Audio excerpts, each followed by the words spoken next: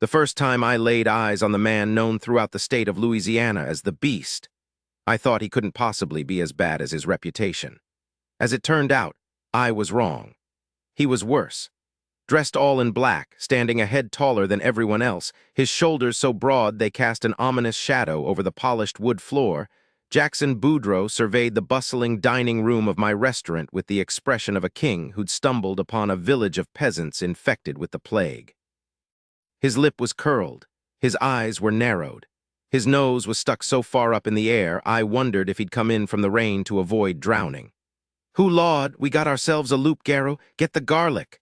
Standing beside me at the stove in the kitchen, my sous chef, Ambrosine, made the sign of the cross over her ample chest as she peered through the glass wall at the man in black. Eni, as she was affectionately called by everyone who knew her, was a retired voodoo priestess with a collection of superstitions almost as elaborate as her African tribal print caftans. "Garlic is for vampires, not werewolves, Eni," I said, gazing past the tables of diners to the hostess stand at the front of the restaurant, where the man with the presence of thunderclouds stood glowering at the hostess, Pepper. The poor girl was visibly shrinking under the weight of his stare. A flash of irritation made me frown. It was the first and mildest of many such flashes I'd have tonight. "That ain't no werewolf or no vampire," grumbled a voice to my right. I glanced at my pastry chef. Hoyt was a 7-something Cajun with an accent thicker than bayou sludge, a grizzled white beard, and arthritic hands that still managed to make the best beignets in New Orleans. He jerked his chin toward the newcomer, then turned his attention back to the giant ball of dough on the floured wood board on the counter in front of him. "I recognize his face from the papers," said Hoyt. "That there is the Boudreaux de Cabri, Mr. Boudreaux Bourbon Jr., himself." "Well, butter my butt and call me a biscuit," I said, panicking. My panic wasn't because Hoyt had called the mysterious new arrival a goat-headed bully. Hoyt had a way of describing people that was as colorful as the Mardi Gras parade. It was because that particular goat-headed bully was heir to the world's #1 best-selling Bourbon empire. A Bourbon I had created my entire spring menu around. It was a menu that had been extremely well received by my guests and the cause for a surge in reservations. It was getting fantastic reviews from local food critics and had even just this month received a glowing mention in Gourmet magazine. It was a menu, in all honesty, packed so full of love and soul and hope, and sweat that it was like it was my own baby. I'd spent months preparing it, testing it, and fine-tuning it until it was perfect. But having Jackson Boudreaux himself come in to dine was an event I was completely unprepared for.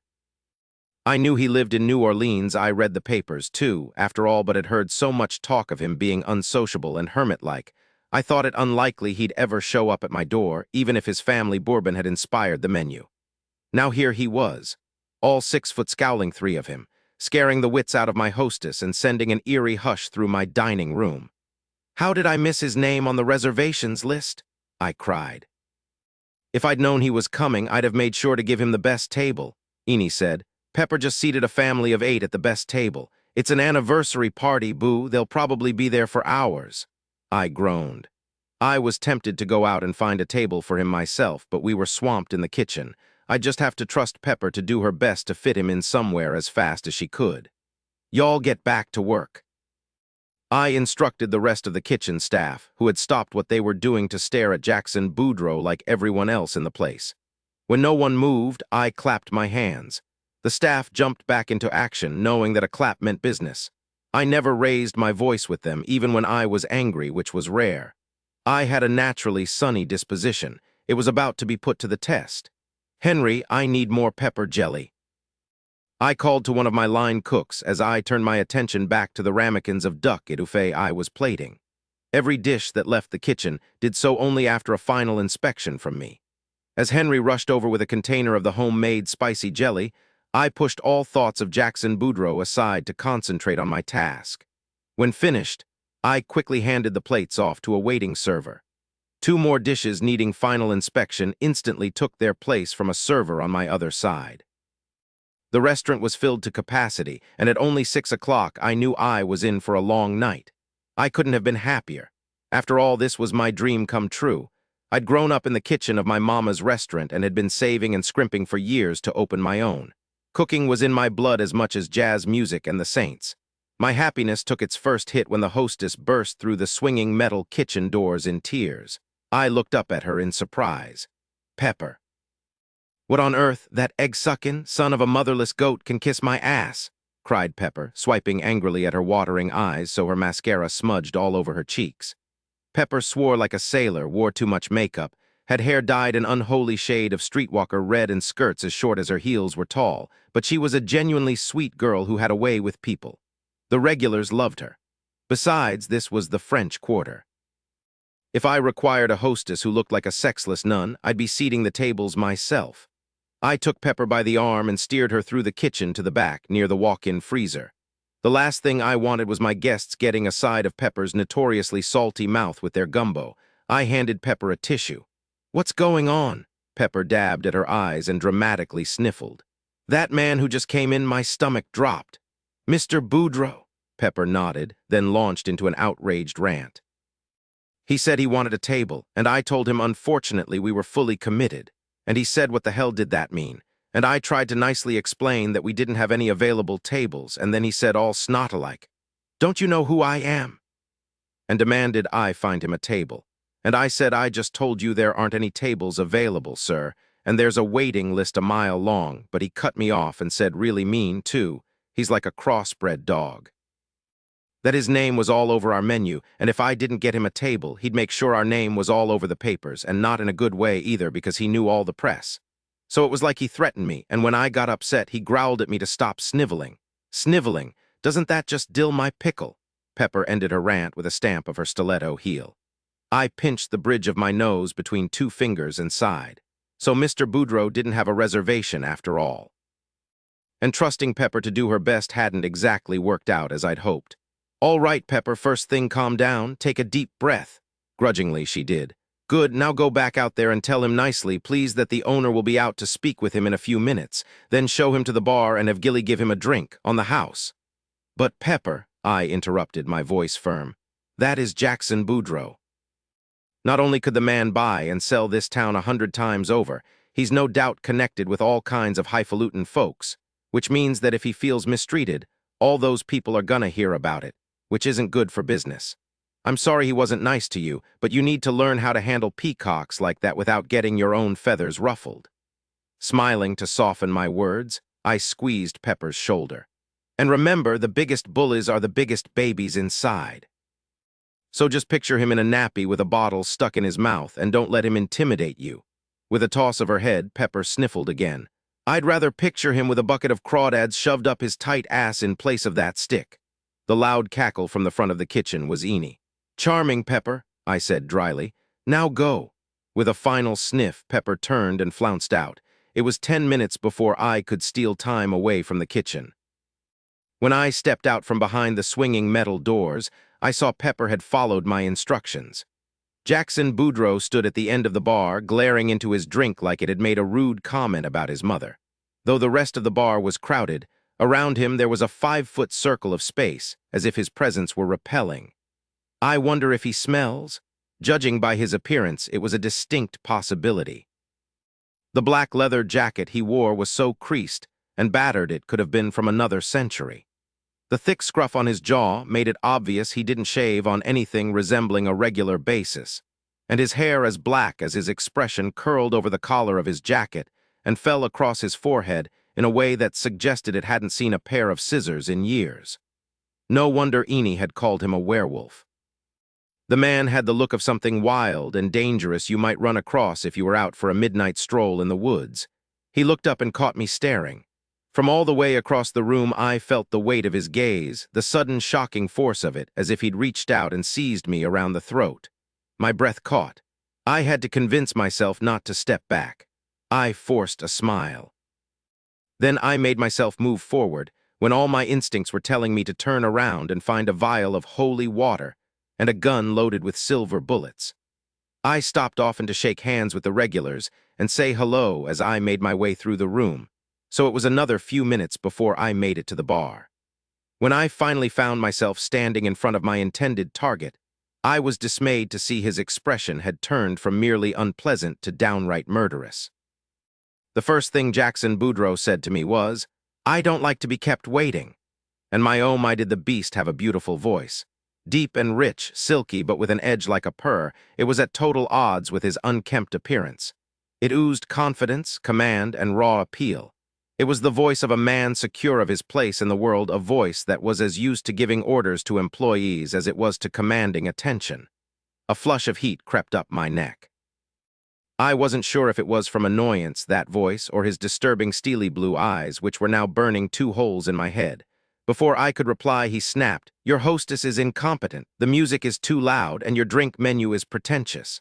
Romeo and Julep, the last of the mojitos, awful. If I were going on first impressions, I'd guess your food is awful, too." The flush on my neck flooded into my cheeks. My mouth decided to answer before I did. "And if I were going on first impressions, I'd guess you were one of the homeless panhandlers who harass the tourists over on the boulevard and throw you out of my restaurant." Nostrils flared, he stared at me. So much for unruffled feathers. To cover my embarrassment, I stuck out my hand and introduced myself. "Bianca Hardwick, pleased to meet you, Mr. Boudreau." There was a long, terrible moment during which I thought he'd start to shout, but he simply took my hand and shook it. "Miss Hardwick." "It's a pleasure to make your acquaintance." Formal, so he wasn't born in a barn after all. "Call me Bianca, please. I apologize for the wait." Jackson dropped my hand, and with it his brief civility. "If I wanted to call you Bianca, I would have. Where's my table?" He glared at me, his hand wrapped so tightly around his drink his knuckles were white. Pepper sure called this one. I owe that girl an apology. Fighting the urge to kick him in the shin, I instead gave him my sweetest Southern Belle smile. I would not be intimidated or bullied or lose my cool on account of this arrogant jerk. "Oh, it's here somewhere." Deliberately vague because I knew it would annoy him, I waved a hand in the air. "As soon as a table becomes available, we'll squeeze you in where we can. So nice of you to drop by. Now, if you'll excuse me, I have to get back to Miss Hardwick," he hissed, stepping closer to loom over me. "Where is my table?" I felt a dozen pairs of eyes on us. In my peripheral vision, I saw the bartender, Gilly, almost an older brother to me, red-faced in anger at how I was being treated. And was it my imagination, or had the restaurant gone quiet again? One thing definitely wasn't in my imagination. Jackson Boudreau didn't smell, at least not bad. Standing so close, I caught his scent, a delicious whiff of exotic musk and warm, clean skin that would have been extremely appealing on anyone else. But it wasn't anyone else. It was Prince A-Hole, heir to an international Bourbon dynasty, devoid of affection for shaving, haircuts, new clothes, or it appeared the human race. Nappy, picture him in a nappy with a binky in his big fat mouth. I lifted my chin and looked up into his eyes. I said calmly, "Maybe you were right about the music being too loud. It must have obstructed your hearing because I just told you that we'd get you a table as soon as one becomes available. Or perhaps you'd prefer I throw someone out. Maybe that nice elderly couple by the piano, they look much less deserving of enjoying their meal than you do, am I right?" His lips flattened. A muscle in his jaw flexed. Through his nose, he slowly drew in a breath. I wondered if he was restraining himself from smashing his glass against the wall. Though my heart was hammering, I stood my ground and didn't blink. Finally, he dragged a hand through the thick mess of his hair and exhaled, an exasperated sound that clearly telegraphed how much he enjoyed interacting with the peasants, especially ones who dared to get lippy. He snapped, "How long?" By this time, my smile had died a painful death. "You made my hostess cry. How long of a wait do you think that's worth?" Through gritted teeth, he replied, "I'm not a man to be toyed with, Miss Hardwick. As I told your hysterical hostess, I know all the prominent food critics," I snorted. "How lucky for them. And as my name is featured prominently on most of the dishes on your menu, I'd expect you'd be more accommodating. Technically, Boudreau is your family's name, correct? Because I make it my business to protect anything with my name on it. Excuse me, how did my menu suddenly become your property? And if your food is as bad as everything else I've experienced so far, including your attitude, I won't hesitate to speak with my industry contacts, along with my attorneys, about your infringement on my family's trademark." My mouth dropped open. I stared at him in horror. "You're threatening to sue me? You can't possibly be serious." For an answer, he narrowed his eyes at me. A low, dangerous growl rumbled through his chest. Oh no, he did not just try to scare me with that wild animal act. I closed the final foot between us, looked straight into his cold blue eyes, and said, "I don't care who you are, Mr. Boudreau, or how much bad press you can bring me, or how many overpaid attorneys you have. Your manners are atrocious. Growl at me again and I will throw you out. I stepped back and met his burning stare with a level one of my own. You'll get the next available table. In the meantime, have another drink on me. Maybe the alcohol will turn you back into a human being. Fuming, I spun around and walked away, convinced Jackson Boudreaux was the most arrogant, stuck-up, bad-tempered man I'd ever had the misfortune to cross paths with. The only thing I could ever feel for him was disgust. As it turned out, I was wrong about that, too. Bianca Jackson stayed for 4 hours, straight through the third seating, sampling almost every damn dish on the menu, right down to 2 servings of blackberry and bourbon cobbler for dessert. He ate the same way he talked. Mechanically, as if he took no pleasure in it, like it was a nuisance, one more thing to endure in the long, joyless span of his day. Still aggravated by our interaction, I watched from the kitchen as he sat alone and wolfed down plate after plate of food, eyes lowered, ignoring all the curious looks sent his way. Stopping beside me to follow my gaze, Eni exclaimed, "Looks like that boy hasn't eaten in a year." I sourly harumphed. "Only the souls of all who have displeased him," she chuckled. "I see Ladonna Quinn would like to give him something else to chew on besides your spicy baby back ribs. Lord, that dress she's wearing is so tight you can almost see her religion." For the third time, the newly divorced brunette sashayed by Jackson's table, hips swaying, toying with her hair and fluttering her lashes. She might as well have been invisible for all the attention it got her. "Ooh, and here comes Maribeth Lee strutting her stuff," exclaimed Eni gleefully, pointing to the bombshell Maribeth, man-eater extraordinaire, whose glossy blonde locks and hourglass figure never failed to turn heads. She emerged from the ladies' room and took the long way back to her table, gliding by Jackson's table with a sultry smile directed his way. He sent her a withering glance and went back to his dinner. I mused, maybe he's gay. I've never seen a man immune to Maribeth's charms.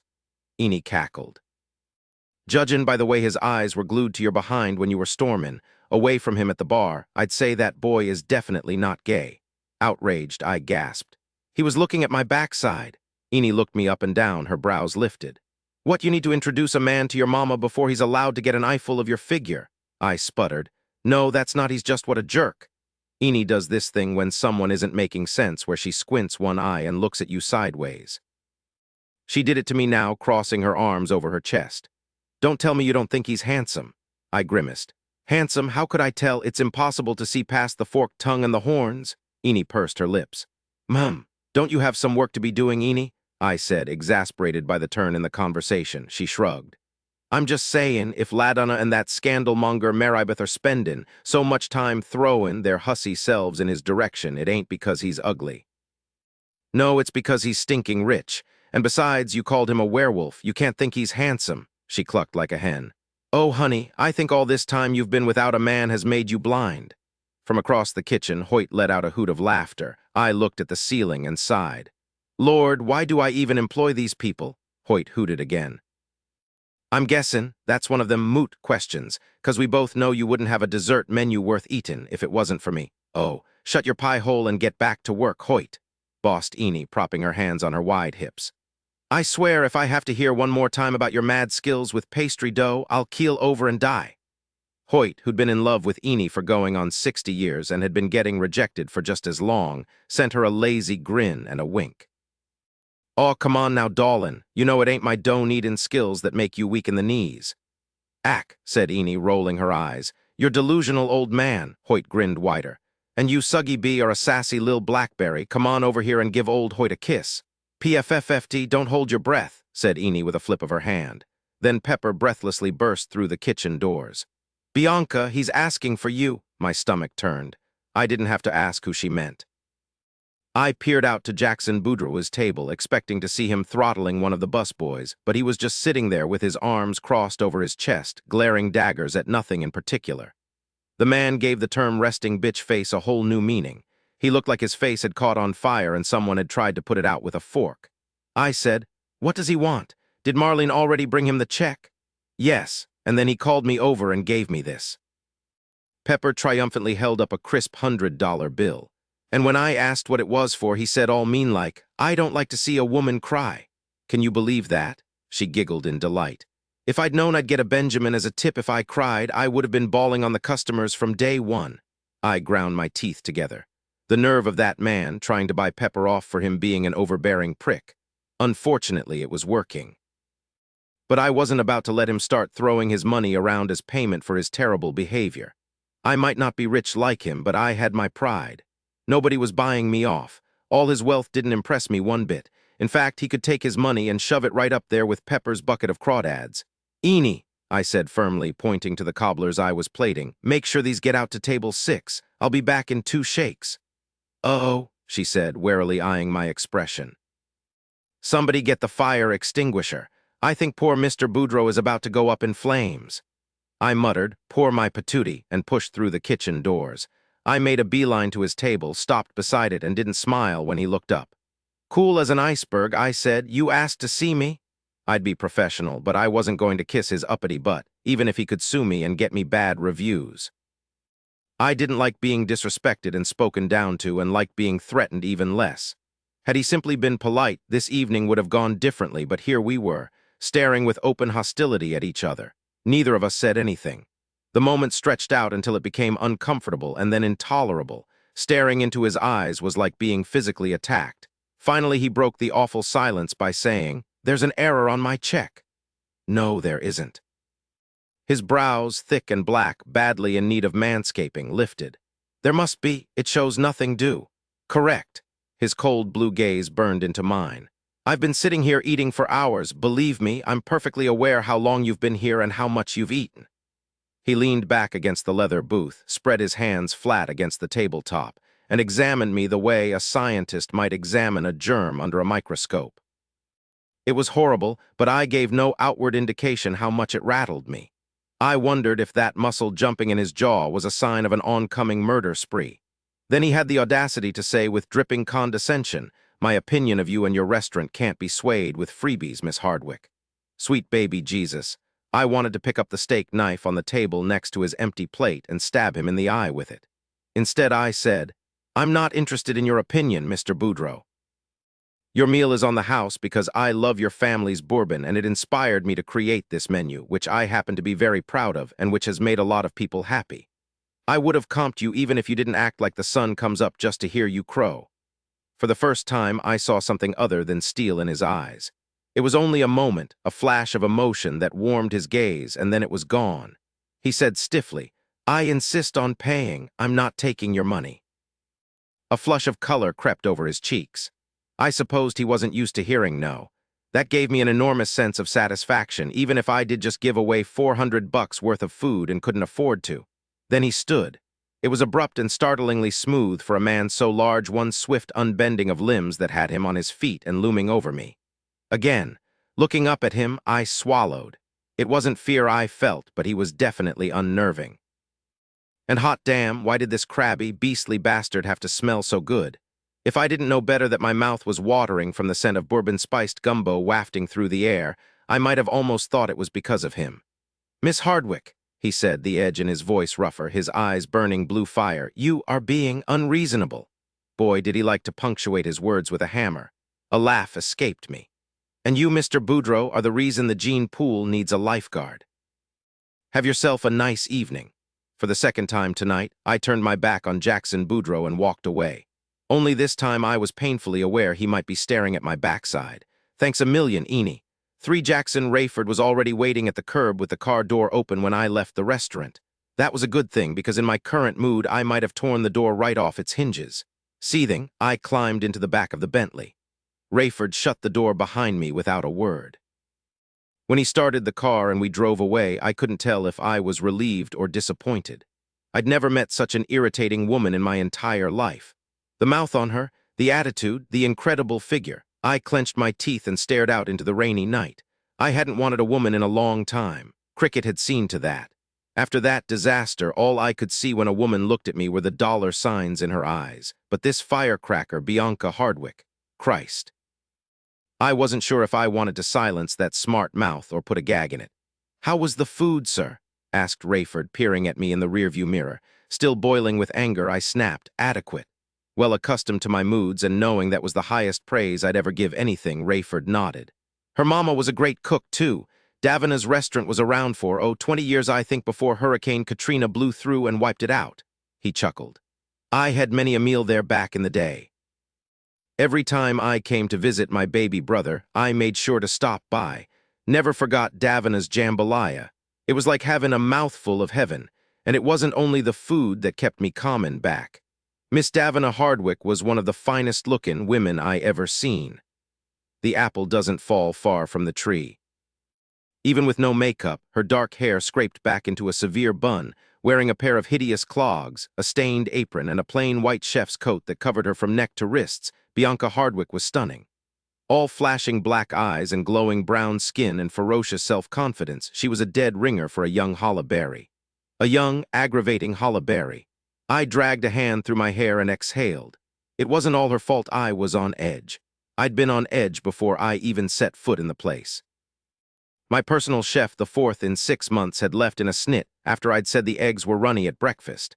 I was hosting a charity benefit for 300 people in 2 weeks and would have to try to find a caterer since I didn't have a chef. And Cody's good-for-nothing junkie mother had just gotten thrown in jail on possession charges. Again. But it was the phone call from my father that had really put the cherry on top. The same phone call I'd been getting every week for going on 4 years. When are you coming back to Kentucky? When are you going to stop this foolishness and take over your responsibilities? Boudreaux Bourbon hasn't had a master distiller who wasn't a family member in over 200 years. You're breaking your mother's heart, and on until my ears bled. It didn't matter how much he begged, though. I was never going back. Returning to Kentucky meant returning to that world of privilege and power I wanted nothing to do with. That viper's den of genteel, well-mannered people who smiled and shook your hand, then started sharpening the knives as soon as your back was turned. There wasn't a single person in my social circle aside from my parents I could trust. Money makes people greedy. A lot of money makes them ruthless. I'd learned that the hard way. Liars, schemers, and snakes, all of them. It was safer in New Orleans. I didn't have to fend off as many bullshitters trying to befriend me so they could get their hands on my bank account. Bianca Hardwick definitely didn't care about befriending me, and judging by the free dinner, she didn't give a damn about my bank account. The only thing she seemed to care about was insulting me. You're the reason the gene pool needs a lifeguard. Sassy goddamn woman. No one ever spoke to me like that. My mouth was doing something strange. It took me a moment to realize my lips were curving up. Another moment to remember that meant I was smiling. "You feelin' all right, sir?" asked Rayford, watching me in the rearview mirror with concern. "Of course. Why? Because you look a little funny, sick maybe." When I scowled, Rayford looked relieved. How depressing. I'd better never think about Bianca Hardwick's smart mouth or perfect figure again, or Rayford might think I was dying. For Bianca, whoever coined the phrase beauty sleep, had obviously never seen me in the morning. "Damn, girl," I said to my haggard reflection in the bathroom mirror. "Those aren't bags under your eyes, that's a full set of luggage." I splashed cold water on my face, pressed a wet washcloth to my lids, and held it there for a minute to no effect. When I opened my eyes, I looked just as bad as I did before. Serves me right for staying up into the wee hours of the morning working on a new menu. But if Jackson Boudreaux was serious about his threat to sue, I'd have to revamp everything fast. Then I supposed I'd have to hire myself a lawyer. Stuck-up son of a lazy-eyed catfish. What little sleep I'd had was filled with nightmares about being chased from the restaurant by a pack of wolves, led by one particularly large and nasty specimen that was all sharp teeth and vicious growls, his black fur bristling as he snapped at my heels. I woke with my heart pounding, the sheets drenched in sweat. And now I looked like I'd been chewed up and spit out by an ornery gator. I pinned my hair into a bun, then smoothed a dollop of pomade over all the rebellious little flyaways staging a protest around my hairline. Then I brushed my teeth and got dressed, not bothering with makeup. There was no concealer on earth that could tackle my under-eye bags today, and I'd never quite mastered the art of applying mascara, or lipstick for that matter. The last time I wore it was at Christmas, and by the time Mass was over at church it had smeared all over my teeth. I looked like I'd eaten a box of red crayons, so it was barefaced that I appeared at my mother's door to check on her on my way to the restaurant, as I did every morning. She took one look at me and raised her brows. "Well," she said, "I know you don't look so rough because of a man, cheer, so come on in and tell me the story." Actually, it is because of a man. I gave my mother a hug, then stepped past her into the small but beautiful front parlor of her home. perfumed with vases of flowers and the scent of her Shalimar, with the low, throaty voice of Ella Fitzgerald crooning from the hidden speakers in the walls. It was a little oasis of elegance and style amid the gentle decay of Treme. The oldest African-American neighborhood in the United States, Treme was the musical heart of New Orleans, going all the way back to the 1700s, when slaves were allowed to gather in Congo Square on Sundays to dance and play music. Jazz was invented here. The civil rights movement started here. We have brass bands, incredible cuisine, cultural history museums, more festivals than days of the week, and famous historical sites galore. But it's a bad idea for tourists to take a stroll after dark. Drugs are a problem and jobs are in short supply, and all those boarded-up houses that were abandoned after the flood still stand, flowering with toxic black mold, a daily reminder of the heartbreak of Hurricane Katrina. Life can be good in Treme, but it's never been easy. At the mention of a man, my mother got excited. "Well, let me put on my glasses so I can hear you better." She often said nonsensical things like that. It was part of her charm, that and her gift of making you feel welcome. She slid her glasses up her nose and peered at me through them. Worn on a silver chain around her neck, they were her one concession to the fact that she was aging. "It's a long story, Mama," I said with a sigh, "and not worth retelling." She squinted. Her big brown eyes were magnified even bigger through the lenses of her glasses. "No saucy bits, not even one." Instantly losing interest, she removed the dreaded glasses and let them dangle from the chain once more. "Did you have breakfast, Cheer?" I shrugged. "Coffee and some aspirin."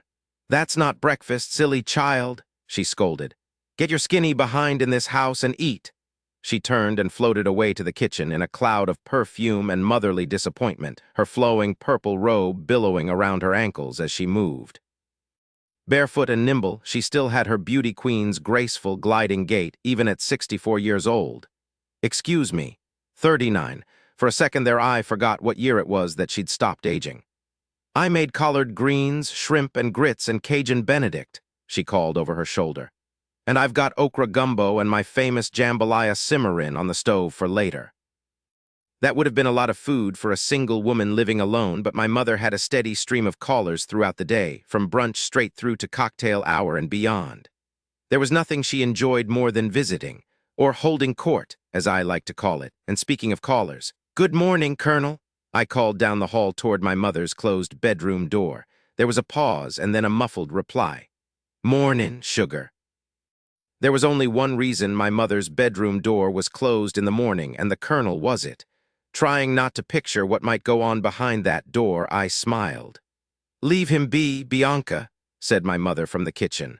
"Come on now, I'm making you up a plate."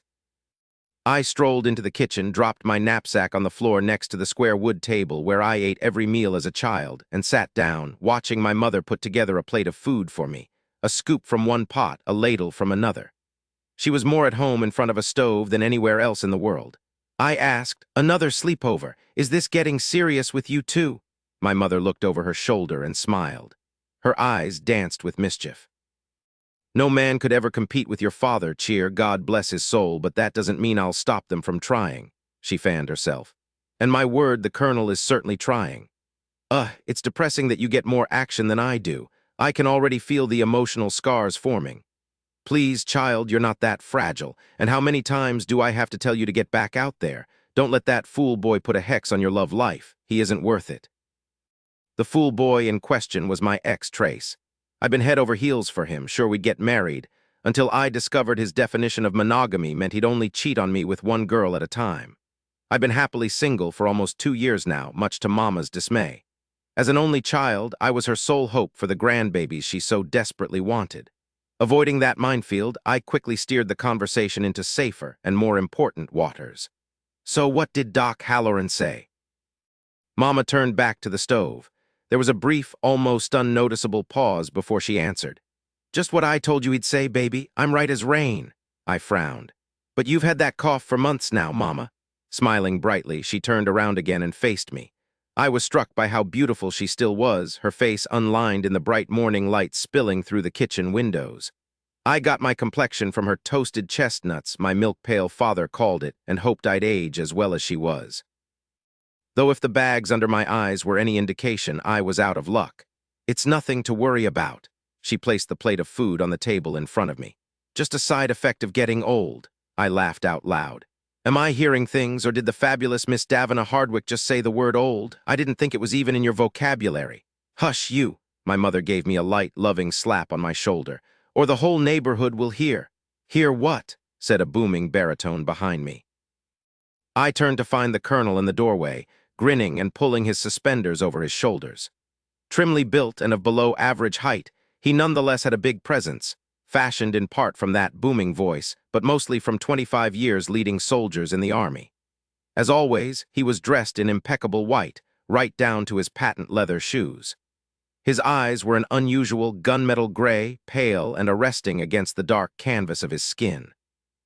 My mother laughed and waved her hand at the table. Nothing for you to be worrying about, just girl talk. Sit yourself down and eat. Grinning wider, he propped his hands on his hips. I've already got a belly full of sweetness from spending the night with you, woman. My eye roll was so loud it could probably be heard from space. Coy as a debutante, my mother pursed her lips and batted her lashes at him. Why, you silver-tongued devil, whatever will I do with you? Faster than you'd think a 70-year-old man could move, the colonel had crossed the room and embraced my mother. He swung her around, lifting her so her feet cleared the floor, laughing in delight when she girlishly squealed. I can think of one or two things, he boomed, rattling the windows. Then he set her on her feet and gave her such a passionate kiss my cheeks went red. Only one or two, she said breathlessly when the kiss was over. I thought you had more imagination than that, Tahio. Tahio is Cajun French for a big, hungry dog. I dropped my face into my hands and groaned. Someone please kill me, just kill me now. I told you not to talk to yourself, child, you sound like one of the hobos over on the boulevard, Mama scolded. Into my head popped a vivid image of Jackson Boudreaux's shocked expression after I'd told him he looked like one of the homeless panhandlers on the boulevard. It made me feel much better. You look a little tired this morning, sugar. Finished slobbering all over Mama, the colonel sat down beside me at the table and eyed me with concern. Everything all right? Mama said. Says it's a man that gave her that face, but she isn't saying who. With a wink, she made another plate of food and set it in front of the colonel. She gave us forks and we dug in. I just had a late night is all, I said around a mouthful of succulent eggs. The colonel drawled, this wouldn't have anything to do with your visit from a certain Mr. Jackson Boudreaux, would it? Jackson Boudreaux? Eyes wide, my mother whirled around and stared at me. Good Lord in heaven, what were you doing with him? I hear that boy's meaner than a wet panther. I shot a sour glance at the colonel, who lifted a shoulder unapologetically. He said, word gets around this town fast, sugar, especially when it has to do with the most eligible bachelor in the state getting a tongue-lashing in public from the owner of the hottest new restaurant in the French Quarter. He chuckled, shaking his head. Rumor has it you nearly snapped that boy's head clean off. I winced at the memory. Not my best moment, for sure, but he deserved it. I've never met a more asinine, self-important son of a keep it up and I'll cancel your birth certificate. My mother warned. Rabid crawdad in my life, I finished, smiling. Even at 31, I wasn't allowed to curse in her presence. Some things never changed, the colonel chuckled. You didn't think the boy got the nickname the Beast by Bane, all rainbows and butterflies, did you? A beast he is, but a boy he most certainly is not. I remembered the breadth of Jackson's shoulders, the deep rumble of his voice, that hard, burning stare. The thought of it made me squirm in my seat. Because I hated him, not because I found him attractive. Obviously, my cheeks burning again, I stuffed another forkful of eggs into my mouth. Snapped his head off. Mama pushed her glasses up her nose, took a seat opposite me, and leaned over the table, all ears. I told a shortened version of the events at the restaurant last night. When I was finished, she took her glasses off, tisked, and patted my hand. Just goes to show that money is no substitute for class cheer. The true measure of a man is how he treats those less fortunate than him. Make no mistake. That was a reference to my late father, a Harvard-educated attorney who disappointed his wealthy parents when he decided to dedicate his life to helping minorities in the poorest communities of Louisiana instead of following in his father's footsteps and pursuing corporate law, and then a spot on the judicial bench. His parents' disappointment turned to outrage when he married my mother. Marrying down simply wasn't done by a Hardwick, especially when down included brown. My mother was the first woman of color to marry into the Hardwick family tree. Soon after I was born, my father was cut from his parents' wills. I'd never met my paternal grandparents, and God help them if I ever did. The tongue-lashing I gave Jackson Boudreaux would sound like a love song in comparison. Anyway, it doesn't matter because I'll never see him again, I said, finishing my food. Now I really need to get a move on or I'll be late for the produce shipment. Mama started to cough. Violent, dry, hacking coughs that racked her body and made her eyes water and her face turn scarlet. Mama! I jumped to my feet and went to her. Gripping her shoulder, I was surprised by how frail the bones felt under my hand. I'm fine, she rasped, waving me away. I'm just a little dry, cheer, I need a glass of a second round of coughing stole her words and bent her in half at the waist. As I started to panic, the colonel went to her other side and gently rubbed her back. Easy now, Davina, just take it easy, girl, he said softly. He glanced up and met my gaze. I knew from his look that this coughing fit wasn't the first she'd had today. My body went cold. What was she hiding from me? I rushed to the sink and poured water from the tap into a glass. My hand shook when I offered it to her. Thank you, baby, she said weakly after she'd swallowed it. That's better. I sat across from her again. Her skin had taken on an unhealthy ashen hue, and little beads of perspiration glistened at her hairline. Like mine, her hands were trembling. I might not be the sharpest tool in the shed, but something about this smelled bad enough to gag a maggot. I looked my mother straight in the eye and said firmly, Mama, you better spit out the truth right now or I'm gonna cream your corn, as Daddy used to say. What did Doc Halloran really tell you about that cough? Something crossed her face. It was an expression I'd never seen my vibrant, carefree, and confident mother wear, an awful mix of resignation, sadness, and worst of all, fear. When she said quietly, Owen, would you please give us a moment? All the tiny hairs on the back of my neck stood on end. The colonel gently kissed my mother's head. Of course, Davina. He squeezed her shoulders, shot me a worried look, and left, quiet as a kitchen mouse. Then my mother gathered my hands in hers and started to talk, but I only heard a single word. A word that made my heart stop beating and my soul bleed. Cancer. Creole shrimp and grits makes 4 servings, 4 cups water, 1 cup stone ground grits, 3 tablespoons butter, 2 cups shredded sharp cheddar cheese, 1 pound raw shrimp. Peeled and deveined 6 slices bacon. Chopped 4 teaspoons lemon juice, 2 tablespoons fresh parsley. Chopped 1 cup scallions. Sliced 1 clove garlic. Minced kosher salt, freshly ground pepper preparation in stock pot. Bring water to a boil. Reduce heat to simmer, add grits, salt, and pepper and cook until water is absorbed, about 20 minutes. 2. Remove from heat and stir in butter and cheese. 3. Fry the bacon in a large skillet until browned. Remove to paper towels, drain well and chop. 4. Rinse shrimp and pat dry. Add into bacon grease and cook until shrimp turn pink. Do not overcook. 5. Add lemon juice, chopped bacon, parsley, scallions, and garlic and sauté for 3 minutes. 6. Spoon cooked grits into serving bowls. Add shrimp mixture on top. Serve immediately. 5. Jackson, panting, sweating, I stared up at the ceiling, blood roaring through my veins. For a long, disoriented moment, I lay in bed trying to get my bearings. Finally, I began to weakly laugh. I sat up. The sheets pooled around my waist. Jesus, Jackson, I muttered, looking at the mess I'd made all over the hand, stomach, and poor, unsuspecting bedsheets. You need to get out more. I rose and padded into the bathroom, the marble floor cold as a mausoleum's under my bare feet. Why the hell I'd done the entire house in marble was a question I'd asked myself many times since moving into this echoing maze of a mansion 4 years ago. Every footstep could be heard throughout the place. Every pin drop sounded like a gunshot. Even acres of Turkish rugs did little to muffle the echoes. It was like living inside the loudest tomb in the world. Still distracted by thoughts of the dream, I quickly showered and dressed. It was so unlike me to have that kind of vivid, visceral dream. I found it unsettling. I never remembered my dreams. Sleep for me was always like stepping off a cliff and falling into an endless black hole of nothingness. Thanks to Bianca Hardwick, last night was not a black hole of nothingness. She was as snappy as an alligator, but damn, that woman was hot. In fact, that smart mouth of hers only added to her heat. Looking at myself in the mirror above the dresser, I ran a hand over my face. I wonder if she likes beards. A rap on the doorframe pulled me abruptly out of my thoughts. "Mornin', sir," said Rayford, standing in the doorway. As usual, he was dressed impeccably in black suit and tie, his jaw freshly shaved, his bearing upright and elegant despite his age. Not that I actually knew his age. That was a carefully guarded secret, something perhaps my own parents didn't know. He'd worked for them for over 40 years as their butler, among other things, before relocating with me to New Orleans. At the time, he'd said he wanted to be closer to his family as he grew up here, but we both knew the truth. He was afraid what would happen if he left me alone.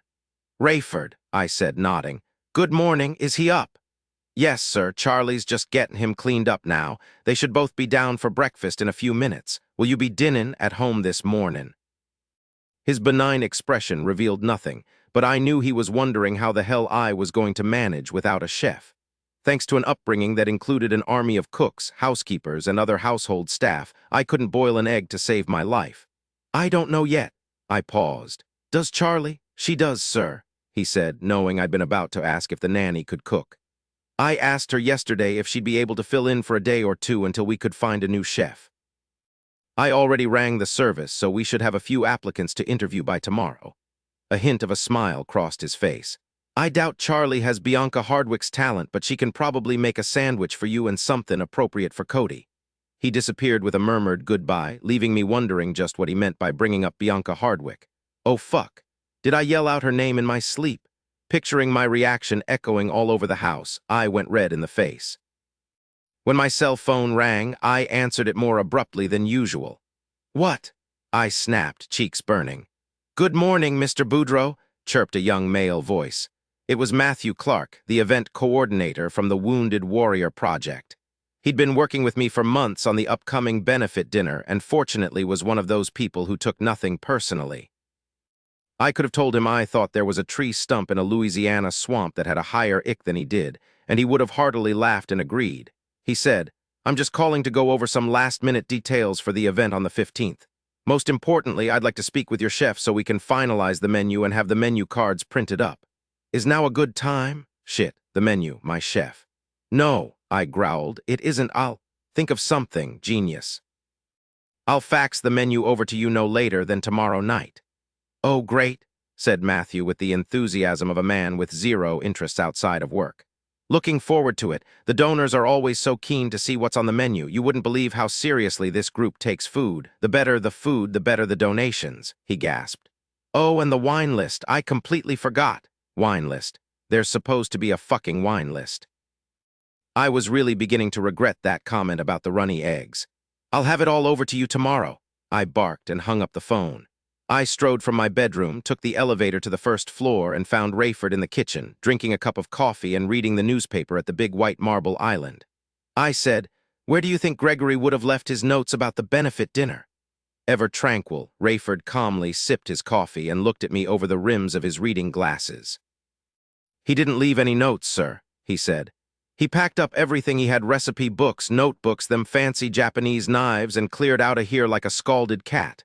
Don't expect he'll be talking your calls either," Rayford added serenely, "seeing as how he said you were colder than a penguin's balls and he wouldn't piss on you if you were on fire."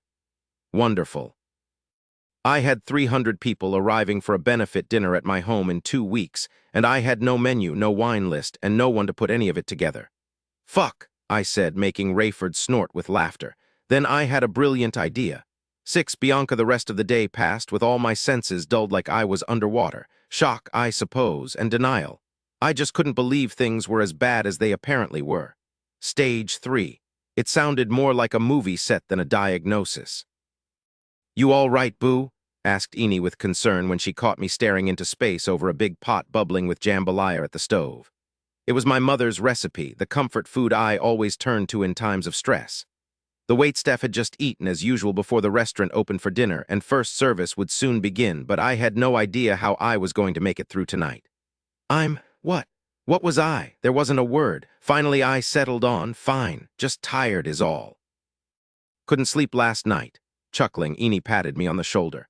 "That explains those bags under your eyes." From across the kitchen, Hoyt called, "Looks like you've been et by a wolf and shit over a cliff, Dolan." When I turned to glare at him, Eni said, "Somebody had to say it." I threw my hands in the air. "Really?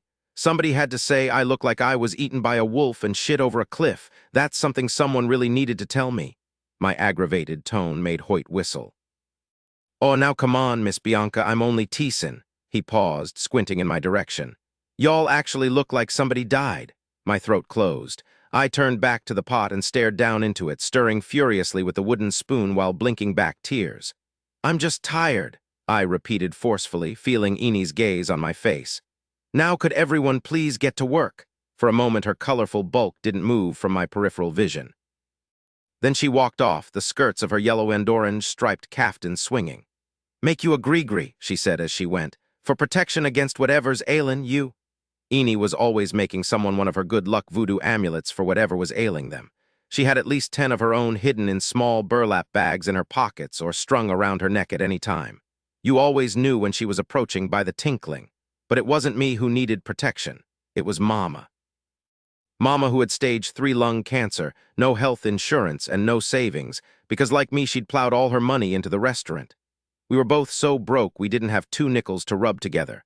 Though the restaurant was busy, we'd only been open 6 months, and I was up to my neck in debt and operating expenses. She wouldn't qualify for Medicare until she turned 65 next year, and by then she might be I thought, inhaling sharply, not going there. "You mad at that jambalaya, Bianca?" I glanced up from the pot. Pepper stood beside me, watching me with arched brows and a worried look like I might start throwing things. I sighed. "No, and please don't say anything about how bad I look. I stopped short, dumbfounded by Pepper's outfit. Her neon pink blouse was cut low, and her zebra print leather skirt was so short it was almost a belt. Under the skirt she wore fishnet stockings and a pair of sky-high red and black heels that stood out dramatically. She asked brightly, "Hey, what do you think of these earrings?" and lifted her hair away from her face to display an enormous pair of gold hoops with little gold hearts dangling from the bottoms. Hoyt called out, "Ain't nobody lookin' at your earrings, coolin', and pull down that skirt. I kin see clear to the promised land." "They're lovely, Pepper," I said, to distract her from whatever insult she was about to toss back Hoyt's way. You had to have tough skin to work in a kitchen, but all the hazing was done with a generous dose of love. Pepper smiled. "I bought them with the tip I got last night from Mr. Boudreau, the heels too, and the rest of the outfit most likely." Judging by the looks of things, she probably had enough left over from that $100 to buy another ensemble of the same quality with money to spare. "Oh, nice for you," I said. "Now tell me why you're in the kitchen and not up front at the desk." "Oh yeah, that's what I came to tell you. It's about Mr. Boudreau." I stared at her with a bad feeling in the pit of my stomach. "What about him?" Pepper beamed. "He's here and he wants to talk to you." I groaned. "Dear Lord, not today, not him today. Tell him I'm busy. I can't get away now. Besides, I hate his stuck-up guts." Pepper blinked, her brows pulled together. He sort of, you know. Demanded to see you, like he does." I narrowed my eyes at her. "Today you don't seem quite as inclined to shove a bucket of crawdads where the sun doesn't shine like you did yesterday, Pepper," she admitted sheepishly. "He might have given me another tip." Funny how some people's opinions can be changed with a simple thing like money. At least she had the decency to look embarrassed about it. "What does he want?" Pepper shrugged. "All he said was, and I'm quoting, 'Bring the owner to me.' Now, the owner." I bet that bastard didn't even remember my name, even though it was right over the damn front door. And he expected me to drop everything and come running when he called like I was some kind of servant. Like I was a dog. Steam began to pour from my ears. I shouted, "That man could give the baby Jesus hemorrhoids." Enie cackled. Pepper took a step back. Shaking his head, Hoyt let out another whistle. Everyone in the kitchen stopped what they were doing and turned to stare at me. Flustered, I smoothed a hand over my hair and tried to compose myself. In a lower voice, I told Pepper, "You go tell Mr. Boudreau that the owner is as busy as a one-legged cat in a sandbox. I won't be coming out to see him, now or ever. If he's got something to say to me, he can have his blasted lawyer write me a letter." Pepper didn't look convinced. I don't think that'll go over, Bianca." "Good, let him be the one to lose sleep for a change," I muttered, battering the jambalaya with a wooden spoon.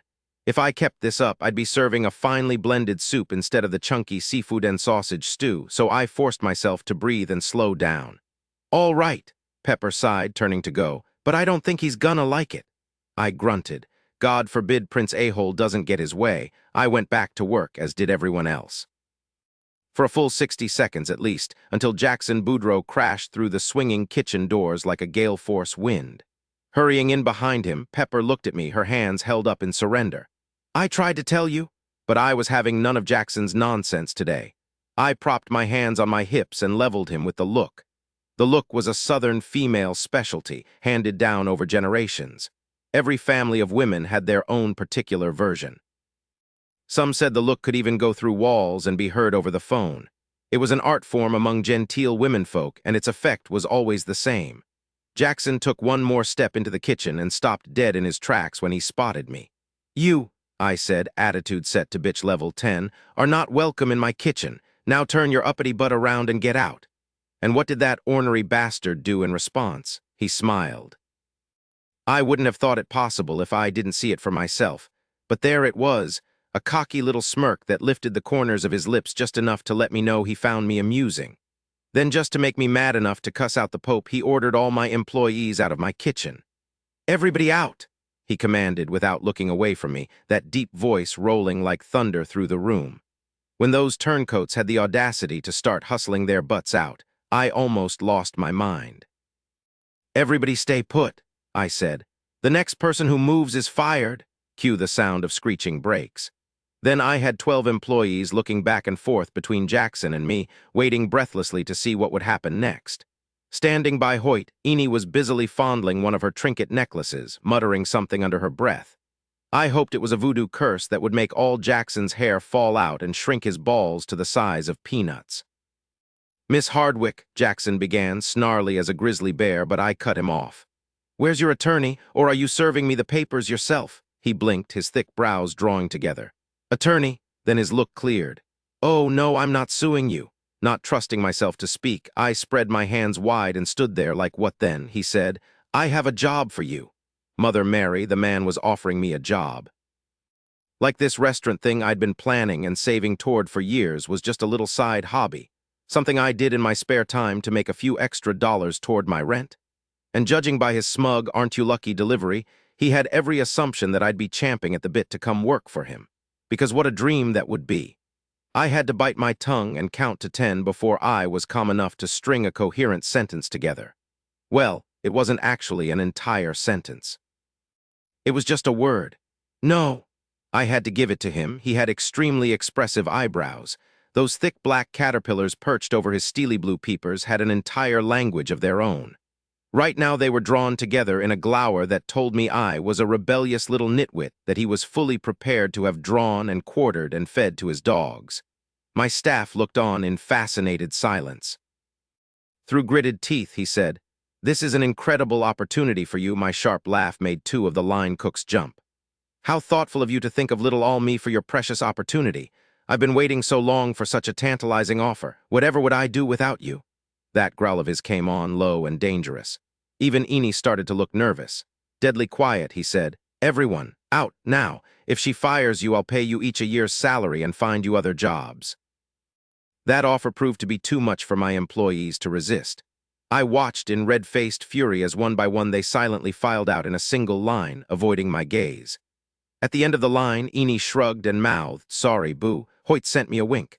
I'd just gotten a painful lesson in the power of men with money, and I didn't like it one bit. Swallowing back the string of vile curses boiling on my tongue, I folded my arms over my chest and stared at him. He stared right back at me. Boy, did he ever.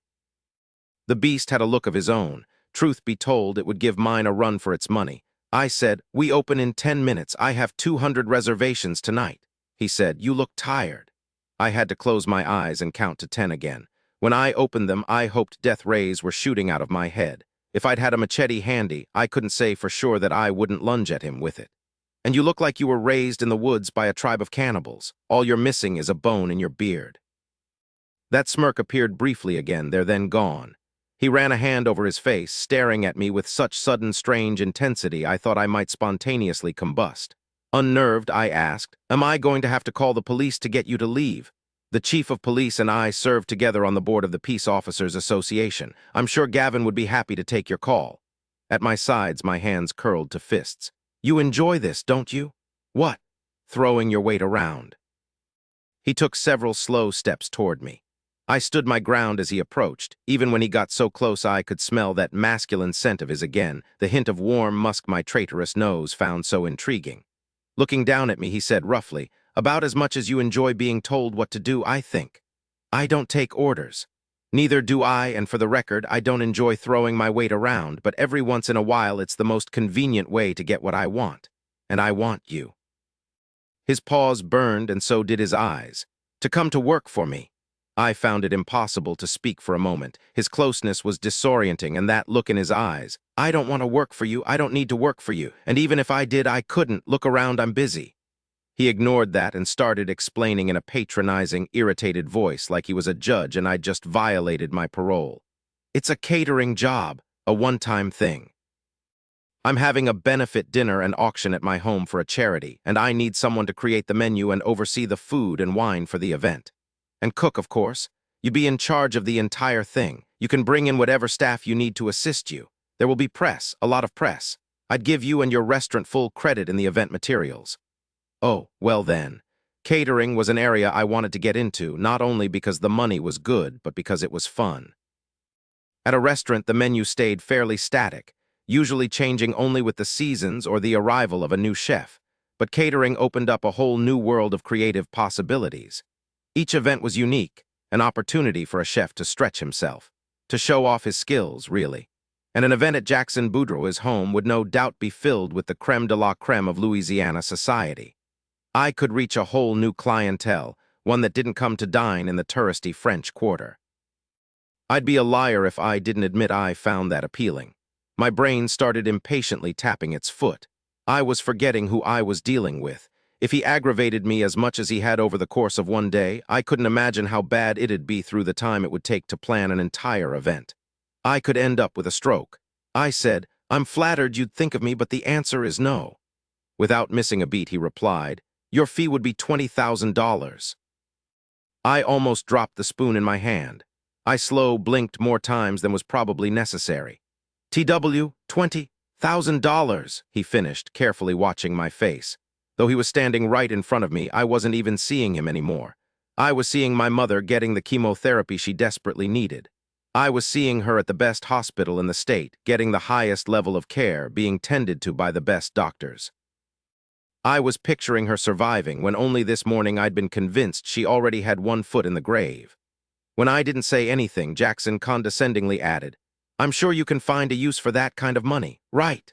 Think of Mama and not how much you'd enjoy driving a stake through his cold, black heart." I closed my eyes, drew in a slow breath, and grimly nodded. As if he'd just won a bet with himself, the beast said, "Right, the event's in 2 weeks. I'm having 300 guests. I need a full menu with wine pairings by this time tomorrow." My eyes flew open.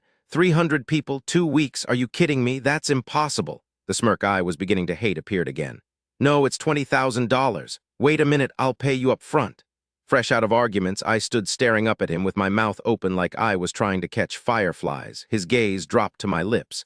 The smirk disappeared. A muscle flexed in his jaw. With a sudden gruffness, like I'd done something to make him mad, he snapped, "I'll send a car for you at 10 o'clock tomorrow morning so you can familiarize yourself with the kitchen." Without waiting for a reply, he turned around and walked out the door. 7 Bianca at promptly 10 o'clock the next morning, a sleek black sedan pulled up in front of my restaurant and glided to a stop at the curb. I had no idea what kind of car it was, but I knew it was fancy schmancy. Only really expensive, snobby-rich people's show-off cars had those stupid silver ornaments sticking out of the front of the hood like a middle finger to everyone who looked at them as they drove down the street. Standing next to me at the window, Enid said, "Your chariot awaits, boo." Then she burst into hysterical cackles. I sighed. At Mama's insistence, I'd told no one about her illness. Her pride wouldn't allow her to publicly admit she was sick, or maybe it was vanity. Either way, I'd been sworn to silence. She hadn't even told the colonel. So no one at the restaurant knew the real reason I accepted a job from the beast, but they were all getting a kick out of it. Hoyt had told me yesterday that one of the line cooks had started a pool to see how long it took before I quit. But I couldn't quit, no matter how bad it got. Mama's life depended on that money.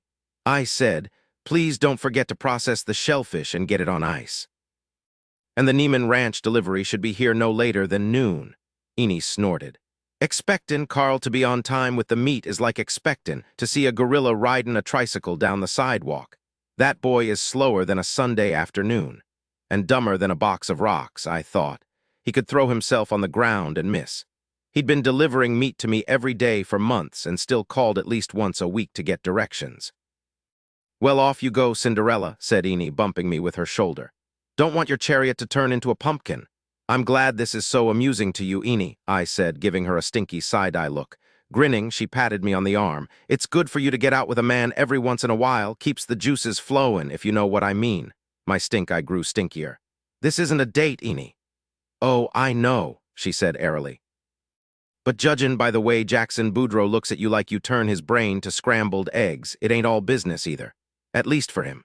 Laud, she cried suddenly, pointing out the window. Who's that tall drink-o' water? Emerging from the driver's side of the sleek black sedan was an equally sleek black man. Dressed in a smart suit, his salt and pepper hair short and tidy, he stood looking at the front door, smoothing his tie. He was tall, elegant, and quite good-looking. I judged him to be somewhere north of 65 in age. Immediately I thought of my mother. She'd be all over this one like white on rice. Must be Jackson's driver. I watched him come toward the door. Wonder if he's as mean as his boss. Said Eni, smacking her lips. He could be meaner'n a drawer of snakes, and I'd still take him for a roll. I formed a terrible mental image of all 300 pounds of Eni rolling around naked in bed, chicken feathers and voodoo charms flying, getting her freak on with the well-dressed driver. I grumbled, "Thanks for sharing," just as the gentleman in question came through the door. "Mornin', ladies," he said, smiling. "Don't you two look prettier than a picture standin' there by the window?" He flashed a set of pearly whites and an adorable pair of dimples, and Eni nearly fainted. "Good morning." I stepped forward with my hand extended. "I'm Bianca, and this is Ambrosine. Call me Eni," she drawled, flagrantly flirting. "How do you do?" "It's a pleasure to meet you both," he said, shaking my hand and nodding warmly at Eni. "I must admit I've been dying to come in and get a taste of your cookin' since you opened, Miss Bianca, but I just haven't found the time.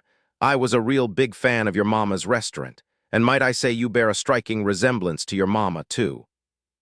Those beautiful cheekbones. Eni and I shared a look. This man could charm the birds right out of the trees. What on God's green earth he was doing working for the beast was anyone's guess. "Thank you, that's a lovely thing to say. Mr. Where are my manners? I'm Rayford Hayes, Mr. Boudreaux is major domo." He gave a short bow. "At your service." He must be a new hire. No way someone this pleasant could work with Beastie for more than a week without losing his mind. Wanting to get this meeting over with as quickly as possible so I could get back to the restaurant and prep for dinner, I said, "Shall we go?" "Yes, ma'am, Eni." He turned his warm gaze to her and lifted 2 curved fingers to his forehead in a little salute. "Have yourself a wonderful day." Her soft sigh and furiously batting lashes had me pulling my lips between my teeth so I didn't smile. "You do the same, Mr. Hayes," she said, waving at him with her fingertips. "Toodaloo." Shaking my head, I followed Rayford out the door. He opened the car door for me. When I hesitated, he asked, "Everything all right, Miss Bianca?" "Yes, but would it be all right if I rode up front with you?" He looked surprised. "With me?" I was beginning to feel a little silly for having asked. "It's just that I'm not accustomed to being chauffeured. It seems a little, well, let's just say it's not my style." Rayford's dimples flashed in his cheeks again. "Why, of course.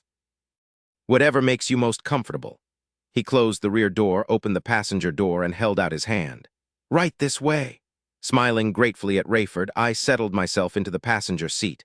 He closed the door, rounded the car, and got in on the driver's side. He started the engine, and we pulled away from the curb. "This is a very nice car," I said, looking around at miles of supple leather and acres of gleaming wood. There was enough technology on the dashboard to make an astronaut dizzy.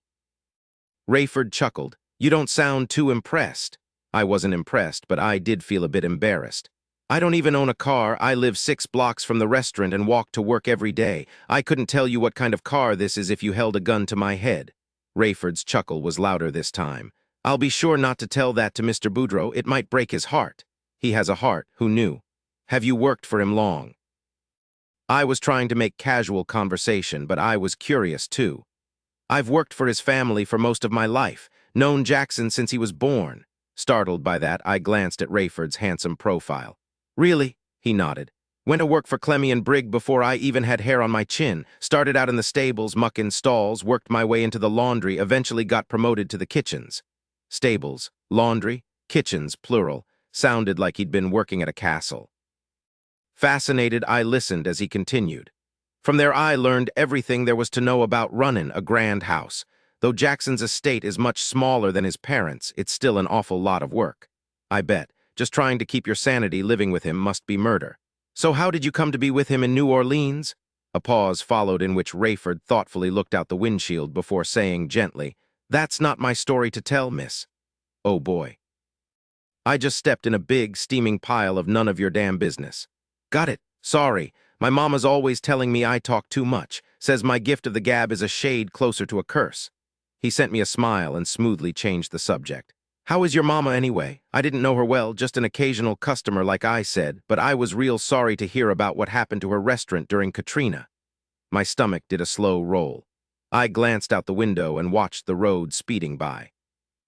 She's fine, thank you for asking. I just saw her this morning. We only live a few blocks apart, so I like to stop by on my way to the restaurant. I felt his look and wondered if he heard the change in my voice. If he did, he was too well-mannered to mention it.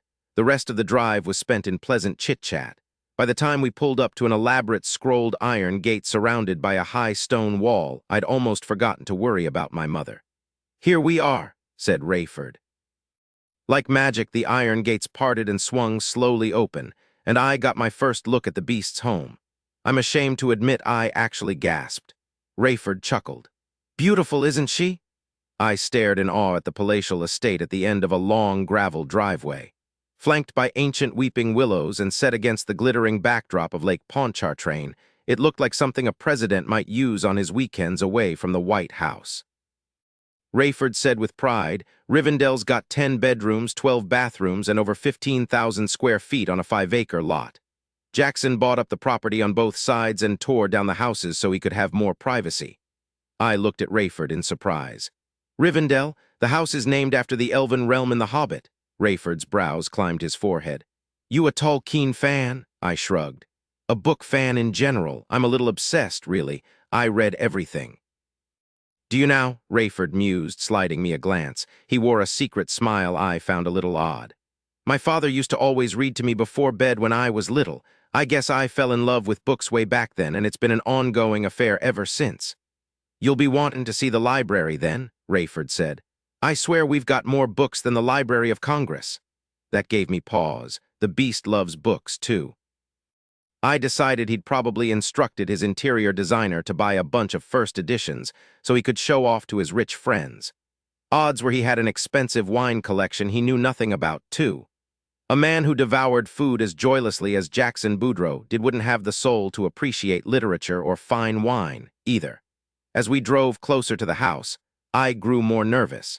The scope of what I'd gotten myself into was starting to hit me. If the event didn't go off without a hitch, I suspected I'd be blamed for it.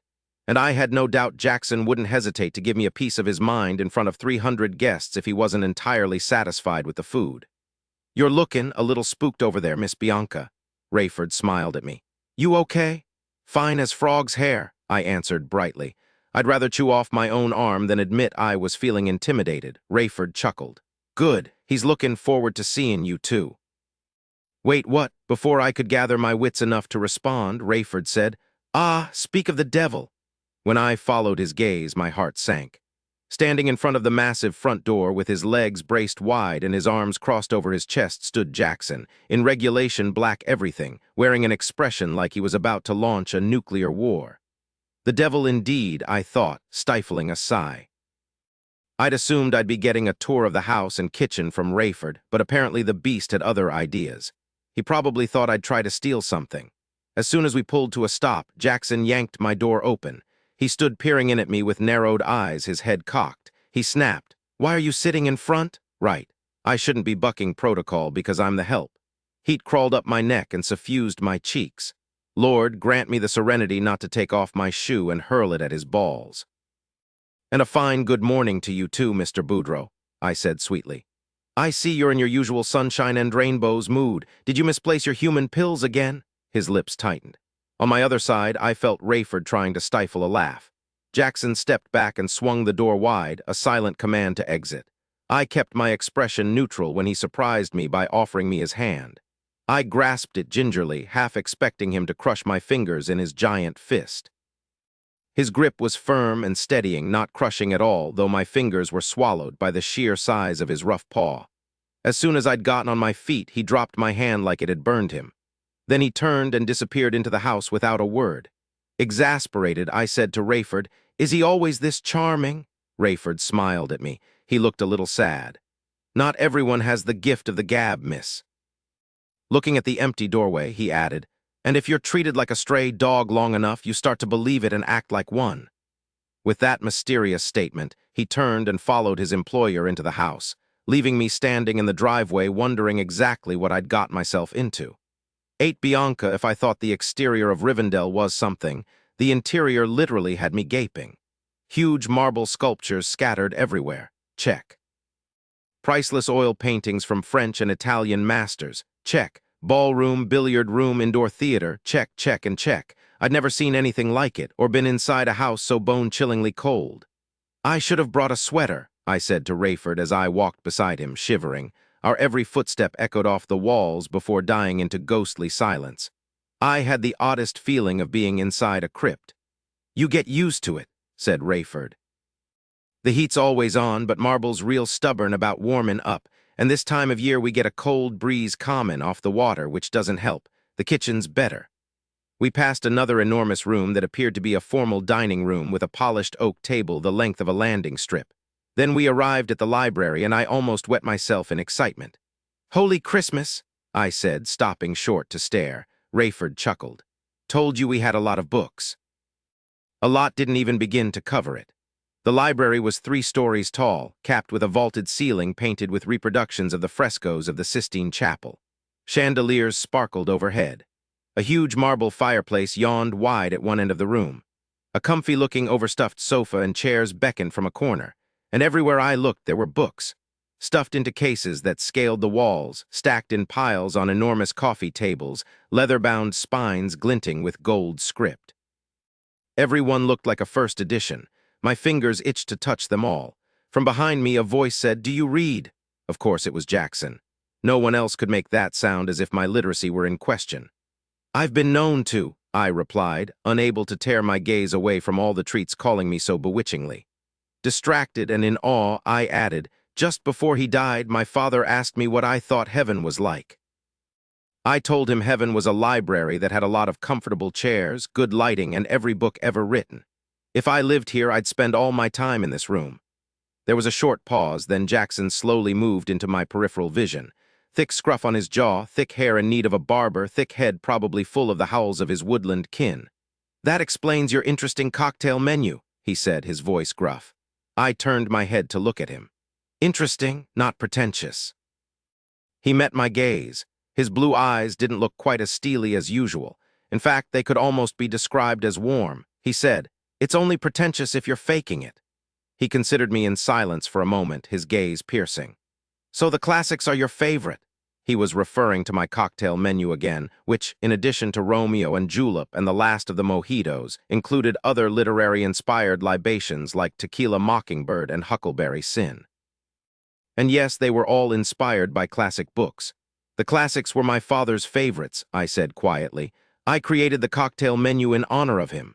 Because I was looking right into his eyes, I saw the brief flicker of regret there. I'm sorry, he said stiffly. I didn't know. That's because you didn't bother to ask. Jackson and I stared at each other in silence until Rayford discreetly cleared his throat. Should we proceed to the kitchen, sir? Jackson gave a curt nod and turned on his heel, giving me a view of his broad back again. He strode away down the echoing hallway, turned a corner, and went out of sight. Well, said Rayford, sounding a little dazed, I think you'd best go buy yourself a lottery ticket, Miss Bianca. When I looked at him with my brows raised, he chuckled. Mr. Boudreaux hasn't apologized to anyone in as long as I can remember. Today must be your lucky day. Rayford, I said, taking his arm. Please don't make me curse. My mama doesn't like it. His chuckles echoing off the marble, he led me away from the library and down the hall. And all the pans are in these drawers, said Jackson, opening yet another enormous drawer to reveal an array of expensive pots and pans, neatly arranged. He'd shown me through the entire kitchen, stalking from the pantry to the professional-grade range to the cabinets above the sink, and finally the wall of pull-out drawers below the row of ovens. The kitchen was almost as big as the library, with its own fireplace at one end and a flat-screen TV on the opposite wall. Everything was gleaming top-of-the-line perfection, and Rayford had been right. The kitchen was far warmer than the rest of the house. With the fire snapping and popping in the hearth and the television tuned to a morning news show, it was almost cozy. Side patio will be used for a staging area, Jackson continued, pointing to the French doors that opened onto a wide brick patio shaded by an arbor of wisteria vine. The south lawn will be tented and set up with the dining tables. The silent auction is scheduled to begin at 4 with cocktails and past hors d'oeuvres, and the dinner seating begins at 6. Which event coordinator are you working with? Jackson mentioned the name of a well-known local coordinator who specialized in large events. I nodded, pleased by the choice. He said, "She's got all the rentals already covered, including china, glassware, linens, tables, all of it. Everything will be set the day before, so there should be no one in your way when you get started." That sounded good. Things were looking more together than I dared hope. "I'll need to talk to her about the buffet setup. It's not a buffet," he interrupted. "Dinner will be served." Starting to sweat, I repeated, "Served?" One side of Jackson's mouth tilted up. "I've hired waitstaff and bartenders. All you have to worry about is making the food."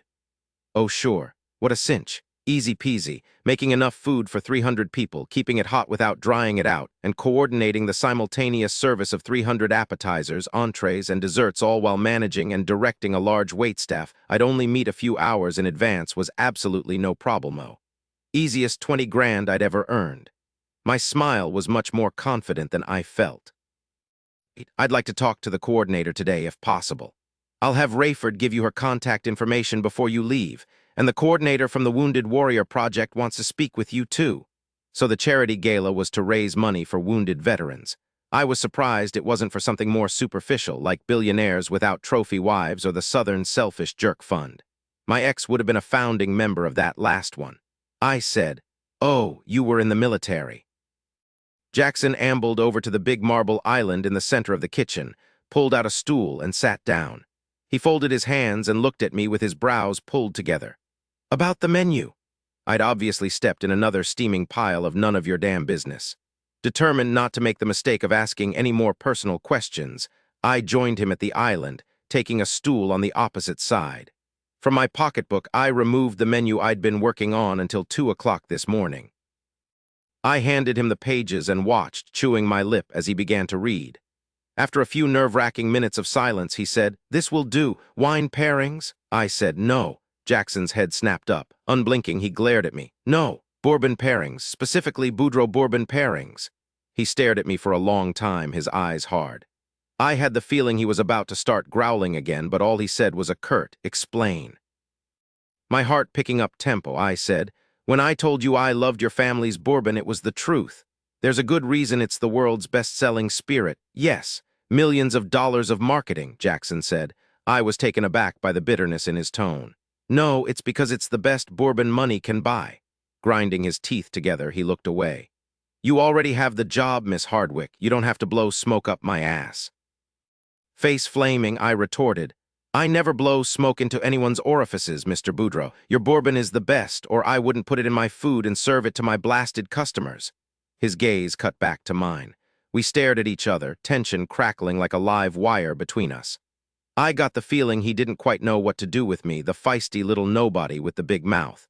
And I certainly didn't know what to do with him. I inhaled a steadying breath. Though this man could start an argument in an empty house, bickering with him wouldn't get me anywhere. And I couldn't risk him getting teed off enough to fire me. I needed the money too much. "Look, all this food I've proposed," I pointed at the pages in his hands, "was chosen specifically because it would pair well with and highlight the unique aspects of the various lines of bourbon that you sell." "That my family sells," he corrected acidly. "Well, fry my bacon." Talking to this man about bourbon was like navigating my way through a minefield. Whatever the story was behind his attitude toward his family business, it was a doozy. "Excuse me," I said primly. "That your family sells. My idea was that since you were putting on this event, as opposed to Joe Billionaire whose family makes urinal cakes, it would be nice to showcase the artistry and craftsmanship of your family's products. I think it would be a real treat for your guests, make it more personal. I mean, if you're going to all this trouble to make this event special, why not dazzle them with all the bells and whistles? Show them what the Boudreaux family name stands for. Show them what 200 years of perfecting the craft of distilling tastes like. Give them the steak, not just the sizzle." He looked at me, looked down at the menu, heaved a sigh that sounded like he was deflating, and then raked both hands through his hair. "Christ," he muttered, lacing his hands behind his head, "would my father love you?" That sounded distinctly like an insult, but I sensed a chink in his armor, so I forged ahead. With the past hors d'oeuvres, we'll start with a sparkling Prosecco-based cocktail featuring the silver label bourbon. It's called an Old Cuban. You'll love it. When his brows lowered, indicating he doubted very much that he would love it, I hurried on. And we'll have a classic mojito using Boudreaux Special Select White Rum, which will pair wonderfully with the first course. The main course features braised beef, which will be delicious with the black label. All that smoky, muscular character will really bring out the flavors in the meat. And for dessert, we can make a honey hatton with a honey bourbon to pair with the ginger orange cheesecake. My mouth is watering just thinking about it. Jackson stared at me for so long I thought I might have fallen asleep and missed something. Then he said, "You actually do love my family's bourbon, don't you?" He said it like that made me really strange, which was confusing. Don't you? That angry muscle in his jaw made its reappearance, flexing like mad. Sure, the same way I love getting a root canal. The amount of family drama contained in that sentence could choke an elephant. I noticed that sometime during our meeting, Rayford had disappeared. "Mr. Boudreaux, I know what I'm doing." It's really difficult to pair cocktails with food, especially through an entire meal, which is another thing that's going to make it so special. I'll bet good money that none of your guests has ever had a curated bourbon pairing with a four-course dinner. Trust me, it's going to be fantastic. And the better they think it is, the bigger they'll open their wallets, which is really the whole point, right? His look was intense and unwavering, with that gripping sense of concentrated attention that was so heavy and intimate it was almost like a touch. It was almost sexual. "Call me Jackson," he said abruptly. Gently with a smile, I replied, "If I wanted to call you Jackson, I would have, Mr. Boudreaux." His intense look turned burning. "I suppose I deserve that," he said gruffly. "In my defense, I'd had a terrible day when we first met. I might have been a little more blunt than usual." I laughed. "Blunt, try tactless, try rude. And by the way, other people have bad days all the time and don't turn into high-end mighty mood monsters and start insulting everyone in sight. It's called common courtesy." He didn't move. He didn't so much as bat a lash. He simply said, "If you were mine, I'd teach you some manners for that little speech." I nearly fell off the stool. Before I could recover my wits, a tow-headed child about 3 or 4 years old burst into the kitchen, singing Jingle Bells at the top of his lungs. And then a miracle occurred. Jackson, the beast, Boudreaux's face split into a huge, genuine smile. "Cody!" He leapt from the stool and picked up the child in a bear hug. I watched in 6 different kinds of shock as the child put his little arms around Jackson's neck and screamed in glee while Jackson spun him around and around, that happy grin still plastered on his face. "I'm so sorry, Mr. Boudreaux, he just got away from me." A harried, 50-ish blonde woman ran into the kitchen, panting. She had food stains on her blouse, hair escaping in every direction from her ponytail, and looked as if she hadn't slept in about a year. Immediately, I felt sorry for her. "It's all right, Charlie. Have a seat. I'll take him." Jackson kissed Cody on the cheek and then lifted him straight up in the air, making the boy scream in delight again. Not that I was about to ask, but the boy's fair coloring indicated Jackson was most likely not his father, and his distinctive facial features indicated he had Down syndrome. Charlie, who I guessed was Cody's nanny, glanced at me. "Oh no, sir, I can see you're busy," Jackson growled. I said sit. Without further argument, Charlie gratefully collapsed onto the stool next to mine. "Good morning," she said, brushing a few stray blonde wisps from her face. "I'm Charlotte Harris." I shook her extended hand. "Bianca Hardwick, it's a pleasure to meet you." Charlie's face brightened. "You're the new chef. Oh, thank heavens. I'm afraid my repertoire goes about as far as scrambled eggs and toast. Poor Mr. Boudreaux has been surviving on scraps since Gregory quit, and she's only helping with the benefit, Charlie," said Jackson, casually tossing Cody over his shoulder. He stood holding him with one strong arm wound around the boy's back and one hand propped on his hip, like a proud lumberjack bringing in his haul of wood. It was adorable. A word I never in a million years would thought I'd use to describe Jackson Boudreaux. For his part, Cody loved it. He hadn't stopped singing, laughing, or screaming happily since he'd come into the room. He bubbled with energy. I could see why Charlie was so tired. I said, "Well, since I'm here, would you like me to make something for lunch?" Charlie looked like I'd just told her she'd won $1 million. "Oh no, I couldn't ask you to do that," she said, her eyes begging me to contradict her. I smiled and squeezed her shoulder. "Sure you could." Sit a spell and let me see what's in that airplane hangar of a refrigerator. I stood. Jackson and I locked eyes, and something deep in my belly fluttered. Is he angry? What's that look he's giving me? I froze, uncertain if I just crossed a line. I mean, unless you'd rather I didn't. Jackson carefully set Cody on his feet. As soon as his little shoes touched the ground, he launched himself at me, arms held out, fingers grasping. "Lady!" he shouted. "Hi, lady!" He slammed into my leg, hooked his chubby arms around it, tilted his head back, and smiled up at me. I smiled back at him. "Hi, Cody, I'm Bianca." I reached down and ruffled his hair, fine as chick fluff. Cody shouted, "Jingle bells," and laughed. Jackson said quietly, "Yes, Miss Hardwick, I think we would all like that very much." I realized he'd just let Cody decide whether or not I should stay and make them lunch. Whoever this boy was to him, Jackson obviously loved him. Why that affected me, I don't know, but it did deeply. I looked up at Jackson and said impulsively, "Please call me Bianca." His lips twitched. His eyes burned. He sent me a small, curt nod. I turned away before he could see how my face flamed with heat. Then I set about making lunch, trying all the while not to recall the way his eyes had looked when he'd said, "If you were mine." Bianca's Old Cuban makes 1 serving 2 ounces Prosecco, 1½ ounces bourbon, 1 ounce simple syrup, 3/4 ounce fresh lime, juice 2 dashes Angostura bitters, fresh mint leaves to garnish preparation 1. Combine all ingredients except Prosecco in a shaker and fill with ice. 2. Shake vigorously to chill. 3. Strain into a chilled coupe glass. 4. Top with Prosecco and garnish with mint. Simple syrup preparation: combine 1 cup sugar and 1 cup water in saucepan and bring to a boil, stirring until sugar is dissolved. Remove from heat. Store leftovers in airtight container in the refrigerator for up to 2 weeks. 9. Jackson, my father once told me the only difference between a woman and a man-eating shark was the size of their teeth. At the time, I'd agreed with him. I'd had good reason to. But watching Bianca Hardwick move gracefully around my kitchen, making us lunch while chatting animatedly with Charlie and interacting with Cody as if she'd known him since birth, made me think that might have been too harsh a judgment. And no shark on earth had an ass like Bianca's. Besides being a fucking masterpiece of design, the damn thing was an eyeball magnet. I'd already caught myself half a dozen times ogling it, my dick twitching under my zipper like some horny teenagers. Even those hideous brown work pants she favored that looked like they were made from old potato sacks couldn't diminish its appeal. It was so round, like an apple, so taut and smooth. I wanted to bend her over the stool, yank those pants down her hips, and sink my teeth into it. I wanted to squeeze it and kiss it and stroke it, and Christ, what was the matter with me? Get a grip on yourself, Jackson. Like some pepper.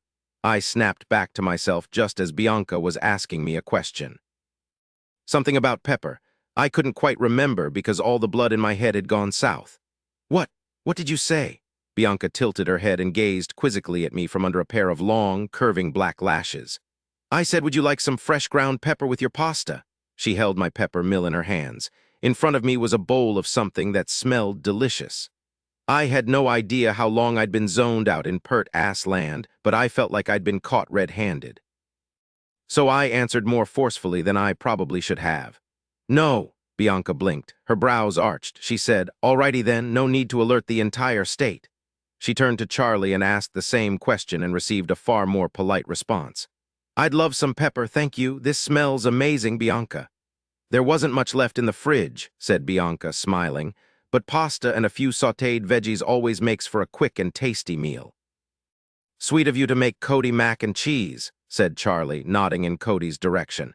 He sat across from me at the island, happily slurping up cheese-covered pasta from a spoon and banging his feet against the metal legs of his stool. "In my experience, kids will always go for a bowl of mac and cheese, no matter how much of a picky eater they are." "Do you have little ones?" asked Charlie. The question startled me. I guessed Bianca wasn't married because she didn't wear a ring, but that didn't mean she was childless. She could be divorced. She could be a single mom. She could be all kinds of things my inner caveman instantly decided needed protecting. Bianca laughed. "I don't, much to my mama's disappointment." Then her laughter died. Her face did something strange. Her eyes registered pain for a moment, but then she squared her shoulders and smiled. It looked forced. I resisted the urge to ask what was wrong because clearly something was. But I knew she wouldn't tell me. And besides, she was my employee now. I needed to stop thinking about her glorious ass and fixing whatever problems she might have and keep it professional. Someone needed to tell that to my cock because he wasn't listening to me. Pert-ass land was too much of a temptation. Bianca said, "Someday, though, hopefully, I love kids." She loves kids. She looks like that, and she loves to read, and she cooks like a 3-Michelin-star chef, and she loves kids. And she's made it perfectly clear she can't stand me. I shoveled pasta into my mouth to stifle the groan breaking from my chest. Bianca walked over to Cody and ruffled his hair. He grinned at her, cheese smeared all over his chin and most of his hands. Then she rinsed the dishes in the sink and loaded them into the dishwasher, like she'd been preparing meals in my kitchen for years. I stared at her for a moment, surprised by how much I liked having her in this space. And it wasn't just her spectacular ass that made me feel that way. It was her.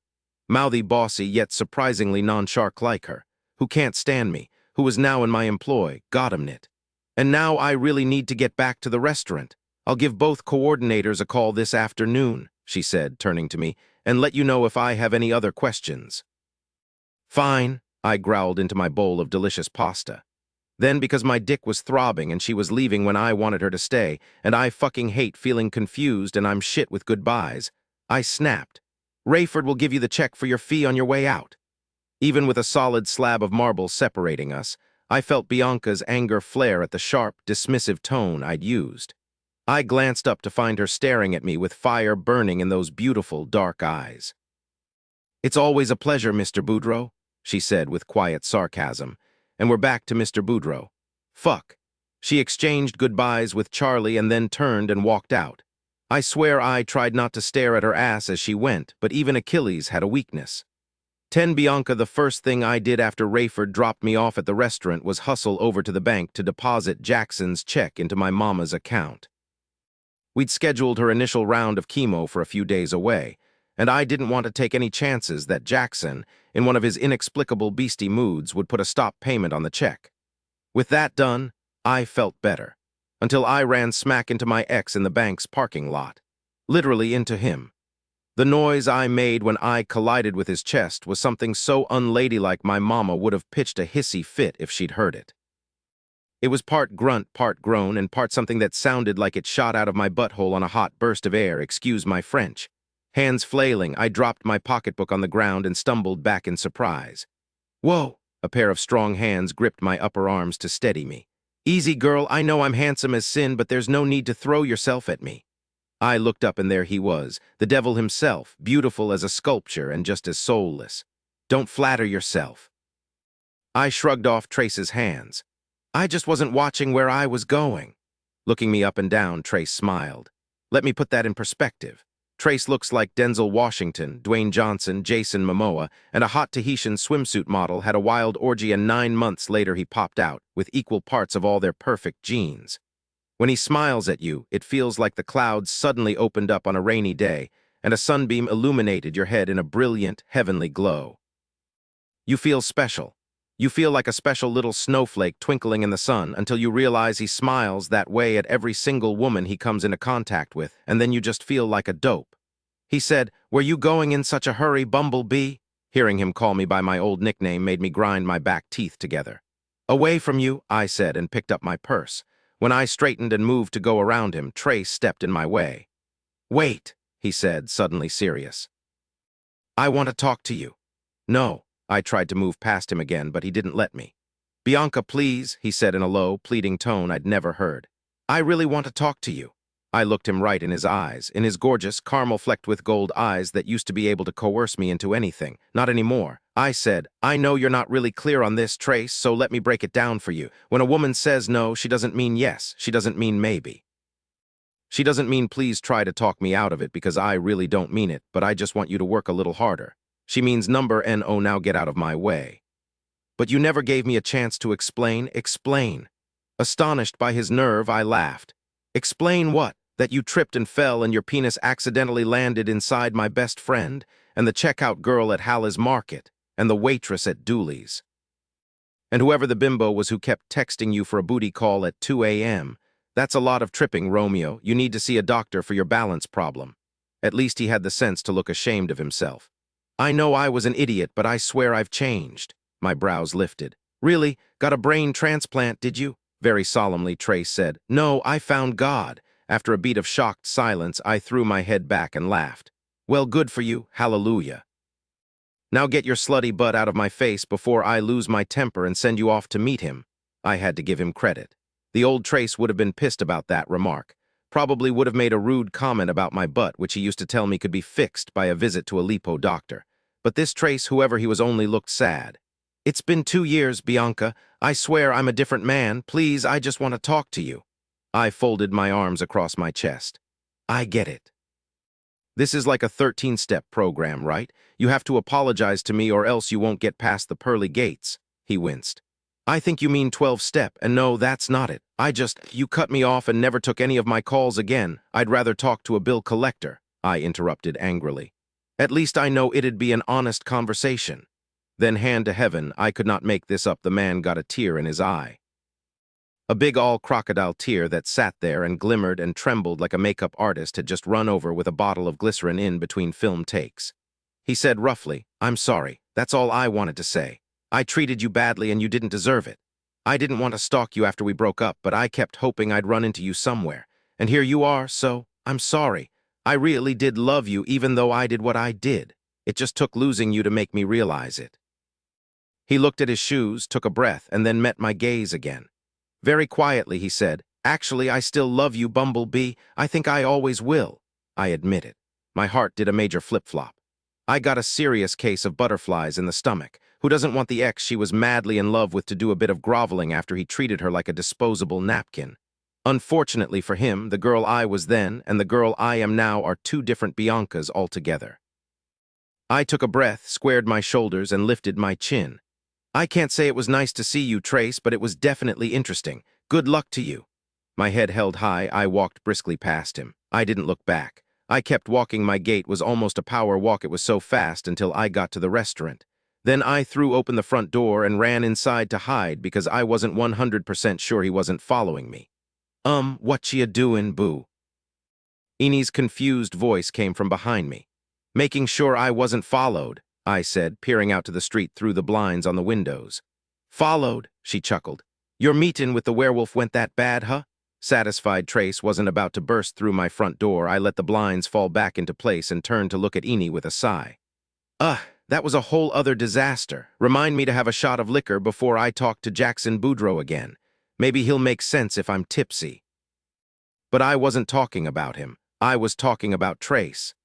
At the mention of his name, Enie made the sign of the cross over her chest. I'm not even sure she's a Christian, but she likes to keep all her bases covered. Trace, Lord, what on earth you doing talking to him? Believe me, it wasn't my idea. I walked past Enie on my way to the kitchen. Huffing and excited, she followed right on my heels. Well, what did he say? More importantly, how did he look? Does he still have all those big all muscles in all the right places, or did he let himself go? I snorted. The day Trace Adams lets himself go is the day the earth stops spinning. So he looked good. What was he wearing? I stopped and turned to look at her. Enie, focus. The man is a liar and a cheater. It doesn't matter how good he looks. She pursed her lips. Can you just tell me if he was wearing those tight jeans like he always used to that accentuated his nice big package and tight butt? I sighed and turned away, headed for the kitchen. No, he was wearing a pair of sweatpants. Hello, white lie. Trace had actually been wearing jeans that accentuated his bulge and tight butt, but I wasn't about to tell Enie that. She'd get nothing done for the rest of the day, and I wasn't admitting to myself that I'd noticed anyway. Only I had, which was pathetic. Trace was the last man I'd had sex with, and he knew what he was doing in bed. I wasn't sure if my lack of attraction to anyone since was due to how badly he broke my heart or a terrible suspicion that no other man would be able to make me scream the way he had.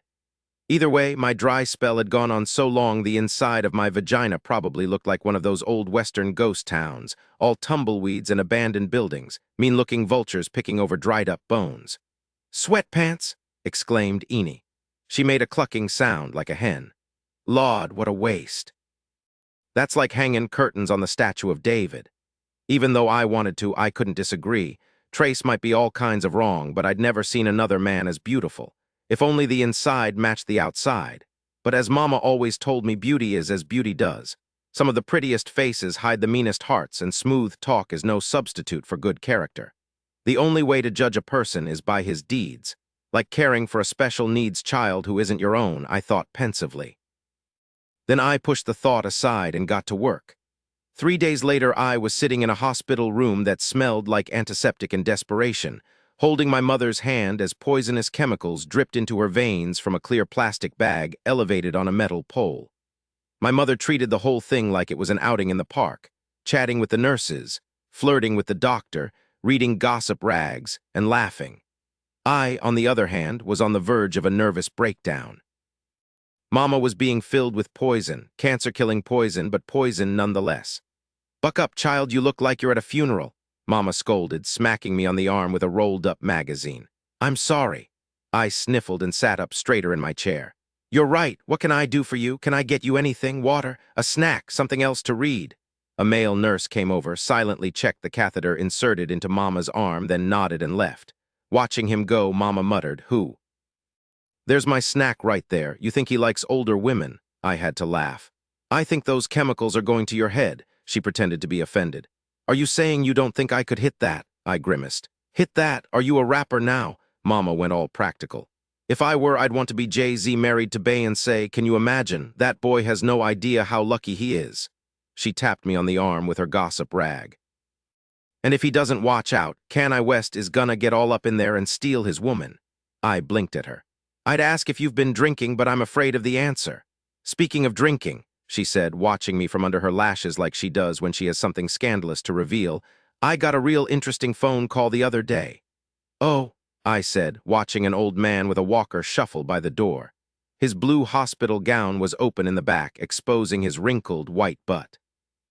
I looked away, embarrassed for him. Lord, hospitals were depressing. Said Mama, "From Trace." My head snapped around so fast it almost flew clear off my neck. "Trace, you're joking." "I'm serious as a car crash, cheer." She pursed her lips, tilting her head to look more closely at me. "Why didn't you mention you saw him?" "Because I was trying to forget, obviously," I grumbled. "And what business did he have calling you? The nerve." "Oh, don't you worry, I gave him a good piece of my mind." She paused for a moment, thinking. "Funny, he agreed with everything I said about him, and then he apologized." I rolled my eyes. "Oh, Mama, you know better than to listen to that snake oil salesman. You should have hung up the second you recognized his voice." "I did," she said, nodding, "until he called me back and told me that losing you was the biggest mistake he'd ever made." "Gag," I said, "and that he'd do anything to get you back." "Oh, for the love of God." Which was his other point? I glared at Mama. "Please don't tell me you believe his whole 'I've been saved by Jesus' spiel." She looked at me for a long time, not saying a word. Then she lifted a shoulder. "For some people, hitting rock bottom is the only way they can start a new journey toward the top." "Rock bottom? He's a hoe, Mama, not an alcoholic. Land's sake, he slept with my best friend. In my bed." That last part might have been a little loud, judging by the way the nurse walking by the open door snorted. Mama patted my hand. "I know he did, baby, and that was an awful thing to do. All I'm saying is, occasionally good people make stupid mistakes." Her eyes grew misty. "And honestly, lately I've been thinking a lot about all the mistakes I've made in my life. Sometimes it takes something really bad to put all the good in perspective." "Sweet Jesus," I said, staring at her. "He's put a spell on you." She waved a dismissive hand in the air. "Nobody's put a spell on me. I'm too thick-headed for it to work." She sighed, toying with the glasses on a chain around her neck. "But after 64 years on this earth, I know when a man's lying, and I know when a man's telling the truth. And when Trace said he still loved you and would do anything to get you back, he was telling the truth." I shook my head in disbelief. "I can't believe we're having this conversation. You saw how devastated I was after we broke up. You remember how much weight I lost and how I cried every day and how I couldn't get out of bed for weeks, right?" "I remember," she said quietly. "But I also know you haven't even looked at another man since him, which makes me think all those feelings you had for him might still be there." Something awful occurred to me. "Oh no, please tell me you didn't tell him that." She pulled a face like oops.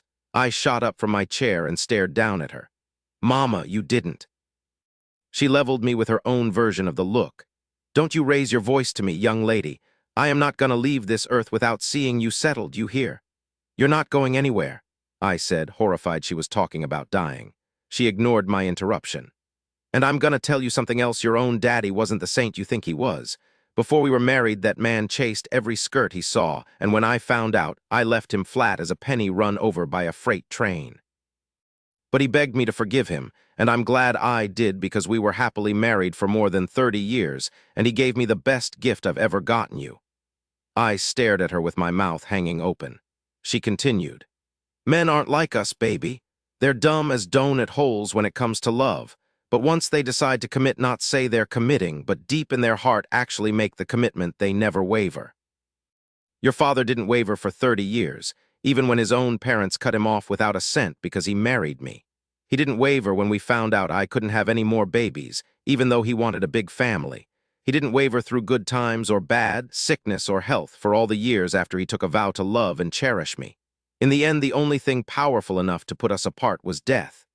Her voice grew quiet. "And sometimes I'm not sure that did it either. I can still feel him when I'm low. Every once in a while I smell his cologne, even when I'm in a room all by myself.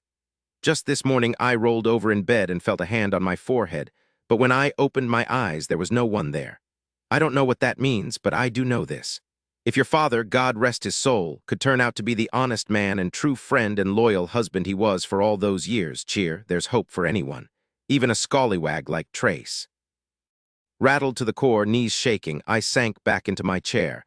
I whispered, "You never told me any of that before." She smiled and leaned over and brushed a lock of hair off my cheek. "I've never been dying before." "You're not dying," I insisted, gripping her hand. "We're all dying, baby, it's just a matter of when." She lifted my hand and pressed it to her lips. "I've had a wonderful life, maybe better than I deserve. I'm not afraid to go, so don't you be afraid either." I teared up hard. "How can you not be afraid? I'm so afraid for you." This time her smile was truly beautiful. "Because your daddy's waiting for me on the other side, baby," she said gently. "Finally we'll be together again. Being afraid of that would just be plain stupid."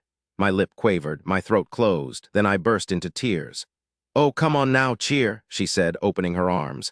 I buried my face into her chest and cried. She patted me on the back and kissed the top of my head, chuckling softly. "You always were such a sentimental little thing, crying over dead goldfish and those Morris the cat commercials where he's lost and his owner's looking for him in the rain." My reply came out muffled. "You're not a goldfish." Her sigh sounded philosophical. "Might as well be. We're all just here for a blip in time, riding on a rock that's flying through space at 1,000,000 miles a day in a galaxy that has 100 billion stars. Me Jay-Z, the president, a goldfish. In the end, there's not much difference, cheer. We come and go, we live and die. If we're lucky, we love and are loved." She tilted my head up with a finger under my chin and smiled at me. "And I've been incredibly lucky, so don't you waste your tears on me, you hear?" I wiped my face with the back of my hand. "Yes, ma'am. Good girl." She looked over my shoulder. Her voice turned brisk. "Now where the heck is that male nurse? I feel in need of some mouth-to-mouth resuscitation." There was nothing else to do but laugh. I laughed until the doctor pulled me into the hallway and told me in a solemn voice that Mama was going to need chemo for the next 7 days straight, have a break for a week, and then another 7 days, and so on for the next month. And each round would cost almost $3,000, which didn't include lab tests, imaging tests, radiation, or the anti-nausea and other drugs she'd need in addition to the intravenous chemo. I was going to need a lot more than 20 grand. 11 Bianca by the time Jackson's charity benefit rolled around. I was jumpy as a cat on a hot tin roof. Doc Halloran had told us what to expect in the way of side effects of the chemo, but neither Mama nor I was prepared for the reality of it. She felt fine for the first few days, and then everything kicked in with one big wallop. The nausea and vomiting were the least of it. She also had massive headaches, frightful mouth sores, and fatigue so bad she could hardly get out of bed. I went with her every day to the hospital for the first week, then helped out at the house during the second, trying to get her to eat and fielding all her callers, turning them away with excuses that she had the flu. Even the poor colonel wasn't allowed inside. Mama didn't have the energy to put on her face and pretend, so away he went, shoulders slumped. I didn't think it was right she didn't tell him what was really going on, but it wasn't my place to make that decision. But most of all, I dreaded what would happen when she had to go back for the next round of chemo. The first was so bad it seemed likely to kill her before the cancer did. "Perfectly normal," said Doc Halloran every time I called him in a panic. "It's a sign the medicine is working, Bianca. Just let it take its course." It's so irritating when someone stays calm while the world is ending. In between all that, I worked in a frenzy to get ready for Jackson's charity benefit. I met with the coordinators, ordered all the meat, produce, and alcohol, and added extra shifts at the restaurant to start the food prep. And I avoided Trace's calls. Twice he called the house. Both times I saw the number and let it ring, flipping the bird at the phone. When the answering machine came on, he hung up with a heavy sigh, like I was being unreasonable. I gave Mom a pass on account of her being sick, but there was no way I was gonna listen to a single word he had to say. I knew for a fact he was only calling because I'd given him the brush off. Our time together had proven to me in 100 ways that Trace was the kind of man who only wanted what he couldn't have. Rejection heightened his interest. His appetite was whetted by the chase. If I'd shown the least bit of tenderness when we'd run into each other on the street, he would have gone on with his life without giving me a second thought, as he'd been doing for the past 2 years. In hindsight, I should have told him I was still madly in love with him, and watched the smoke rise from the rubber burns the soles of his shoes left on the sidewalk as he fled. But my heart was still too bruised to play that game. Instead, I started carrying pepper spray in my pocketbook in case I saw him again. I had enough on my plate. I didn't need a lying, cheating, born-again BS artist to contend with. So we're all set with the canapés and cocktails, said Claudia, briskly ticking off a box on the list on the clipboard she held in her perfectly manicured hands. The musicians are warming up on the lawn. In 30 minutes I'll light all the candles, and 15 minutes after that the guests are scheduled to start arriving. She looked up at me and adjusted her stylish black eyeglasses. Do you need anything from me at this point? I shook my head. No, thanks, I'm all set here. Good, Claudia looked at her watch. I'll check in with you again in 50 minutes. If you need me, I'm on my headset. The number S on the schedule, I finished. I know. The coordinator Jackson had hired to oversee the event was a sleek-haired brunette, lanky as a giraffe, and the most efficient person I'd ever met. She had everyone running around like chickens with their heads cut off, trying to keep to her exacting schedule, which counted time in precise 5-minute increments. Though she was perfectly pleasant, I got the impression she'd turn into a screaming Mimi if her schedule wasn't followed. As of now, we were 2 minutes behind, and her left eyelid had already begun to twitch. Ladies, how are we doing? Jackson stood in the doorway of the kitchen, looking at Claudia and me. It was the first time I'd seen him since I'd arrived at his house early this morning to start the setup. Everything's under control, I said. Claudia's doing a great job. She smiled tightly and adjusted her glasses again. I felt her gratitude for my small show of support. It was obvious how intimidated she was by Jackson. She could barely look him in the eye, probably because he was wearing a scowl as black as his outfit. But I was used to that by now. I didn't let it alarm me. I asked him, "Is that what you're going to wear?" Jackson looked down at himself, then looked up at me with his brows drawn down over his eyes. Seeing his murderous expression, Claudia ran out of the kitchen like her pants were on fire. 50 minutes, Bianca, she called over her shoulder, then disappeared through the French doors. Jackson didn't seem to notice she'd left. He demanded, "What's wrong with what I'm wearing?" I shrugged. "Nothing if you want people to think you've been living under a bridge." He crossed his arms over his chest. I tried to ignore how that made the muscles in his biceps bulge. He said, "You must be mistaking me for someone who cares what people think." Propping my hands on my hips, I examined his untucked t-shirt, wrinkled jeans, and scuffed boots, his unshaven jaw, and his hair that appeared to have last seen a comb when he walked by one that had fallen out of someone's pocket into the street. I said, "Lord knows I'm no style maven, and I dress for comfort more than anything else, but your guests deserve the best version of you, Mr. Boudreaux. I'm sorry to say this isn't it." His glower was so searing it could have melted a weaker woman. But after the past few days I'd had, I was in an ornery mood. An ornery truth-telling mood because I'd recently decided life was too short to beat around the bush. Plus, his check had already cleared the bank. "Oh, really?" said Jackson, his voice acidic. "Yes, really." We stared at each other. It must have been my imagination, but it felt like the temperature in the room jumped several degrees. He snapped, "So what would you recommend I wear then? Do you own a suit?" His expression turned even darker. "I hate suits, but do you have one?" When he didn't answer and just stood there glaring at me like he hoped a stray asteroid would smash through the ceiling and land on my head, I said, "That's what you should wear, with a tie." I looked at his boots and dress shoes. He ran a hand over his face, probably deciding whether he was going to pick up the toaster from the counter and throw it at me, and I added, "Also, a shave wouldn't kill you." His looked at me with a strange new expression. "You don't like beards," he said it flatly. It wasn't a question. Beards are fine, but that thing carpeting your jaw, honestly, I've seen tidier jungles. For a moment, I thought he would let loose a string of expletives so loud it would deafen me. But then his lips twitched, and I realized he was trying not to smile. He said, "You're in fine form today, Bianca." It was the first time he'd used my given name. I nearly fainted in surprise, but managed to control myself. "I'm sorry," I said, looking down at the schedule I still held in my hands. "You're right, it's just—" I cleared my throat. "It's just been a rough few weeks." There was silence for a moment, then he walked closer. "What's wrong?" he demanded, gruff and growly as a bear. I glanced up at him and was surprised again. I could have sworn he was looking at me with concern in his eyes, concern and something else a little hotter. My heart decided it was time to run a sprint. It took off like a jackrabbit chased by a pack of hounds. I said, "Just some personal stuff, my mother." I trailed off, dazed for a moment by his eyes. I hadn't noticed before, but they weren't only blue. He had tiny flecks of green and gold around his irises, warming those steely blue depths. And by God, the man smelled delicious. If that was his natural scent, he could make a few more billion by bottling it and selling it to men with less scrumptious weight. What am I doing? Why am I mooning at him? Am I out of my ever-loving mind? "Your mother," he prompted, but I quickly stepped away, smoothing a hand over my hair. "It's nothing." "I'm so sorry I'm being unprofessional. If you don't mind, Mr. Boudreaux, I'll just get back to work now." "Jackson," he said. He gazed down at me, eyes burning. His voice dropped an octave. "I want you to call me Jackson, Bianca." My sprinting heart tripped all over itself and fell flat on its face inside my chest. Heat rose into my cheeks. I said haltingly, "Okay." His gaze dropped to my lips, every muscle in my body tensed. When he abruptly turned around and left, my knees shook so badly I had to lean against the counter for support.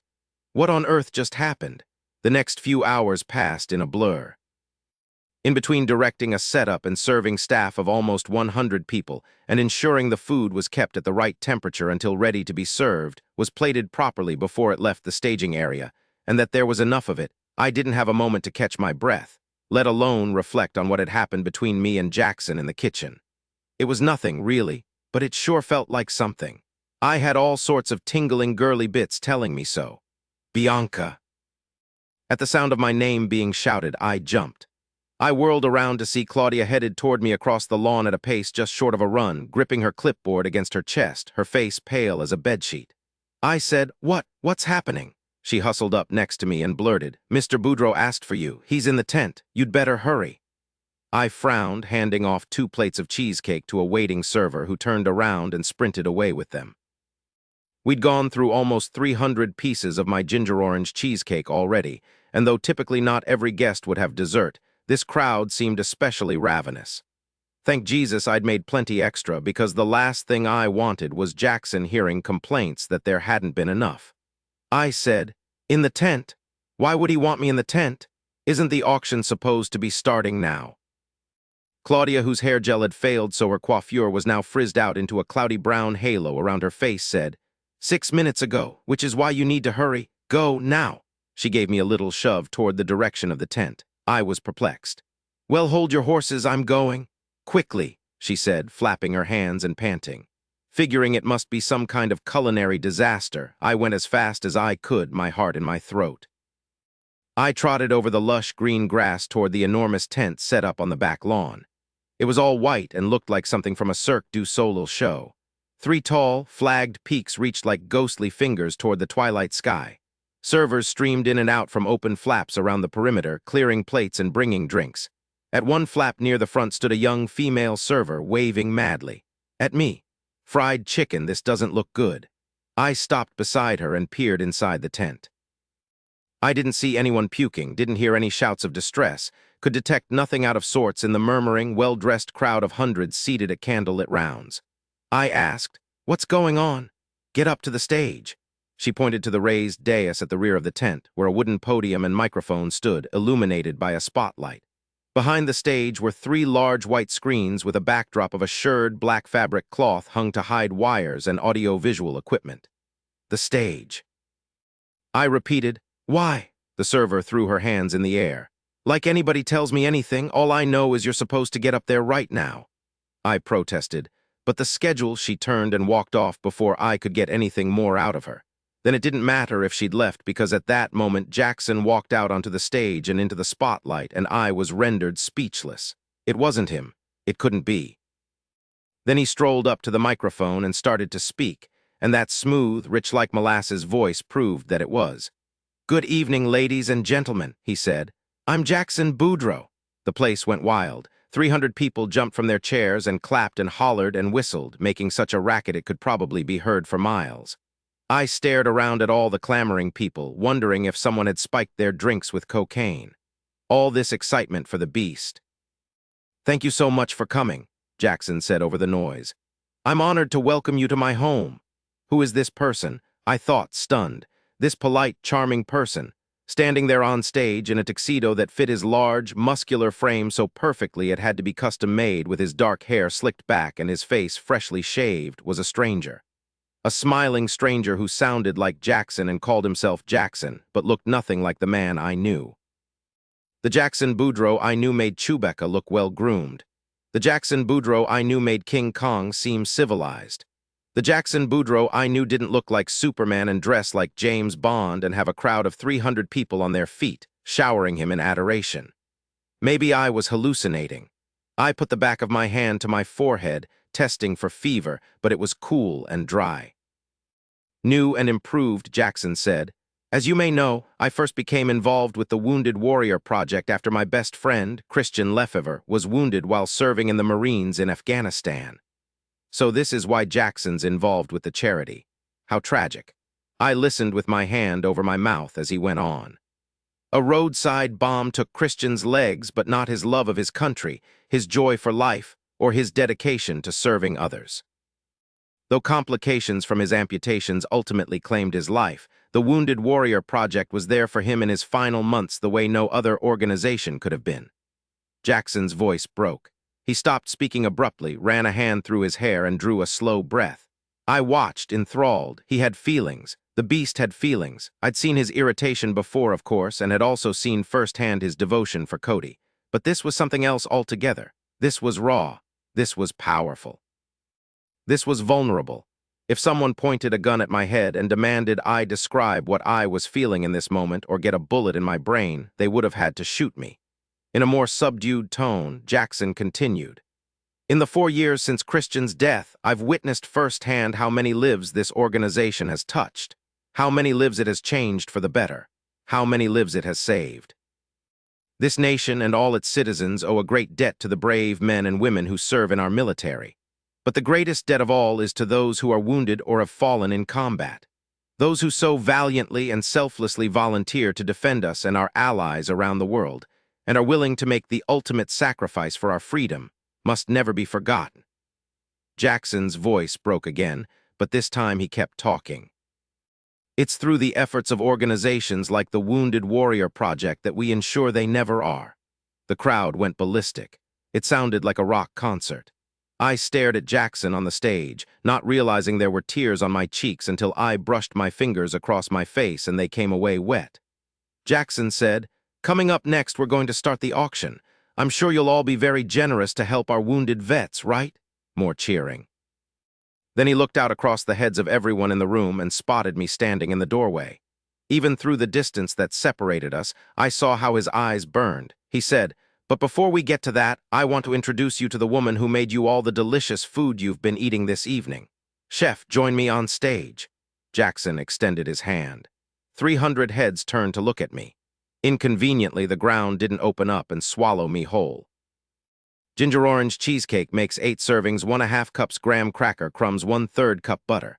Melted 1/3 cup white sugar, 32 ounces cream cheese. Softened 2/3 cup white sugar, plus 2 tablespoons 1 cup sour cream. Divided 1 tablespoon grated orange peel, 4 eggs, 2 cups clementine wedges, 1/2 cup finely chopped crystallized ginger preparation 1. Preheat oven to 325 degrees. Mix graham cracker crumbs, butter, and 1/3 cup sugar together. Press on bottom of 92x32 springform pan and just enough up sides to seal bottom. 2 place cream cheese, 2/3 cup sugar, 1/2 cup sour cream, and orange peel in food processor. Cover and process about 3 minutes or until smooth. Add eggs. Cover and process until well blended. Spread over crust. 3 bake 1 hour 20 minutes or until center is set. Cool on wire rack for 15 minutes. Using spatula around edges to loosen, remove side of pan 4, refrigerate uncovered 3 hours or until chilled. Then cover and continue refrigerating at least 4 hours, but not longer than 48 hours. 5. Mix a half cup sour cream and 2 tablespoons sugar and spread over top of cheesecake. Top with fresh fruit and crystallized ginger. Store uneaten portion covered with foil in fridge. 12. Bianca, though I wanted to turn and bolt, I didn't. The man had paid me an obscene amount of money for this job, after all, and I was a professional. I wouldn't embarrass him in front of all his guests by refusing his request. Also, I was intrigued by this new Jackson, this well-dressed stranger who spoke so eloquently about honor and selflessness and used words like please. I didn't think that word was in his vocabulary. So it was with curiosity and a healthy dose of embarrassment that I walked around the perimeter of the tables and climbed the few stairs to the stage. Then shock took over as Jackson wound his arm around my shoulders, pulled me against his side, and smiled down at me. I was too busy trying not to keel over in surprise to pay much attention to how perfectly I fit under his arm, how snugly I nestled against the solid bulk of his body. How hard he was all over. I'm definitely hallucinating. Or Jackson Boudreaux has a twin no one knows about.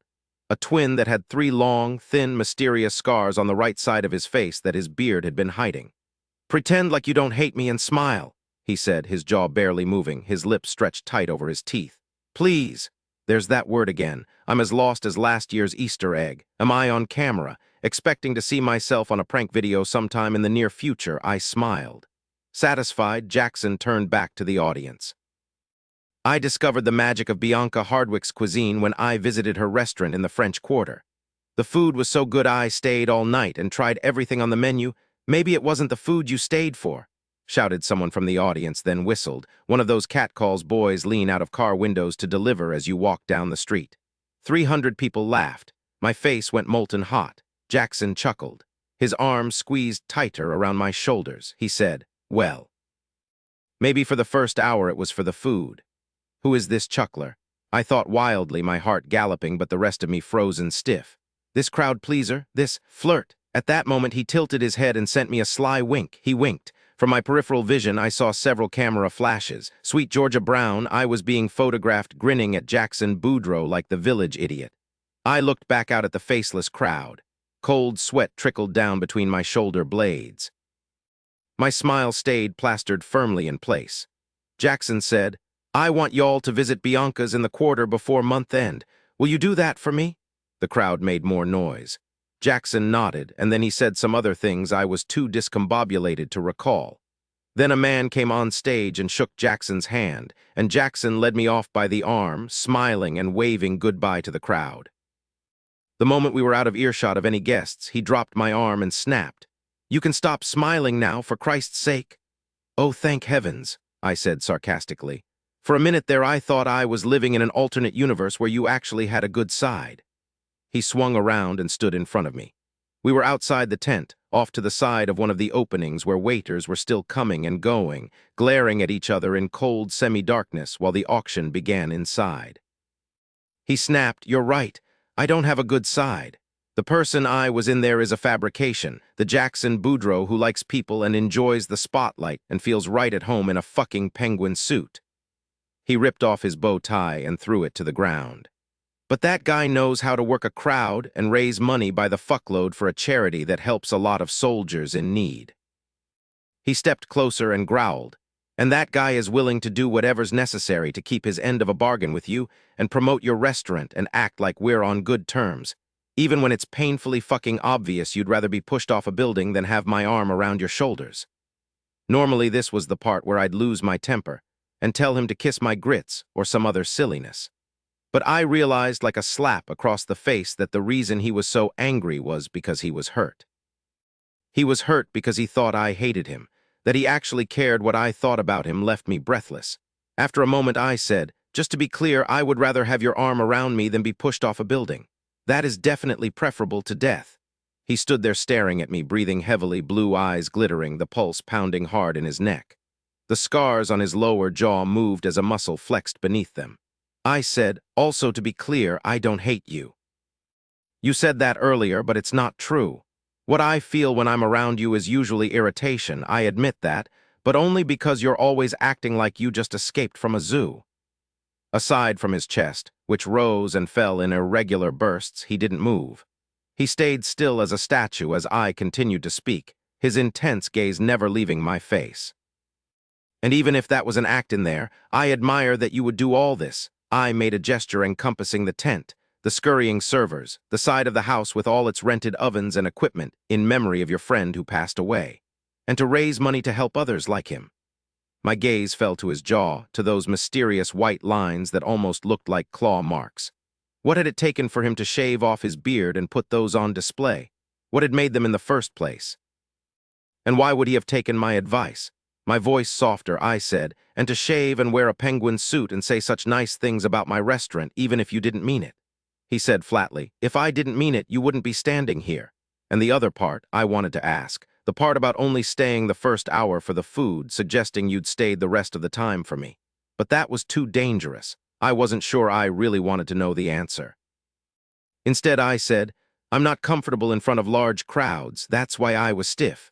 I was surprised that you put your arm around me and that you were acting so differently, so that contributed to my general weirdness too, but to be honest, I was also very moved by what you said about your friend and hadn't quite recovered when you called me up. Hoping the answer was no, I asked, that part wasn't an act, was it? Jackson swallowed. He shook his head. I loved Christian like a brother.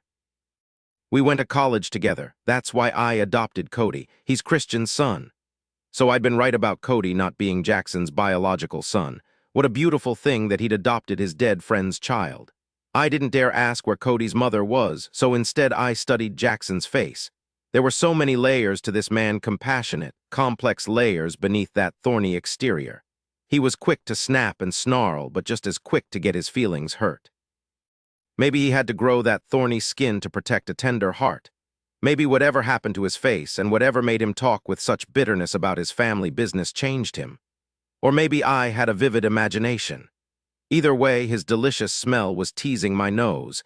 He was standing a little too close, and he was looking at me in that odd way he did, the way that made my heart pump faster and my palms sweat. I had to go somewhere else fast, so I could think about what the Fanny Hill was happening to me, because I was pretty sure it wasn't only the cold that had my nipples hardening. In a crisp, business-like tone, I said, well, if you'll excuse me, I have to get back to work before Claudia discovers I'm still gone and has a stroke. Then I hurried away over the lawn toward the house, telling myself I really couldn't feel Jackson's gaze on me as I went. Only I could, and it was fire. By midnight, the auction was over, the guests had left, and a team from the rental company had arrived to strike the tent and tables. Claudia was so relieved the event had gone well and only deviated from her schedule by 12 minutes that she hugged me. All that was left for me to do was find Rayford, who had promised to drive me home. But I hadn't seen Rayford in hours. I didn't feel comfortable skulking around the house in search of him, so for a while I lingered in the kitchen, assisting the strike team with loading the plates and glasses back into their crates and packing up the rest of the kitchen equipment. When that was done, I decided to give the kitchen counters a good scrubbing because I couldn't stand leaving a kitchen a mess at the end of the night. It was while I was in the middle of scraping burned food off the stove that I felt someone watching me. I turned to find Jackson standing in the doorway, a bottle in one hand and 2 highball glasses in the other. He said, since you like Boudreaux bourbon so much, I thought you might want to try something special. He lifted the bottle, a beautiful piece of cut crystal filled with an amber liquid so dark it was nearly brown. The gold label read, Heritage 30 Year. My eyes widened. I thought that stuff was an urban legend. Jackson moved from the doorway to the large marble island in the middle of the kitchen and set the bottle and glasses down. He'd removed his jacket and rolled up the sleeves of his white dress shirt. I still couldn't get over how different he looked, though his hair was trying its hardest to return to its former state of disarray. Several unruly dark locks flopped over his forehead in an appealing, boyish way. He said, it's an orphan from one of only a few dozen barrels made with this particular mash bill. An experiment that was ended when my father opened the barrels after 10 years and declared it shit. The rest of the barrels were sold to a competitor for blending, but one was misplaced, found in the back of the rickhouse a few years ago. Turns out the mash bill was perfect, but it needed a lot longer to age than the other recipes. I heard my mother's voice telling me, some caterpillars need more time to turn into butterflies than others. When I asked her why at 15, I didn't have boobs like all my friends. Like the Heritage 30-year, I was a late bloomer. It was both strange and strangely comforting to find I had something in common with a rare, expensive liquor. Jackson uncorked the bottle, poured a precise measure into each glass, and put the corked cap back on. He picked up one glass, swirled the bourbon, sniffed it, and then held it out to me. "Tell me what you smell." Unsure if this was a test of some kind, I set down the sponge I was holding, walked over to him, took the glass, held it to my nose, and inhaled. Aromas of caramel, toasted oak, vanilla, maple, dried apricots, and lemon zest filled my nostrils. My eyes drifted shut in bliss. I said, "I smell heaven." Jackson chuckled. When I opened my eyes, he was smiling. I thought heaven was a library filled with every book ever written. Surprised he'd remembered that comment, I smiled back at him. "You have to have something good to drink while you're reading a good book, Mr. Boudreaux." His smile slowly faded. He took up his own glass and lifted it to his mouth. He kept his gaze on me as he took a sip, swallowed, then set the glass back down. He slowly licked his lips and then said huskily, "Jackson." Hell's bells, the man should work as a phone sex operator. That voice. I cleared my throat. "Right, Jackson, sorry." "Have I said something to offend you again?" he asked. I blinked. "No, why?" His gaze dropped to my cheeks. "Because your face gets flushed when you're mad. Or embarrassed," I corrected. "I get it from my father's side. You could always tell when he was feeling something strong because his cheeks would go red as Rudolph's nose." Jackson let that bizarre admission hang between us for a moment, watching as the flush spread from my cheeks and down my neck. Then in a low voice, he asked, "Why would you be embarrassed that I told you to call me by my first name?" "Gee, let me see. It could be that your voice could make women flustered, or that you have this dominant way of giving orders that I'm starting to find less annoying and more interesting, or that watching you has made my heart race." Instead of saying any of those insane thoughts aloud, I simply threw my head back and chugged the bourbon in my glass. "Hugh!" I exclaimed when I was finished. "That possum's on the stump." Jackson slowly raised his brows. "It means it doesn't get any better than that," I said hastily, feeling like a class idiot. Jackson said, "I know what it means. I'm just wondering what's got you so riled up." Then he stared at me, his eyes burning like blue blazes. I stammered, I'm tired. I get kinda loopy when I'm tired." "Dear God, if you will please help me out and grant me the power of invisibility or cause my sudden death from something quick and painless, I'd be much obliged." But God was probably having much too good a time watching me squirm to grant my wish. I stood there looking at Jackson while he looked back at me, neither of us saying anything. He tipped his head back, exposing the strong column of his throat, and drank his bourbon. I watched his Adam's apple bob up and down as he swallowed, and imagined God was a teenage girl giggling madly as I felt the heat in my face and neck spread all the way down to my chest. I reached for the bottle and poured myself another glass. I downed that one too, coughing at the end because, although the bourbon was hands down the best I'd ever had, it was meant to be sipped slowly, not inhaled. Fumes seared my throat. "Smooth," I said, eyes watering, and laughed. Jackson cocked his head and stared at me. He asked, "Do I make you uncomfortable?" Maybe I should just fill the sink with water and stick my head in it, I thought, desperate for some way to escape. At the moment, suicide wasn't out of the question. I looked over Jackson's shoulder. "Have you seen Rayford anywhere? He said he'd drive me home." "No, and that was the worst segue I've ever heard, so I have to assume the answer to the question you avoided is yes. My next question is, why?" Lord, he was direct. I blurted, "You've made me uncomfortable since the first moment I met you," and instantly wanted to punch myself in the face. When his face darkened, I added, "But tonight's the first time that it's not a bad kind of uncomfortable."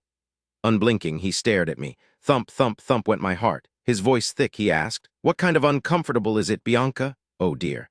Have you ever stood at the edge of a high cliff and looked over? When I was little, my father took us to see the Grand Canyon. Being the curious child I was, I wanted to get as close to the precipice as I could. So when my mother turned her attention away for a split second, I scurried under the wood barricades, ran right up to the rocky lip of the canyon, and stared down.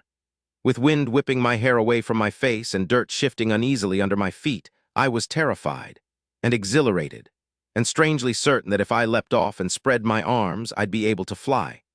There was something magical about my terror, something that made my heart soar even as it stole my breath and froze my blood to ice. That's the exact sensation I had gazing into Jackson's blue eyes as he waited for me to answer his question. He must have seen it in my expression because he carefully set his glass down and stepped toward me. 13 Jackson, I should be going, Bianca said abruptly, sounding like she just remembered she'd left the stove on at home. I stopped dead in my tracks, disappointment cutting through me like knives. I'd mistaken her look for one of interest. I'd obviously been projecting my own feelings onto her because, judging by her wide-eyed, panicked look at my approach, I'd seriously miscalculated what was happening here. She was just being nice, while I was being a creepy, wildly inappropriate jerk. What a fucking idiot. Of course, I said, mortified. It's late. I won't keep you. Blood pounded in my temples. I stepped back quickly, dragged a hand through my hair, and took a steadying breath. Bianca said, Rayford was supposed to drive me home, but I haven't. I'll take you. It was out before I could stop it, a barked declaration that made her blink in surprise at its force. Oh, she said, I don't want to bother you. It's not a bother, I answered through gritted teeth, gutted by her obvious dismay at the thought of sharing a car ride with me. But I couldn't let her leave like this with all this tension and awkwardness. I'd have to make it up to her on the ride somehow. Say something suave or charming that would bring on that laugh of hers and ease the steel band tightening around my chest. Yeah, good luck with that, dickhead. This way, I snapped and turned on my heel and left the kitchen. I didn't look back to see if she was following me as I made my way to the garage, partly because I could hear her footsteps echoing on the marble and partly because I was too busy beating myself up for acting like such a fool. Also, my face was flaming red in embarrassment. I didn't want her to see how horrified I was by my own stupidity. I should be known that a woman like Bianca Hardwick would never be interested in a man like me. The only women who wanted me were mercenaries. I'd been alone so long I'd forgot. You're only worth the balance in your checking account. Cricket had screamed at me all those years ago, yanking her engagement ring off and throwing it at my chest. Did you really think I could love you? That anyone could love you? Then she'd made a few choice comments about my prowess, and that was the last time I trusted another human being. I slammed the door of the garage open, flicked on the light switch, grabbed a set of keys from the hook on the wall, and stalked over to the Porsche. Rounding the passenger side, I yanked open the door and stood in seething silence, watching as Bianca hesitantly approached. Avoiding my eyes, she slid into the passenger seat and folded her hands in her lap. I growled, "Seatbelt." Without glancing at me, she slid the safety belt across her body and clicked it into place. Then she sat looking straight ahead with an expression on her face like she was going to a funeral. I closed the door and tried not to pound my fists on the roof of the car. I got in, started the engine, pulled up to the garage door, and waited for it to open. Bianca said politely, "That's quite a car collection you've got. I counted 12. I have to spend my money on something," I said bitterly. She glanced at me. When the garage door was up, I gunned the Porsche. The car leapt forward, slamming us both back against our seats. We drove in silence until we'd passed the gate of my property. Then Bianca said, "Why are you mad right now?" It startled me. I didn't know how to answer, so I stayed silent, concentrating on the road. She said, "You're driving like a crazy person, and I'm not ready to die yet, so maybe if you told me why you're so angry, we could talk about it and you'd slow down." I snapped, "I'm not angry," but eased my foot off the gas pedal so the car immediately dropped speed. The last thing I wanted was for her to feel unsafe with me. After a long moment, she sighed. "Okay," I muttered, "fuck." Then I cleared my throat and looked at her. "I'm sorry." She turned her head and met my gaze. In the dark interior of the car, she had an otherworldly look, like something out of a dream, all glittering eyes and burnished skin, electrifying beauty. I admitted, "I'm not very good with people." Her lips curved up. "You are when you want to be." Again, she'd surprised me. Was that a compliment? I turned my attention back to the road because looking at her was dangerous. I couldn't trust myself not to say something stupid when our eyes held. I asked, "Where am I going?" "Treme, St. Anne Street." We drove in silence for several minutes, long enough for it to be uncomfortable, almost long enough for it to be weird. Then she broke the silence with another surprise. "I want to thank you." "For what?" "For overpaying me. It came at exactly the right time." I couldn't help myself. I looked at her again. "You weren't overpaid. You saved my ass. No one else could have pulled tonight off on such short notice. And the food was incredible. You were right. People opened their wallets. It looks like the auction will be the most successful the project has had." She looked out the window at the passing night and slowly shook her head. Well, anyway, thank you. She sounded so melancholy. It brought me out of the pity party I was throwing for myself, and suddenly all I could focus on was her. I said, "What do you mean it came at the right time?" She lifted a shoulder. "Nothing, just, it's appreciated. You were very generous. It really helped." My mind went a million miles an hour trying to figure out what she could mean. She'd mentioned her mother before. Is this about your mother? Her head snapped around. She stared at me with big, shocked eyes. How did you know about my mother? So my guess was correct. You mentioned her earlier. You said it had been a rough few weeks. Bianca turned stiffly away. I asked gently, is she sick? She inhaled a slow breath, then blew it out silently. She would literally kill me if she knew I told you, so I'm not telling you. But yes, but you didn't hear that from me, and please don't share it with anyone. She looked over at me again, her eyes pleading, and I nearly drove off the road from the explosion of emotion in my chest. I said gruffly, "You have my word I won't tell a soul."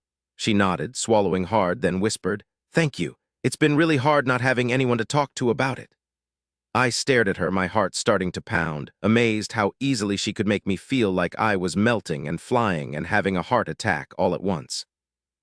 Holy fucking yellow submarines, this woman is my kryptonite. I looked back at the road, gripped my hands around the steering wheel and tried to breathe. I said, "My mother's been sick for a long time."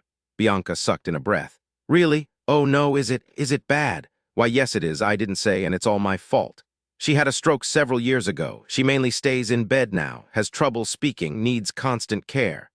That's pretty much all I got out before my throat closed and I stopped talking. "Oh, Jackson," said Bianca, "I'm so sorry to hear that. How hard it must be for you." When I didn't respond to that, she said hesitantly, "Or are you two not close?" I briefly closed my eyes. This was something I hadn't spoken about to anyone ever, but Bianca had just shared something very personal with me, and it felt like the right thing to do to share in kind. "We used to be, but that was before I became such a disappointment." "A disappointment, you, but you're so." Expecting a nasty joke about my character, I looked over sharply. But Bianca was looking back at me seriously with her brows pulled together, searching for a word. Finally, she declared, "Well, I don't know what the right word is, but anyone who adopts a special needs child and raises money for charity and keeps his end of the deals he makes isn't a disappointment in my book." With a smile, she added, "Even if you are stuck up higher than a light pole." "Stuck up? I am not stuck up." I exclaimed, pleased as fuck by what she'd said, even if it did end with a jab. Bianca waved a hand in the air. "Oh, please, Jackson, you're so highfalutin you think your shit tastes like sherbet." Then she slapped her hand over her mouth and stared at me in horror. I threw my head back and laughed. "Oh my goodness, I'm so sorry," she breathed. "That was just classless and rude." I kept on laughing, so hard tears formed in my eyes. Her expression was classic. Had anyone else said that to me, I'd have exploded in fury. She begged, "Please tell me you're not going to put a retroactive stop payment on your check." "That's not even a thing," I said between gasps of air. She buried her face in her hands and groaned. "If my mother knew I'd said something like that, she'd knock me into next week." Unthinking, grinning like a lunatic, I reached out and squeezed her shoulder. "Don't worry about it. You've been giving me grief since the minute we met." "I think I'm starting to like it." She raised her head and looked at me. Then she looked at my hand on her shoulder. I snatched my hand away so fast it was a blur. "Sorry," I said gruffly, my face reddening again. After a minute of excruciating silence, she said, "Turn here." Wishing for a time machine so I could undo my colossal mistake of touching a woman who hadn't invited me to do so, I turned the corner into Bianca's neighborhood. A few more turns and I found her street. "The white one on the left with the red door," she said, pointing to a house. As I pulled to a stop at the curb, Bianca cried softly, "Oh!" I followed her gaze out the window. A man sat in a chair on the front porch of her house. When he saw her, he rose and stood next to the door, waiting. At 1 o'clock in the morning, there was a man waiting for her to come home. A young, handsome man by the looks of it. Though the porch light was dim, it was bright enough to see that. Shit. Crushed by disappointment and an irrational, unwarranted jealousy, I said stiffly, "Your boyfriend?" Bianca's head shake was violent. She recoiled from the window. "Ex-boyfriend, so very, very ex." Her disgusted tone revealed exactly how she felt about the man on the porch. Obviously, whatever had happened between them had left her angry, bitter, and with zero desire to see him again. My jealousy was replaced by outrage and a need to protect her that was so strong I almost snapped the steering wheel in half. "I'll get rid of him," I growled. I reached for the door, but Bianca stopped me. No! She turned to me with an intensity I'd never seen in her before. She laid her hand on my forearm. I have a better idea. Then her gaze dropped to my mouth. She leaned toward me, and my heart stopped dead in my chest. 14 Bianca, before you judge me, let me just say in my defense that my brain wasn't firing on all cylinders on account of the tension between Jackson and me in the kitchen. Fright over how erratically he'd been driving, making him laugh, a beautiful, unexpected sound. Having his big, warm hand settle on my shoulder in a gentle yet distinct grip, and seeing Trace standing on my front porch in the middle of the night. So yes, I kissed Jackson, hard. That wasn't the bad part. His lips were soft, his face was smooth, and he smelled even better up close. The bad part was that he didn't kiss me back. When it became clear after several long moments that he wasn't opening his mouth and had in fact frozen stiff, I withdrew a few inches and sheepishly looked at him. He said, "Did you just kiss me to try to make him jealous?" I said, We stared at each other. I felt like every one of my nerve endings had been dipped in lighter fluid and set on fire. He lifted his hand and slowly brushed his thumb over my lower lip. His voice an octave lower, he said, "You caught me off guard. Let's try it again, and this time put your hand on my chest so it looks more authentic." I grumbled, "Lord, you're bossy," but then I shut up because Jackson took my mouth and I couldn't think, let alone speak. He tasted like bourbon and secrets and frustrated desire and kissed like he was starving.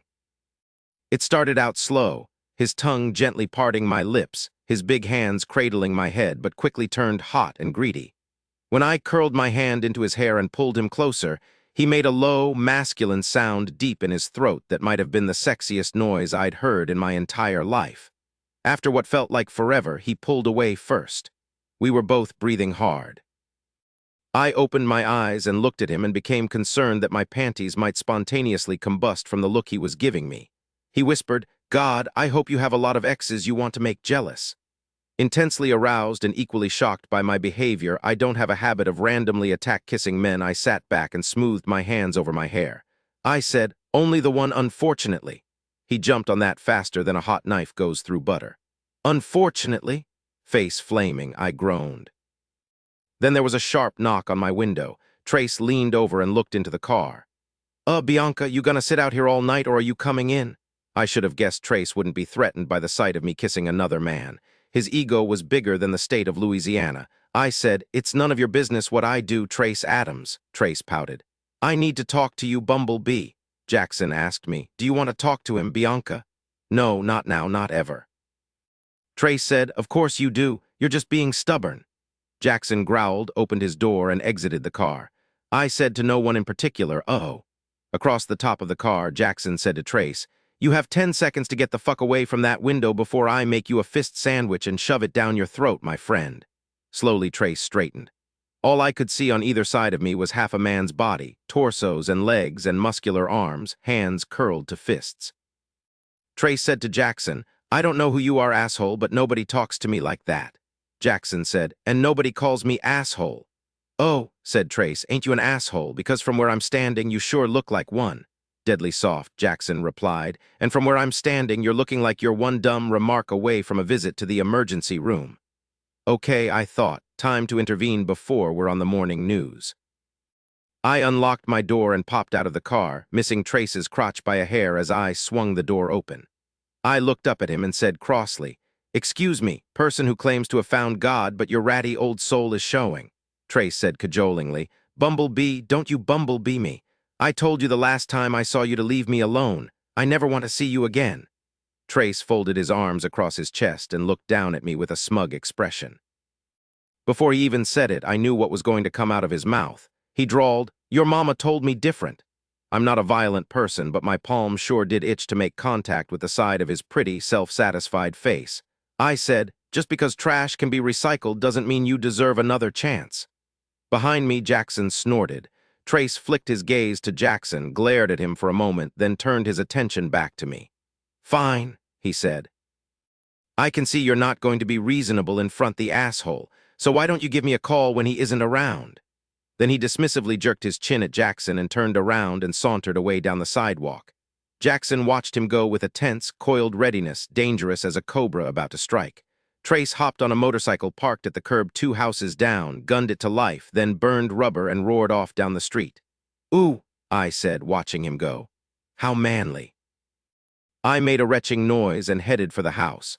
I retrieved my spare key from the hide-a-key that looked like a rock hidden under a shrub next to the patio, then climbed the steps and unlocked the front door. When I turned around, Jackson was slowly climbing the porch steps, flexing his hands like he was trying to release tension from them. I said, "I'm sorry, that was embarrassing." Jackson stopped a few feet from the open door. He looked down the street in the direction Trace had gone, his gaze dark. "Don't apologize. You have nothing to be sorry for. Do you want me to sit out here a while, make sure he doesn't come back?" That threw me for a loop. Jackson Boudreaux was willing to sit on my front porch in the middle of the night like my own personal watchdog. Maybe he liked that kiss as much as I did. "Thank you for offering, but Trace won't come back tonight. He'll need to go lick his wounds in some woman's bed for a night or two before he works up the nerve to show his face to me again." I sighed, suddenly bone-tired. "Believe me, I've seen it a million times. It's just too bad I didn't bring my pocketbook with me today because I've got a little present for him in it that will definitely keep him away longer." Jackson leaned against the door jamb and looked down at me. "A present? Pepper spray?" A shade of tension eased from Jackson's body. He even managed a small smile. "Remind me never to get on your bad side." I rubbed my temples. I had a nasty headache coming on. "I don't know about a bad side, but I do know that a man has to choose me or lose me. I'm not a backup plan." Jackson was silent. When I glanced at him, he was giving me that burning look again, the one that made me feel like I might ignite. He murmured, "He's an idiot, but he's a lucky idiot." "Why do you say that?" "Because for a while he had you." Heat rose in my cheeks. Flustered by the unexpected compliment, I changed the subject. "Can I ask a personal question?" Without hesitating, he said, "Yes." I gestured to his arm. "Why do you have a semicolon tattooed on your wrist? I noticed it when we were in the kitchen." Jackson turned his left hand up and gazed down at the simple black tattoo on the inside of his wrist. He was silent for a long time, then looked up and met my eyes. He said, "You're an avid reader. You know the meaning of a semicolon." I frowned. "It's when the author could have ended a sentence but chose not to." "Exactly. I don't understand." Jackson looked deep into my eyes. His smile might have been the saddest thing I'd ever seen. He said softly, "I'm the author and the sentence is my life." Oh my God, my heart fell at my feet. I whispered, "Jackson." He pushed away from the doorframe, dragged a hand through his hair, then looked at his car. "It's been a long day. I'll let you get some rest." He seemed distant now. Depressed, too, like my question had brought back all kinds of bad memories, and now he couldn't wait to get away from me and them. Feeling like a fool and not knowing how to erase this new awkwardness, I said, "Thank you for the Heritage 30-year. That was a treat." The sad little smile still hovered around the corners of Jackson's lips. I didn't know what he was thinking, and he didn't enlighten me. All he did was tip his head and turn to leave. When he got to the curb, I called out, "Jackson!" He turned to look at me. I said, "I'm sorry about the kiss." He stared at me with a look of such longing and loneliness it took my breath away. He said, "I'm not. It's going to get me through the next 4 years." Then he got in his Porsche and drove away, leaving me standing in my open front door wondering why he'd put an emphasis on the word next, and what had made him get that semicolon tattoo, and why I suddenly wanted to know everything about him. I didn't sleep a wink that night. I didn't toss and turn either. I just lay on my back in the dark, staring up at my bedroom ceiling, my mind a merry-go-round that wouldn't stop spinning. Who was the real Jackson Boudreaux? The beast that snarled and snapped, the suave sophisticate at ease in front of crowds, or the sad, lonely man with a mysterious tattoo and eyes full of bad memories? He was a puzzle I ached to figure out, but the charity benefit was over. And with all that had happened last night, I doubted Jackson had any desire to see me again. I wanted to kick myself for using him to try to make Trace jealous. It was a selfish, childish thing to do. Though it seemed we'd both enjoyed that kiss, if the tables were turned and I'd been the one being used for revenge, I wouldn't have been happy about it. Whatever Jackson's opinion of me had been before, after last night it must be lower than a snake's belly in a wagon rut. In the morning, I stopped by Mama's as usual. I found her in bed, drenched in sweat, miserable with nausea. Her pillow was covered in hair, which had started to fall out of her head in clumps. "How did the event go, Cheer?" She whispered, wincing when I turned on the bedroom light. Fighting back tears at how bad she looked, I sat on the bed next to her and held her hand. It felt clammy and frail. "It went fine, Mama. Great, in fact. Everyone loved the food." She closed her eyes and nodded. "Of course they did. You're the best cook in Louisiana. Next to you." Her smile was faint. And how did you get along with the infamous Mr. Boudreaux? Was he as ornery as usual? I thought about how to answer that, about how Rayford had said of Jackson, if you're treated like a stray dog long enough, you start to believe it and act like one. And something my father had once told me that had stuck with me for years. Fate is just the sum of all our bad decisions. And something Jackson himself had told me. That was before I became such a disappointment. I said, I think sometimes it's easier for a man to be the worst version of himself than to let the world keep breaking his heart. Mama cracked open an eye. You been hittin' the sauce this morning, baby? I sighed deeply, fighting exhaustion. I wish. A nice little soul-numbing habit would go a long way on a day like this, but never mind me, what can I get you to eat? At the mention of food, her complexion turned faintly green. Lord, please don't talk to me about food. You have to eat something, Mama, I insisted. You need your strength. How about some applesauce or white rice, a bit of boiled chicken? Mama weakly waved me away. Nothing, I couldn't keep it down, baby. Just let me sleep for a bit, I'll feel better later. But I knew she wouldn't. I knew this was going to be one of the bad days, the days when she'd never even make it out of bed. I put a fresh pillow under her head, kissed her cheek, and turned off the light on my way out of the room. I knew I couldn't leave her alone all day. I'd have to come back before first seating at the restaurant to check on her. Her doctor had mentioned the possibility of having a home healthcare nurse stop by a few times a week during the day to help out, and that was looking like a good idea. I thought I could take care of everything myself running the restaurant and whatever Mama needed in terms of support and daily care, but I was beginning to have my doubts. The second round of chemo started in a few days. If it was anywhere near as bad as the first, I was going to need an army of help. I boiled a chicken breast and some plain white rice and left it in the fridge with a note in case she felt a little better later. When I was about to leave, an envelope on the kitchen table caught my eye. It was from the hospital. It hadn't been opened. I slid my finger under the glued flap, removed the folded piece of paper, and all the blood drained from my face. Invoice. Big, blocky letters screamed from the upper right-hand corner. When I read the amount due at the bottom, I sank into the kitchen chair. Then I had myself a good, long cry. Bianca's blackberry and bourbon cobbler makes 8-10 servings, 12 cups fresh blackberries, 3/4 cup raw sugar, 1/4 cup high-quality bourbon cooking spray, a half vanilla bean, 1 cup granulated sugar, 2 cups all-purpose flour, 1 tablespoon, plus 2 teaspoons baking powder, a half teaspoon table salt, 1 teaspoon lemon zest, 1/2 cups milk, 1 egg, 3/4 teaspoon vanilla, extract 6 tablespoons butter. Melted preparation, preheat oven to 350 degrees. Combine blackberries, raw sugar, and bourbon in a large bowl. Transfer mixture to a 132x92 baking dish lightly greased with cooking spray. 2. Split vanilla bean and scrape seeds into granulated sugar, making sure vanilla bean seeds are distributed evenly. 3. Sift together flour, baking powder, salt, and granulated sugar mixture into a large bowl.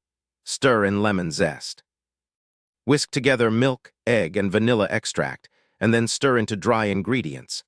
Add melted butter and stir. 4. Pour batter evenly over fruit. Place dish on a baking sheet. 5. Bake at 350 degrees for 1 hour and 10 minutes or until crust is deep golden brown.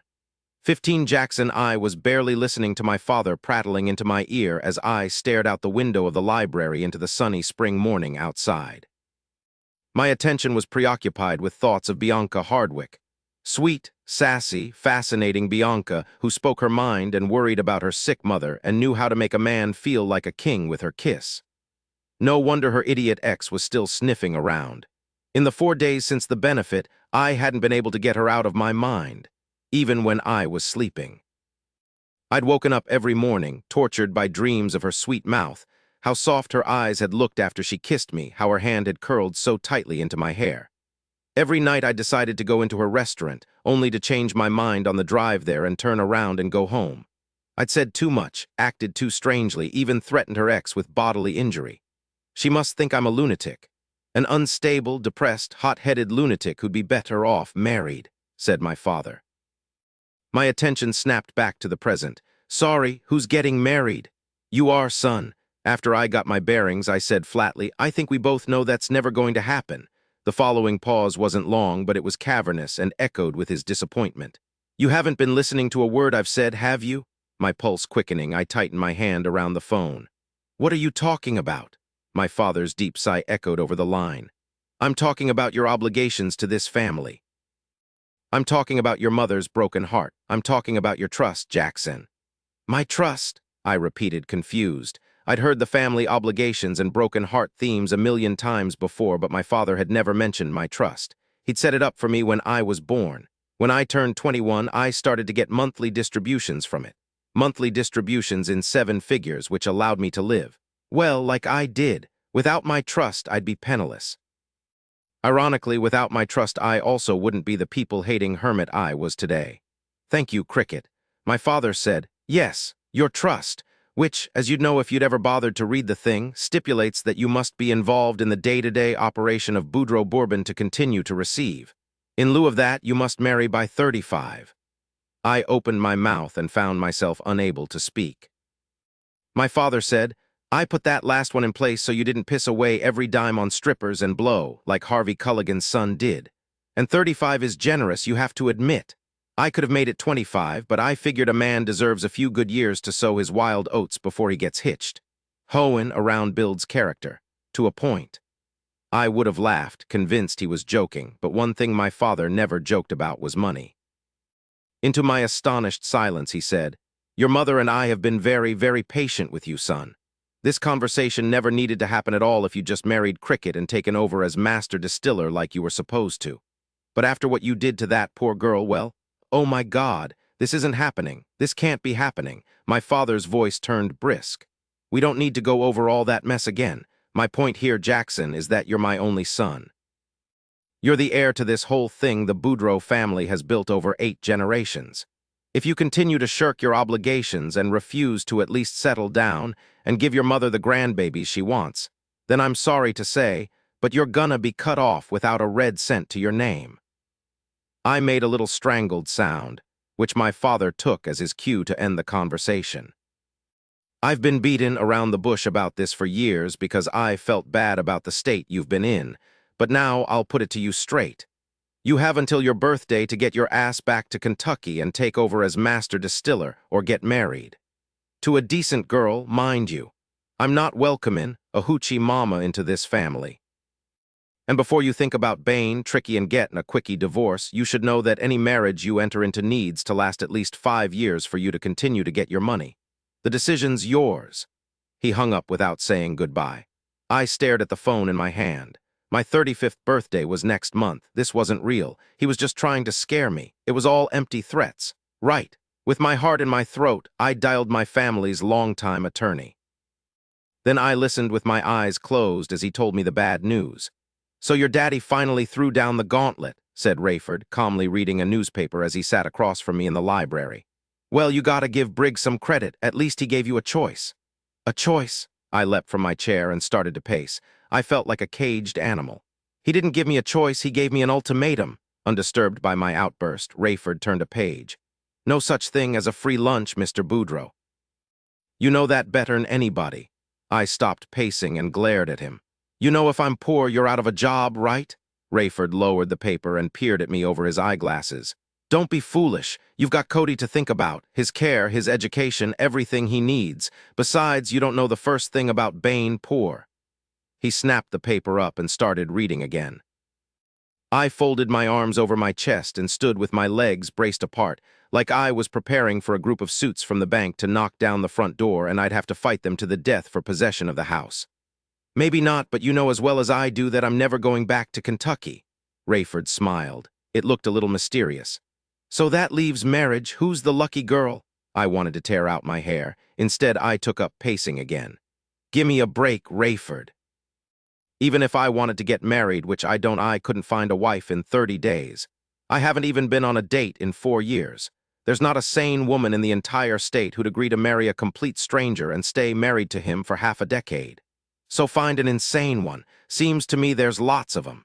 Jesus Christ, you're no help at all. Rayford made a noncommittal noise that was neither agreement nor disagreement, then crossed his legs. His gaze still on the paper, he mused, funny, I thought I was plenty helpful the other night. I stopped pacing and stared at him. Please don't be cryptic. I can't handle cryptic right now. Rayford looked up at me. His mysterious little smile grew wider. When I was nowhere to be found at the end of the night of the charity event and you had to drive Miss Bianca Hardwick home. For a minute I was speechless. You're kidding me. You did that on purpose. Now his smile positively beamed. Lovely girl, isn't she? Lots of moxie, as my mama used to say. And speaking of mamas, did I overhear her tell you her own mama was having some troubles? Something about it being a rough couple of weeks. My eyebrows flew up my forehead. Were you eavesdropping on us? He shrugged. Just passing by the kitchen. I've got a pair of working ears, no need to get all excited. I said sternly, Rayford. He said, you know she likes you, don't you? After I came back to my senses, I decided my legs weren't feeling quite normal and sat back down in my chair. I cleared my throat, buying time to let the frog jump out of it before I had to speak again. What makes you say that? Rayford ruefully shook his head.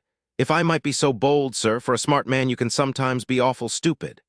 Then he folded the newspaper in half and turned the side he'd been reading toward me. Charity benefit raises millions for wounded vets, the headline read. Directly beneath it was a large color photo of Bianca and me on stage. She was tucked tight under my arm, smiling up at me like an angel. I said, I told her to smile at me. She was just following orders. Rayford rolled his eyes. No woman smiles at a man like that because of an order. He tapped his finger on Bianca's face, inviting me to look closer. I opened my mouth to protest but closed it again, because he was right. Bianca's smile wasn't only on her mouth. It was in her eyes, in her face, in her entire body. She was leaning into me, her arm around my waist, staring up at me like the sun was shining out of the top of my head. She looked bedazzled. I was looking at her the exact same way. In fact, if I'd seen this picture anywhere else and I didn't know the people, I'd have assumed it was an engagement announcement. I sat back against the chair. A breath left my chest in a noisy rush. Said Rayford, full of himself. So there you go. There I go what? Lord, do I have to do all the heavy lifting? He muttered. Then he waggled the paper impatiently at me. Hello, future Mrs. Jackson Walker Boudreaux, I blanched. That's, Rayford said. You already know each other. It's clear that she likes you and you like her. I never said I liked her. Oh, be quiet now, you're just talking trash, said Rayford, then continued on with his ridiculous explanation. And there's a very good chance that if you sweeten the deal a little bit, she'd say yes. I was starting to get a bad feeling about this. Sweeten the deal? Rayford sat back in the sofa and crossed his legs again. Smoothing a hand down the lapel of his suit jacket, he carefully said, Everybody's got a price. You didn't know that last time you got engaged, but now you do. I said quietly, ouch. I know, I'm sorry. But it seems to me that if you go into it with your eyes open, with all your cards on the table, it might work out for both of you. He let me process that, then added, She doesn't even own a car. I closed my eyes and rested my head on the back of the chair. I can't believe we're having this conversation, Rayford said. You told me Cody likes her. I groaned. She's smart, she's got her feet on the ground, and she comes from good stock. Rayford, what century is this? We're talking about a woman, not a cow. And she isn't too hard on the eyes, either. That made me pause. I had a vivid, fleeting image of Bianca and had to shake my head to clear it. It's not gonna happen. What would I do, mosey into her restaurant and say, Oh, hi there, I was just thinking since you're poor and I need a wife that we should get married. How romantic. I'm sure that's the proposal of her dreams, Rayford said. Maybe if you prefaced it with the mention of $1 million, it would be. I jerked my head up and stared at him in outrage. I sputtered, $1 million. He didn't even blink. Oh, I'm sorry, are you not a billionaire with a B? No, my father is a billionaire, and who's his only son who's gonna inherit all that money? I threw my hands in the air. This is completely insane. But Rayford wasn't giving up so easily. He said, and who gets an annual trust stipend in the gazillions every year before his father dies. Gazillions aren't units of currency. I'm talking poetic license here, sir. Cut me some slack. A sensible man would have withered under the stare I sent Rayford. Obviously, he wasn't sensible. Being annoyingly reasonable, he said, You don't want to go back to Kentucky. You also don't want to be dead-ass broke because you've never had a job in your entire life and you don't know how to do anything except collect overpriced automobiles and mope around in your big all-mansion. You wouldn't last an hour as a poor man. So your only other option is marriage. Ideally, you had a girlfriend you could ask, but your antisocial self doesn't have one of those, so we gotta be practical and determine who you could stand living with for the next few years before you get divorced and go your separate ways, and everybody's happy because everybody's rich. He smiled at me. And from where I'm sitting, only one woman in the world fits that bill. I had to admit it. The man made some very good points. Shit. 16 Bianca 4 days had passed since the benefit, and though I kept hoping Jackson would walk through the front door of my restaurant, he never did. Now I'm as liberated as the next girl, but one thing I will never, ever do is chase after a man, no matter how much of a fascinating puzzle he is. My mama always said the minute you make a move on a man is the minute you lose control, because then he knows he's got you. A woman worth her salt should be the hardest thing a man has to work for in his life, because then she's a prize, not a gift, she'd told me. Anything you get for free is worth exactly what you paid for it, nothing. I wasn't looking for control in a relationship, but I knew she had a point because I'd thrown myself at Trace like I'd been shot from a cannon, and look where that got me. So I put Jackson Boudreaux out of my mind and focused my energy into taking care of Mama, running the restaurant, and trying to think of ways to make more money. Unfortunately, I was coming up short on all 3 counts. "Boo, what's happening with you?" said Enid, hands propped on her hips. "I've never seen you looking so raggedy." We were in the kitchen. It was a weeknight and the restaurant was full. Mama was in her 2nd round of chemo and was sick as a dog. I'd started spending the night at her place because I was afraid to leave her alone. When I'd looked into the cost of a home healthcare worker to help out, I'd nearly fainted. I should be gone into healthcare instead of the restaurant business. "I'm fine, Enid," I said, rubbing my eyes. They were grainy and bloodshot from lack of sleep and swollen from crying. Watching someone you love being slowly poisoned to death is not much fun. "Girl, you are not fine," said Enid, folding her arms over her chest. "I've known you since I was cooking in your mama's restaurant, and you were knee-high to a grasshopper, and never once have I seen you in such a state. I think you should tell me what's going on before I pay a visit to Miss Davina and get the truth." I stopped stirring the big pot of jambalaya on the stove in front of me and turned a tired eye to Enid. She stood there glaring at me, searing my eyes with the canary-yellow caftan she was wearing, which had turquoise-blue stripes and a matching turban. All she needed was some fruit in it, and she'd look exactly like the Chiquita banana lady. "Where's your apron?" I asked. "You're blinding me with that getup," she said. "I'm not covering up this beautiful frock I special ordered with one of those dingy all-kitchen aprons, and don't change the subject." I loved that she was worried about me, but if I told her the truth, the news would spread around the city faster than the speed of light. Enid was many wonderful things, but circumspect wasn't one of them. She loved gossip as much as she loved loud frocks and fried plantains. So I said, "I'm fighting a bug." That wasn't exactly a lie. I was fighting a bug. The depression insomnia so broke I can't afford to pay attention bug. Enid narrowed her eyes at me. She opened her mouth, but before she could get anything out, Pepper ran through the kitchen doors. "He's here again," she shouted gleefully. "It's him." There was only one person in the world who could get Pepper so excited. I wondered how much Jackson had given her this time. My heart beating faster, I said, "He'll have to wait for a table unless you can move some of those reservations around." Pepper, in a tight, shiny gold dress so short it looked like a skirt she'd hiked up over her boobs, jumped up and down, grinning like mad and clapping her hands. "He doesn't want a table, he wants to see you," Enid muttered. "Get the poor man a pair of sunglasses and a stiff drink." Over on the other side of the kitchen, Hoyt started to whistle the theme to Jaws. I said, "Pepper, please tell him I'll be out in a min." Jackson burst through the kitchen doors. He spotted me standing frozen at the stove and said loudly, "Everyone out." The entire kitchen staff turned to look at me. Oh Lord, not this again. Smoothing my hands over the flyaways from my bun, I said, "Jackson, we're so busy right now." "I'm sorry, but I can't have my employees. We're getting married," he pronounced and stared at me. Pepper gasped. Enid did a comical double take. Hoyt started coughing and couldn't stop. Everyone else stood stock still, their eyes wide and their mouths hanging open. Most of me was convinced he was joking. It was in terrible taste, but that was really the only option that made any kind of sense. There was a tiny part of me, however, that noted the determined look in his eyes and wasn't so sure.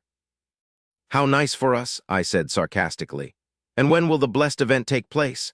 When he looked relieved, I started to panic. He said, "As soon as possible, tonight if you want. We can go to the courthouse right now." Pepper squealed in glee. No one else made a peep except for Enid, who threw her head back and started to laugh. That's when my panic turned to anger. I marched over to Jackson, grabbed hold of the front of his shirt, and dragged him out of the kitchen and into the alley behind the restaurant, kicking the back door open in front of me. When the door slammed shut behind us, I whirled on him and let him have it. "What the Sam hell is the matter with you?" This is my place of business. Some of us have to work for a living. You can't just barge in here and start telling stupid jokes. It's not a joke, he interrupted, his voice hard. And if you marry me, you'll never have to work again. I stared at him in disbelief. You've lost it. You've seriously lost your mind. Just hear me out. No, I won't hear you out. I don't know who you think you are, but I don't find this funny, and I don't have time to listen to whatever stupidity this is.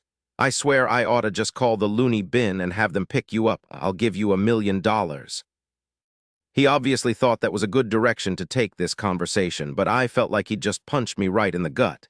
It was painfully obvious now that he wasn't joking. He was serious as a heart attack. He'd walked into my restaurant and announced we were getting married, not asked, announced, and then told me how much he was paying me to do it. The man thought he could buy me. He thought I was for sale. Heat flooded my face.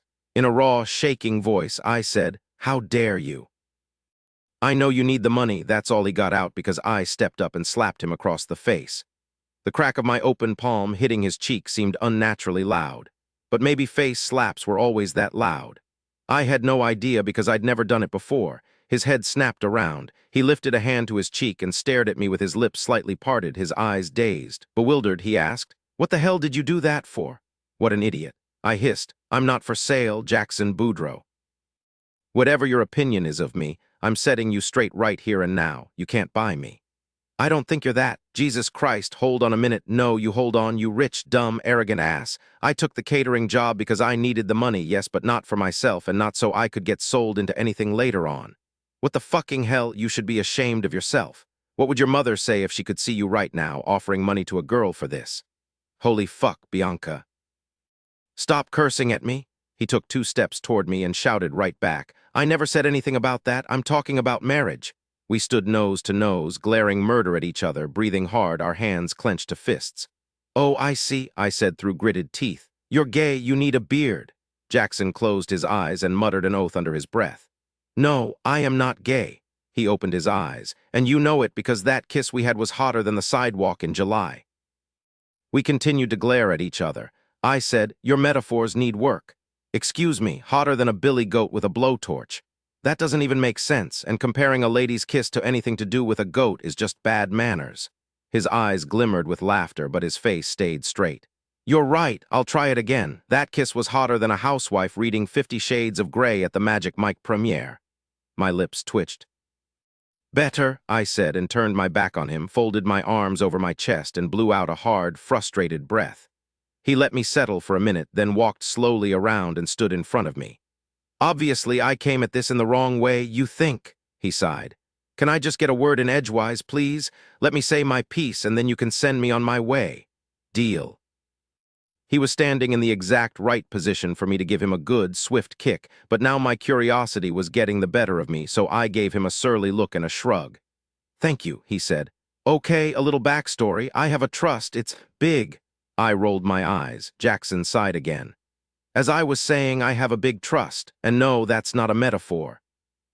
I found out today that to keep my trust and inherit my fortune once my father dies, I need to either work for the family company or get married. By my 35th birthday." His look turned sheepish. "Which is next month." I made a face. "So go work for the company, dummy." He didn't appear to appreciate being called a dummy, but he restrained himself from whatever smart remark he wanted to say and instead said, "I can't. I'll never go back to Kentucky, never." "Why not?" He looked away. That muscle in his jaw started jumping. "There's nothing for me there but ghosts." His voice was tight, his spine was stiff, and he looked miserable at just the mention of Kentucky. I looked down at his wrist, hunting for the semicolon tattoo, and caught a glimpse of it in the shadows. If he was trying to get me to feel sorry for him, it was working a little. I said. "So marry some debutante and have your 2.5 perfect babies and live happily ever after with your country club membership and your polo ponies. I'm sorry, but I don't see the problem here." Jackson turned his head and looked at me. The expression in his eyes stole my breath. He said, "The problem is that you're the only woman I've liked in a long time." He let that sink in, then added, "And I don't want to be poor. I'd be exceedingly bad at it. For one thing, I'm not nice enough."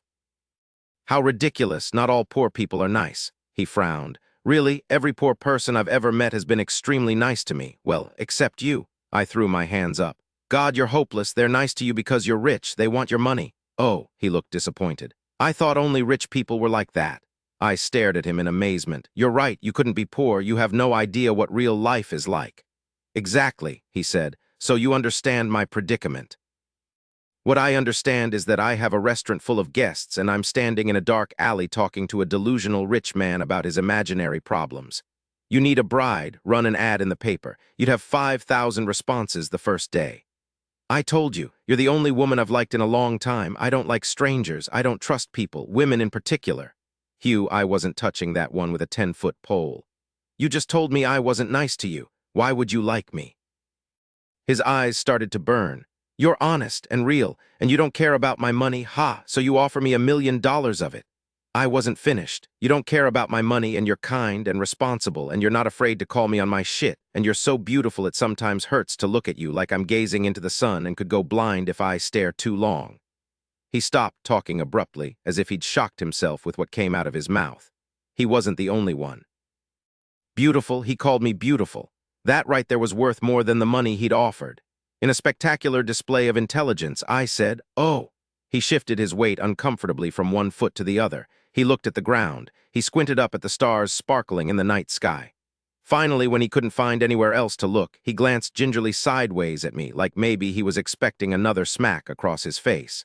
I closed my eyes and counted to 10. Then I said, "Let me get this straight. You want me to marry you?"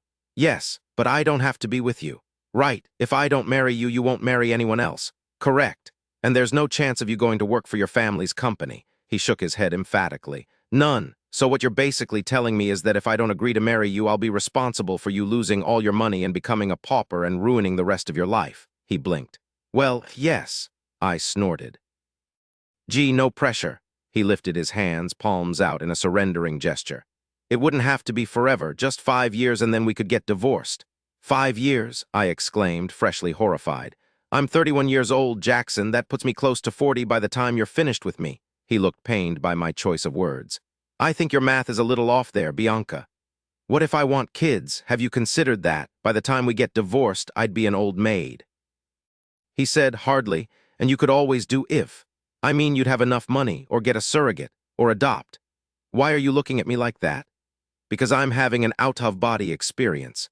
Somehow I've been transported to an alternate universe where a psychotic billionaire is trying to convince me to enter into a sham marriage, give up 5 years of my life, and forgo the possibility of actually falling in love and sharing a future with someone.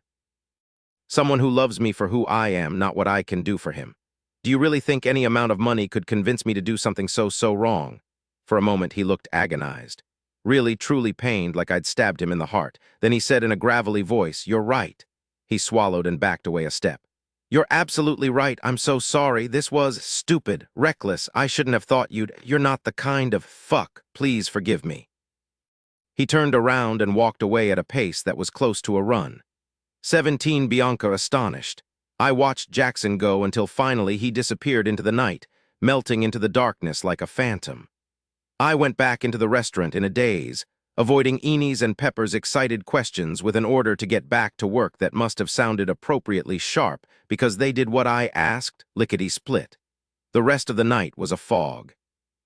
I kept seeing Jackson's face when he told me I was beautiful. I kept going over everything he said.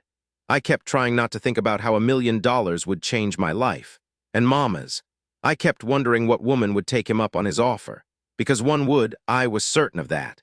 Somehow he'd find a woman who would be more than happy to take his money and give 5 years of her life in return. Lord, I could think of half a dozen off the top of my head. And then she'd be living in that icebox of a mansion and interacting with that sweet boy Cody and getting to see Jackson every day. Maybe even getting to kiss him. That was the part that really tripped me up. No intimacy. We could be married and he wouldn't expect that. For heaven's sake, what man in his right mind would offer that? One who wasn't in his right mind, that's who, or one who was desperate. I suppose Jackson Boudreaux was a little bit of both. I didn't know it then, but after another few weeks went by, I'd find myself both of those things, too. The doctor's office was like every other doctor's office in the world. At least that's what I thought, sitting with Mama in uncomfortable plastic chairs across from a desk in a room that was small and starkly bare except for a half-dead plant in one corner and a few framed diplomas on the walls. "You okay?" I asked my mother gently, holding her hand. She nodded, though I wasn't buying it. She'd lost almost 20 pounds, her skin was ashen, and all her hair had fallen out, so she'd taken to wearing head wraps that reminded me of Enie's colorful turbans. Only there was nothing colorful about Mama now in her clothes, skin, or spirit. Chemo had washed the once vibrant woman into a sickly shade of gray. "Mrs. Hardwick." Doc Halloran entered the room, manila folder in hand. He was bearded, stout, and red-cheeked, and bore more than a passing resemblance to Santa Claus. He shook Mama's hand, then mine, then settled himself behind his desk and opened the manila file. "So?" I asked, impatient for an update on Mama's condition. "That's why we were here after all." Doc Halloran looked up at me. He turned his gaze to Mama and smiled. He said, "Good news." I just about fainted. Mama raised a shaking hand to her mouth. He continued talking. "The scan shows the tumor has shrunk about 50%, which is where we needed it to be before we could do surgery. Your body has reacted very well to the chemotherapy drugs, Mrs. Hardwick. How are you feeling?" Mama said softly. "Like I went 12 rounds with Muhammad Ali." The doctor nodded. "Once chemo is stopped, you'll start to feel a whole lot better." My whole body was shaking. Water pooled in my eyes. I couldn't catch my breath. I said, "So does this mean she's going to be okay?" Doc Halloran flipped the folder shut, leaned back in his chair, and folded his hands over his belly. "It means the treatment is working, which is excellent, mind you. Many times we have to try several different drugs before we see a result. But I don't want to sugarcoat anything. After we remove the tumor, we're looking at an additional 5 to 15 weeks of chemo to get any stray cancer cells that might have been left behind in the lung or chest wall. We also need to consider radiation, depending on the outcome of the surgery. The lymph nodes are only marginally involved, which is good, but we won't really know if the cancer has been contained or eradicated for several months." He kept speaking, but all I could hear were the words 5 to 15 weeks of chemo. My heart beat fast and furious as a hummingbird's inside my chest. We didn't have the money for that. We didn't have the money for surgery or radiation either. I'd already applied for assistance from the local social services department and been told it could take months to get a response. And even if we were approved, it wouldn't cover much. I'd applied for online grants, but knew those were a shot in the dark. I'd done everything I could think of to search for financial help, and was amazed to discover that if you had lung cancer and no health insurance, you were basically up a creek without a paddle. "I'd like to schedule the surgery for the week after next," said Doc Halloran, looking at me. What could I say? "No, it's too expensive. I don't have the cash to save my mother's life." Suddenly all my self-righteous arguments about why I couldn't marry Jackson Boudreaux for money seemed as flimsy as a fart in the wind. So I squeezed my mother's hand and forced a smile. "Do it." When I got home that afternoon, I picked up the phone, called Jackson, and asked him if his offer was still on the table. 18 Jackson, sir," said Rayford. "You're gonna wear out the rug." "I'll buy another one," I growled, turning around and pacing back the direction I came. I couldn't keep still, and Rayford nagging me about it wasn't helping. The two of us were waiting inside the foyer for Bianca to arrive. Rayford was his usual tranquil self.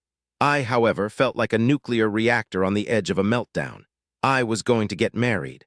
Bianca Hardwick was going to be my wife. At least that's what it appeared would happen.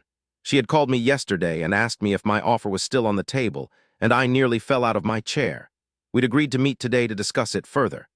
I slept all of 15 minutes last night. I spent an hour getting ready, showering, taming my hair, and obsessing over which clothes to wear. I even shaved again because I knew she liked it, even though the sight of those scars on my face made me want to punch the mirror. She was due to arrive any minute, and the possibility that Rayford would open the door and I'd drop dead of a massive heart attack the moment I spotted her was pretty solid. I hadn't been this nervous ever. "Maybe you should have a drink," Rayford suggested, watching me pace. "So you don't scare the poor girl off with all this." He waved a disapproving hand in the air. "Energy." "My energy's fine," I snapped, flexing my hands. Rayford snorted. "Sure, if you're gearing up to ride into battle on your war horse and lop off some heads with an axe." I shot him a murderous glare, which made him smile. He said, "Have it your way, but don't say I didn't warn you when I open the door and Miss Bianca sees the state you're in and turns around and runs off." "She's not the running off type," I said. "She's more the light you on fire and walk calmly away while you burn to ashes type." Rayford chuckled. "This is gonna be fun." I stopped pacing and stared at him. Fun. This is the most bizarre and unbelievably serious thing I've done in my life, and you're talking about it being fun." He smiled. "I meant for me, sir." Before I could reply, the doorbell rang. Rayford said brightly, "And here's the fire starter now," and opened the door. Bianca stood on the marble front step of my home wearing a red dress and a grim, resolute expression like she was arriving for an audit with the IRS. In spite of her obvious discomfort, she was breathtaking. This was the first time I'd seen her out of her chef's clothes, and my eyes greedily drank her in. The term hourglass figure was invented for women like her. Her waist was narrow, her hips were generous, and her legs were long. And her presence, I almost groaned out loud. The dress had a neckline obviously designed to be striking. It was cut low enough to be classy while still turning heads. If she wore that with a mind to negotiate for more money, she'd won. I'd willingly hand over my entire trust if I'd be allowed to look at her wearing that dress for more than 5 minutes. My God, her presence was captivating. Absolutely captivating, like, "Are you going to invite me in, or would you prefer we talked in the front yard?" asked Bianca tartly. My gaze snapped up to her face. Rayford coughed into his fist to hide his laugh, and I went red to the roots of my hair. "Yes," I said too loudly, flustered. "Come in."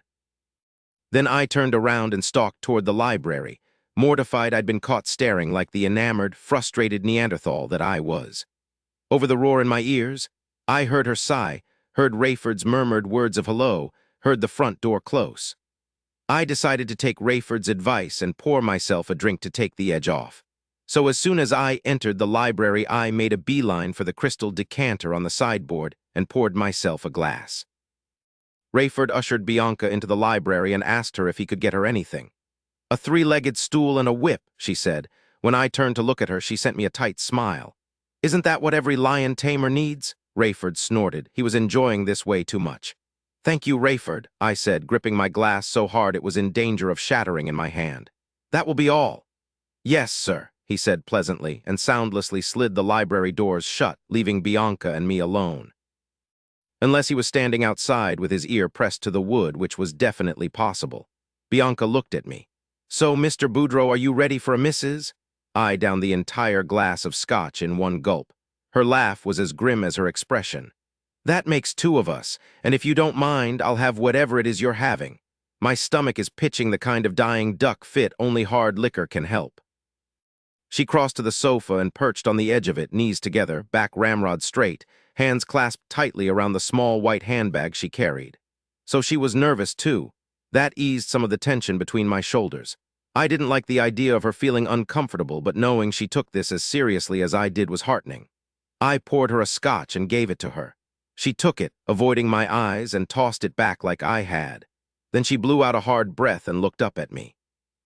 "Please sit down," she said. "You're intimidating when you hover." "I can't believe you'd find anything intimidating," I said, but did as she asked and sat opposite her in a chair, the coffee table between us. "I suppose you'll soon be finding out all kinds of things about me," she murmured, looking at her glass. A painful silence followed. I decided to break it with an admission of truth. "I'm worried." Surprised, she blinked up at me. "Worried?" I nodded. "About what?" My voice came out rougher than I intended. "About this. About what we're about to do if we agree to do it. But mostly, about messing things up and making you hate me." One of her hands trembled around the purse. She clenched it even tighter to stop it. "Thank you. I don't know why, but that makes me feel better." I sat slowly back in the chair and gazed down at my empty glass, giving her space. I wanted her to start when she was ready, to ask whatever questions she wanted to ask, to feel that she was in control of this exercise in insanity. I might not know much, but I knew that any small chance of success we had at even being friendly in the future hinged on her and her alone. I was already all in. It was Bianca who still hadn't placed a bet or shown me her hand. Finally, she said, "You shaved." I glanced up and met her gaze. "I know you prefer it." She pulled her lower lip between her teeth and chewed it. I'd never seen her do that before and found it endearing. She said, "And you're wearing a suit with a tie." My smile was faint. "I never said I didn't own any suits. I just said I hate them." "But you're wearing one." The occasion seemed to call for it. We stared at each other for a while until Bianca tossed aside her handbag and leapt to her feet. "Oh God, this is weird," she said and started to pace. "I know." She dragged her hands through her hair. It was down, falling in gentle waves around her shoulders, a dark mass of soft curls made for running through my fingers. I closed my eyes and pinched the bridge of my nose. Jackson, shut the fuck up. My mother has lung cancer, stage 3. Startled, I opened my eyes. Bianca was still pacing restlessly, her arms now folded over her chest. Without stopping, she said, "We're broke. She doesn't have insurance. Her doctor wants to do surgery. Chemo has shrunk her tumor, but she needs surgery and possibly radiation, and definitely more chemo after the surgery. All that stuff costs money. A lot of money. I've already burned through the 20 grand you gave me for the charity event, and that was only for the initial rounds of chemo and some prescriptions." She turned back and paced the other way, the hem of her dress flaring out around her knees. "There's no guarantee the surgery will work, of course, but without the surgery, she's dead. That's it. Finito, over, done. 64 years of running a business and raising a child and being a wonderful wife and mother and friend and good citizen and God-fearing churchgoer and taking care of everyone else without a thought to her own needs, and this is what she gets in repayment. Cancer, like that's fair, like that's how it should be." When she turned around to face me, I saw how upset she was. The color was high in her cheeks. Her chest rose and fell in rapid bursts.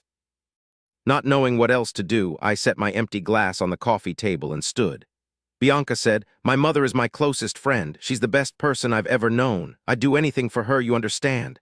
She looked at me with wild eyes. "Yes," I said quietly. "I understand. You'll marry a man you don't love and give up 5 years of your own life so you can have the money to save hers." She swallowed hard, her eyes filling with tears. I said, "That doesn't make you bad. Forgive me for saying that word. It makes you selfless." She quickly swiped at her eyes, then turned around and started pacing again. "I don't know what it makes me, but I've decided it doesn't matter. I'm willing to do whatever it takes." As I watched her move across my floor, spilling her heart fighting tears, sacrificing herself for someone she loved, I was gripped by an almost overpowering urge to take her in my arms. I wanted to comfort her and tell her I was going to make it all right, that I'd take care of everything. Instead, I said gruffly, "Tell me what will make this easier for you." Her steps faltered. She looked over her shoulder at me, chewing her lip again, her brows pulled together in a frown. Then she came back to the sofa and sat down, so I sat down too. Looking at the floor, she said, "Knowing what to expect will help." Then she lifted her chin and met my stare with a direct, unwavering gaze. I knew exactly what she meant. I said, "Intimacy isn't part of the contract."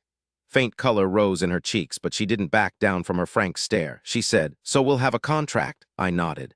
"My attorney will draw it up based on whatever agreement we make, and you can have your attorney review it. The only non-negotiables are the 5-year time period prior to a divorce, a non-disclosure, and that you have to live here for the entirety of the marriage." Her brows lifted. "Married people live together," I said gently, leaving out that my father's attorney had told me in no uncertain terms that was part of the bargain. She turned her gaze to the rows of books lining the library walls. When she didn't say anything for a while, I added, "There are 8 guest bedrooms here besides the master bedroom and Cody's room. You can have your pick." She flattened her hands over her lap and moistened her lips. The pulse was going gangbusters in the hollow of her throat. I wanted to gently press my finger to it, to whisper something reassuring in her ear, but I kept my ass parked firmly in the chair and waited. Later on, I'd deal with the question of how I was going to live with her under the same roof as me for the next 5 years without losing my mind, but right now wasn't the time for that. She said, "I don't want $1 million, and my heart skipped a beat. Here came the negotiation. Damn that red dress of hers, because I already knew I was going to say yes to whatever she wanted. I sat back, crossed my legs, and kept my expression neutral. "What I want," she said, "is for you to pay for all my mother's medical bills, prescriptions, any hospitalizations and surgeries, and whatever other necessary care she needs until she beats the cancer, or—" She paused and looked at me, leaving the word dies unspoken. I said, "Keep talking." She shook her head. "That's it." After staring at her in silence for what was probably much too long, I said slowly, "What do you mean, that's it?" She made a face. "Anything else and I'll feel dirty. This isn't about greed or getting rich. I love my life, if you want to know the truth, and if I'm being perfectly honest, all your money doesn't seem to have made you very happy." She had me there. "The only problem I have is that I can't pay for my mother's cancer treatments. We could run up a huge bill and let the hospital come after us, but then we're looking at bankruptcy court and debt collectors, and maybe even having what few assets she owns being seized. And my mama is too proud to even tell her friends she's sick. She'd rather die than go bankrupt or be a burden on anyone. If she lost her house and had to move in with me, She'd stick her head in the oven the first chance she got. I was beginning to see where Bianca got her moxie, as Rayford called it. I said, there must be something you want for yourself, something for the restaurant or your future. My future is my concern, she said softly but with steel beneath it. You're buying a 5-year pretend wife, and I'm buying a chance for my mother to live. That's it. That's the deal, or we don't have one. My chest ached. This woman was in a position to get almost anything she wanted from me, and all she wanted was for her mother to be well. For the first time in years, I had hope for humanity. How about this? I said. I'll put the money in a trust and name you the sole trustee. That way it will be protected, and you can have access to the money whenever you need it instead of having to rely on me. I think it would be awkward for you to have to come to me with every bill. Then whatever is left over when your mother gets better, you can do with as you choose. Buy your mother a bigger house, give it to charity, whatever you want. When she opened her mouth to protest, I said firmly, that's the deal or we don't have one. She pressed her lips together. We looked at each other in silence as the clock ticked on the wall and my heart pounded like a jungle drum. She said quietly, all right, Mr. Boudreaux, you have a deal. She stood and held out her hand. I rose, crossed to her, and took it. Staring down into her beautiful brown eyes, I said, how many times do I have to tell you to call me Jackson? Holding my hand and gazing up at me, she sighed. I suppose if I'm going to be your wife, I ought to have a nickname for you. Does anyone call you Jax? Oh God, she moaned. God, yes, please, Jax. With a gargantuan effort of will, I pushed aside the memory of the intensely vivid dream I'd had about her after the first time we met. No, I said, my voice rough. No one calls me Jax, no one but you. When her lips curved up at the corners, I felt like I'd been living my life up to then at the bottom of a dark well filled with trash and slimy water, and someone had just lifted the lid and lowered me a ladder.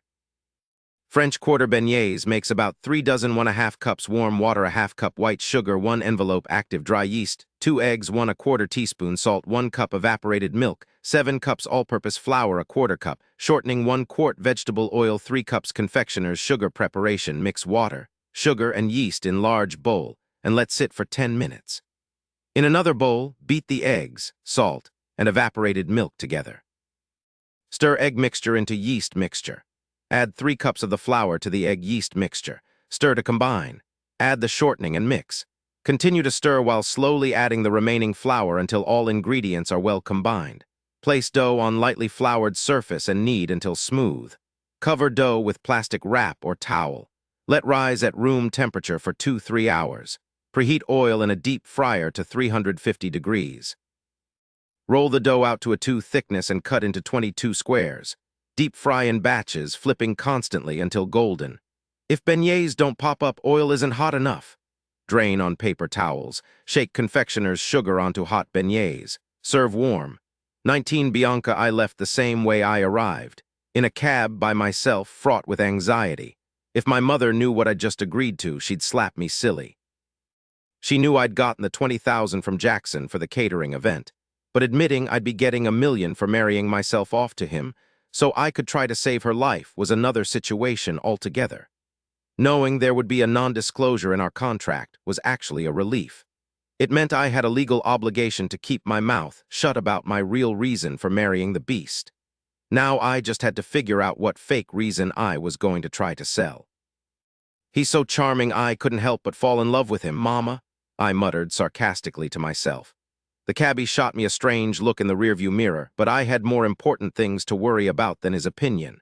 Before I left, Jackson told me that we had to be married and living together by his birthday, which was in just over 2 weeks. 2 weeks. I had to think fast. Unplanned pregnancy? I mused, garnering another stare from the cabbie. I thought about it a moment, then shook my head. Not unless you want to pretend you've been involved with a man everyone thinks you hate and then fake a loss in a few months. I sighed, watching sunlight glitter off the lake as we sped by. Temporary insanity. Probably the most reasonable explanation other than suffering a recent head injury. Lord, this is bad. How am I going to get anyone to believe I married him for love when all we do is fight? The cabbie, a young black man wearing a New Orleans Saints cap backward, said, "Slap, slap, kiss." Startled, I looked at him. "Excuse me?" He grinned, exposing an impressive set of gleaming white teeth. It's a popular film and TV trope where the writers put two characters who can't stand each other in close quarters and let them verbally spar until one of them suddenly kisses the other. And they both realize they've had mad chemistry all along and the fighting was just a cover for it. I stared at him with my mouth open. He shrugged. Just brainstorming with you. I'm a writer, or trying to be. I spend lots of time studying this trope stuff. It's actually how stories are told. Even Shakespeare is filled with tropes. I said dryly, you don't say. Oh yeah, he replied vigorously, warming to the subject. For instance, Much Ado About Nothing. That play is stuffed so full of tropes you could choke on them. But the bottom line is that two of the main characters, Beatrice and Benedict, have this history of seriously hating on each other, but everyone else can see they're perfectly matched. I mean, the opposite of love isn't hate, it's indifference. They wouldn't fight so much if they didn't care so much, right? I said. It sounds like a really dysfunctional relationship if you ask me. The cabbie's grin grew wider. Yeah, but all the best ones are. It's not true love if you don't want to kick his teeth in every once in a while.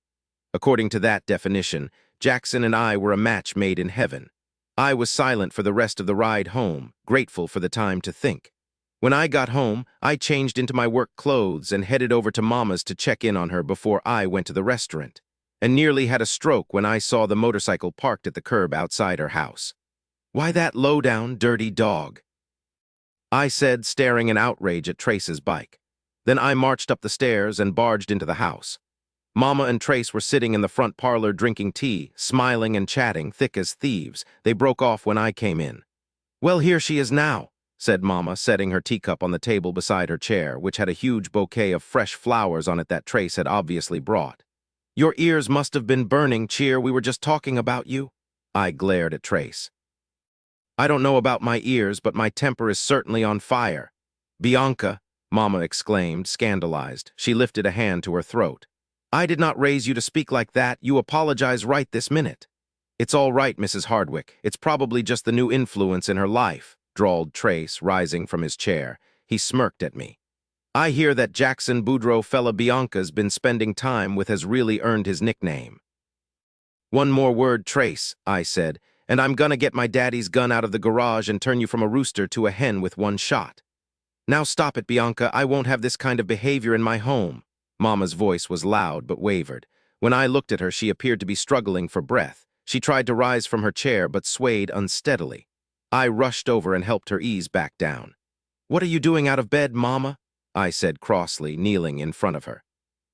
She was indignant at being treated like a baby. I'm sick of being in bed, Bianca, and I'm feeling a little better today, so I got up and had breakfast. Then Trace called and asked if he could come by, and I was in the mood for a little visiting, so I said yes. It's real nice you're taking such good care of your mama, Bianca, said Trace. I froze. What? Since she's been so sick, he explained. You know, with the flu. My mother and I shared a look, and my shoulders sagged in relief. The last person on the planet I wanted to know about Mama's illness was Trace. Obviously, she'd fed him the same line she'd been feeding everyone else. Though I doubted anyone had ever heard of any flu that made all your hair fall out. I said, right, the flu, it's been going around. I stood, holding onto Mama's hand, and stared at Trace. So you were just leaving, right? Trace crossed his arms over his chest and smiled at me.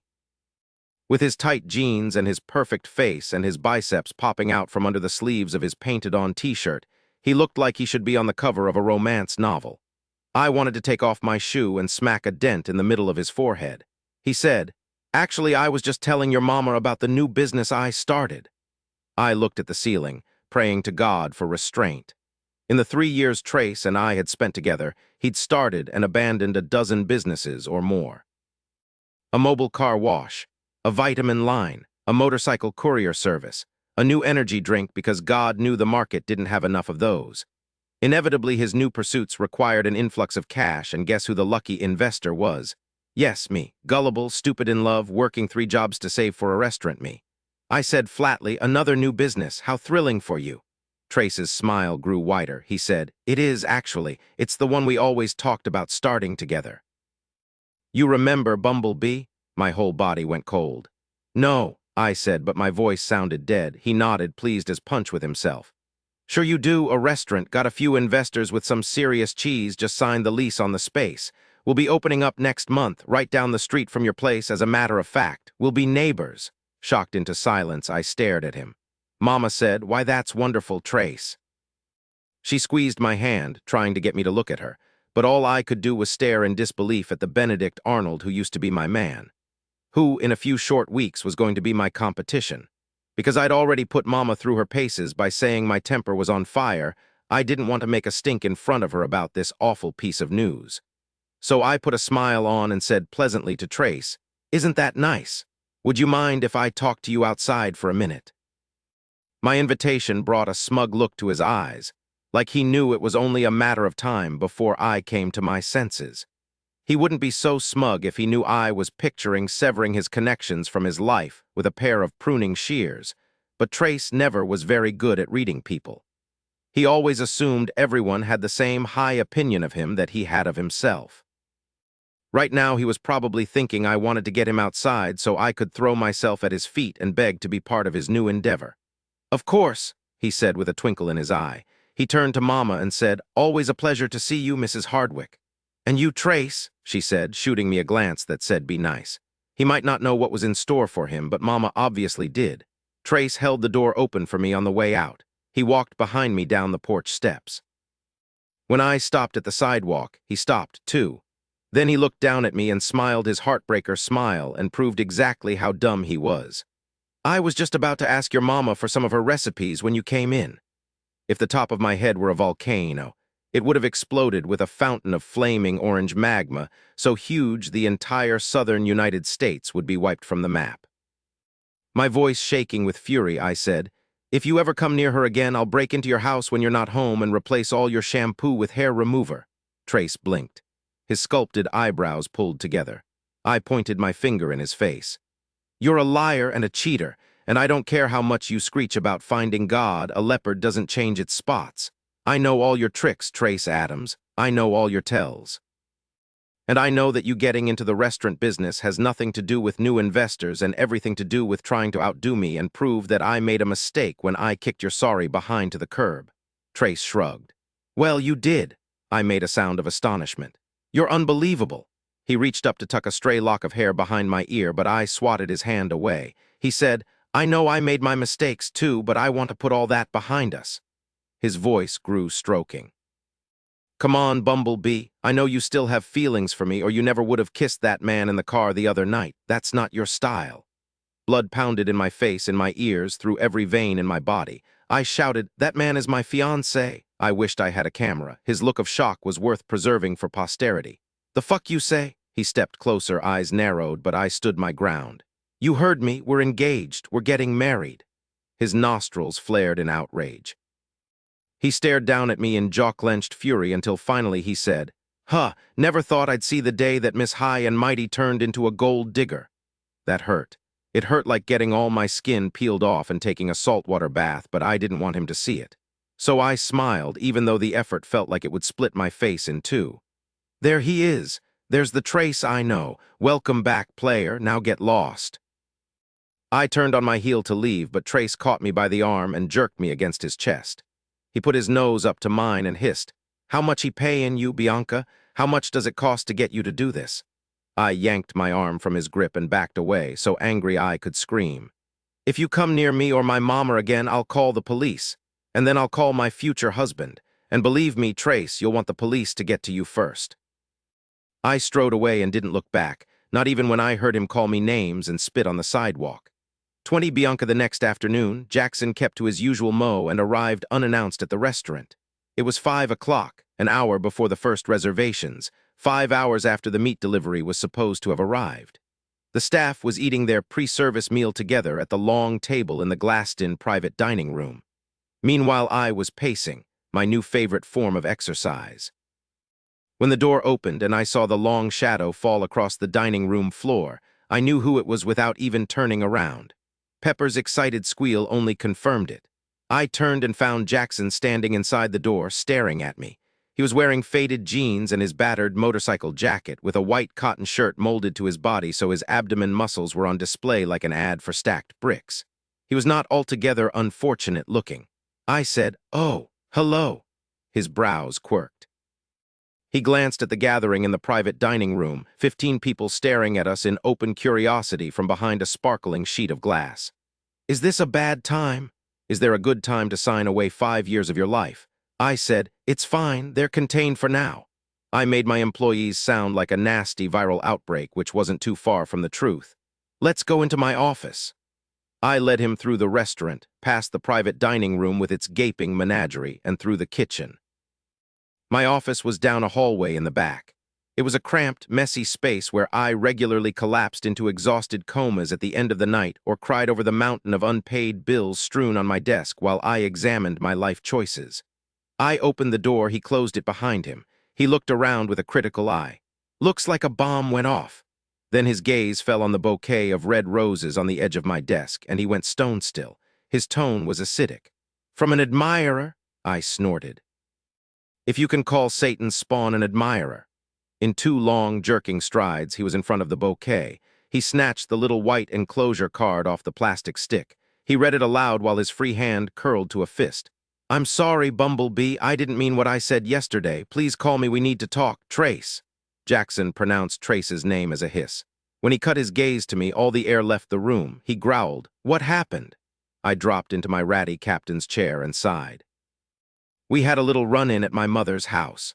A run-in? He repeated slowly. His eyes had turned an unnerving shade of black. Long story short, I stopped by Mama's on my way to the restaurant, and he was there. I told him we were getting married, and he called me names. Jackson turned the little white enclosure card to dust with a single crushing flex of his fist. I said, that's not the worst part. His eyes were seriously weirding me out. I expected laser beams to shoot out of them at any second and blow the place apart. He's opening a restaurant, I said, unable to hide the quaver of fury in my voice. Down the street, as a big F you to me and all the plans we made to do it together. Suddenly my office wasn't big enough to contain Jackson. Hulk-like, his entire body expanded with his angry inhalation. I wasn't sure the seams of his clothing would be able to hold him. I said, it's just another one of his childish games. There's nothing he can't stand as much as being ignored, and he knew this would get my attention. He wants me to obsess over it, which is why the only thing I can do is act like it doesn't get to me. Jackson said darkly, we'll see. The implied threat made the little hairs on my arms stand on end. I'm not condoning violence, Jackson. Who said anything about violence? There are ways to deal with this kind of situation that don't involve shedding blood. His eyes burned. Even though I'd very much like to rip his head off and shove it up his own ass for what he said to you. I allowed myself to enjoy the mental image of that for a moment. What a beautiful thing. Then I waved a hand at the chair across from my desk. Sit, please. You're making the room seem smaller than it already is. He sat in the chair. His bulk appeared to reduce it to the size of a piece of child's furniture. He seemed to be getting bigger every time I saw him, all legs and arms and towering strength, potent masculinity. I felt dainty in comparison, which was impressive considering what the bathroom scale had read this morning. I brought the contract, he said, still bristling. I blew out a tremulous breath. Bianca, your face just went white. The laugh I produced sounded a little crazy. That would certainly be a feat. We stared at each other. He said, do you want to see it? I held out my hand. From his coat pocket, he brought out several folded pages and handed them to me. I flattened them over my desk and reached for a pen. You need to have your attorney review it before you sign, he said sternly. I don't have an attorney. Then get one. I can't afford an attorney, Jax. He swallowed at the mention of his nickname, moistened his lips, shifted his weight in the chair. Intrigued by his response, I momentarily forgot about the contract. Do I make you uncomfortable? Don't change the subject. It's a legitimate question. If we're going to be married, I should probably know these kinds of things. He glowered for a while, then said, You've made me uncomfortable since the moment we met. I smiled in spite of myself. He was throwing my own words back at me and avoiding the question all at once. He liked avoiding questions, which of course made me more curious than I otherwise would have been. I said, I've been thinking about the rings. He leaned back, crossed his legs, and blasted me with his baby blues. Then he said, I can't concentrate with these roses staring down at me like a dozen bloody middle fingers. Was he mad that I didn't throw them away? I was going to toss them in the garbage as soon as they arrived this morning, but Eni said she'd take them. Something about a ritual involving rose petals and goat blood. I didn't ask for details. Jackson stood.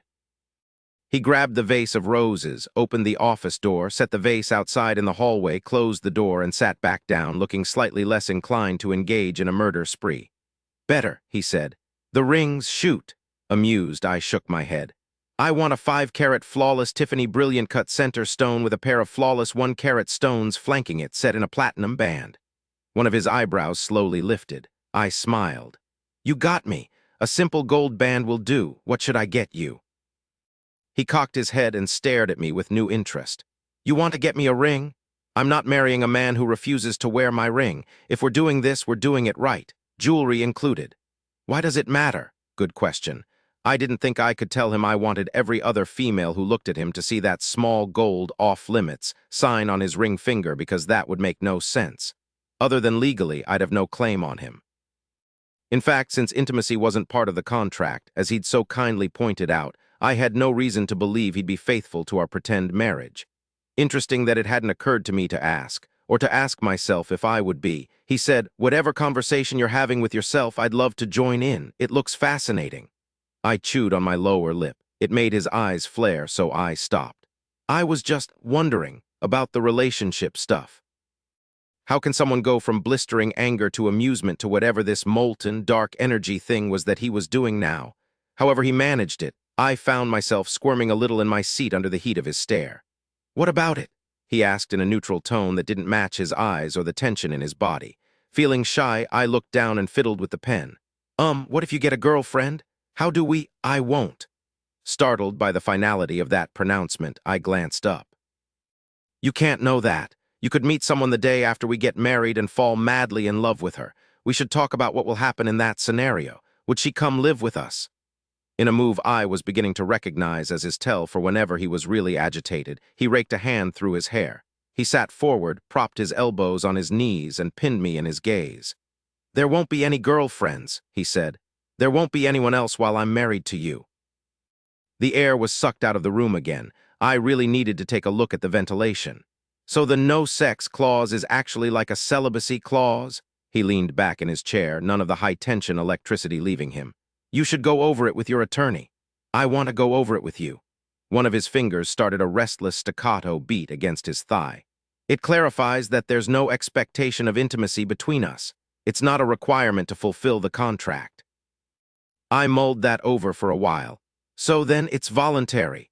He'd been looking at a print on the wall of a kitten hanging from the branch of a tree by one paw that read, "Hang in there."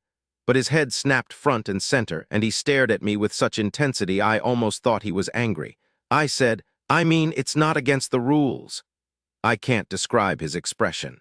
It hovered somewhere between serial killer and starving animal. He said softly, "Why, future Mrs. Boudreaux, are you suggesting something?"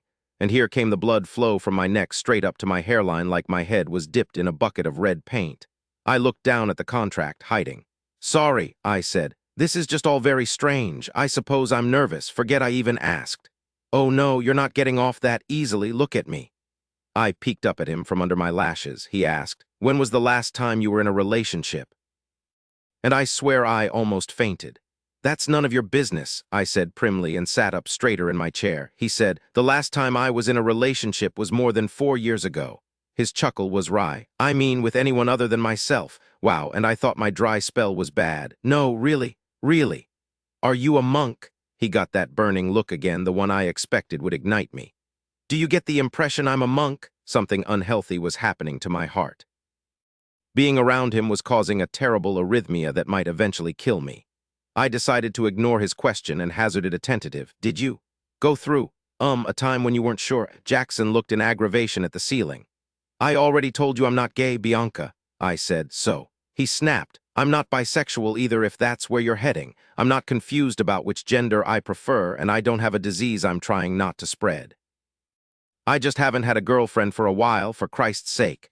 I had to backtrack before he exploded into full Hulk mode, and his clothes were ripped to shreds. "Okay, I hear you. You're not confused, you're not diseased, you're just unusually reserved." That was the wrong thing to say. I sensed the change in him the way you sense a change in the weather. The electricity that crackles dangerously in the air before a thunderstorm, the spike of pressure in the barometer. If his eyes had been black before, now they were the pitch of the deepest pit of hell. He rose, stood over me, and lifted me to my feet with his hands under my arms like I was a doll.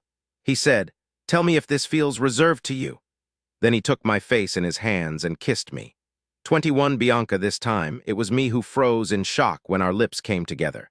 It took him several long moments of gentle persuasion before I finally responded. When I did, it was on a soft sound that he stole when he inhaled. He was so big and warm and solid everywhere except for his mouth, which was like cotton candy. I melted into it. He slid his thumb under my ear and I shivered. His fingers pressed into my scalp. When he gently nipped my lower lip, lightning flashed through me. I fisted my hand into the scruff of his neck and pulled him closer. The kiss deepened. It was luxuriant. It was decadent, unhurried, sweetly delicious, like stretching out on warm sand and drinking a Mai Tai. His scent was in my nose, pine and musk and something earthy and fresh, the way the woods smell after it rains. He made that masculine sound deep in his throat that I found weirdly thrilling and pressed his hand into the small of my back. It brought us closer together and provided me with impressive evidence that Jackson Boudreaux was anything but reserved. "Oh," I breathed. His laugh was soft and dark. "Yes, oh, stop talking." I couldn't catch my breath, but it didn't matter because his lips were on mine again. Little puffs of air through my nose would have to sustain me. His hand in the small of my back became the iron band of his arm around my waist. My pulse quickened. His heartbeat crashed against my chest. The kiss turned from slow and sweet to hard and hot, first melting me and then lighting me on fire. He tangled his hand into my hair, pulled the clip loose that held it all in place, and let it fall to the floor. He made that sound again when my hair spilled into his fingers. I fought the urge to press closer, then softly sighed when he did it for me, one big hand cupped under my bottom. "Yes, yes, yes," thrummed my heart, aching for more. He broke away, breathing heavily. My eyes drifted open. He stared down at me with a look like he might devour me. Good thing I was in the mood to be devoured. "We're not done yet," I whispered. I stood on my toes and wound my arms around his neck. The kiss changed again. Desperation took over. Need took over. There was no more gentle exploration, no more unhurried pace. Now everything was white-hot and burning, clutching hands and greedy mouths, bodies straining to get closer. His fingers tightened in my hair, his hips rocked against mine. A new heaviness settled within me, and I wanted to someone knocked on my office door. "Boss, sorry to interrupt." Meat delivery finally arrived. It was Hoyt. I was going to kill Hoyt, probably with my bare hands. "Thank you," I called, sounding like I'd swallowed a handful of gravel. "I'll be right out." I glanced at Jackson and thought I might go up in a puff of smoke. His eyes were heavy-lidded, dazed, and filled with intensity, glittering silver like the flash of a cat's eyes in the dark. I said, "I have to." "I know, give me a second." His voice was raw. He blinked slowly, combing his hand through my hair, watching the strands flow over his fingers. Without thinking, I touched the scars on his jaw. He closed his eyes and made a soft noise like he was in pain.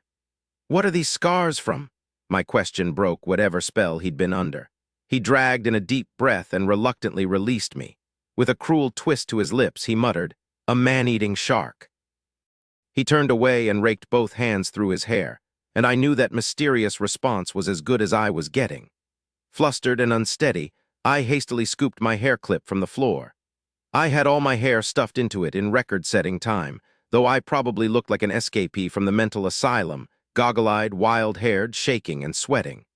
I smoothed a hand down the front of my white chef's coat, which did absolutely nothing to calm me, but at least wicked the moisture from my palm.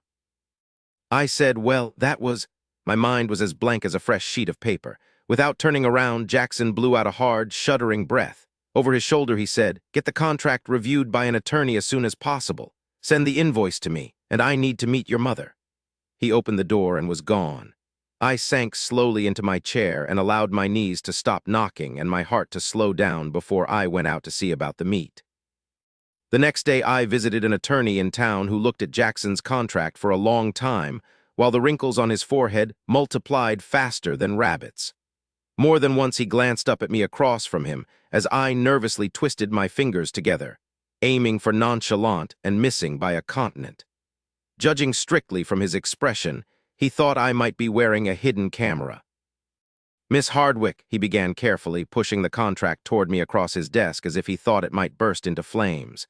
"This is unusual." My laugh was closer to a donkey's bray. "You don't say. I've never seen anything quite like this before," he said, disturbed. Under the fluorescent lights, his bald head glowed like a street lamp. I assume that you're entering into this agreement due to... He coughed politely into his hand. Financial problems? Bingo, so give me the bad news. He looked startled. You're marrying a man solely for his money. What other bad news do you need? He was lucky this was on Jackson's dime because that little zinger would have made me get up and walk out before he could dispense whatever sage advice he'd be dispensing. I'm talking about the contract. What's bad in there for me? He gave me a look like I'd completely failed to listen to his first question. I sighed. I know, you can stop judging me now, okay? Just tell me if there's anything in the contract we should counter. For instance, the part where it talks about me not having to have intimacy with him. Is that in order? It was obvious I was shortening the poor attorney's lifespan. No one blinked that rapidly who was long for this earth. Yes, he said after a rough throat clearing. But we should counter for more money. $1 million for 5 years is only $200,000 per year.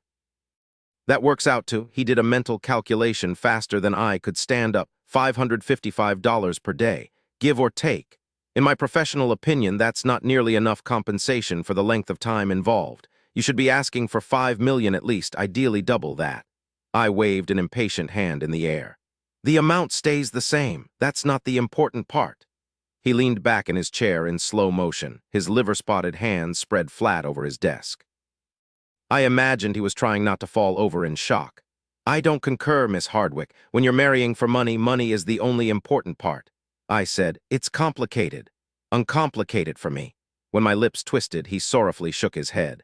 I'm sorry, Miss Hardwick, but my advice to you is not to sign this document. It isn't in your best interest. You could conceivably make $1 million in 5 years with the income from your restaurant. Not in my wildest dreams, sir.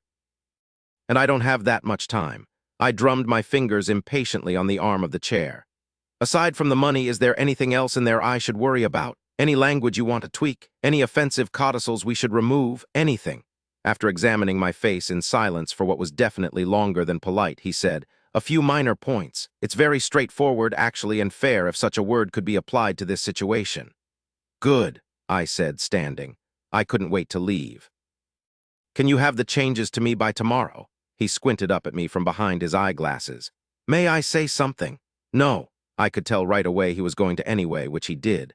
You're an attractive young woman, Miss Hardwick. You also seem intelligent and pragmatic, a combination that in my experience is rarer than a unicorn sighting. There's no need for someone like you to sell yourself short. I winced at his choice of words. He had the grace to look apologetic. I said tightly, just have the changes to me by tomorrow, and left, slamming the door behind me.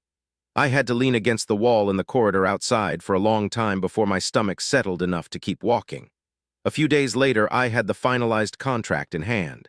I decided to celebrate by having a mental breakdown. I was face down on my desk when the phone rang.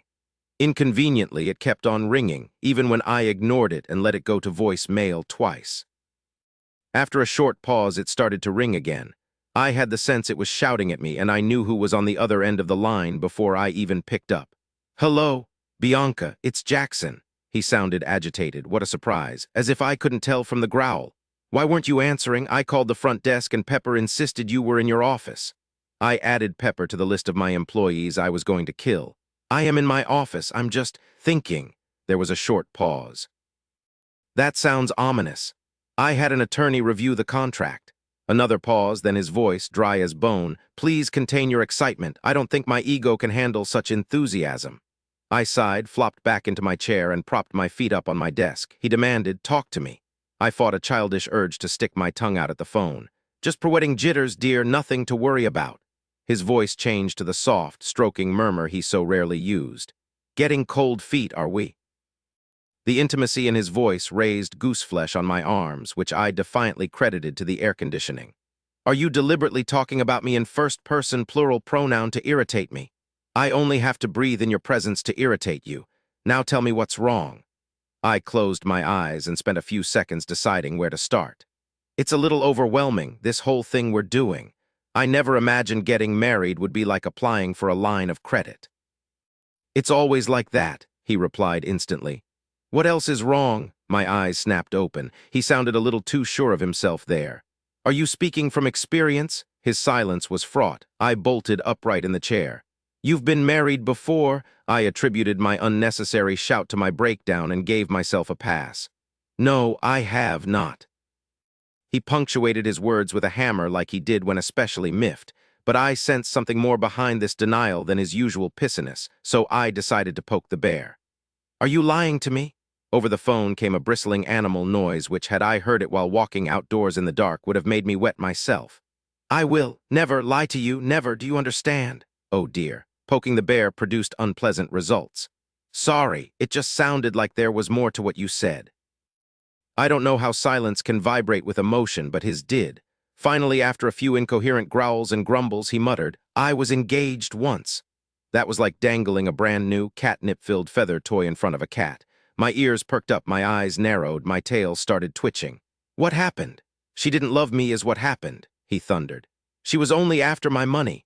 After a few moments, I realized that sound in my ears was the pounding of my pulse. I breathed out slowly, feeling sick. "It's different with us," he said more gently, guessing why I couldn't speak. "How exactly?" His voice turned vulnerable, almost boyish. "This time I know." Shot through the heart, bullet to the brain, fall from a 40-story building. With that one sentence, he killed me in a dozen different ways. "Jax," I breathed, trembling. "Oh God. It's ancient history, Bianca. I'm over it. I wouldn't have even mentioned it if you hadn't asked." His voice took on a brisk, brittle quality. "And I'm the one who offered this deal, remember? This was my idea, so don't blame yourself for anything." Oh, but I could, and I did. I blamed myself for ever thinking this would work, and for being a cold-hearted, cash-hungry mercenary. For a moment, I hated myself with the blinding fury I usually reserved for people who walk too slow and block the sidewalk. "This is crazy," I whispered, so full of guilt that if someone falsely accused me of murder, I'd confess and demand the electric chair. "We can't do this." "Is that what you're going to tell your mother, that you can't get the money for her surgery?" I went from anguished, guilty person to outraged, shouty person in 2 seconds flat. "That is so not fair," I hollered, slamming my hand on the desk. "Life isn't fair," he countered bitingly. "This is a business deal, Bianca, a good one for both of us. We're not doing favors for each other. No one is getting taken advantage of here.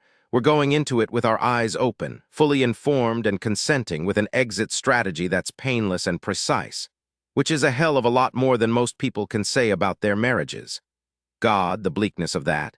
Whoever she was, the woman he'd been engaged to had certainly done a number on him. That man-eater. It dawned on me that those scars on his jaw, he said, had been caused by a man-eating shark, were from his ex-fiancée. What did she do? Hit him with a pitchfork? Pushing aside the knowledge that I myself had wanted to do that very thing to him when we first met, I threw myself headfirst back onto the desk. Sounding worried, Jackson said, "What was that noise?" My head and the desk getting better acquainted. A low chuckle, and he'd officially cycled through every emotion a human can have in the course of a 3-minute phone conversation. "Funny, I never pictured you as a drama queen." I never pictured myself as the bride of Hot Frankenstein either, but here we were. "So what's the next step?" I said, recovering enough to attempt rational conversation. "Do you own or rent your home?" I wrinkled my nose at the phone. Now he was a realtor. "Rent. Give notice. We need to have you transferred to Rivendell by my birthday on the 16th. He made it sound like a women's prison. "What about my things? Furniture, clothes, books? Pack what you want to keep and leave the rest. I'll send over moving boxes and arrange for a storage unit. If your landlord charges removal fees for anything you leave behind, I'll take care of it." My lip chewing must have been audible because Jackson prompted, "Spit it out, Bianca." "And the wedding itself, when will that happen?" "As soon as you meet my parents. Ideally, we'll go this weekend, but if you need to arrange..." "Wait, meet your parents? Go." His voice turned dark. "We need to make a quick trip to Kentucky before we get married." The realization of what he meant made me suck in a horrified breath. "Oh Lord, your parents have to approve me, don't they?" His silence was my answer. I hollered, "I have to audition for the role of your fake wife. It's just a formality. They're going to love you." I groaned and covered my eyes with my hand. I could picture it now. Jackson pulling up to his boyhood home. In my mind, it looked like the plantation Tara from Gone with the Wind, and introducing me to his rich, conservative, and very white parents. His mother would get a pinched look. His father would turn purple with anger. All the servants who'd lined up to greet us like they did on Downton Abbey would titter behind their hands at Jackson's audacity for bringing home a colored girl. Mercy, is that his maid? I know you're thinking again because I can smell something burning, said Jackson dryly. Think of Mama, think of Mama, think of Mama. I can have Eni cover for me for a few days, I said weakly. She'd have to cover for me forever after I died of humiliation when Jackson's parents had their dogs chase us off the plantation anyway. Might as well get her up to speed. Good, we'll leave Friday then. When can I meet your mother? Feeling like I was in a dream, I said, I'll find out.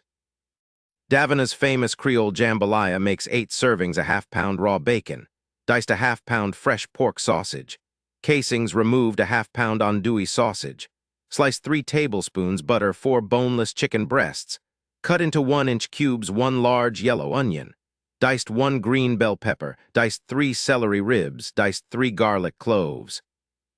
Minced 2 cups long-grain white rice, 1 teaspoon dried thyme, 2 bay leaves, a half tablespoon chili powder, 1/2 tablespoons paprika, 1 teaspoon ground, cayenne pepper, 1 teaspoon celery, salt, 1 can diced tomatoes, 2 cups homemade or organic, chicken stock, 1 cup good quality red wine, 1/2 pounds wild-caught raw shrimp, peeled and deveined 8 scallions, chopped fresh parsley preparation in a large Dutch oven or high-sided pot, melt butter. Cook bacon and sausages for 3 to 5 minutes or until lightly browned, stirring frequently.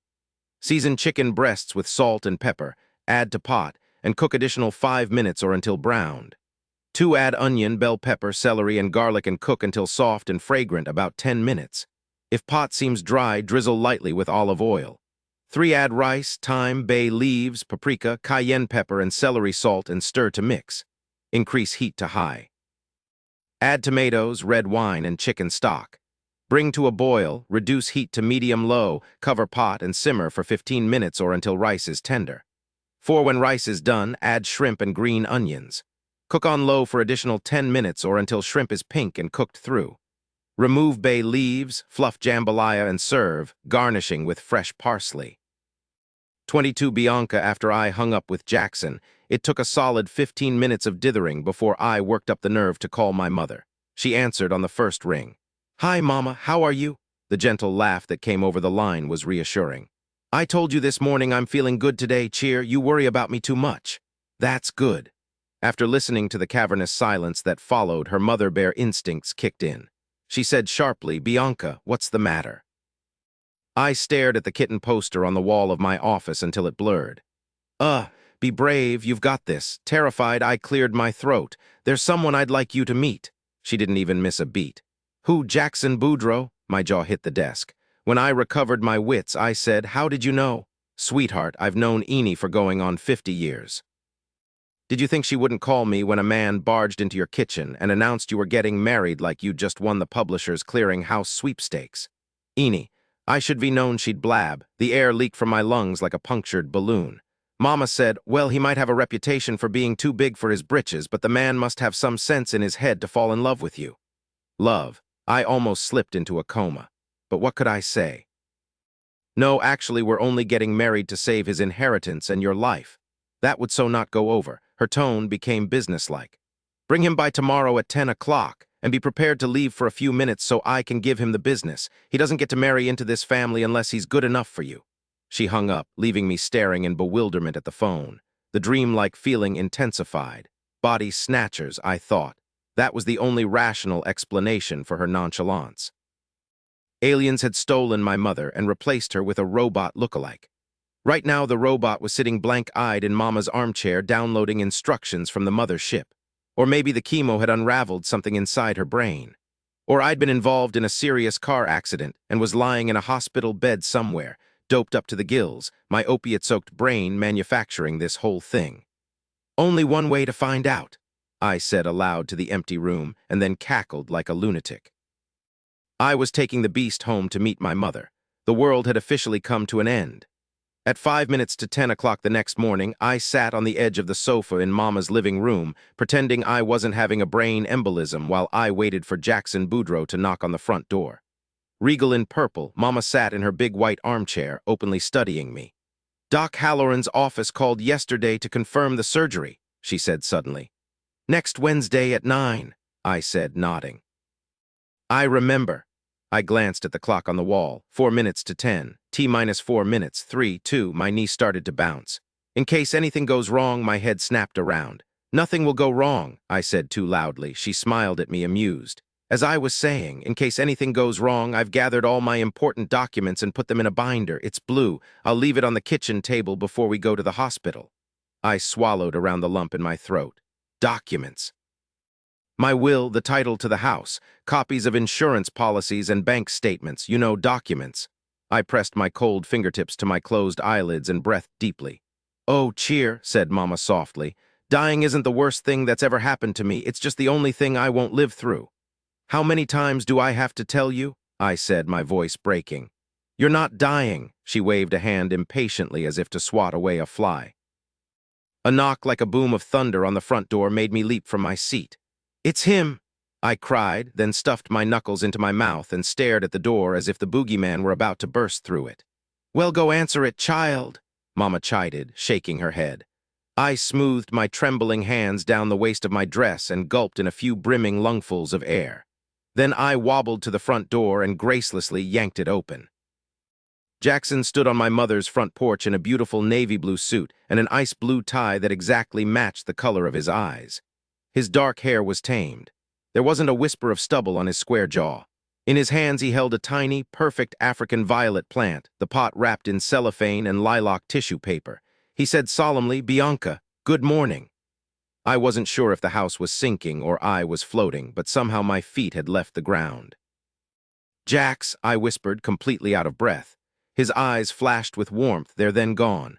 May I come in? I realized I was standing there staring at him stupidly, my mouth hanging open in what was most likely a highly unattractive way. I snapped my jaw shut and nodded. Of course, please enter. Dear Lord. I sounded like an uptight butler. Then Jackson was standing in Mama's living room, a burst of living color and electricity, taking up all the space as he always did. Mrs. Hardwick, he said to my mother. It's a pleasure to meet you, ma'am. Thank you for inviting me to your home. Mama flicked me a look, it said. He's got manners. She held out her hands to him. Forgive me for not standing, Mr. Boudreaux, but I've recently been ill and I'm a little loosey-goosey on my feet, if you know what I mean. Jackson crossed to Mama and extended his hand. She clasped it in both of hers like she was praying. She looked up at him all the way up and said, Goodness. Air must be thin up there, son. Please take a seat.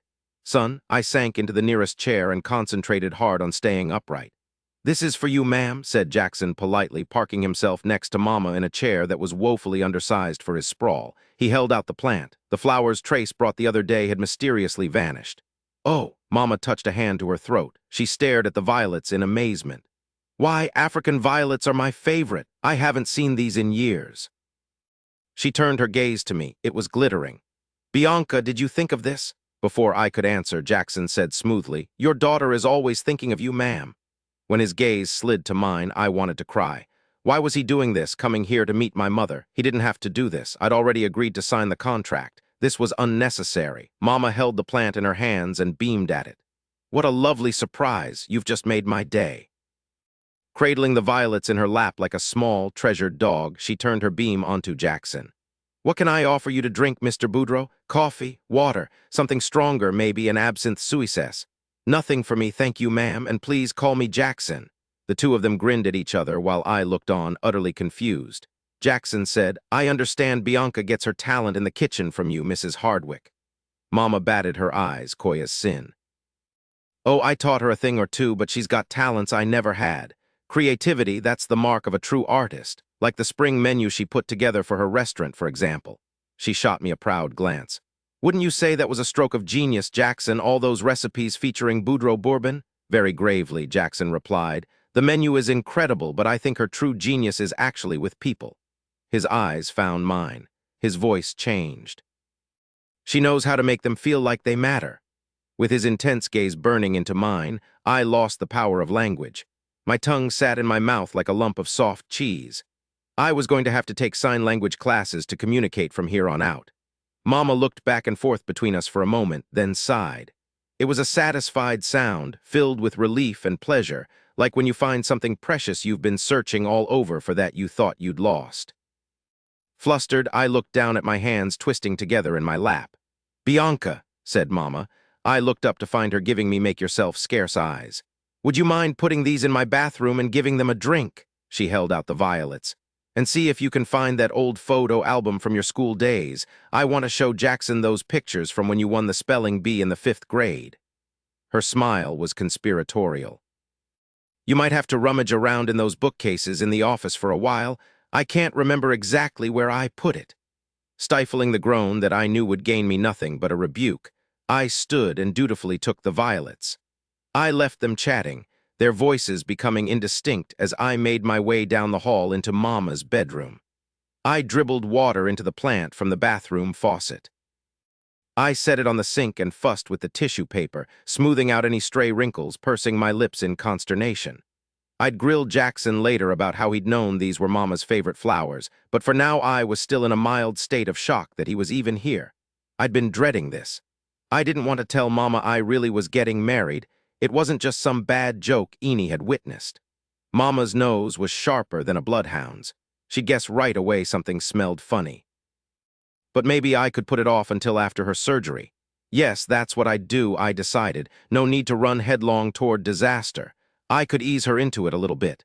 Then I remembered I'd be living with Jackson before I even got my next period. There was no easing anything at this point. Slap, slap, kiss, I said to the mirror. And make it sound believable, Bianca. My reflection didn't look very convinced it would work. I dawdled as long as I could without being obvious, then re-entered the parlor with a warning cough. Mama and Jackson were leaning toward each other, deep in conversation, but broke off when I appeared. Like an old-fashioned gentleman, Jackson stood as I walked into the room. It made me flush. Mama's slight, approving head nod made me flush even more. Couldn't find the photo album, I lied, sitting on the sofa. It's probably in the garage. Said Mama. Well, perhaps another time. She smiled at me with her eyes. We both knew exactly where all the photo albums were, stacked in bookcases in what used to be my bedroom. Jackson abandoned the chair he'd been sitting in before and lowered himself to the couch beside me. His weight made the cushions dip and rolled me slightly toward him. I tried to be casual as I straightened myself, but Jackson draped his arm around my shoulders and pulled me against his side, like he'd done it 1,000,000 times before. Blushing furiously, I made a peep of surprise. Mama said to Jackson, she gets it from her father, that flush, that and her stubborn streak. Jackson chuckled. She's stubborn? Gosh, ma'am, I hadn't noticed. They both laughed. I wondered if a person could die of embarrassment. They talked for a while, easy in each other's company, while I sat stiff and uncomfortable beside the man who would soon be my husband and watched the woman who raised me charm the pants off him. He charmed the pants off her, too. The housecoat, I mean. Finally, after what seemed an interminable period I spent examining a crack on the opposite wall, my mother said, Well, it's been so lovely visiting with you, Jackson, but I'm afraid I'm feeling a little tired now. I snapped back to attention like a dog at the end of a yanked leash. Are you okay? What can I get you? I rose, filled with anxiety, but Mama waved me off.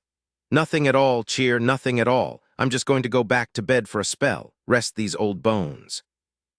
Would you lend me a hand? I helped her stand, wincing at her fragility. But she pulled herself upright and smiled like she didn't have a care in the world, and I breathed a little easier.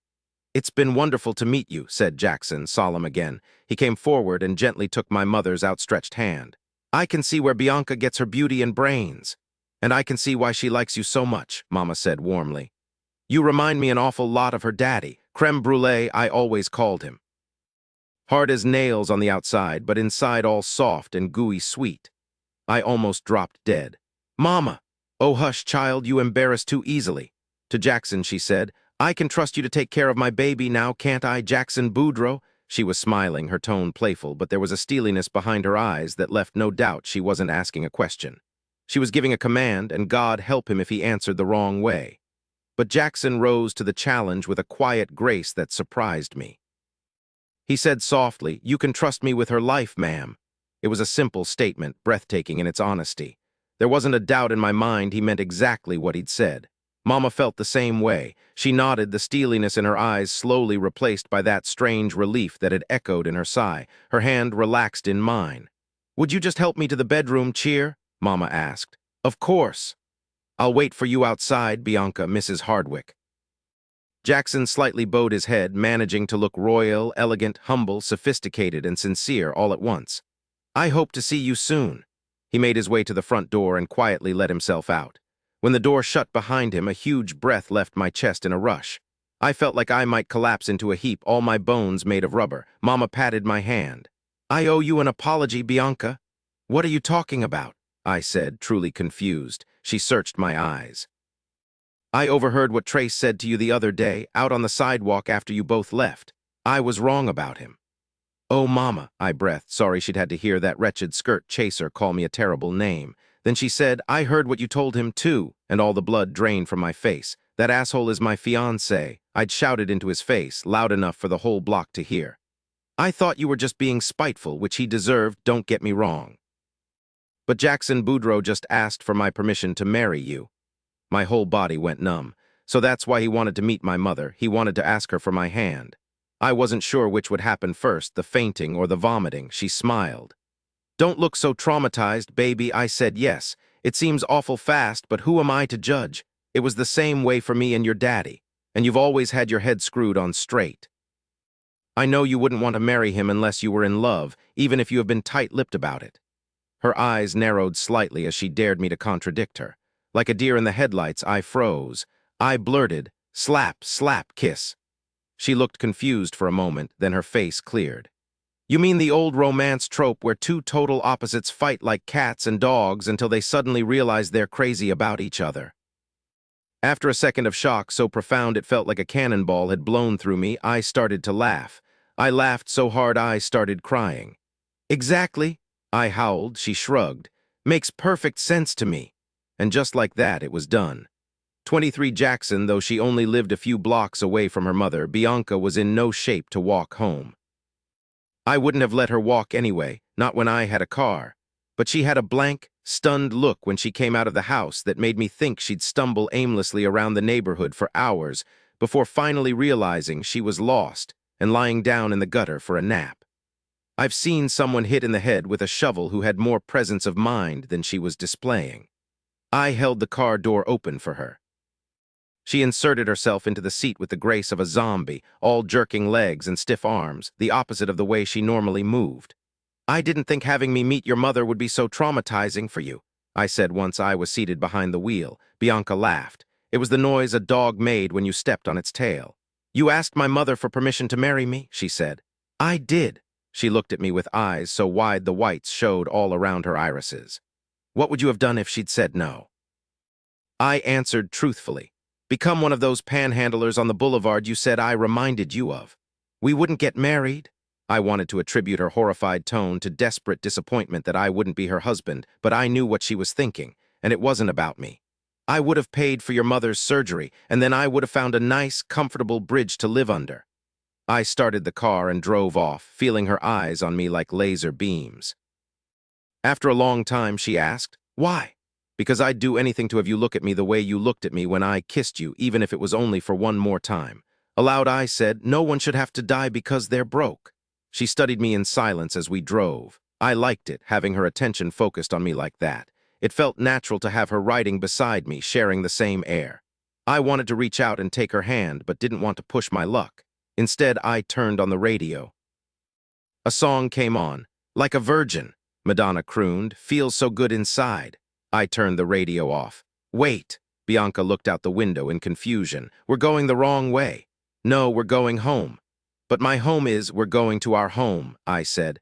I want you to pick out your room before we leave this weekend. We need to get you settled, and I don't want to have to lie to my parents when they ask if we're living together. She made a small, strangled noise in her throat, then rested her head on the back of the seat and closed her eyes. You're terrible for my ego, I said dryly. I'm sorry, this is all just so surreal. Her voice was muted. When I sent her a surreptitious glance, I saw that her face was pale and her knee was bouncing up and down.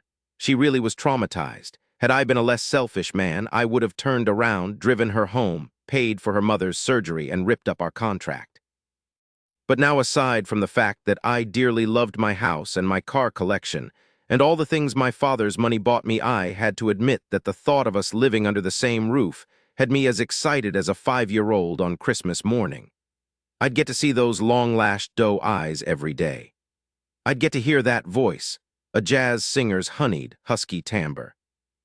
I'd get the indescribable pleasure of watching her move among my things, warming all the cold marble surfaces with her fire and her laugh and her vibrancy. In short, I'd be the luckiest man on earth. I wasn't giving that up over a simple thing like decency. I know, I said. I'm sorry. After a moment, she sat up straighter and blew out a breath. You have nothing to apologize for. It's me who's acting silly. You were right. This is a business deal that we're both benefiting from. She sent me a weak smile. I'm grateful to you. Now I really felt like a louse.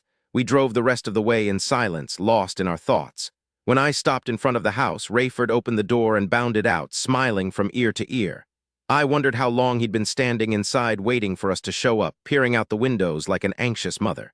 Miss Bianca, he said, opening the passenger door. He grinned at her with his entire body. So good to see you again. For once I was glad of Rayford's indestructible cheer. It visibly lifted Bianca's spirits. Rayford! She took his extended hand and allowed him to help her out of the car. Then she hugged him. He looked as surprised as I felt. Why, Miss Bianca, he said, chuckling and patting her back. You'll make an old man blush. She said something to him that I didn't catch, then pulled away. I got out of the car as fast as I could, convinced I'd missed something important. But Rayford simply took her hand and put it into the crook of his arm and led her into the house. I frowned at his back. The old goat just usurped me. So tell me how it went with your mama and Mr. Boudreaux, said Rayford, gazing down at Bianca affectionately as they walked down the hall, and I followed behind like an obedient dog, trying not to sniff too closely at her heels. It went great, Bianca said, wonder in her voice. She really liked him. Rayford threw a glance at me over his shoulder that said, maybe she's got a screw loose. I made a face at him. He turned back to Bianca, suppressing a smile. Of course she did. What's not to like about Mr. Frownapants? I almost choked on my tongue until Bianca laughed so heartily that I instantly forgave him. Let's take the elevator, I said when Rayford headed for the spiral staircase to the second floor. Bianca looked startled. Elevator? The master of the house enjoys installing unnecessary technology, said Rayford like I wasn't 2 feet behind him. He patted her hand. But now that you'll be staying here, maybe you can talk him into finding a more useful hobby. Disposing of dead bodies, I muttered under my breath. Here we are. Rayford stopped in front of the sleek, brushed silver elevator doors, pretending like he hadn't heard me. He couldn't miss the glower I sent in his direction, however, or the leave us alone. I transmitted directly into his brain. After almost 35 years of knowing someone, telepathy is a given. In one of the most unfortunate turns of phrases I'd ever heard, he said, I'll leave you 2 rabbits to it. He pressed the call button on the elevator and went on his way down the hall, his footsteps and jaunty whistle echoing off the marble. We got into the elevator. When the doors slid shut, Bianca said doubtfully, Rabbits? I sighed. I'd fire him, but he's my only friend. I'm your friend too, she said. When I looked down at her, she glanced away and started to chew the inside of her cheek. Friends, that should have made me happy, but it didn't. It made me want to break something, which is how I realized this lie of convenience was much more to me than just a business deal. I raked a hand through my hair and blew out a breath. Bianca said quietly, was that the wrong thing to say? Number, of course not. Why do you ask? Because when you get really aggravated, you stab your hands through your hair. I do, she nodded. And you bristle, you literally get larger somehow. It's freakish. Also, you make some very unnerving animal sounds and have serial killer eyes. What a charmer, I muttered, crushed. It's not all bad, she said, looking at the ceiling. My ears perked up, but I didn't want to sound too eager, so I said with utmost disinterest, do tell. Well, you smell amazing. After you stopped murdering me with your eyes and I got past all the hair and your generally disheveled, hobo-like appearance, it was the first thing I noticed about you. What a strange tingle that was, skittering over my skin. I didn't dare speak and prayed for the elevator to go slower. My silence prompted her to add, and you have a really beautiful voice. If you ever decided not to be a lay-about-rich person, you could have an incredible career as a phone operator. Holy, she thought I had a sexy voice. For a second, I stopped breathing. After my lungs remembered what their normal function was, I said, lay-about. The elevator doors opened. Neither of us moved. She said, you're right, that was rude. What's an inoffensive word for idle? I wasn't at all offended, because layabout and idle were both pretty accurate descriptions for how I spent my days, but I was enjoying the compliments too much to let this conversation get steered off topic. Maybe you could tell me a few more things you like about me to make up for your horrible manners. The elevator doors began to slide shut, but I put out a hand and they opened again. I looked at Bianca, my brows raised, waiting. Under my stare, her cheeks faintly colored. Christ, how I liked that. She said, "You'll get a big head." A smile broke over my face. "There's just so many things, eh?" With typical sass, she lifted her chin and flounced past me. "Actually, I ran out of things already. I'm just trying to buy time to make up something else." Watching her walk past me, her dress swaying around her knees, I felt like a snorting, ground-pawing bull when a toreador flares his red cape. Then Cody came tearing around the corner. He stopped short when he saw Bianca, his face lighting up. "Lady," he hollered and made a beeline for her legs. Before he could slam into her, I scooped him up and tossed him into the air. He screamed like a banshee, his usual response to being delighted. He was easily delighted, so I lived with a lot of banshees screaming in my house. "Oh, you've got him, sir, thank goodness." Panting and wheezing, Charlie staggered around the corner, her hair disheveled, one hand holding her side like she had a stitch. I wondered how long she'd been chasing him. "Morning, Charlie." I tossed Cody over my shoulders and held onto his ankles so he dangled down my back. "Is he wearing you out already?" She passed a hand over her perspiring brow. "I don't know where he gets his energy, sir. I swear it's like Sunkist puts cocaine in their orange juice. Every day after breakfast, he just starts bouncing off the walls and doesn't stop until he falls asleep at night." Cody banged his little fists against my butt, laughing like it was the greatest game in the world. Bianca looked on in amusement, shaking her head. In a quick move, I flipped him upright and set him on his feet. Then I knelt in front of him and gave him a hug, which instantly calmed him. He loves hugs more than anything else in the world. Rubbing his back, I said, "What do you think about having Charlie read you a book, buddy?" His head resting on my shoulder and his arms wrapped tight around my neck, he gurgled a laugh. Book buddy."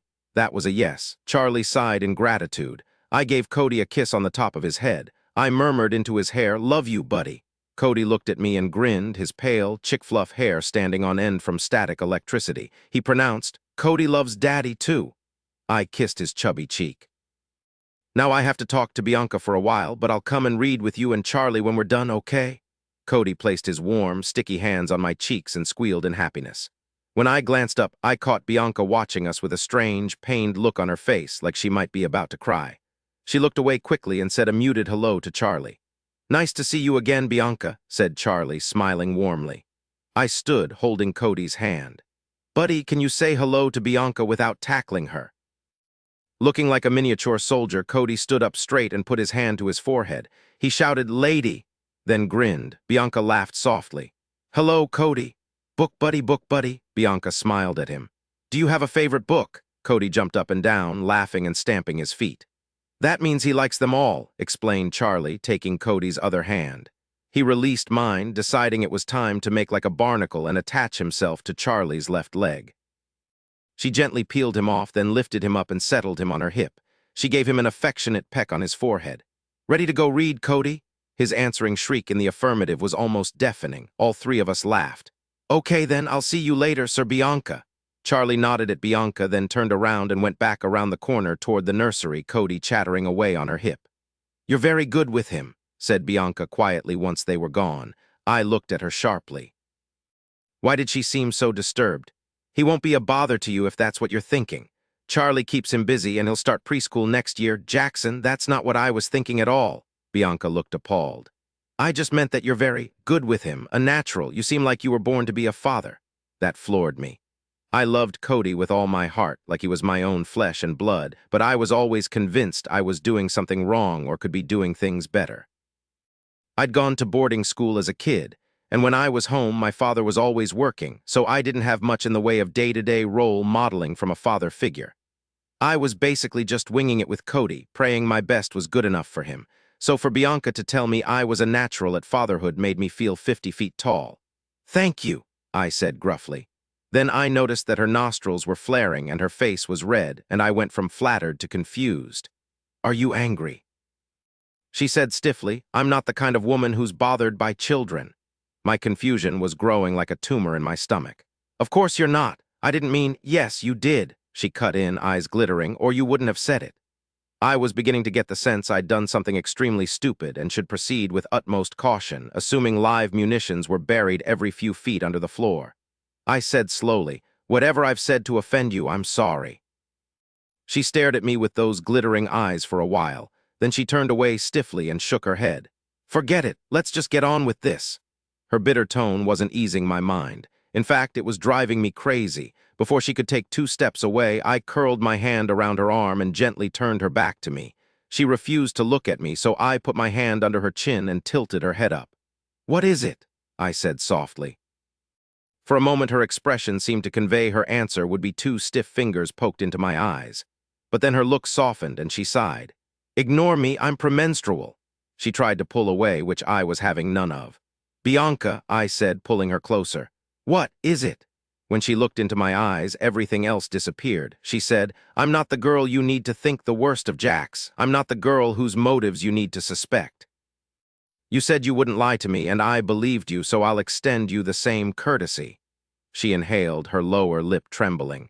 "When you say something thoughtless, my feelings are going to get hurt. That child is the sweetest little boy I've ever met. He won't be a bother. He won't be a burden.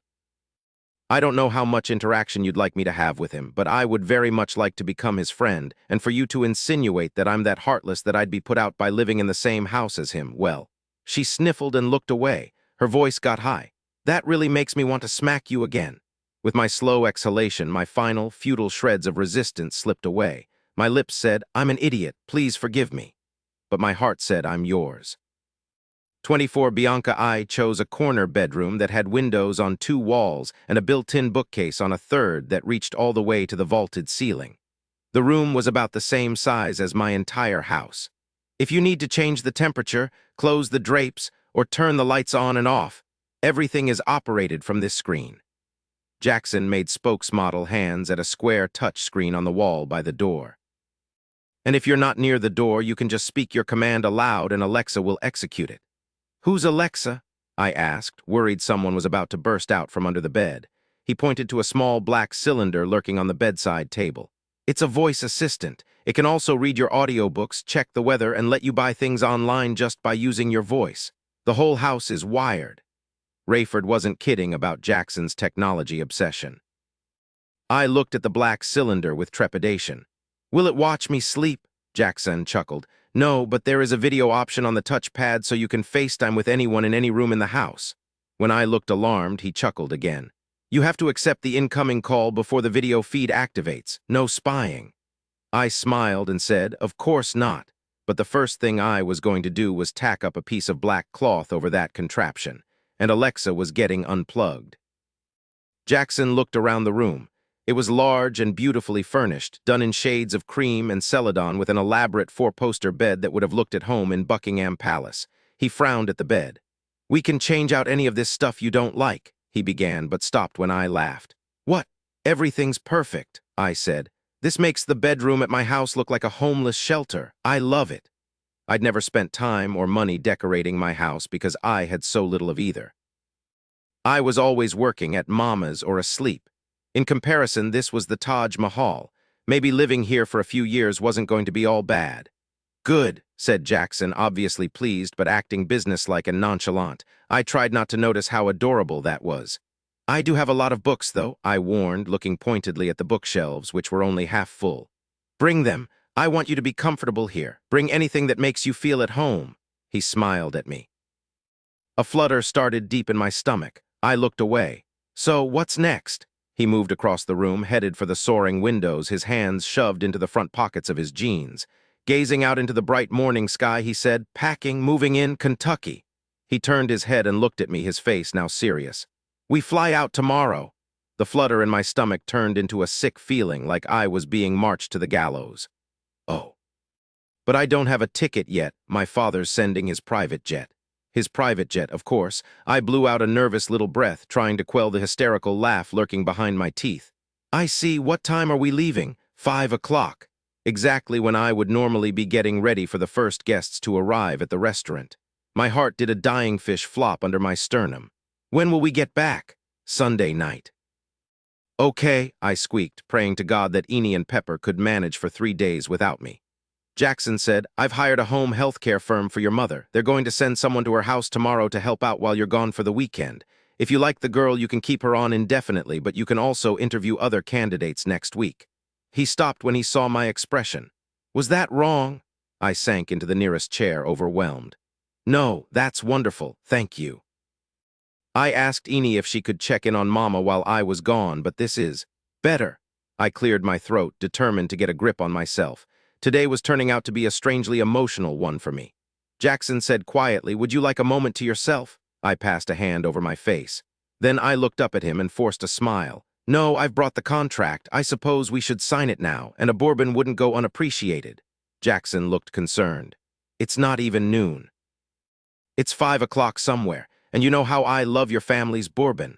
Jackson crossed to me and held out his hand. "Since you're marrying into the family," he murmured, gazing down at me with burning eyes, "bourbon it is." We signed our marriage contract over snifters of Boudreaux Black Label at the formal dining room table. Rayford witnessed and then beat a hasty retreat. Then we put aside the fountain pens and raised our glasses in a toast. "To 5 years of wedded bliss," said Jackson solemnly. "To not killing each other in our sleep," I said and guzzled the bourbon. When I finished, Jackson was staring at me with a cocked eyebrow and a sour twist to his lips. "You're a true romantic, you know that? To the marrow of my bones, what kind of clothes should I bring for this weekend?" Jackson smirked. "Ones that cover your lady bits." "Ha, I need to know if I'm expected to go horseback riding or ballroom dancing or whatever it is rich people do on weekends." His brow crept up another inch.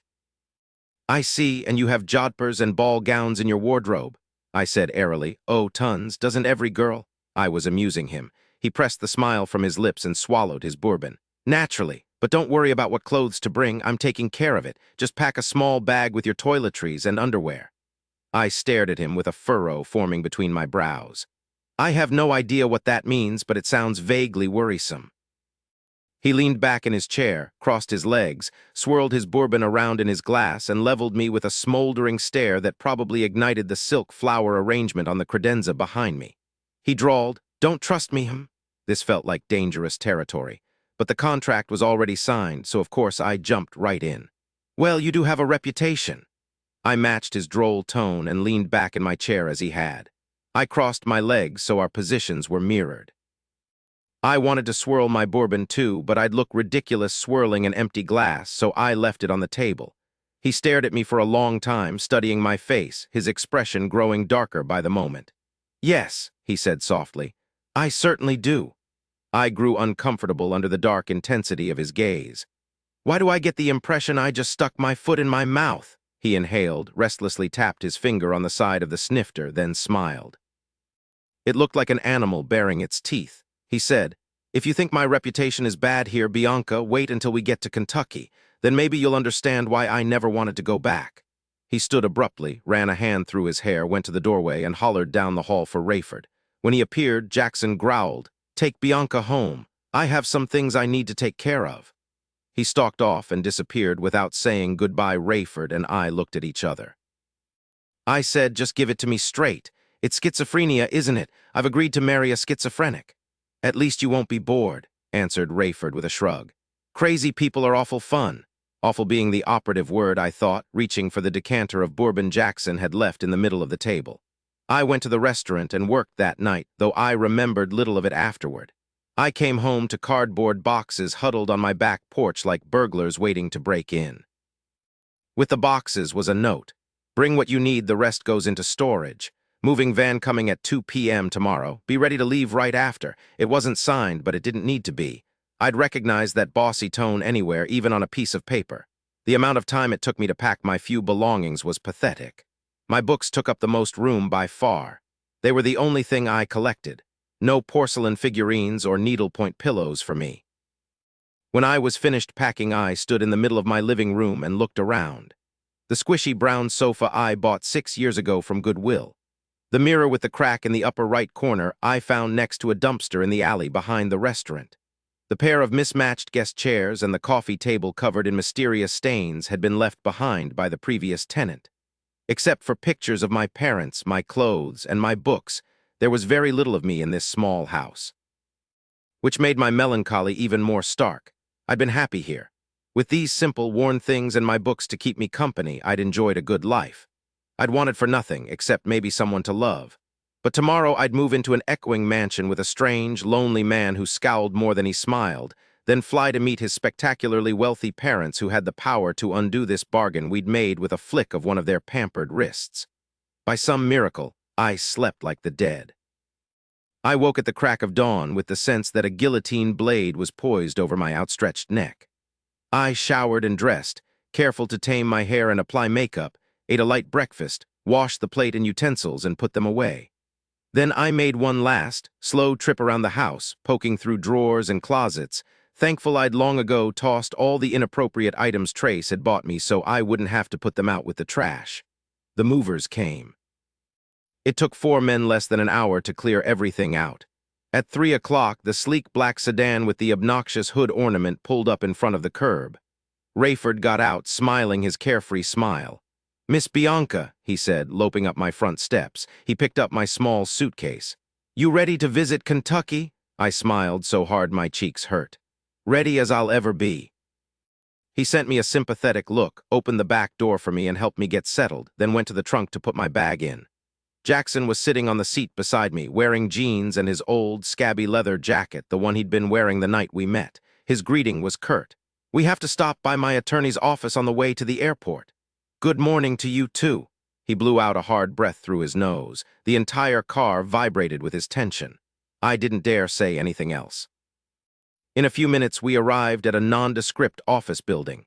When we went inside, a tall man in a suit was waiting for us with a folder of documents. "Mr. Boudreau," he said, enthusiastically pumping Jackson's hand and bowing so low he almost bent in half. The man whom Jackson did not introduce showed us into an opulent office. We all sat around his desk. He opened the folder, flipped through a few pages of the stapled documents, turned the pages around to me and pointed to a line at the bottom. "Sign here, please." From the top drawer of his desk, he produced a stamp and a ledger book. "What's this?" I asked Jackson, perplexed. "The trust has to be notarized," he answered, as if it were obvious.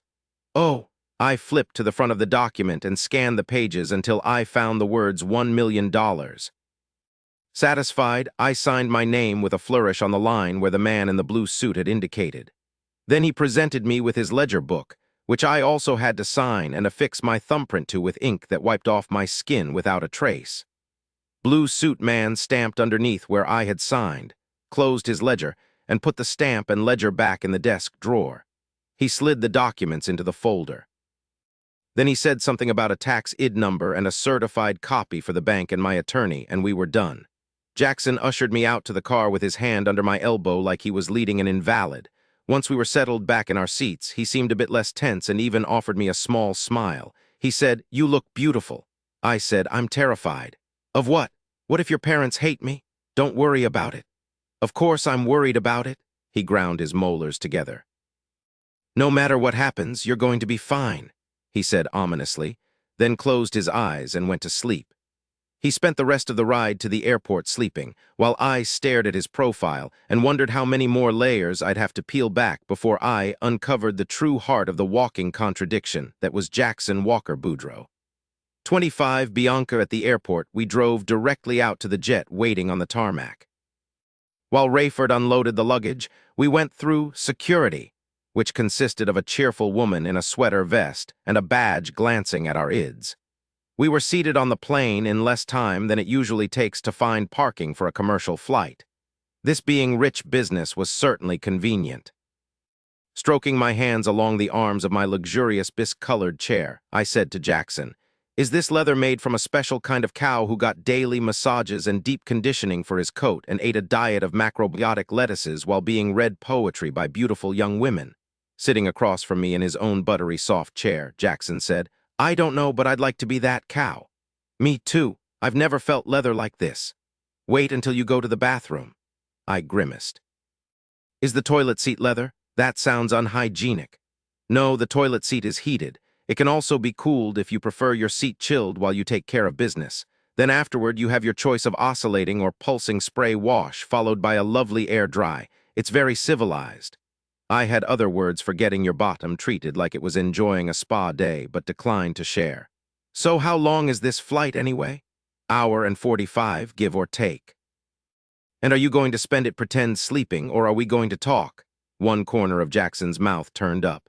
He hadn't shaved today, and the dark shadow on his jaw was masculine and appealing. The scruff also served to partially hide his scars. I wondered if that was its purpose. "Are you going to be like this after we're married?" "Like what?" I asked, the picture of innocence.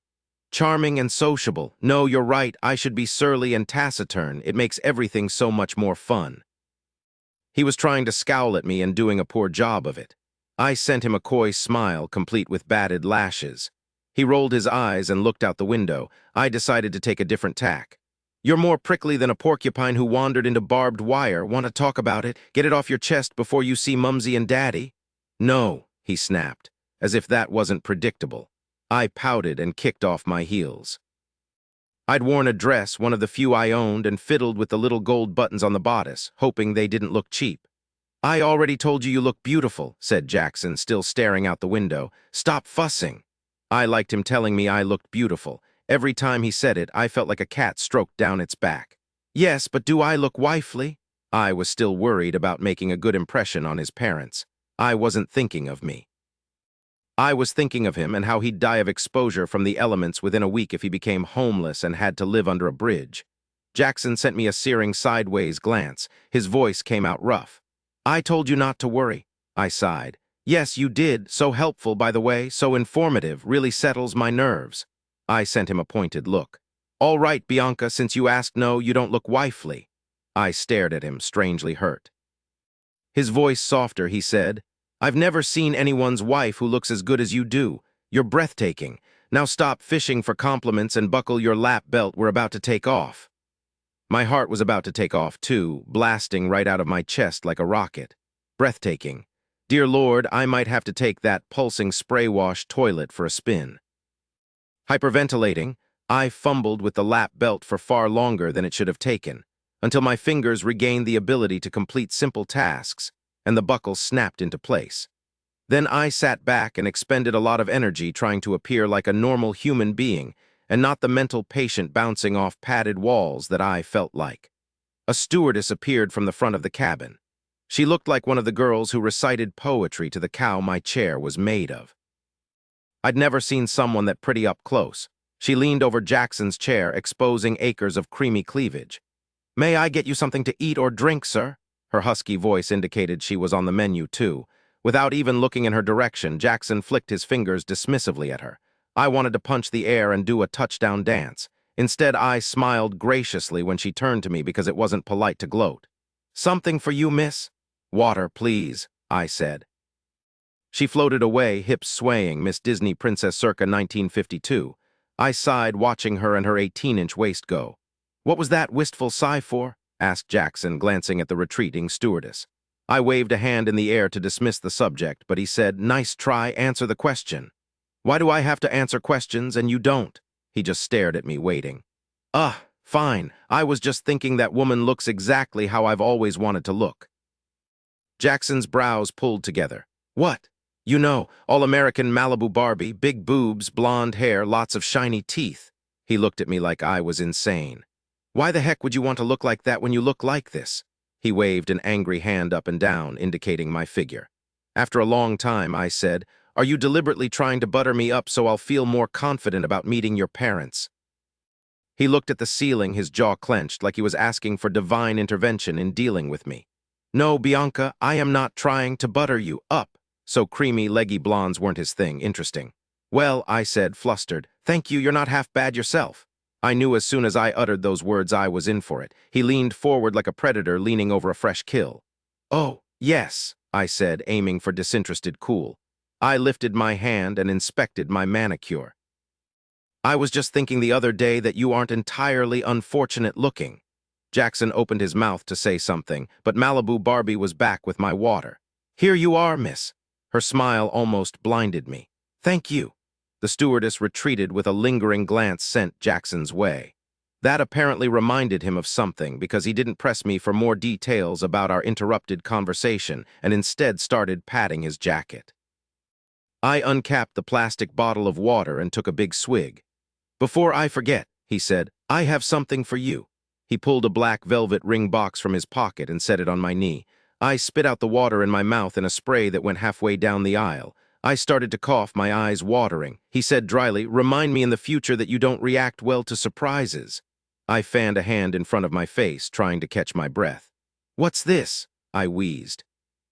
His expression was cloaked, revealing nothing. Did you think I'd let my fiancé walk around without an engagement ring? I stared at the box like it was filled with anthrax or might burst into flames. But we just open the darn box, Bianca.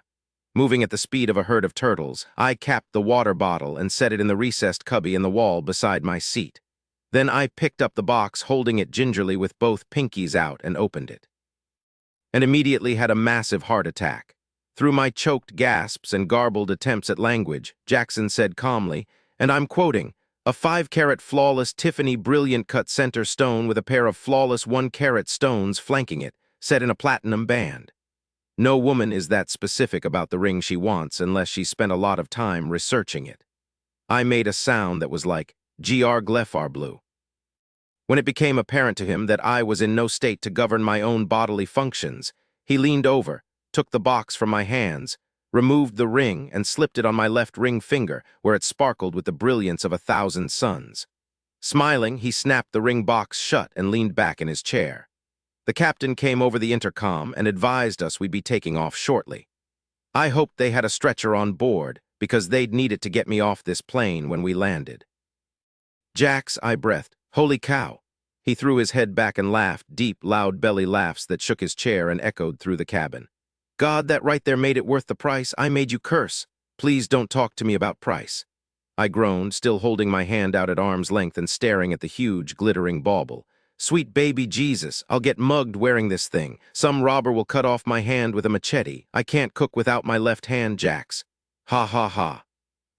He boomed, thoroughly enjoying my distress. "Oh, I see," I said sourly. "Now I've discovered the secret. The way to make you happy is to freak out and swear like a sailor." He stopped laughing and grinned at me. He was breathtakingly handsome when he smiled. How had I not noticed that before? "You make me happy all the time," he blurted, then froze, a look of horror replacing his grin. I think that was too much honesty for both of us because I froze, too. I made him happy. How was that possible? He spent most of the time we were together glaring at me and snapping like a crocodile, except when we kissed. He definitely looked happy then, or something. To cover for both our palpable discomfort, I said lightly, "That's because I'm so charming and sociable." I made a queenly hand wave like I was passing by in a royal carriage, greeting my subjects. "And have such good taste in jewelry." He relaxed, though his grin was gone for good. He cleared his throat. "Obviously," he growled and stared out the window, his arms folded over his chest. The beast was back. This man was going to give me whiplash. The plane began to taxi away from the hangar and down the runway. We lapsed into silence as we prepared for takeoff, avoiding each other's eyes. By the time we were in the air, I'd managed to gain the upper hand over my pounding heart and fluttering nerves. I took a book from my handbag and settled in to read, knowing Jackson wouldn't soon be in the mood to talk. The ring was heavy and cool on my finger, snickering at me that I was an imposter. "Shakespeare?" murmured Jackson. I glanced up. He was eyeing the title of the book in my hands. I said, "Much Ado About Nothing. Someone recently recommended it to me." His blue eyes held mine in a grip that felt inescapable. Finally, he released me, directing his gaze back out the window to watch the earth recede. We spent the rest of the flight in silence. Because I was attuned to his moods now, I felt the tension grow in his body with each mile we flew nearer to Kentucky.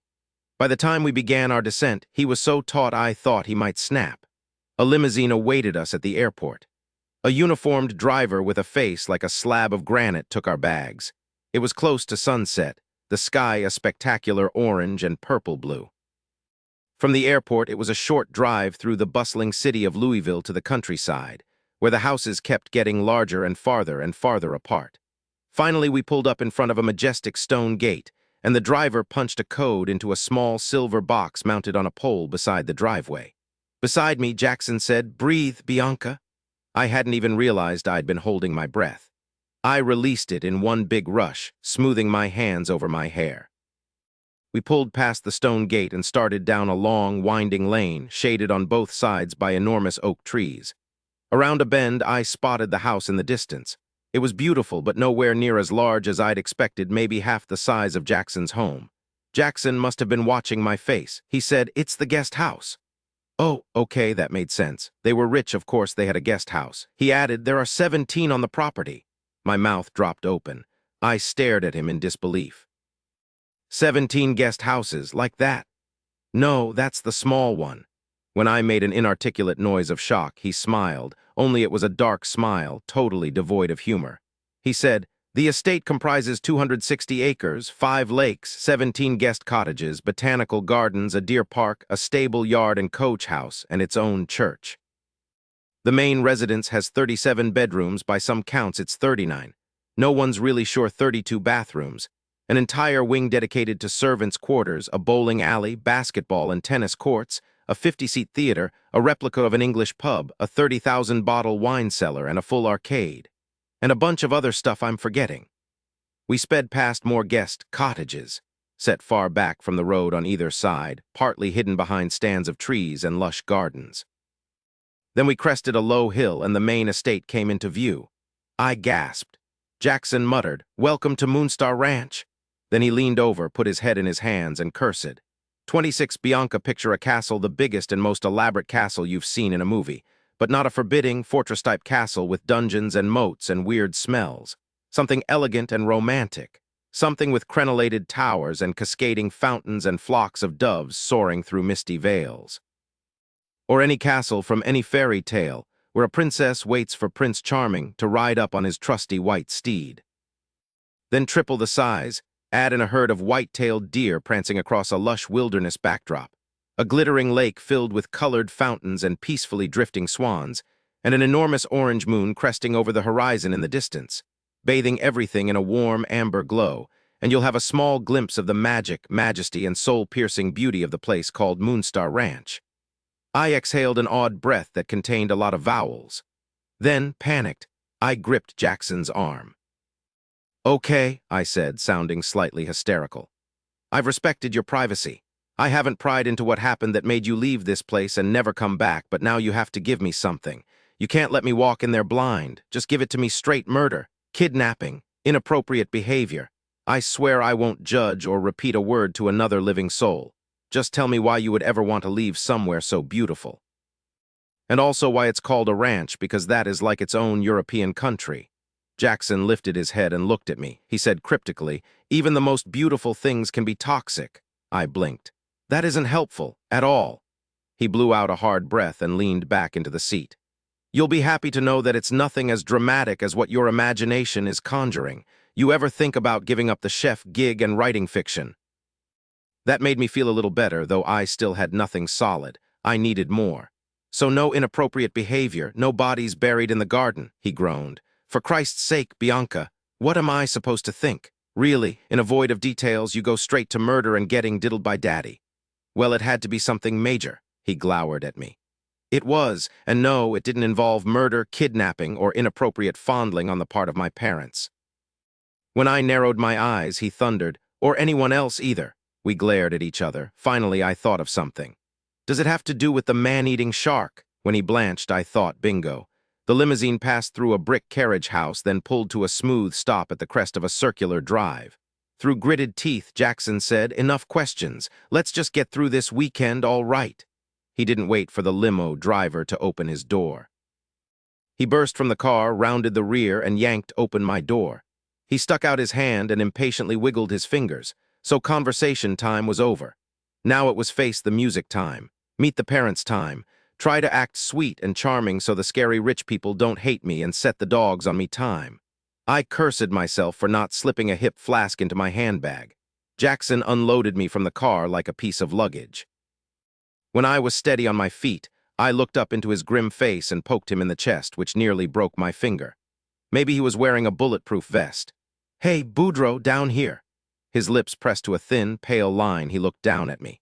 I said firmly, "I'm your friend. Don't forget that. No matter what you're dragging me into here, what psychotic ex-girlfriends or crazy relatives or dead bodies rotting under the rose bushes that you're not admitting to, I'm on your side. Got it?" He swallowed. His eyes went all melty. He tried to cover up his emotion by scowling and looking away, but it was too late. Mama was right about him. The man was creme brulee, tough on the outside, but on the inside all soft and gooey sweet. It made me feel good to know that secret, and also surprisingly protective. These rich sobs better watch out, because if one of them even looked at Jackson sideways, I'd go full Rambo mode and shoot their heads clean off. Only with my mouth. "All right then," I murmured, taking his arm. "Now pretend like you're madly in love with me and introduce me to your parents." The inside of the house, and I'm using that word loosely, was exactly what you'd expect a castle would be. Hanging tapestries, oil paintings of grim-faced ancestors, lots of elaborate stonework and beveled windows. The herringbone inlaid wood floor was polished to a mirror sheen.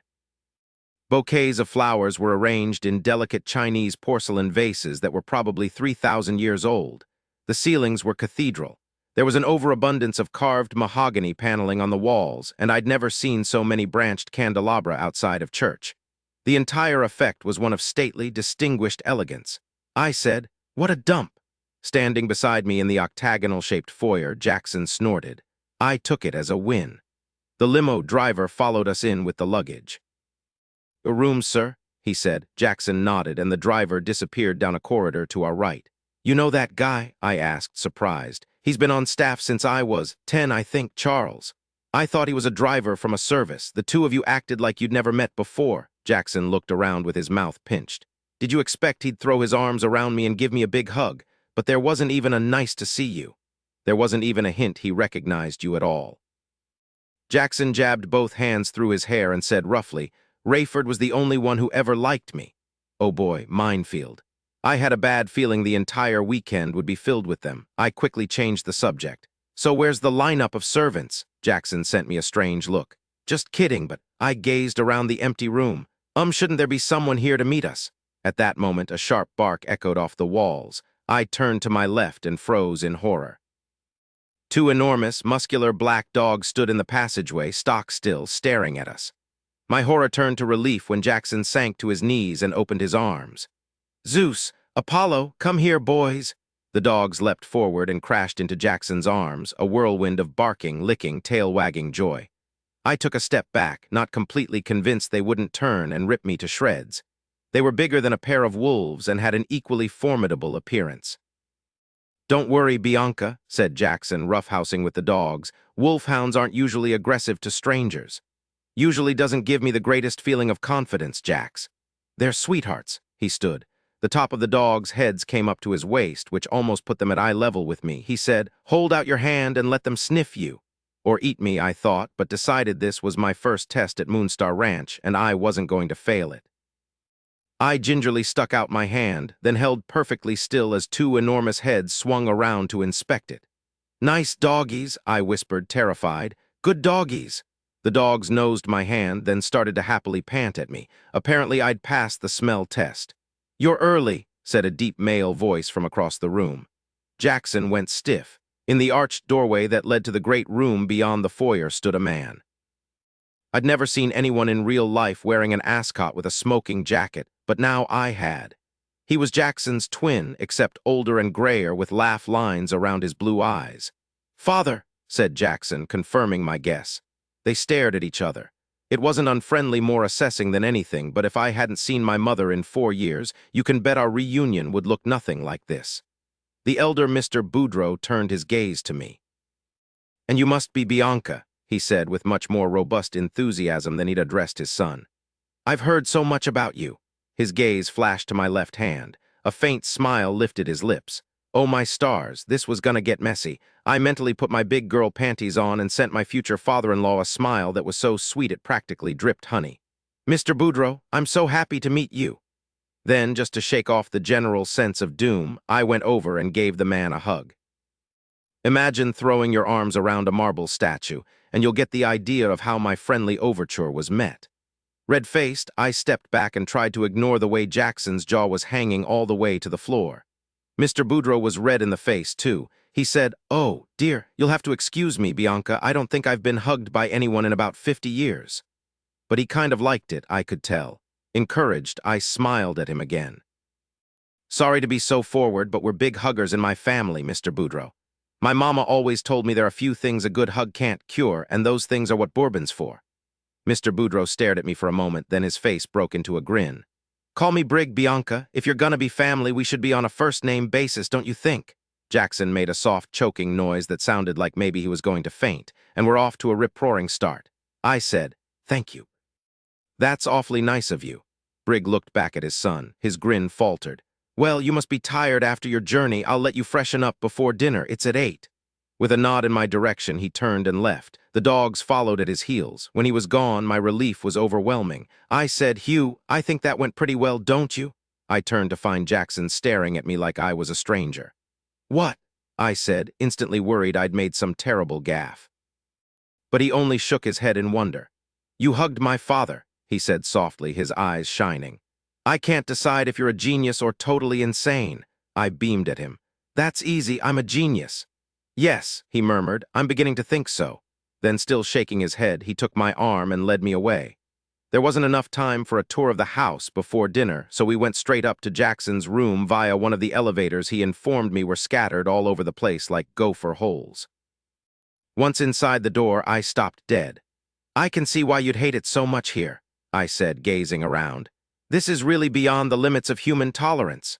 More oil paintings, more soaring ceilings, more priceless antiques.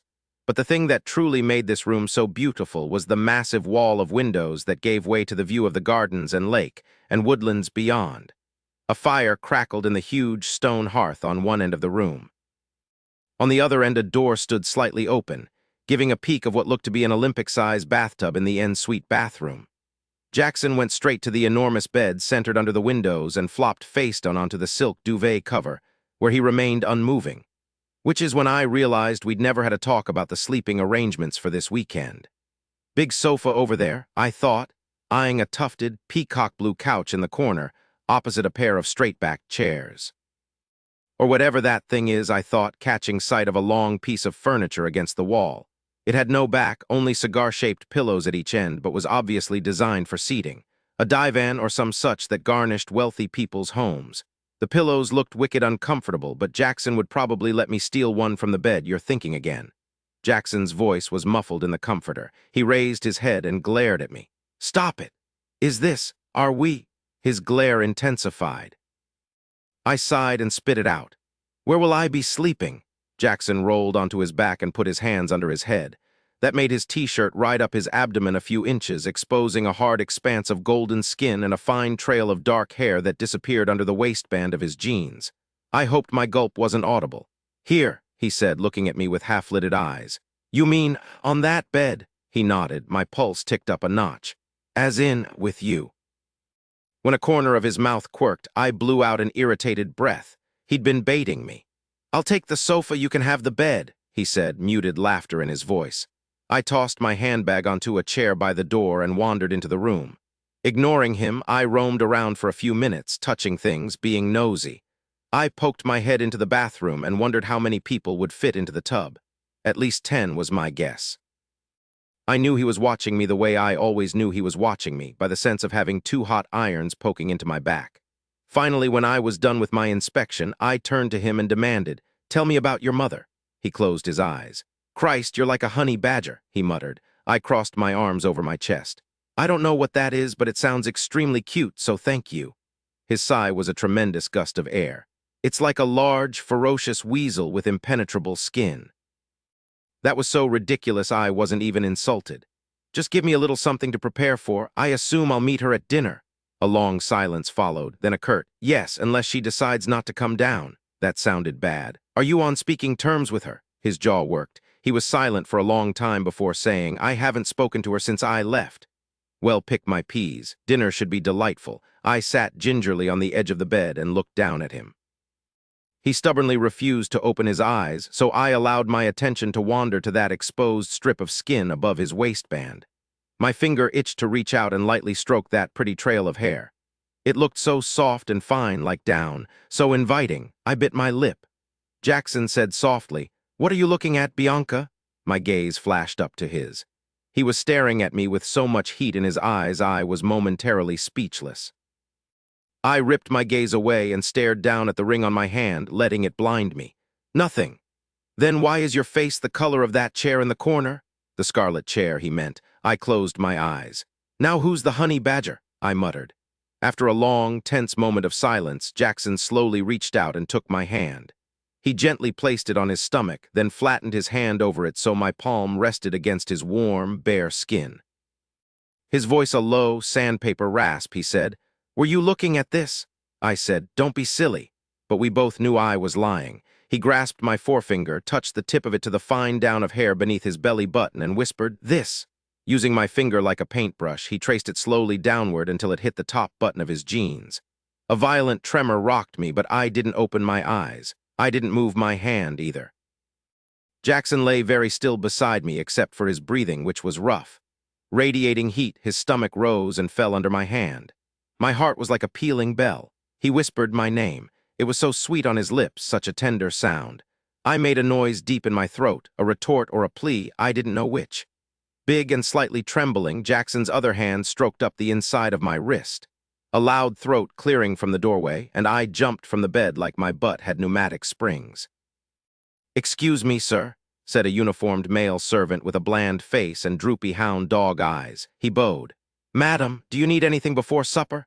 Jackson sat up, rubbed his forehead, and growled, "Number, and in the future your presence isn't required unless I ring for you." The servant bowed again. "Very good, sir." He disappeared as quickly as he arrived, leaving Jackson and me alone in excruciating silence. I said, "I'll just be hiding in the bathroom until dinner if you need me," and bolted, slamming the door shut behind me. I collapsed against it, fighting for air, wondering how far that little moment would have gone if we hadn't been interrupted. Wondering how far I wanted it to go. From behind the closed door, there might have been a muffled groan. 27 Jackson, my entire body felt electrified. All the blood in my body had pooled in my groin. One lingering look from Bianca and I was 12 years old again, unable to control the sudden shocking flare of hormones that ignited a forest fire in my pants and left me speechless and sweating and feeling guilty to boot. Judging by her flight of terror into the bathroom, I was pretty sure I'd just made a fatal mistake. "You fucking moron," I said to the carpet as I leaned over the bed with my head in my hands. "You complete, colossal fuckwit." I couldn't even console myself with the memory that we'd already shared 2 kisses before I lost my mind and almost shoved her hand down my pants. Those kisses didn't count. They didn't mean anything, at least to her. The first was simply a ploy to make her ex jealous. The second was simply my infantile ego throwing a fit over being called non-sexual. Though both kisses were scorching hot, I thought so. Anyway, it wasn't like she wanted to kiss me in either instance. And now here I was again, mistaking what was probably a look of worry or concentration or something else altogether for a look of lust. Could I be any more of a cliché? If a woman like Cricket couldn't love me, Bianca Hardwick was the last woman on earth who would. My brain was scrambled eggs. I wasn't thinking straight. Bianca had told me not 15 minutes ago that she was my friend. My friend. Not the girl who'd think it was a super great idea to play handsy with the aching, throbbing, twitching monster between my legs right before we went down to dinner with my estranged parents. This was a disaster. The water went on behind the bathroom door, followed by some faint, gasping noises. That was probably Bianca puking into the sink. I had to make this right. I had to apologize. I lumbered to my feet and went to the bathroom door. I rested my forehead against it and closed my eyes. When the sound of running water stopped, I said, "If you want to hit me with something, there's a very heavy bronze reproduction of the obelisk in St. Peter's Square on the credenza. I can bring it to you. It has a conveniently pointy tip." Her response was muffled by the door. "I don't want to hit you." I didn't dare hope that meant anything other than she'd rather shoot me than clobber me over the head. I waited, my hands pressed flat against the wood, my heart pounding. She moved closer to her side of the door because her voice was clearer when she said, "Maybe we could just forget that happened." I was swamped by relief, until she added softly, "For now." I bolted upright and stared at the door. For now, what the heck did that mean? Was she going to wait until after dinner to yell at me, or what? Holy heck, I was having a heart attack. No, I was letting my imagination run away with me again. No, I was having a heart attack. The doorknob turned. She cracked open the door and peeked out at me through a 2-inch sliver. Only the left side of her face was visible and all of it was flushed. "You mentioned something about clothes," she said. I nodded. "Is the dress I'm wearing appropriate for dinner?" "Yes, but there are things in the closet you can look through if you'd like to wear something else." Her left eyebrow arched. I said, "I had a few things brought in for you." She swung the door open wide. "You shopped for me." I couldn't tell from her expression if she was pleased or thought that was creepy, so I just nodded again. "How did you know my size?" Now I knew it would be creepy if I said I've spent a lot of time staring at your body, so I went with, "I guessed." Her expression soured. "Please tell me you didn't guess I'm a size 2, because if you did, I'll be wearing this dress for the rest of the weekend." Pressing the smile from my lips, I turned and went to the wardrobe. I opened the doors and stepped aside. Bianca poked her head out the bathroom door and gazed at the wardrobe. It was a big hunk of carved oak, an antique from Italy, I think, and had enough drawers and hanging space for even the most dedicated clothes horse. Intrigued, she walked over and stopped by my side. She stared into the wardrobe for a while, then looked up at me, her face serious. "There are a lot of clothes in there, Jax. They don't belong to someone else if that's what you're thinking. I just wanted you to have choices." She looked back at the wardrobe and kept looking at it without saying anything. I wasn't sure what this reaction meant, but I was getting a little desperate. "You don't have to wear anything you don't like, of course, but anything you do like will take home. I mean, assuming you want to, or we can leave it all," I finished lamely, looking at my shoes. "This is all for me?" she asked. "Yes," I said gruffly, trying not to vibrate with excitement because if I wasn't reading her tone wrong, she was happy. Then I tried not to groan out loud because she turned to me, stood on her toes, put her arms around my shoulders, and hugged me. "Thank you," she murmured against my neck. "Oh God, sweet Holy Mother of God." I was going to buy her clothes every single day for the rest of her life. I wound my arms around her waist, pulled her closer against me, and closed my eyes. Breathing in the sweet scent of her skin, I whispered, "You're welcome." A delicate shudder ran through her chest. I resisted the violent urge to run my hands all over her body, to take big, squeezing handfuls of her glorious self, and stood there breathing raggedly, knowing nothing else except I wasn't going to be the first one to let go. After a while, she said, "You're very tall." I blurted, "I'll buy you platform boots."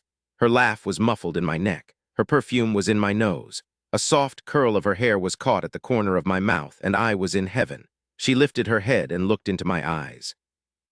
Could she see the stars there? She teased. "I see someone in the family enjoys hugs."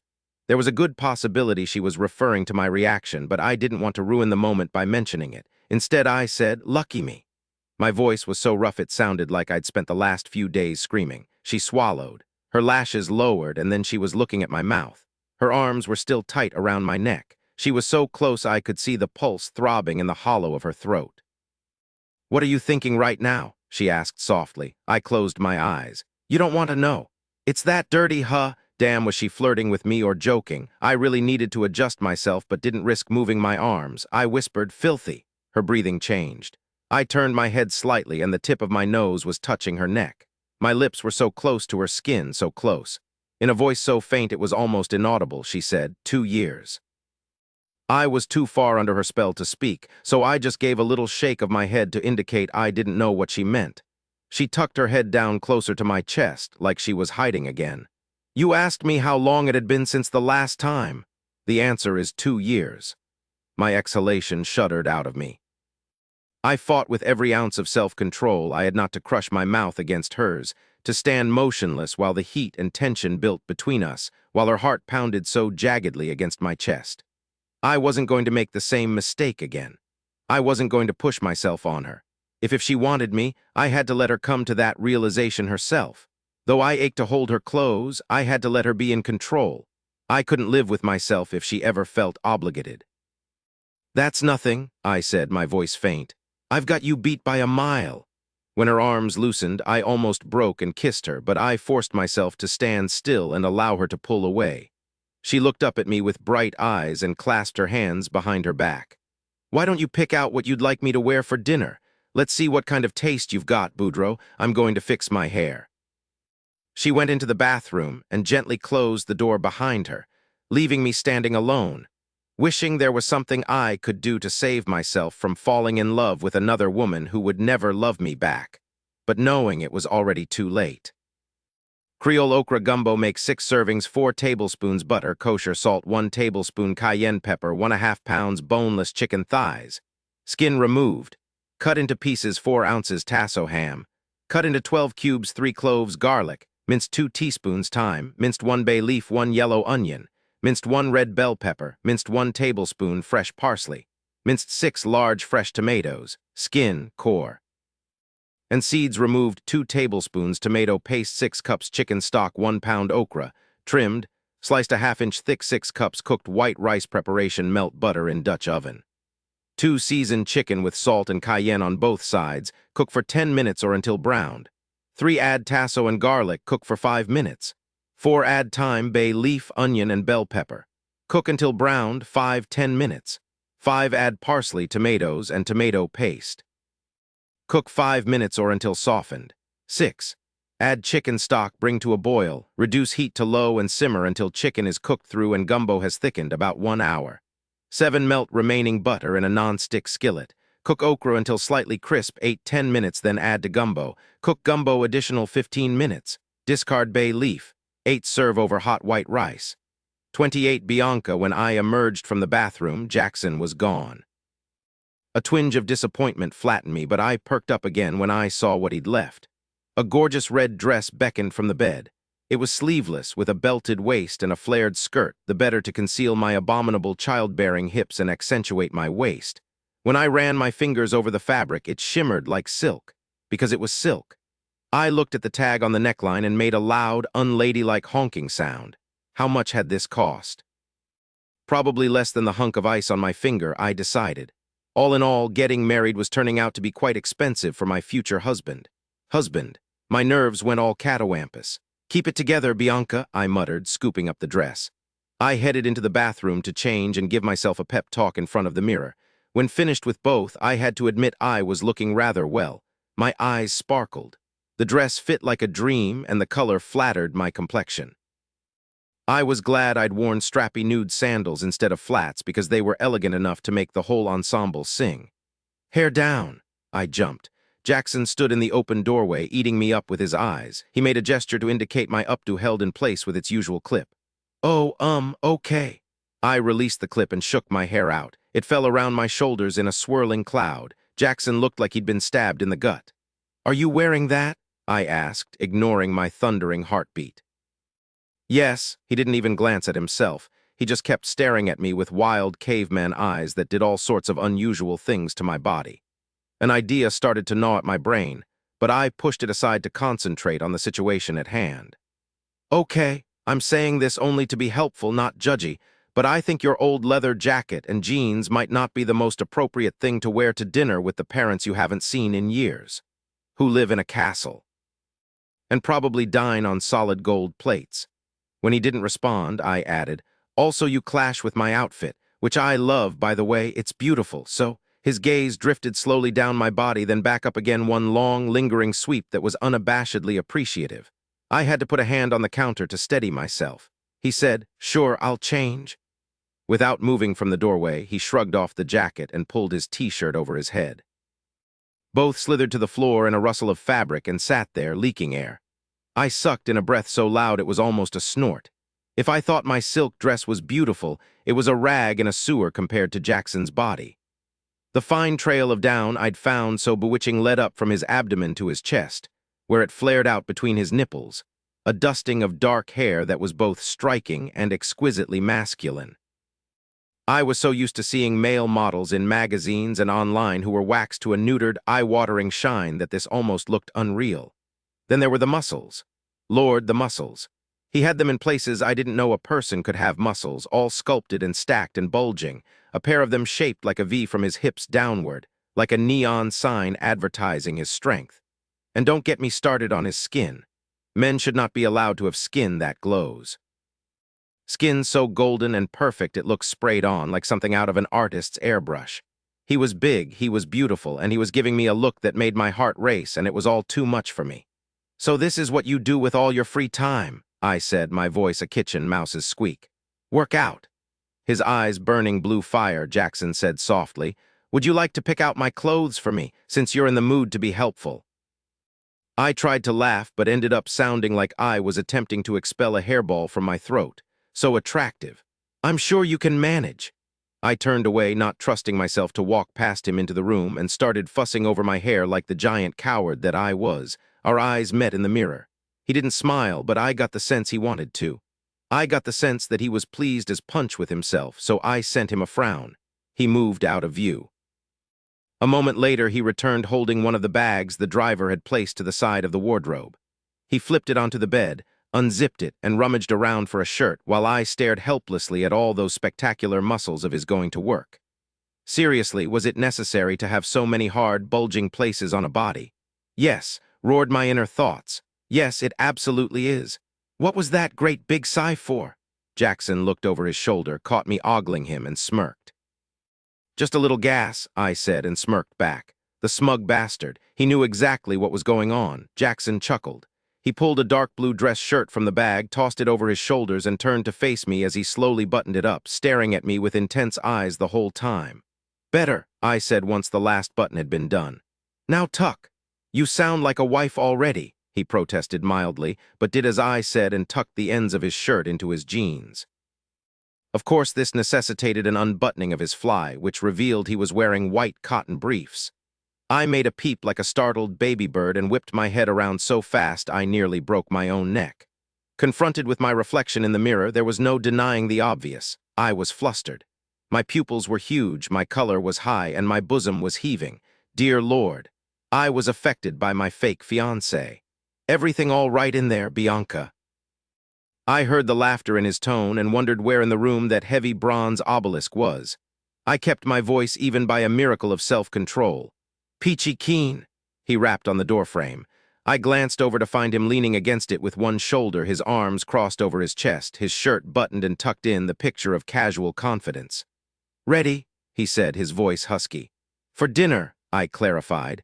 Of course, what else would I be talking about? He blinked at me, innocent as a lamb, and I knew I was in serious trouble. It's only a business deal, I told myself as he held out his hand in invitation. Only a business deal, I kept repeating as we walked hand in hand from the room. Business, business, business. My thoughts were chiming in with some ideas of their own that were decidedly unbusinesslike, but after 2 years of practice, it was easy to ignore them.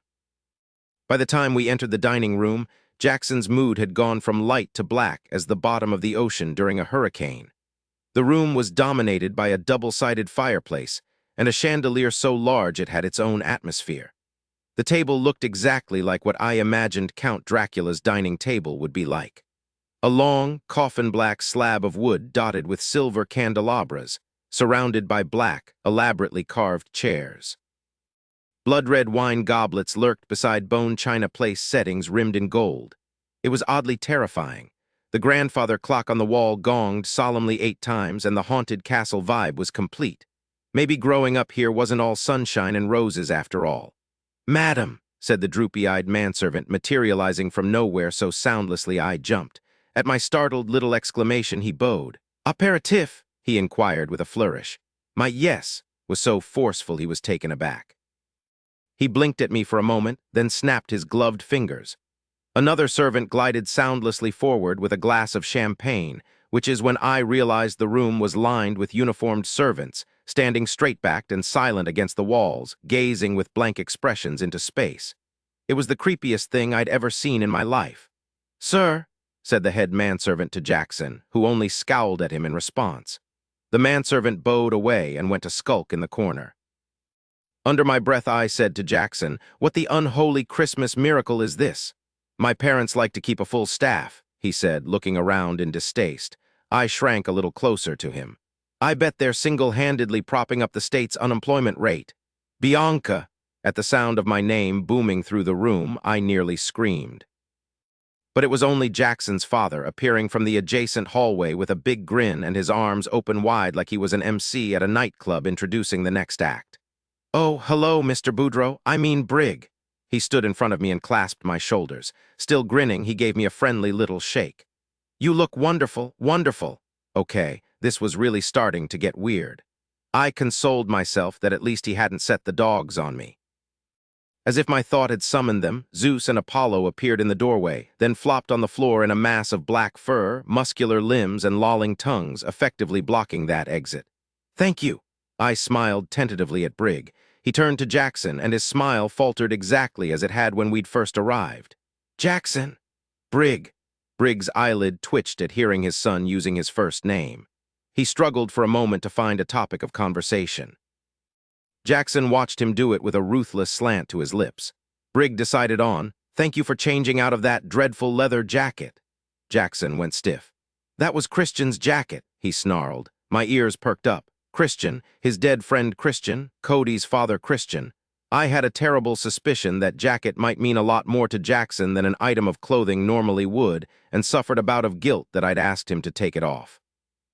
I thought of all the times I'd seen him wear it, thinking what a crappy old thing it was, and my heart sank. "I made him put on a dress shirt for dinner," I said into the thundering silence. But I think that jacket looks great on him. Not everyone can pull off the vintage look. Briggs stared at me for a hair longer than was comfortable. Indeed, he cleared his throat. Oozing fury, Jackson stood beside me, a plank of wood bristling with rusty nails. I squeezed his hand. He squeezed back so hard I thought he'd crush my bones. So Bianca, Jackson tells me you're a chef. That's right, I recently opened my first restaurant in New Orleans. How marvelous. I understand your mother was also in the restaurant business. I glanced at Jackson, wondering exactly how much he'd told his father about me, and nodded. She had a spot in the 9th Ward for about 20 years before Hurricane Katrina wiped it out. She retired after that. Briggs looked distressed. I'm sorry to hear that. She didn't want to rebuild. We didn't have the money to rebuild. At the mention of money, Briggs' eyes glazed over. Well, it's wonderful that you're carrying on the family tradition. Your mother must be very proud. If I thought Jackson was stiff before, now he became an icicle. But he didn't say a word. It was like he'd shut down all cylinders except the outrage one. I knew I was in the middle of an ancient family drama and was ticked at Jackson for not giving me a compass to navigate my way. Judging by his silent performance so far, I'd have to float the conversation for the rest of the night. But no matter how ticked at Jackson I was, I'd be damned if I'd let him get picked on, especially by his own father. And there was no mistaking that last comment was a pointed jab. I looked Briggs dead in the eye. Oh, she is. But she'd be proud of me even if I were unemployed and living on food stamps. She's not the kind of person who only loves her child unless she's following her own definition of success. I know I didn't imagine the low intake of breath from the gathered servants or the way the room went electric, but I pretended I did, and so did Briggs. He said quietly, "Of course not. Parents always love their children, even when they make it hard for us to do so." He and Jackson locked eyes. "Hello, giant squirming can of worms. Please sit down and make yourself comfortable. If things got any more tense, I might shatter." With a squeak of wheels, Jackson's mother rolled into the room. She was pale, blonde, and fragile-looking, with the exception of her blue eyes, which were lioness fierce. One side of her mouth pulled into a grimace, one hand curled to a claw on her lap. Her hair was scraped severely off her face into a low bun. Around her neck she wore a triple strand of pearls so tight it was probably cutting off her circulation. Pushing her wheelchair was a stout, middle-aged woman in a starched white nurse's uniform and rubber-soled shoes who looked like someone had threatened that everyone she ever knew would be murdered if she smiled. Jackson's mother was even more terrifying than Dracula's dining room. I had to physically force myself to stand still and not turn and run screaming from the house. "Ah," said Briggs. "Clemmy, come and meet Bianca." He acted as if Jackson weren't even in the room.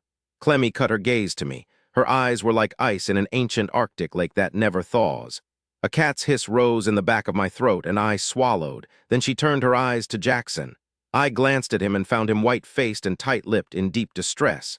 Jesus, Mary, and Joseph, what was it with these people? I decided I'd had enough of this nonsense. "Mrs. Boudreaux, I'm so happy to meet you." I dropped Jackson's hand and marched resolutely over to Clemmy, a salesman's grin stretching my cheeks.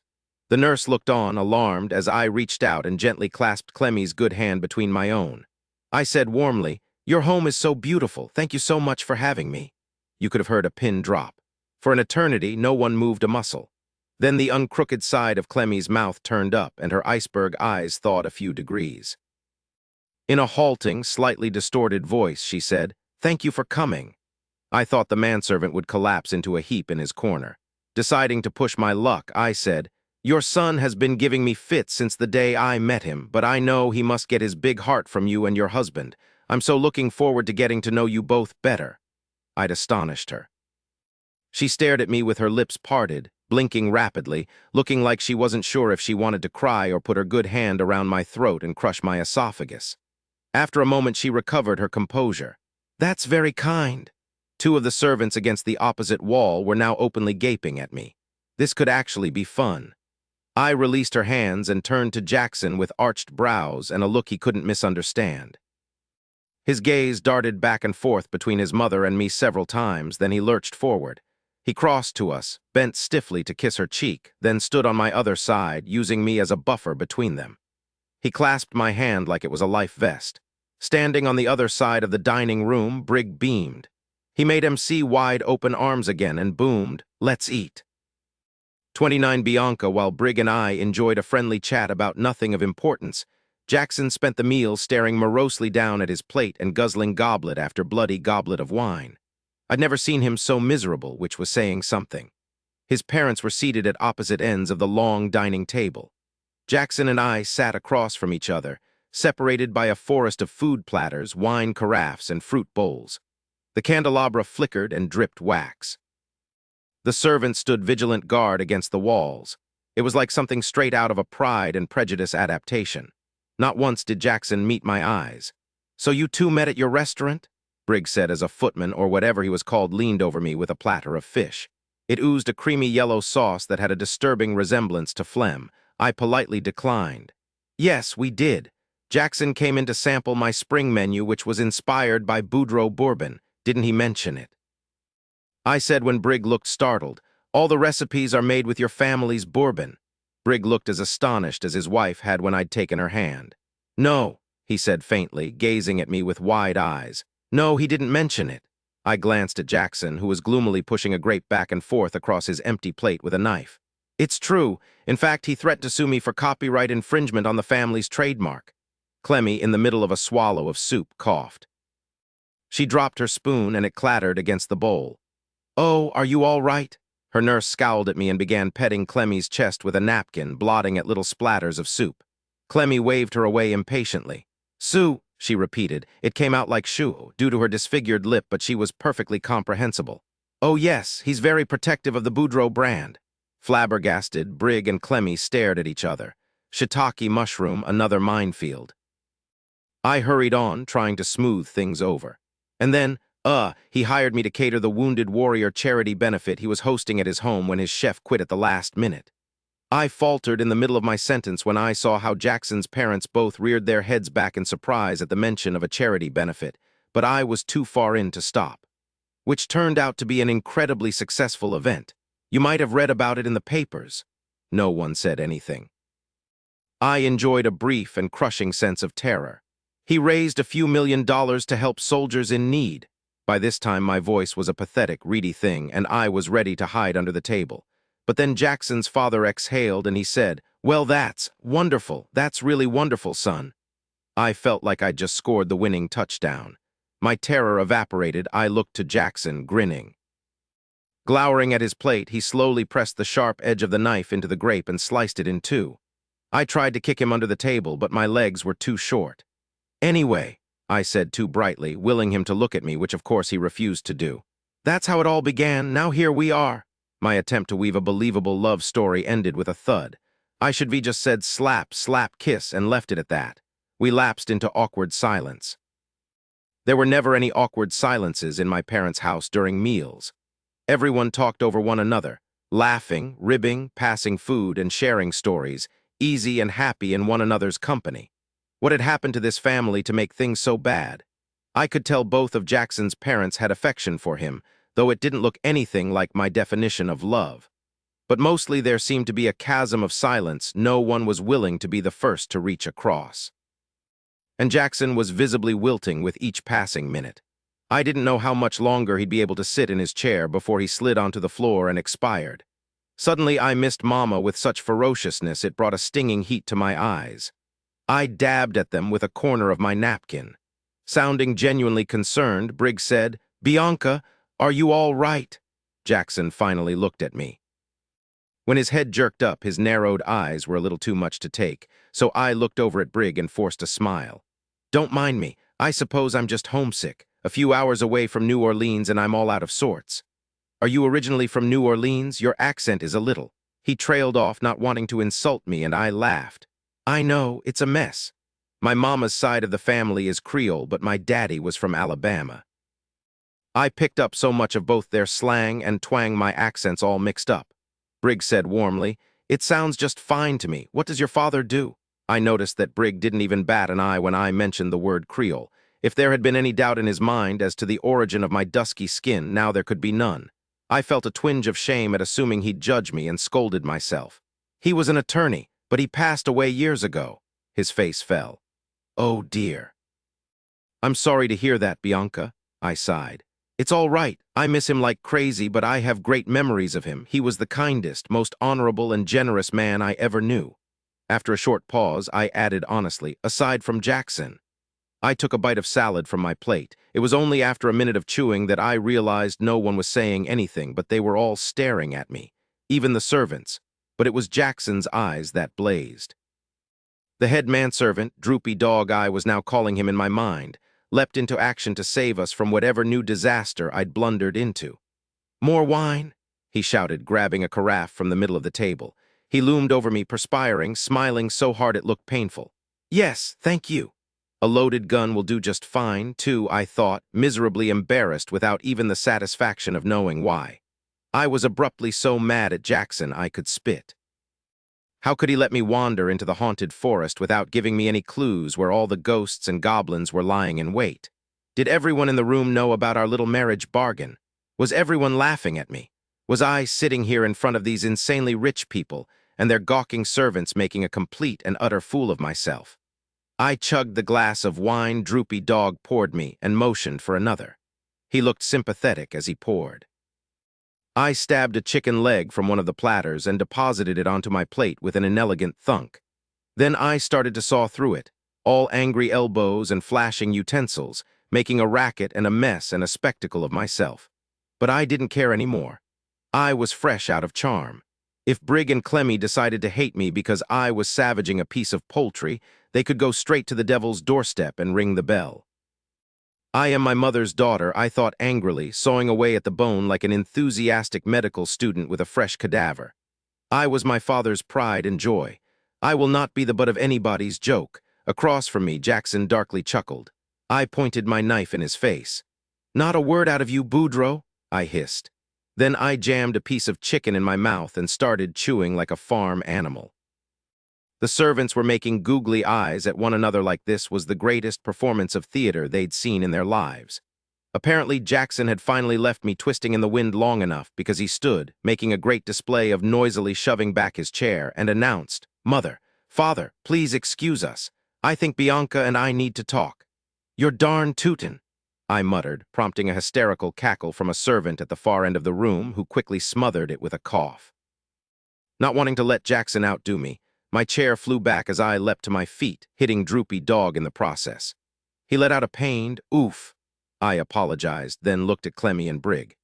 "Thank you for the wonderful meal and your hospitality. I'm sorry if I'm being rude and you both seem like lovely people, but now I have to go jerk a knot in someone's tail." I glared at Jackson. "And depending on how that conversation goes, I may or may not require a bail bondsman. Have yourselves a wonderful evening." I left with my chin high, smoke pouring from my ears, the sound of Brig's startled laughter ringing off the dining room walls. I managed to make it all the way back to Jackson's room and get the door closed behind us before I let Jackson have it.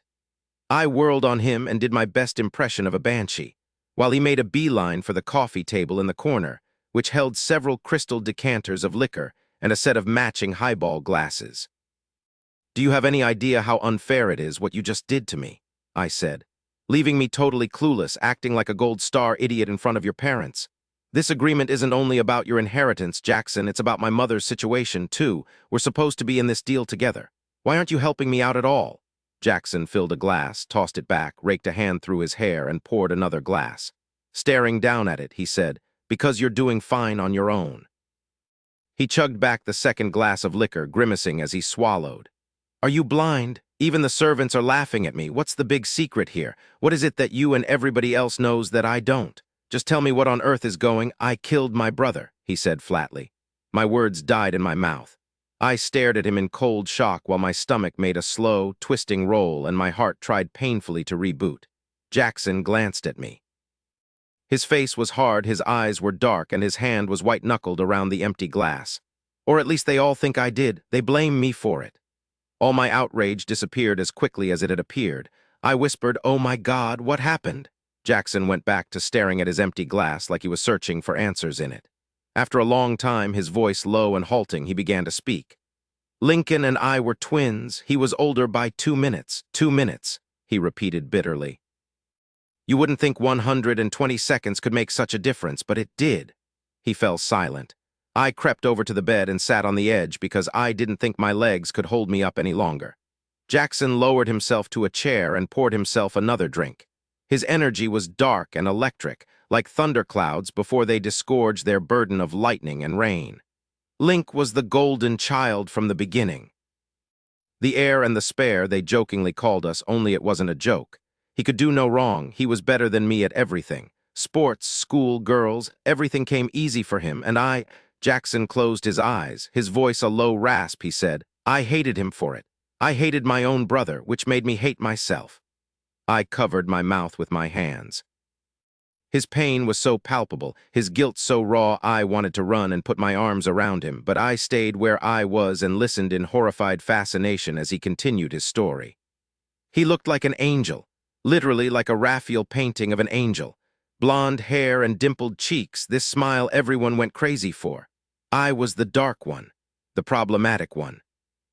The one with a learning disability and a temper so unpredictable they had to put me on medication when I was barely a teenager. I just never fit. His Adam's apple bobbed up and down as he swallowed. His face was a grimace full of anguish and bad memories, ruddy with alcohol, a sheen of sweat on his brow. Link was being groomed to take over the company. It was the logical choice, him being eldest and so nice. Jackson said the word nice like an accusation. His dark gaze flashed up to meet mine. But the thing was, he wasn't so nice. He was like this perfect, shiny red apple that was riddled with worms and rot on the inside. Only no one could see it. No one could believe that something so pretty could be so corrupt. Except me.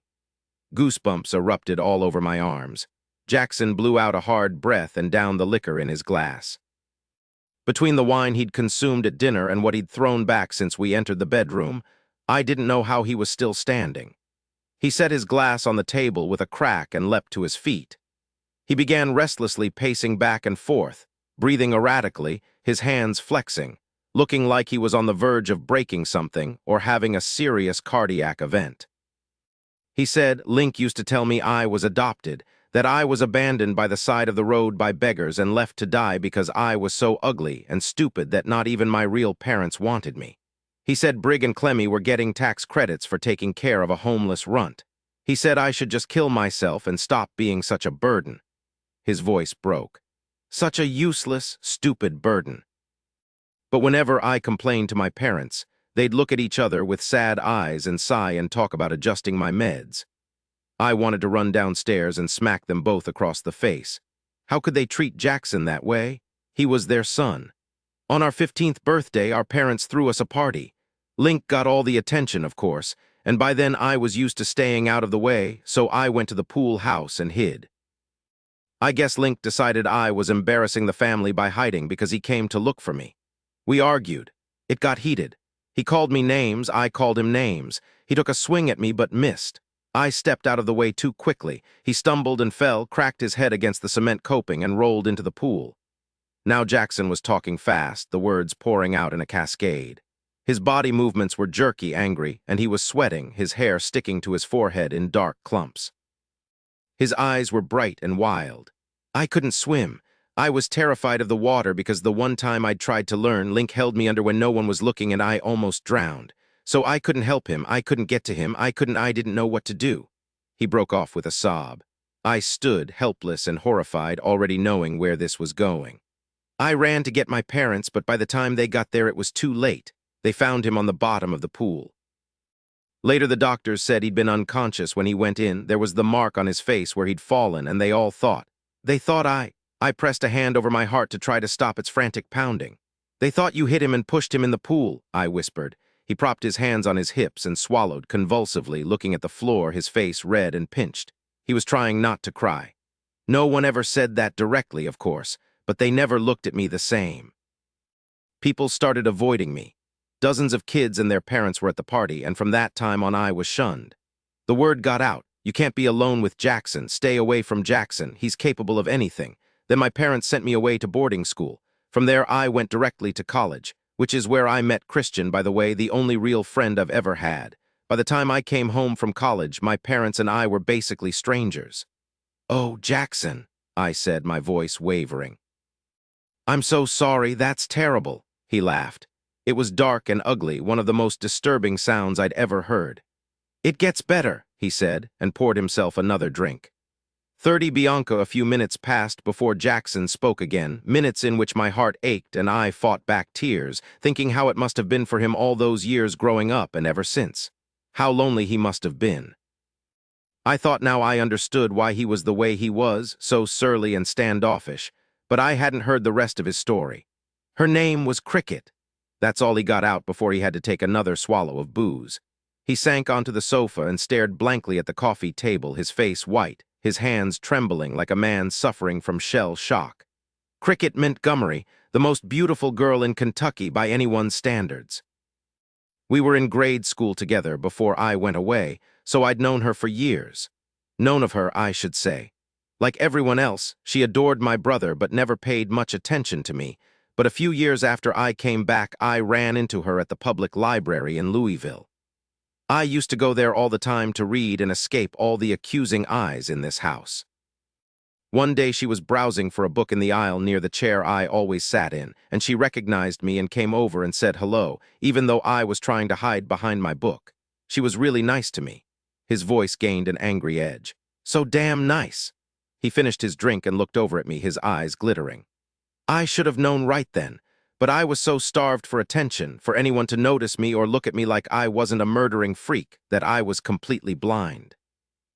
I didn't know what to do with my hands. They were fluttering around in my lap like frightened birds, so I sat on them and kept listening. We started dating. I couldn't believe my good luck. Here was this beautiful, popular girl choosing me. I was so happy I was delirious. My parents were over the moon. My father started talking about having me take over the business. It was like a dream, everything I ever wanted falling into place. After a year, I proposed, and she said yes.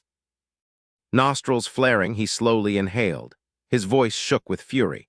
That evil, scheming, lying, soulless bitch said yes. Now I was the one who needed a drink. I abandoned the bed, sat across from Jackson, and poured myself a stiff one. He set his glass on the table and dragged his hands through his hair. Staring at the floor, his elbows propped on his knees, he continued to talk.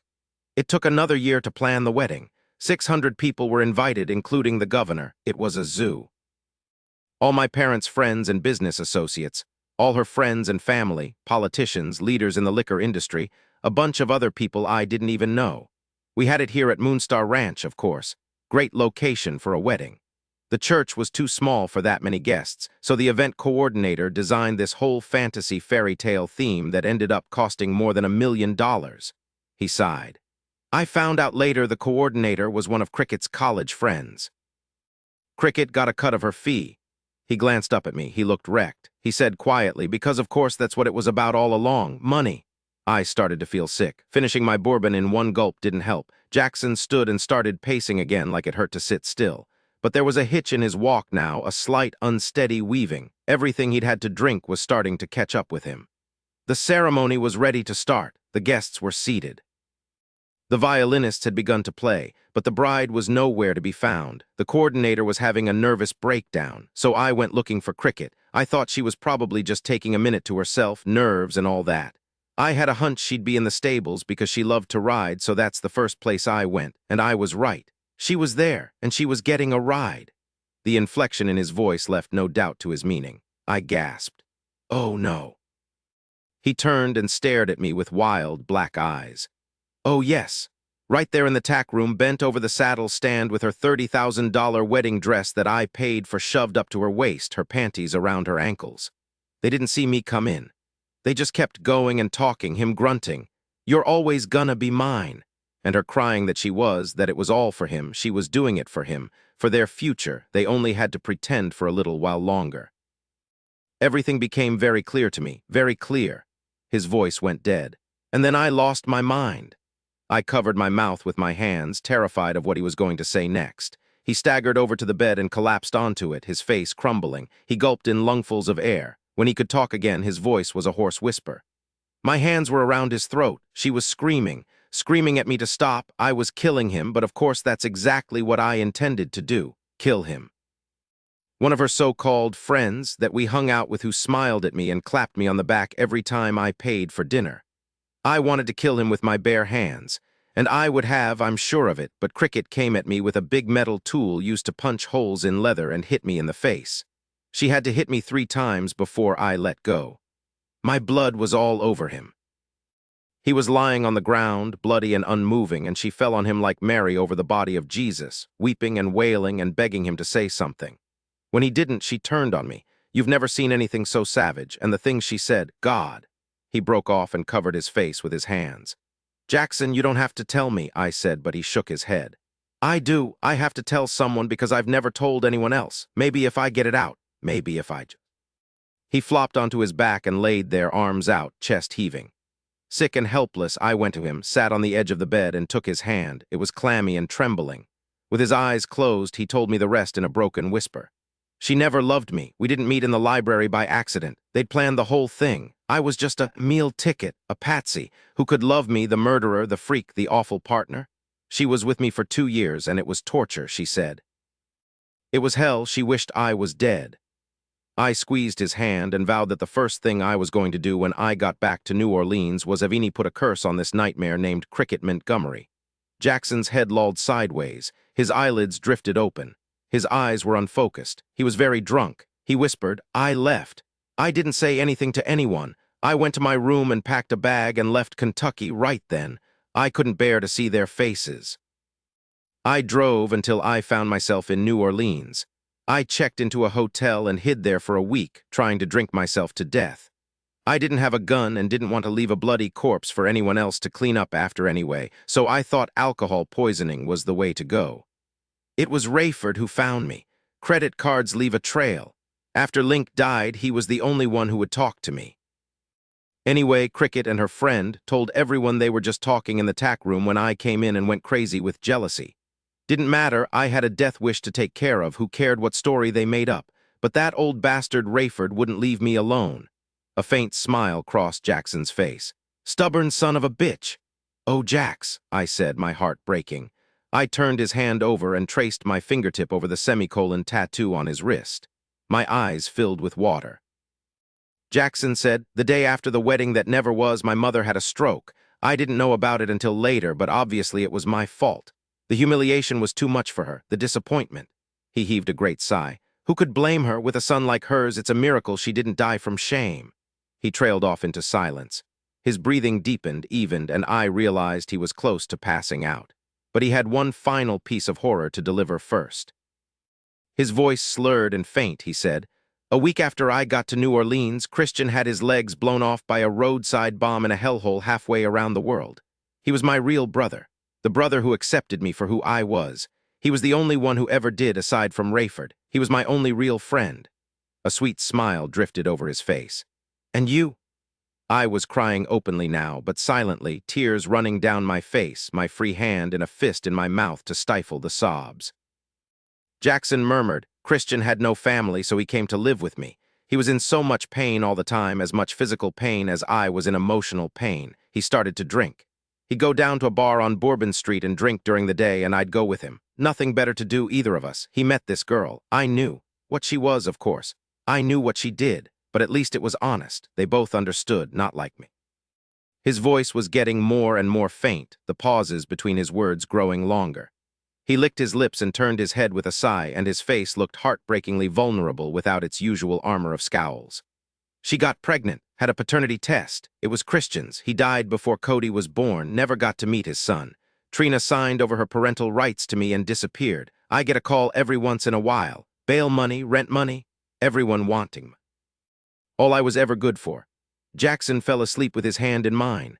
A lone tear leaked from his eye, tracking a zigzag path down his temple. I leaned over him, hugged him as tightly as I could, and sobbed. I cried for a long time, my ear pressed to his chest, listening to his slow and steady heartbeat. Finally, when I had nothing left, I sat up, wiped my eyes, slipped off his shoes, and settled a blanket over him. I went into the bathroom and splashed cold water on my face. I called Mama and told her how much I loved her, how lucky I was to have her, how she and Daddy were the greatest parents in the world. Then I marched my booty downstairs to have a nice, long talk with Clemmy and Brig. 31 Jackson, I knew I was dreaming because the warm, soft, unmistakable curve under my left palm was a woman's hip. Dream Woman had an incredibly sexy hip. She also smelled delicious and was warm as a little furnace against my chest.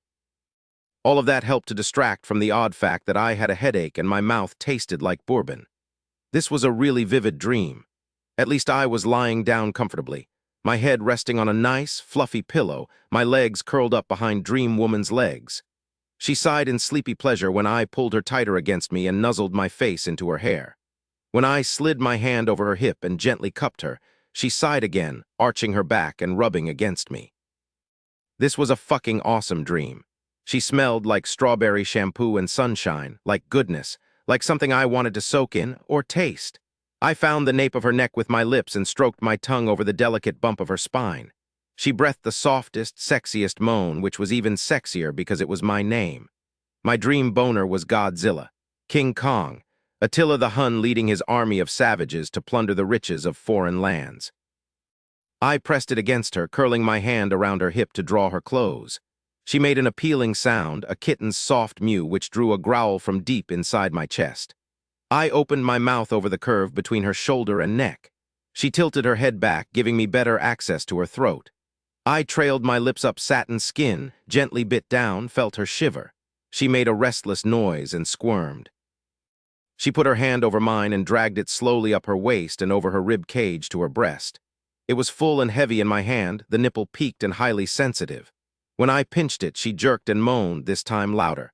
A thin layer of cotton separated her skin from mine, and I needed it gone. I needed her skin on my tongue.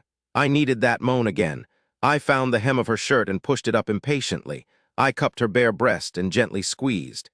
"Yes, Jax," she breathed, arching. I rolled her under me, pinned her down, and sucked her taut nipple into my mouth. Her groan sent a shockwave of pure lust singing through me.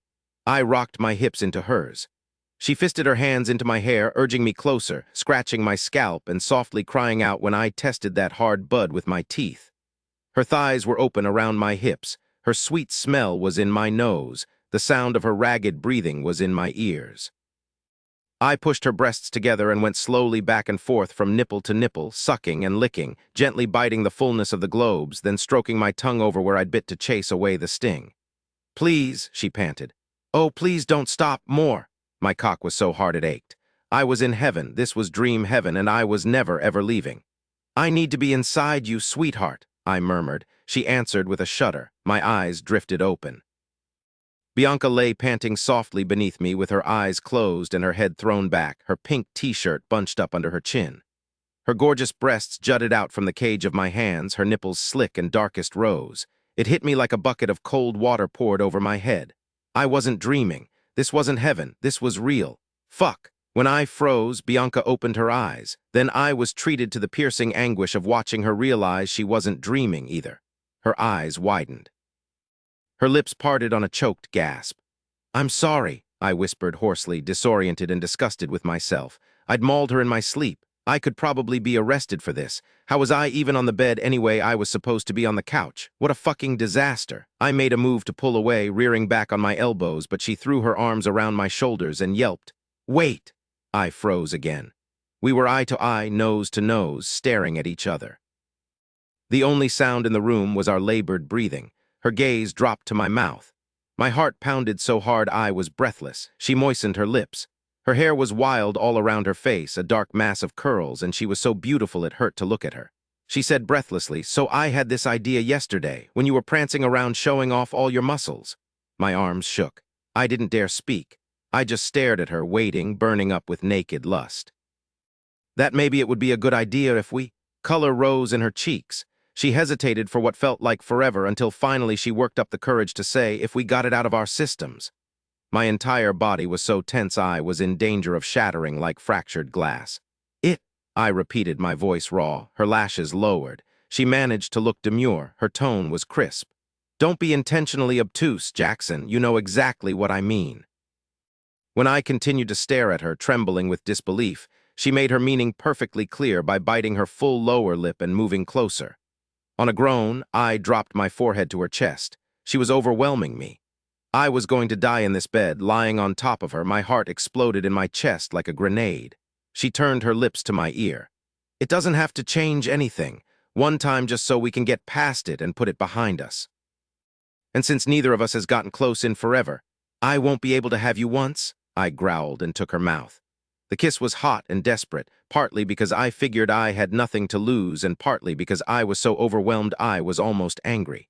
She responded by arching up into me and digging her fingers into my shoulders, which made my already throbbing body so tense it was physically painful. I broke away and held her wrists over her head on the pillow. We were both panting. I was practically vibrating with frustration. Damn, Bianca! She wasn't done testing me. She lifted her head, put her mouth against my throat, and bit me. Gently, but enough to sting. Against my skin, she murmured, "Yes, that's exactly what you should do, Jax, be with Bianca." I groaned. What the hell was going on? Hearing those words from that normally reserved mouth made it all the more intense. I wanted nothing more than to pull her closer and hold her, but I knew it would be a disaster. Everything would be awkward afterward. Everything would change. There was no way I could have her only once. I knew I'd be addicted from the first moment and end up being obsessed, hounding her like a dog in heat, pestering her like her ex until eventually she hated me. It was the thing I was most afraid of, Bianca hating me. My inheritance be damned, I couldn't lose her.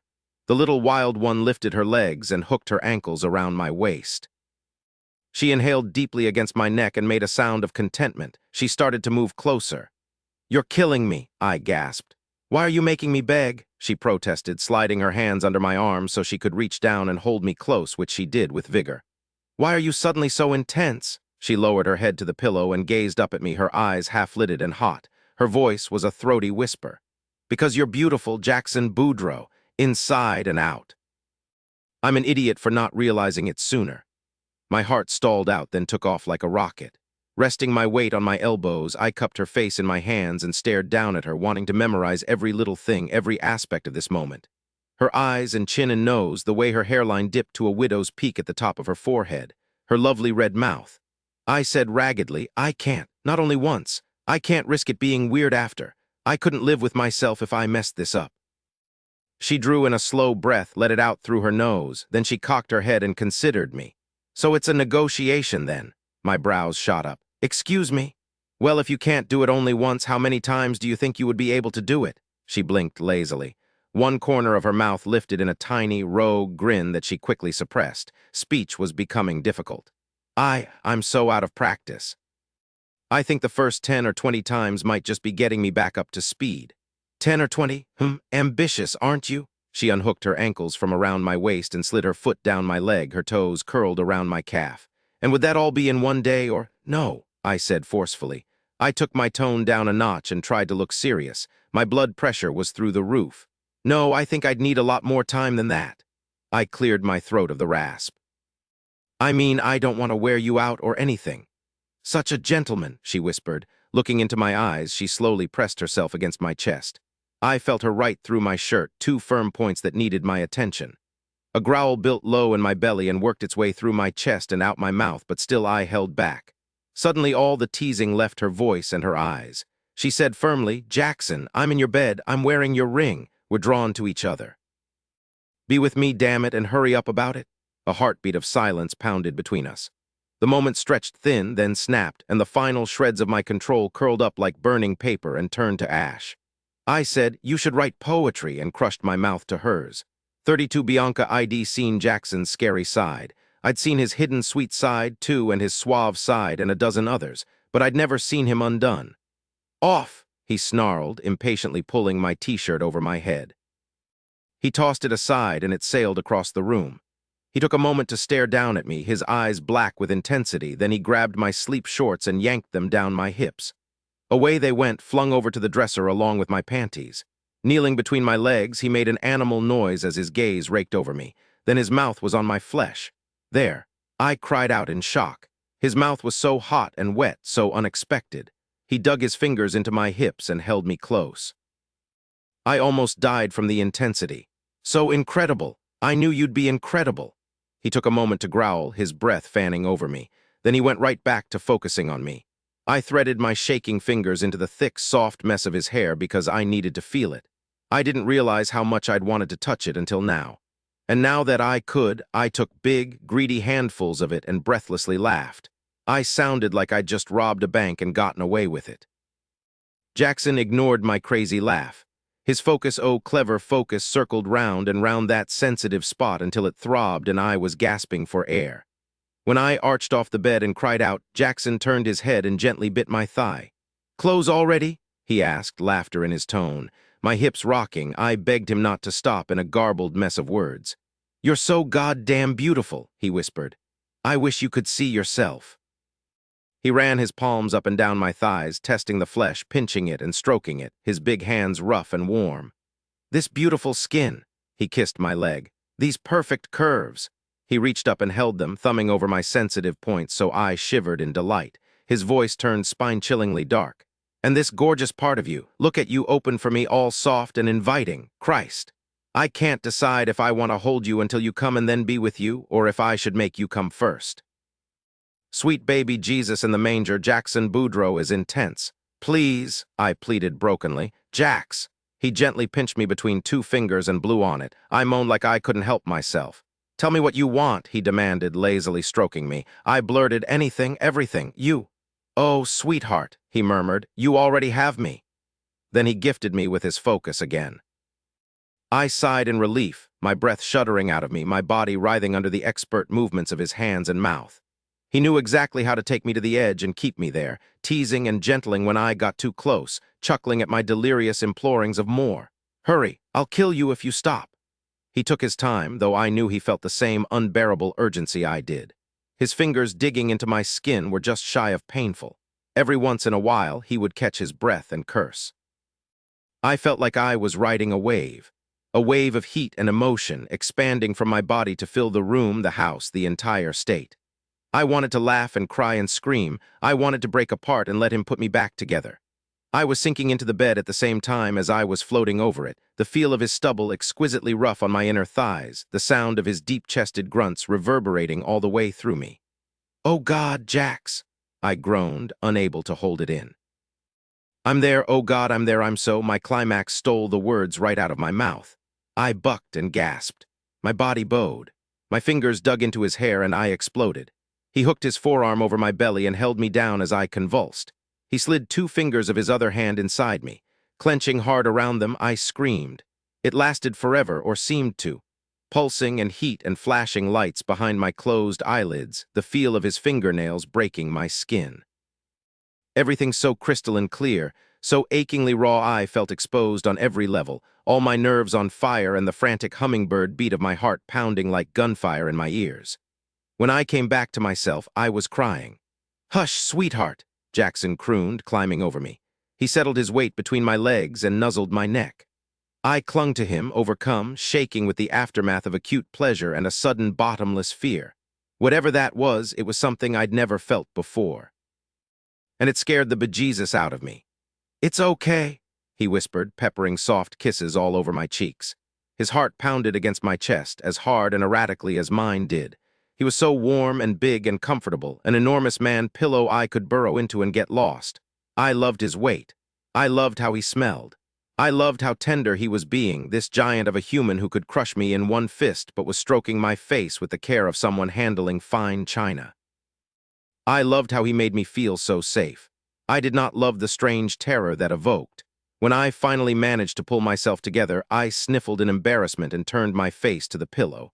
"Sorry, I'm not normally a weeper after intimacy, but that was—" I shivered and tightened my arms around his neck. He whispered into my ear, "Don't apologize. I feel incredible right now." I cracked open an eye. He was staring down at me, a big, goofy grin on his face.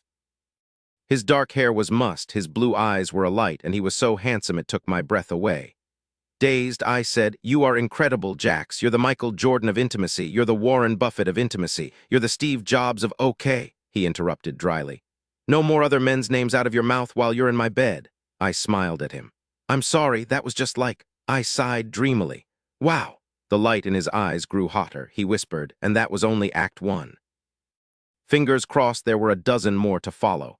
Jackson rose to his knees. Staring down at me, he slowly unbuttoned his shirt.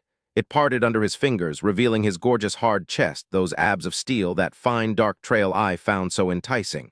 He shrugged the shirt off his shoulders, and I sighed again, wiggling my toes in happiness. "Goddamn woman," he said, his voice husky. "You're gonna turn me into an egomaniac. You should see those eyes, intense." I giggled. "You're very handsome, Jackson." This especially is my favorite. I propped myself up on one elbow and trailed my finger down the soft line of hair on his stomach. His abs quivered under my touch. I glanced up to find him gazing down at me in molten stillness, watching me with predatory eyes. I had an idea. I sat up, flattened my hands over his abdomen, and smiled up at him. I pressed a soft kiss to the square inch of warm skin right below his belly button. He froze. "What are you doing? Wouldn't you like to know?" I teased, maintaining eye contact. I traced a circle around his belly button with my tongue, then dipped it in. His sucked-in breath made me grin. I was getting an inkling of how my unraveling made him feel, and I wanted more of it. I wanted him undone. My fingers found the fly of his jeans. The button slid open with the silkiness of melted butter. I pressed a kiss to the small strip of newly exposed skin above his briefs, and Jackson stopped breathing. When I licked it, he softly moaned. "Your little tongue," he whispered, staring at me in fascination. "Your little pink." His words were swallowed by another moan when I curled my hand around the enormous bulge straining the front of his briefs and gently squeezed. Straight-faced, I said, "There seems to be something requiring attention in your underwear, Mr. Boudreaux. Judging by the size, it could be a medical emergency. Shall I have a look?" He looked like he was going to pass out. He said faintly, "Yes, nurse, please do." It took a geologic epoch for me to pull down his briefs because I was enjoying his expression too much to go any faster. When I finally tore my gaze away from his and looked down, I gasped. "Holy guacamole," I breathed, floored by the sheer size and grandeur of Jackson's arousal. "Mr. Boudreaux, this is life-threatening." In a strangled voice, he said, "Perhaps you should administer treatment." I nodded. "I concur. Excellent diagnosis." Then I applied my mouth and thrilled to the sound of Jackson's hoarse gasp. He was too large to fit more than a few inches into my mouth, but I made up for it with both my hands, which I wrapped around him and stroked in tandem with my tongue. His shaking hands cupped my head. His breathing was labored. After I'd established a rhythm, Jackson matched it with gentle thrusts of his pelvis, each one working a soft groan from his chest. He was ridiculously large, but I loved the way he tasted and smelled. All that masculine warmth and musk. Delicious. I opened my throat, testing my endurance, and was rewarded with Jackson barking, "Damn!" His fingers twitched against my scalp, so of course I had to do it again and again and again. He sucked in a breath like a hiss between his teeth. He warned, "Bianca." I looked up at him. His eyes were barely open. His face was flushed. His chest was heaving. I felt like a superhero. I said, "I can't decide if I want to pleasure you until you come and then be with you." In one swift move, Jackson had me on my back with my legs spread around his waist and my wrists pinned against the pillow. He kissed me hard, holding nothing back. I rocked my hips against the straining heat of his arousal, and he bit my lower lip. "Are you trying to drive me crazy?" he hissed, eyes blazing. "Yes," I said. "I want the beast unleashed. I want both of us unleashed. I want it to be wild." His eyes closed briefly. He muttered to himself, "Thank God," then kissed me again so hard it left me breathless and bruised. A small table sat beside the bed. He reached over me, grabbed his wallet, pulled something out. A rip of foil, and I knew we were protected. "Good thinking, Mr. Boudreaux," I gasped as his heat and presence filled me. Then I couldn't talk anymore because he flexed his hips and drove himself deep inside. My hips rose to meet his, my neck arched. My eyes slid shut. I heard his rough whisper against my ear like it was coming from somewhere very far away. "Bianca, my Bianca, I knew we'd fit just right."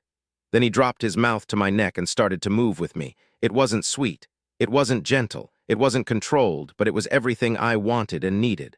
I praised him with such loud, wanton sounds I probably scared Droopy Dog half to death as he heard the echoes down the halls. Jackson still had on his jeans, which somehow made everything even hotter. The waistband was bunched around his ass. I shoved it down farther so I could grip those gloriously firm globes as he pumped hard into me, grunting and swearing. "So good, so amazing, oh God, don't stop," I babbled, writhing beneath him. He panted. Can't we have to slow down?" I hollered. "If you stop, you die." He groaned like he was in agony. I gripped his face and kissed him so hard I tasted blood. I wrapped my legs around his back and held on as he started to buck wildly, thrashing the bed. We were both sweating, panting, moaning, and kissing sloppily, out of our minds and loving it. He reared up on his hands, threw his head back, and roared my name at the ceiling. So this is what all those stupid love songs are about, I thought, just before I went supernova and exploded in a white-hot ball of fire into space. 33 Jackson, we lay stunned and speechless, tangled in each other's arms on the demolished bed like victims of a bombing. After a while, Bianca said in a tremulous voice, "Oh my, that was perfect." I stared at her in awe. "Incredible, mind-blowing, we should get a trophy." Blinking slowly, she smiled. It was a heartbreaking smile, a thing of such soul-lifting and astonishing beauty I felt like a man who just discovered religion. She was my religion. My north and south, my heaven and earth, the axis of rightness around which everything had suddenly aligned. For the first time in my life, all my polarized parts worked as one, humming happily along in harmony with the universe, finally understanding their place. I surrendered to the feeling completely and without hesitation, knowing that most people would never experience this. This blinding joy, this transcendent bliss. This seismic shift of focus from themselves to someone else that strangely and simultaneously gave birth to the freedom and bone-deep peace they'd been seeking all along.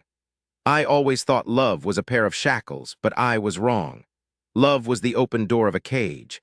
"You certainly have a lot of energy, Mr. Boudreaux," my love said, prim as a librarian. It made me laugh so heartily it shook the bed. I threw my leg over her, pulled her to me, and sighed in happiness. She burrowed against me, making soft, growly sounds of pleasure, her little hands pawing my chest. "Passion fiend," I whispered indulgently as she ran her hands all over my body. "I can't help it," she protested. "You're built like a skyscraper and your skin is like a unicorn's mane." I frowned. "A unicorn's mane? All silky and shiny and mystical." She said it like, duh, what moron doesn't know what a unicorn's mane is like? I laughed again, helplessly charmed. "You're awfully jolly after intimacy," she said. "Me likey." Oh God, my heart was going to split open like an overripe piece of fruit. "And you're awfully chatty." I captured her lips and kissed her to shut her up. When we finally came up for air, she stretched against me like a cat, supple and satisfied, lazily licking her lips. "You're a dish," she declared.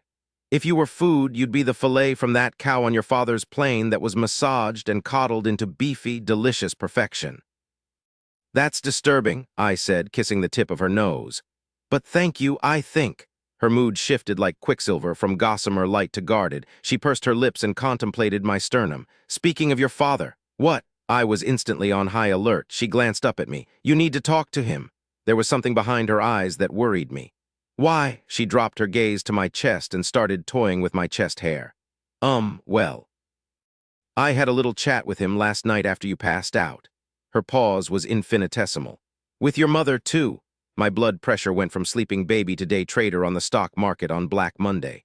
"About?" Her eyes flashed up to mine. "Don't shout. I'm not shouting, I'm asking." She glared at me. I blew out a deliberate breath and lowered my voice. "I'm sorry, talking about my parents when I'm naked in bed with you is yuck." She pouted for a second, then relented. "How much do you remember from last night?" I opened my mouth to answer, then closed it. How much did I remember? Backtracking to before the amazing dream that turned out not to be a dream this morning, I recalled arriving at Moonstar yesterday evening, meeting my father in the foyer, coming up to my room to change, going back down to dinner to suffer through the screaming silence of all the family dinners I'd enjoyed growing up, and then nothing. "I drank too much," I pronounced. I slanted my eyes down at Bianca, hoping she'd fill in the blanks. She knew I was bluffing, but took pity on me. "You told me about Link and cricket," she said gently, "and about what happened after, going to New Orleans, Christian Cody, everything." Coldness sliced through me, freezing as an Arctic wind. Then worse, suspicion. Did she sleep with me because she felt sorry for me? Examining my face, Bianca pounded her little fists on my chest. "If you ever look at me like that again," she said, seething, "you won't be a nice, tasty fillet anymore, Jackson Boudreaux, you'll be ground beef." Her threat made me feel oddly relieved. "I love it when you threaten me with bodily harm," I said, and kissed her again. She sighed contentedly against my lips.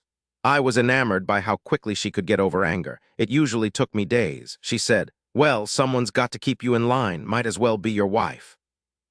It was a throwaway line, but it speared me right through the heart. It took a moment for my blood to start circulating again. "Wife," I repeated solemnly, gazing into her eyes. She wrinkled her nose.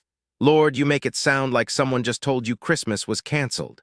I cupped her jaw in my hand. "No, it's like someone just told me I won the lottery." "Do billionaires play the lottery?" "They would if they knew you were the prize."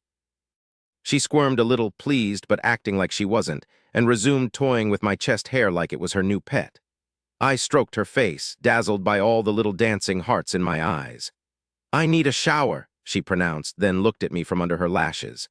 "God, those intense eyes, you could probably be arrested for that look. Pervert," she said casually. "Well, since we're doing a passion weekend before we go back to real life, I might as well make the most of it, right?" Inside my head was the sound a freight train makes when it slams on its brakes, then topples off the tracks, spilling its load of munitions and poison gas, which promptly explode in an enormous orange ball of flame, scorching the earth and destroying all life in a 50-mile radius. Clearly for Bianca, this wasn't the start of something deeper between us. This was the itch that needed to be scratched before it could be forgotten. This was the annoying, tickling pressure that had built to the point where it could only be relieved with a reflexive action like a sneeze. Bianca was going to sneeze me out of her system. She'd told me flat out, it would be a good idea if we got it out of our systems. And I'd gone and fallen in love with her. What a fool. "Right," I said, shuttering my eyes. She examined my expression for a moment. "What's that face you're making? I don't recognize that face." This is what heartbreak looks like. "Nothing," I said flatly. "I'm fine." She pushed me in the chest so hard I flopped onto my back. My eyes flew open in surprise. I grunted as she threw herself on top of me. "No," she shouted. "No, you don't get to do that after you were just with me not even 5 minutes ago. You do not get to be all weird and withdrawn and non-communicative. Do you hear me? Talk." She jabbed me in the chest with her finger. Glaring down at me with her dark hair wild all around her face and her eyes blazing black fury, she was a little bit terrifying. But I was madly in love with her, so I had to tell her the truth. "I told you once wouldn't be enough," I said gruffly. It sounded like an accusation. "So, and it was a challenge which pissed me off. So," I snapped, "you seduced me." Her eyes flared in outrage, but I was only getting started. "And now you're telling me this weekend is all I'm getting. And I already told you I didn't want to mess this up. So now it's too late because it is messed up because I won't be able to have you just once, and I'm going to go insane trying to keep my hands off you now. Because to you this was only intimacy, but to me it was a lot more, and you told me I was beautiful." I roared it into her face with so much force her hair fluttered back from her cheeks. I stared at her, panting, enraged, all the tendons standing out in my neck. Then her eyes softened and she smiled. "Oh, Jax," she said tenderly, "we're going to have to do something about that temper." She took my face in her hands and kissed me. I was completely confused. "Kiss me back," she demanded when I remained frozen beneath her. I sputtered, "Are you having some sort of psychotic break I should be aware of?" She sighed and tucked her face into the space between my neck and shoulder, snuggling closer to my body. "You conveniently forgot about the 10 or 20 times part of our conversation, beastie." When I remained stiff and unresponsive, she sighed again. "And the part where I asked if that would all be in one day and you said you'd need a lot more time than that." When I still didn't say anything, she tapped me impatiently on my sternum. I turned my head and looked at her. She was smiling up at me indulgently, like I was a giant, fussing baby. "I'll be very clear since you seem to be having trouble processing what I'm trying to say." She cleared her throat, becoming businesslike. "Mr. Boudreaux, when I said we were having a passion weekend, I didn't mean we were only having a passion weekend." All the breath left my body in an audible rush. I put my hand over my eyes to hide my relief. More gently, she said, "I'm not putting any rules on this. When I said intimacy didn't have to change anything, that was the truth. I hope it doesn't make things awkward when we get home if one of us decides it's better to remain friends, seeing as how this is a business deal and all." I couldn't help myself. I growled. "I know," she whispered. "It's an odd situation, for us both, obviously, but if it even has a chance to work out, we have to promise to be completely honest with each other." There was a long pause. "And I was being honest when I said I thought you were beautiful, so there's that." After I corralled my stampeding emotions, I griped, "You're not so bad yourself." She burst out laughing. "Such flowery, romantic words. Oh, I'm overcome." I rolled her onto her back, pinned her down, and kissed her all over her face as she laughed, and my heart expanded like a balloon. The problem with balloons is that at some point they have to either deflate or burst. After I brushed my teeth and changed into clean clothes, I left Bianca dozing in my bed and went downstairs to find my parents. They were eating breakfast in the solar off the kitchen, a large, sunny room with a glass ceiling to let in the light, the noisy chatter of my mother's caged songbirds coloring in the air. I stood outside the doorway for a moment, watching them, a band of steel tightening around my chest. What had Bianca told them, and would it change anything? My father looked up and saw me standing there before my mother did, his face transformed. "Jackson," he said, smiling, "good morning." My mother looked up, slowly set her fork down onto her plate, and blinked, gazing at me like she'd never seen me before. All in all, it was unsettling. I walked stiffly to the table. My father stood. I cleared my throat, awkward words of greeting on my tongue, but he canceled that plan when he opened his arms and grabbed me in a bear hug, squeezing tighter than a man in his 70s should be capable of. "Son," he said, his voice choked. "Oh, son," he gave me a good, hard shake. "It's so good to have you home." Wide-eyed, I looked over his shoulder at my mother. She was dabbing at her eyes with her napkin. My father released me and clapped me so hard on the back I almost pitched forward.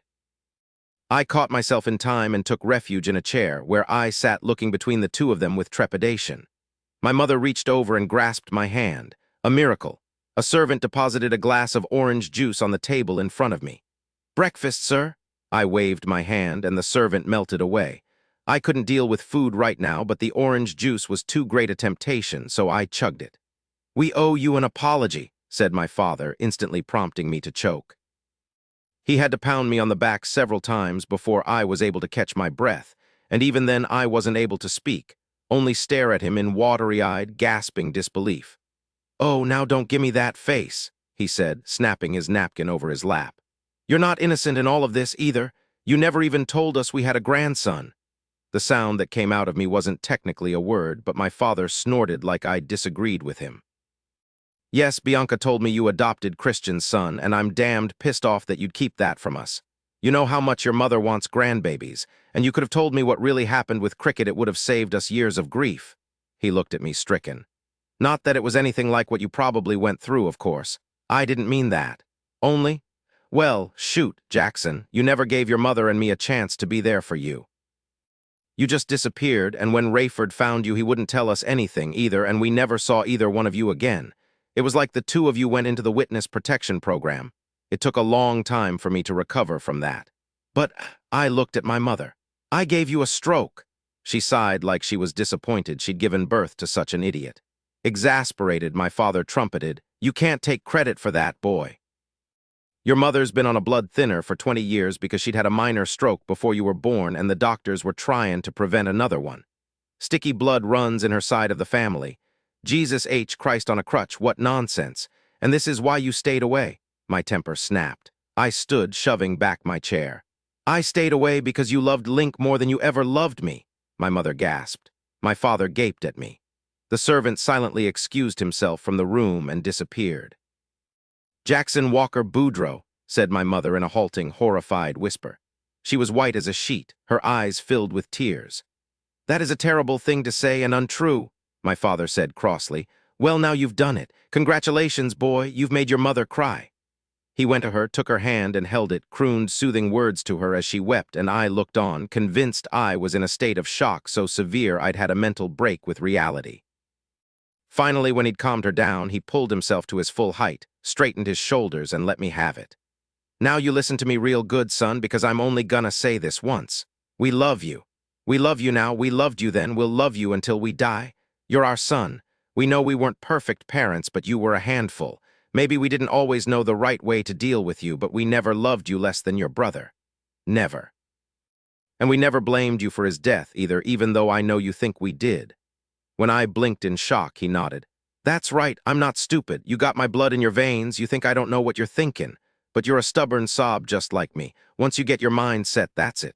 My mother made a placating noise, and he heaved a great sigh. "But it was my fault for leaving it alone for so long. I shoulda done something, I don't know, made you talk to me.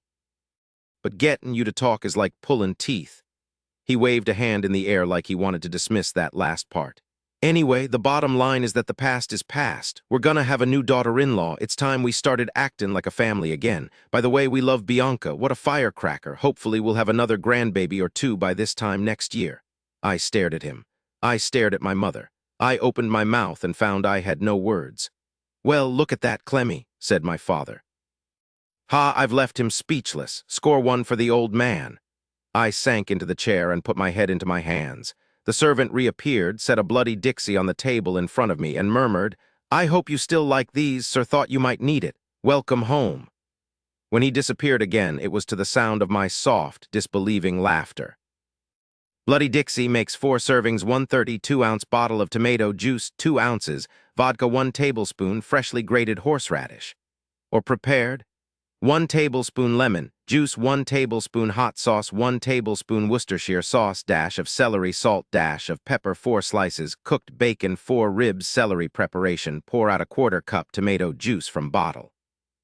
2 mix horseradish, lemon juice, hot sauce, Worcestershire, celery salt, and pepper into the remaining tomato juice in bottle and shake vigorously. 3 add ice to 4 highball glasses. 4 pour 2 ounces vodka over ice in each glass or to your taste. 5 add tomato juice mixed to fill. 6 stir, then garnish with bacon and celery. 34 Bianca. I was singing loudly and badly in the shower when the glass door opened and Jackson stepped in. "Don't stop," he said, amused. "I still have 10% of my hearing left." He was unclothed, calm, acting like we showered together every day of the week. He stepped in front of me, blocking the spray, and took the bar of soap from my limp hands as I ogled him. Jackson unclothed was one thing. Jackson unclothed and wet was something else altogether. Water worshipped his muscles, making all those gorgeous, golden bulges gleam and sparkle like he'd been photoshopped by a mad, passionate housewife. He tipped his head back to wet his hair, and it was in Technicolor slow-mo, a sexy soundtrack playing in the background. I watched with my mouth hanging open as he slowly began to soap his chest. Even Trace hadn't reached this level of physical perfection. I was showering with a Greek god, with art. How had I been so blind? Around the estrogen surge wreaking havoc in my nervous system, I said, "I'll have you know I won a talent contest once with my excellent rendition of You Are My Sunshine." Jackson shook his head, spraying water droplets from his dark hair, and smiled down at me. He turned me around and started soaping my shoulders and back, gently digging his thumbs into the muscles. I groaned in pleasure. He said, "Really? How old were you? 7? 8? I pouted. "Jerk," he chuckled. "You don't think I'm a jerk?" He bent down to kiss my ear. It brought his warm, wet skin in velvety contact with mine. He whispered, "In fact, I think you like me." He slid an arm around my waist, pinning me against the wall of his hard body. I trashed my previous position that heaven was a library with every book ever written. No, heaven was showering with a big, unclothed, soapy man who had a husky voice and a gentle sense of humor and an arousal that should have its own zip code. I relaxed into his embrace with a happy sigh. "Maybe," I said, almost purring as he massaged my neck. "The jury's still out." His big hand slid from my neck to my shoulder, then down my arm. He curved his fingers around my rib cage, reverently tracing each rib like it was a love story in Braille, then palmed my breast. He murmured, "You said you wouldn't lie to me, sweetheart," and tweaked my hard nipple with his thumb. When I gasped and jumped like I'd had a mild electric shock, he chuckled again. "Any other lies you want to tell?" I felt nothing when you did that." "Oh, that's a good one," he whispered, thumbing back and forth over my nipple as I shivered in delight. "You must be shivering because it's so cold in here." Hot steam billowed all around us. I couldn't help myself and laughed. "Definitely." He gently bit my neck, which I was quickly realizing was one of my favorite things in the world. He was never rough, no matter where he pressed his teeth. It was like he was testing the firmness of my flesh, like he found me so delicious he wanted to savor me.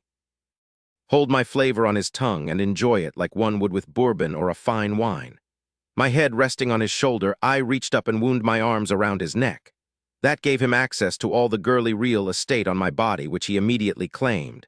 His lips still on my neck, he ran his hands down my sides, armpits to hips, his grip firm and possessive. His arousal dug into my bottom. He flattened his hands over my stomach. "I love this belly," he said faintly. He dragged his hands up to my breasts. "And these, so pretty, so perfect. Look how perfectly they fit in my hands." He cupped them to prove his point. It was incredibly erotic looking down at myself, his wet, soapy hands full of me. The way he touched me made me feel proud of my body, intensely feminine and powerful, though he could overpower me in a heartbeat if he wanted to. His hands slid lower, past my waist to the triangle between my legs. "And this," he breathed into my ear, slipping his soapy fingers into my folds as I gasped. "I love this. I want this in my mouth or my hands or on me every day for the rest of my life." What was he saying? I was so dizzy I hardly knew, My head lolled to one side. He took my mouth in a kiss so intense it would have made me lose my footing if he hadn't held me up. It was slow, hot, and deep. His fingers swirled in small, lazy circles between my legs. I trembled and shook, making desperate sounds in my throat. "I love your sweet little noises, too," said Jackson, a hitch in his voice. "Bianca, you're so sweet." I didn't feel sweet. I felt ravenous, a ferocious little animal who wanted to tear him to shreds with my sharp, tiny teeth.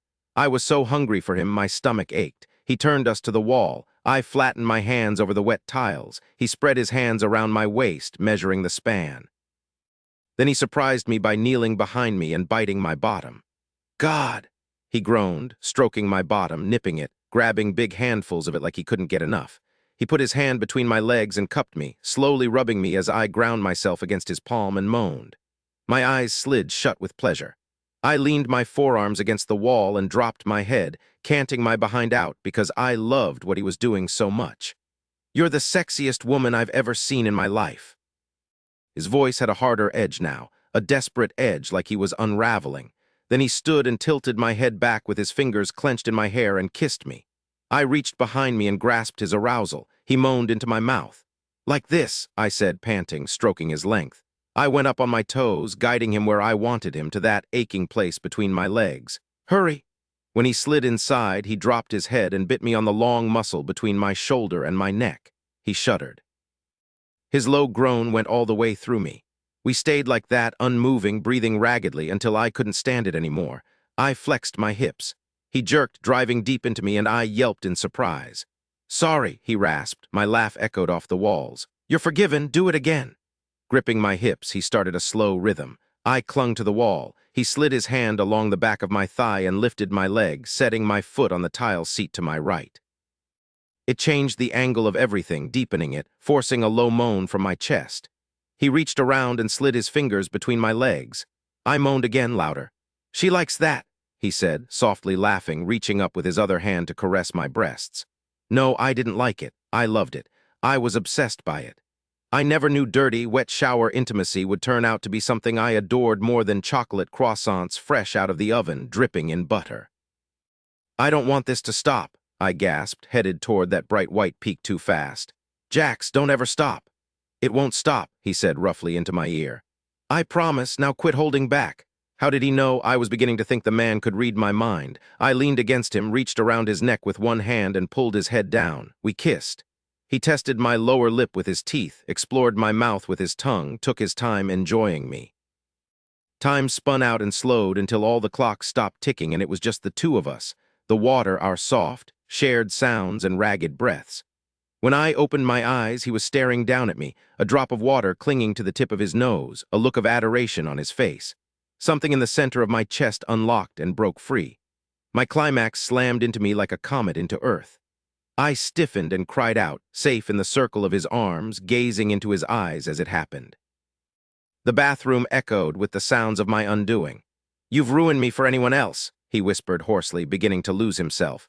"Bianca, I'm ruined." I convulsed around him, too overcome with emotion to speak. He braced his arm against the wall to hold us up. He trembled, spasmed, made a sound like he was deeply in pain. "Damn," he groaned and withdrew from my body. Then he kissed me like his life depended on it as he spilled himself onto my skin. By the time we came back to our senses, the water had started to turn cold. Jax reached out and turned off the spray. He wrapped his arms around me and hid his face in my neck, hugging me hard, his chest heaving. He said my name, but I shushed him. "Not yet. Let's not talk about it yet," I whispered. I was afraid what might come out of my mouth if he asked me how I was feeling. We dried off and dressed in silence, avoiding each other's eyes. We knew words would be too much, yet not enough. Something had changed between us in the shower. Something profound had taken root. "You need food," Jackson said, looking pointedly at my abdomen after another alarmingly loud rumble. My stomach sounded like it was occupied by a large, carnivorous beast roaming around and kicking over furniture. "Food, yes," I said with the volume of a person shouting across a highway to her friend stranded on the other side. Jackson looked at me askance. He stood in the bathroom doorway, watching me wind my damp hair into a big, messy bun. I'd pulled on a white cashmere sweater he'd bought for me and a pair of lovely charcoal gray slacks he must have had custom made because they fit perfectly in both the waist and hips, a statistical impossibility. And maybe a stiff drink, he added dryly, examining my expression. Stiff. Lord, don't talk to me about stiff. I met his gaze in the mirror and forced myself to sound like a sane person. So did you talk to your parents? One side of his mouth quirked. I did. He let it hang there, torturing me. And a smile bloomed over his face. It was like watching the sun rise over mountains. And they love you, he murmured, holding my gaze. Love. Green beans, there was that word again. It had been popping up in my head and on his lips for the past hour like weeds through cracks in the sidewalk. I had to remind myself that this was a business deal.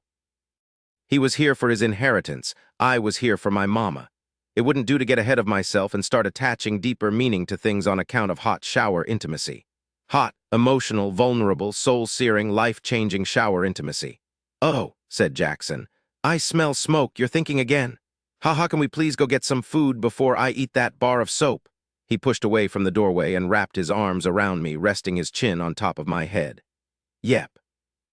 But you have to promise if this little breakdown you're having gets any worse, you'll talk to me, so I won't have to hold you down and tickle it out of you.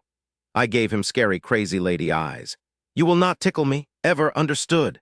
He tilted his head and whispered in my ear, sorry, sweetheart, that's not in the contract. Then he dug his fingers into my ribs. I screamed and tried to twist away, but he was too strong. He wrapped his arms around me and lifted me clear off my feet so we were nose to nose, my arms pinned to my side, my feet kicking uselessly around his shins. It isn't fair that you're so giant, I groused, and freakishly strong. I'm not that strong, but thank you.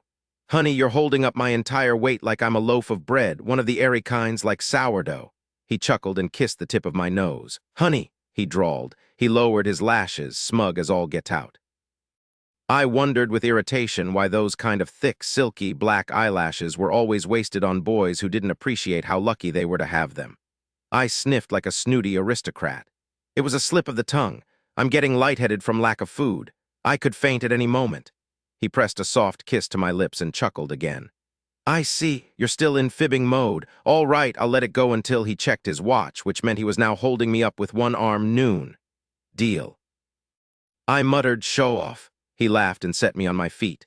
After breakfast, he said, leading me by my hand from the room, you have your choice of horseback riding, bowling, tennis, fishing, boating, or touring the botanical gardens or Rick House. Rick House? He looked over his shoulder at me and grinned. It's where we house all the Ricks, obviously. I rolled my eyes. Obviously. The rest of the day was a fairy tale, and I was Cinderella. We ate breakfast in a sun-filled room Jackson called the Solar, serenaded by songbirds flitting in dozens of large cages hung at various heights around the room. The hovering servants seemed friendlier today, even daring to smile pleasantly at us when they brought our food and cleared out plates. Even more surprising, Jackson smiled back. He seemed like a different man than he was yesterday. Lighter, less burdened by ghosts. His parents seemed different too, though they didn't hover. They greeted us warmly when we came down to eat, made light conversation, and then took their leave with a promise to see us for dinner. I got the feeling they were leaving us alone together and not avoiding us, which are two very different things. Jackson gave me a tour of the estate on a golf cart emblazoned with a giant bee on the front, rear, and roof, which I found hilarious, as if anyone could mistake who it belonged to. The botanical gardens were a marvel of engineering, designed by an anal-retentive botanist with a fetish for nude statuary and hedge mazes. Had I been there alone, I would have been hopelessly lost in 5 minutes. We drove by the stables at top speed. Jackson pointed them out with a jerk of his thumb. I was glad I hadn't taken him up on his offer to go riding because there were obviously still a few of his ghosts lurking in the tack room, waiting to shriek and rattle their chains. Lakes. Trees. A beautiful white church topped by a steeple. Acres upon acres of wooded pathways and hidden pudding greens and spectacular sweeping vistas dotted with wildlife. More than once we had to swerve to avoid a startled jackrabbit or white-tailed deer. Moonstar Ranch was a place steeped in magic, and my feeling of being immersed in a fairy tale grew as the day wore on. All the while my engagement ring flashed and winked on my finger, sending prisms of light in starburst patterns everywhere like a promise of good things to come. We talked, laughed, held hands shyly, smiled at each other with our eyes. In the rick house, a massive concrete rectangle where the family stored their private reserve, Jackson kissed me in a cool, shadowed corner behind a soaring wall of bourbon barrels stacked 20 high on metal racks. We ate a picnic lunch under the shade of an enormous willow tree on a hill overlooking a sparkling lake. We made plans to have dinner with his parents. I wanted to make them Mama's famous jambalaya with a blackberry and bourbon cobbler for dessert. When we went back to Jackson's room to change for dinner, my cell phone was ringing.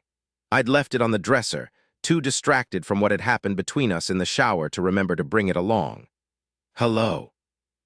I swatted away Jackson's attempt to pinch my bottom with a laugh. Bianca, said Eni, her voice caught on a sob. The words fell down on me like bricks thrown from the top of a building. So sorry, she's gone. There was nothing we could do. I tried to inhale but couldn't. I tried to speak, but a gasp of anguish was all I could muster. My body went hot, then freezing cold. I began to violently shake. Bianca, Jackson's voice rang sharp with concern as he looked at my face. What is it? I dropped the phone and sank to my knees on the floor. Mama, I rasped, choking on the word. She's dead. From that moment on, so was I, the fairy tale was over. 35 Jackson, I've suffered through my share of painful moments. Before now, I thought I knew all pain's ugly faces, all the ways it can cripple and scar. But with one phone call, I discovered that there's no worse pain in the world than watching someone you love suffer and being powerless to make the suffering stop. I kissed her and held her and rocked her. I promised I'd do everything I could to help. Words, all of them useless. None of them changed a thing or broke through the new encasing of ice swiftly crystallizing around her. From the moment Bianca took that phone call, she went cold. All the life was sucked out of her. All the fire was extinguished. What was left was a shell-shocked husk. She didn't even cry, which somehow made everything worse. I need to get back as soon as possible, she said hollowly, sitting on the floor with her back against the side of the bed. I crouched beside her, holding her clammy, limp hand, fighting a terrible slipping feeling inside me like a landslide in my chest. Of course. The plane can be ready within the hour. I'll make sure the bags get packed. She closed her eyes. She didn't speak again until we got back to New Orleans, except to say goodbye to my parents, who were as distraught as I was when they heard the news. We left Moonstar Ranch the same way we came, by limo and private jet, but everything had changed. I could tell by the way Bianca stared with flat eyes at the ring on her finger that what had happened between us was before. This was after, the new reality in which her mother was dead, taking Bianca's reason for us to be together to the grave with her. So yes, I thought I knew pain before. I thought I knew loss. But those two ruthless bitches were just getting started with me. 36 Bianca, it was raining when we touched down in New Orleans. The sky the same ugly lead gray as my soul. I didn't know why I felt so numb. Shock, I suppose.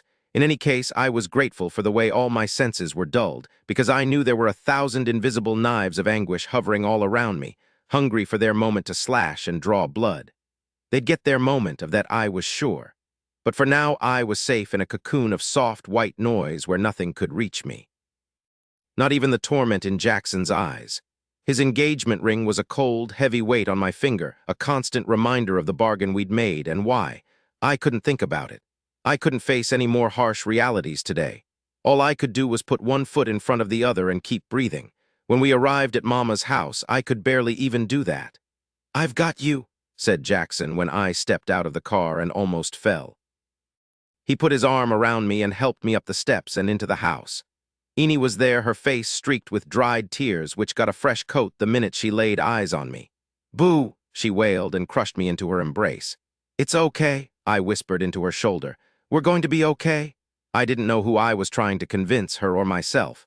A young red-headed woman in pale blue scrubs stood by the sofa, wringing her hands. "Miss Hardwick," she murmured, moving closer. "I'm Jennifer Wright from Home Angels Healthcare. I'm so sorry for your loss." Home Angels. I suppose they were the company Jackson hired. I struggled to focus on her voice as she continued to speak. "I was assigned the afternoon shift. Gina, who was here in the morning, said your mother was resting comfortably when she left at noon. She had a little lunch, then went to take a nap. Then she must have. Jennifer didn't know how to politely say it, so she skipped ahead. Apparently, Eni arrived just before I did at 4. Eni clung to me, her tears wetting my neck. She looked like she was sleeping. So peaceful, like an angel, she dissolved into a fresh round of weeping. Jennifer chewed on her lower lip and increased the speed of her hand wringing. Realizing he was the only capable person in the room, Jackson went into efficiency mode. "The paramedics were called?" he asked Jennifer, sounding like he might snap her in two if she answered incorrectly. "Yes," she peeped, going pale. "They tried to resuscitate her. When that failed, they asked if we wanted to transfer Mrs. Hardwick to the hospital or make arrangements with a funeral home to pick up her remains here." Her remains. I almost fainted, but held myself up through sheer strength of will, gritting my teeth against the sob rising in the back of my throat. Jennifer hurried on. "Enid and I thought it would be best if Mrs. Hardwick stayed where she was until her daughter arrived. I hoped that was all right." "Yes," I said faintly. I pulled out of Enid's embrace and nodded at Jennifer, who looked frightened that she might have done something wrong. "Thank you, Jennifer." I looked down the hallway at the closed door of Mama's bedroom. Noticing the direction of my gaze, Jackson gently settled his hand on my shoulder. "Do you want me to?" "No," I said. "I want a minute alone with her if you don't mind." "Of course not. Take all the time you need." "I'll call Robertson's funeral home and get the arrangements started, unless there's somewhere else you'd rather." "That's fine," I whispered, already moving away. It didn't make a difference what company took Mama's body. The parts of her that mattered were already gone. Steeling my nerves, I hesitated a moment with my hand on the door before going in. The only other dead person I'd ever seen was my father, and he died when I was young enough to understand death but not be terrified of it. I didn't know how I'd react to seeing Mama lying lifelessly in her bed, and I said a silent prayer I'd be able to withstand it. The door creaked open. The room was dim, lit only with the lamp on the table beside the bed. The air was cool and still and smelled faintly of Mama's perfume. I crept over to the bed with my heart pounding, terror closing around my throat like a hangman's noose. When I grew nearer and saw the serene expression on Mama's face, the terror faded away like a tide receding, and I could breathe again. I knelt beside the bed and took her hand. Not even a hint of warmth still lingered in it. "I can't believe you left me," I whispered, hearing the accusation in my voice. All of a sudden I was a child again, 6 years old, lost in the Mardi Gras parade when Mama briefly let go of my hand. I had the same feeling now as I did then, raw disbelief mixed with rising hysteria, searching desperately for her face in a crowd of strangers. Only this time the hysteria wouldn't be replaced with sweet relief when I was found. I'd remain lost forever, alone in a sea of unfamiliar faces, crying out her name. I told her I loved her. I told her she was the best mother who ever lived. I told her I hoped one day to be half the woman she was, and that I'd always try to make her proud. Through it all she was silent, and still the way only a corpse can be, that utter absence of life like a negative charge sucking the air from the room. It wasn't until I whispered, "Tell Daddy I miss him," that I sensed a change in the atmosphere. Something shimmered briefly. The air gained a palpable spark. Maybe it was my imagination, but I'd swear on the Bible I felt a gentle touch on my head. Then it was gone, and I was alone in a cool, quiet room with the body of my mother, and all the pain I'd been holding off came rushing over me at once. I threw my head back and howled like an animal, loud enough to scour every ghost within miles from its grave.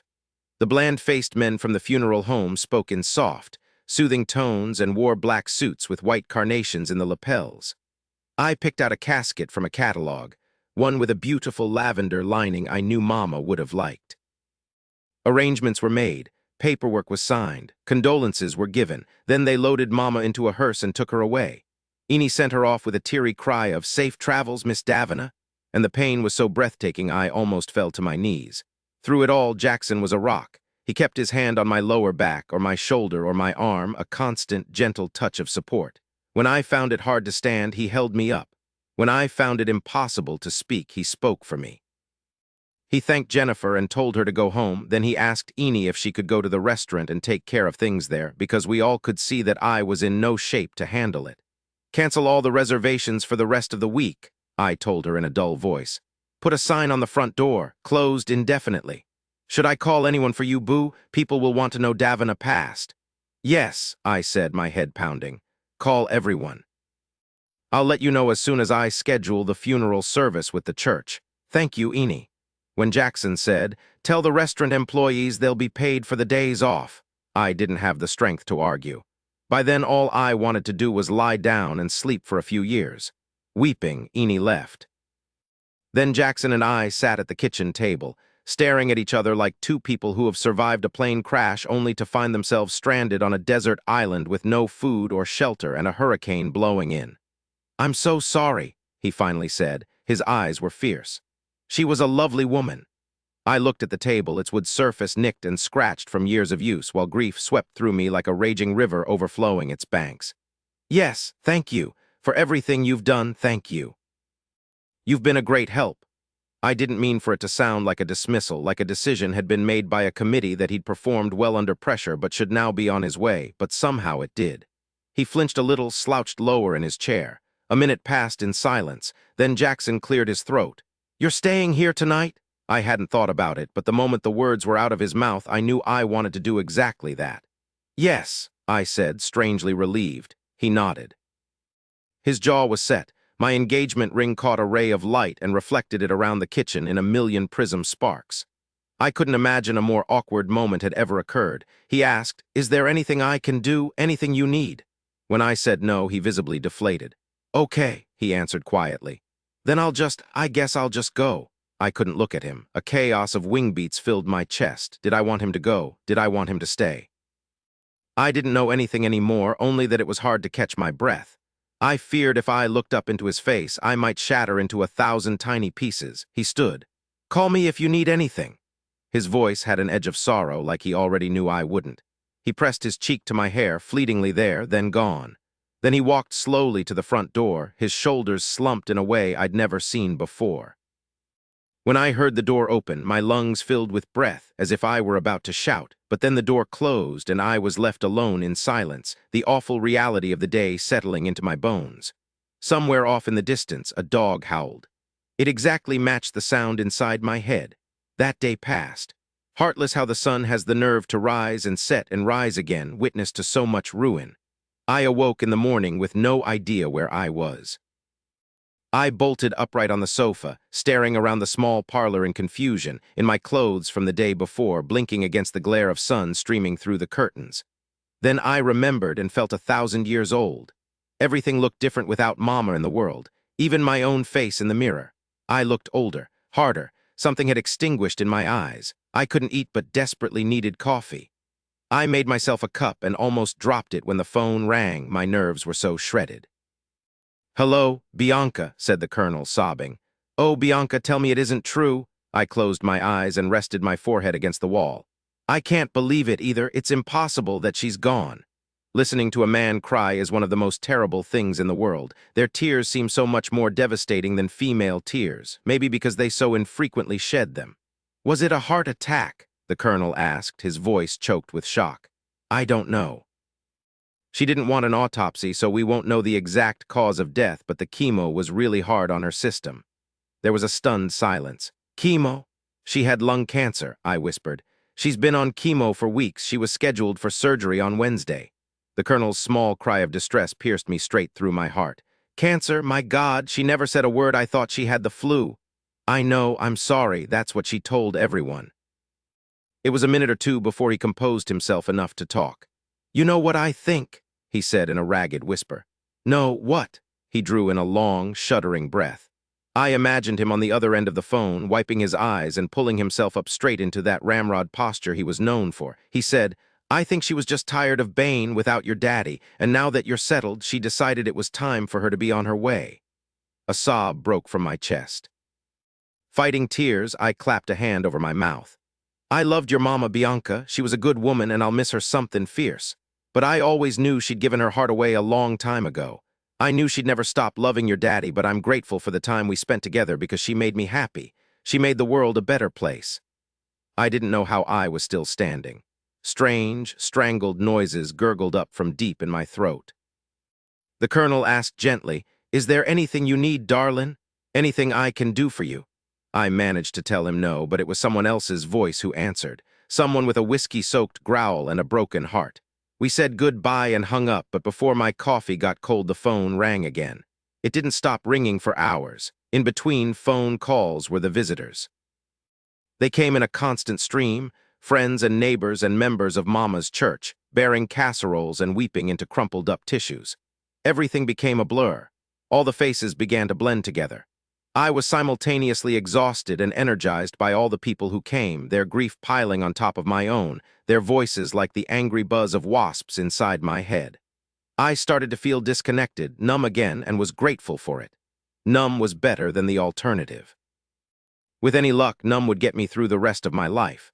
I spoke to the church and set Mama's funeral for Wednesday at noon. So the day she was supposed to have life-saving surgery was the day she'd be buried. I didn't want to examine the coincidence. When Jackson called, I told him I needed to stay at Mama's house for now to deal with everything that had to be done. When he asked if he should come over to help, I said no. After the awkward pause that followed, he said he'd send some of my clothes over. I think he was hoping I'd say don't bother, I'll be coming to live at Rivendell soon, but I was so tired I just said, that's fine. When we hung up, it felt like I'd been untethered. I was a little boat who'd lost her moorings and was drifting aimlessly out to sea. For the next 2 days, I didn't eat. I barely slept. I survived on coffee and adrenaline, forgetting to shower until Eni told me I smelled like a goat. By Wednesday morning, I was a wreck. I didn't know how I'd make it through the funeral without collapsing. But once again, Jackson's strength shored me up. Then he gave my little boat a hard push into rough waters and set me free. 37 Bianca, it was a bracing 58 degrees, the sky a clear, brilliant blue above our heads. Eni stood to my left, crying softly into a handkerchief. Jackson was to my right, stony as the inside of my heart. The church service was beautiful, attended by almost 400 people. A gospel choir raised the rafters in song. Hoyt arranged for a jazz funeral procession from St. Augustine's to the cemetery. 24 musicians in black caps and white dress shirts slowly led the mourners on foot through the streets of New Orleans to the sound of hymns played on trumpets, drums, saxophones, and clarinets. At the grave site, there were so many flower arrangements the bees came out in force, adding a gentle hum to underscore the priest's final blessing of farewell. Then Mama's casket was lowered into the ground, and it was done. Back at the house, the wake lasted for an eternity. Finally, well after nightfall, the house emptied, and I was left alone with my grief and a grim fiancé who looked exactly as wrecked as I felt. His rough black beard was back. His hair had obviously only been finger-combed. He was restless and edgy, a dark thundercloud of mood over his head. Though he wore a suit and tie, he seemed more of the beast than I'd ever seen him. "Let's sit down," he said gruffly, gesturing to the sofa. "We need to talk." Surprised, I sat and folded my hands in my lap while I waited for him to sit too. That moment never came. He stood looking at the floor, his hands hanging loose at his sides and slightly trembling. "Jackson," he glanced up at me. His eyes were so dark, something about the look in them made my skin crawl. Spooked, I said, "What is it?" He moistened his lips. From the inside pocket of his coat, he slowly withdrew a set of folded papers. "We don't have to draw this out any longer than necessary. I wanted to wait until after." He swallowed, moistened his lips again, then started anew. "I knew you had so much on your plate, I wanted to wait until after the funeral to give you this." He held out the papers. "It's my copy of our contract." Taking the papers, I furrowed my brow in confusion. "I don't understand." Jackson dragged a hand through his hair. He loosened his tie, then went to stand at the front window and gazed out at the night like he was no longer holding out hope of finding something he'd lost. His voice low and rough, he asked, "You didn't think I'd force you to go through with it now, did you?" When I was silent, stunned because I thought I understood what he meant, he turned to me with a look so anguished it made my heart skip a beat. "Please tell me you don't think I'm the kind of man who would do that." I slowly rose. The papers shook like mad in my hands. "We made an agreement," I said hoarsely, not recognizing my own voice. "Your inheritance, it hasn't been about my inheritance for me for a while now, Bianca," he interrupted harshly, his eyes glittering. "Honestly, I'm not sure it ever was." It hung there between us, breathtakingly raw. I whispered, "Jax." Something in my expression caused him visible pain. He turned away, stuffed his hands into his pockets, and bowed his head. "I'll have all your things brought back here. I'm sorry you had to let go of your house. The timing was just—" His laugh was hollow shit. I wanted to say something, anything, but words wouldn't come. Jackson was letting me out of our deal. I didn't have to marry him. He was going to lose everything. Finally, I came to my senses. A deal was a deal after all, and I wasn't about to renege on my end of the bargain, no matter what circumstances had changed. "I can't let you do that," I said, and dropped the papers on the coffee table. They landed with a dull slap that seemed unnaturally loud in the quiet room. Jackson turned from the window. He looked at the papers, then at my face. Then he crossed the room in a few long strides and picked up the contract. He ripped it in half with one abrupt, savage motion. "Don't you get it? You're not obligated to me anymore. You're free. Go live your life." His voice was choked with emotion. His eyes were wild like I'd never seen them. I put my hand over my thundering heart. "I'm sorry," he rasped, instantly contrite, taking a step back. "Damn, I'm so sorry. I'm an idiot. I know this is the worst day of your life. I didn't mean to. I can't." He cursed again, whirling away and headed for the front door. "Keep the ring," he said over his shoulder. "Hock it, throw it away, whatever you want. I'll send all your things tomorrow. Let me know if there's anything else you need." He opened the door and was gone before I could even decide if the words forming on my lips were "thank you" or "don't go." The screen door slammed shut behind him. True to his word, Jackson had all my things delivered to Mama's house the next day in the same boxes I'd packed them into a lifetime ago.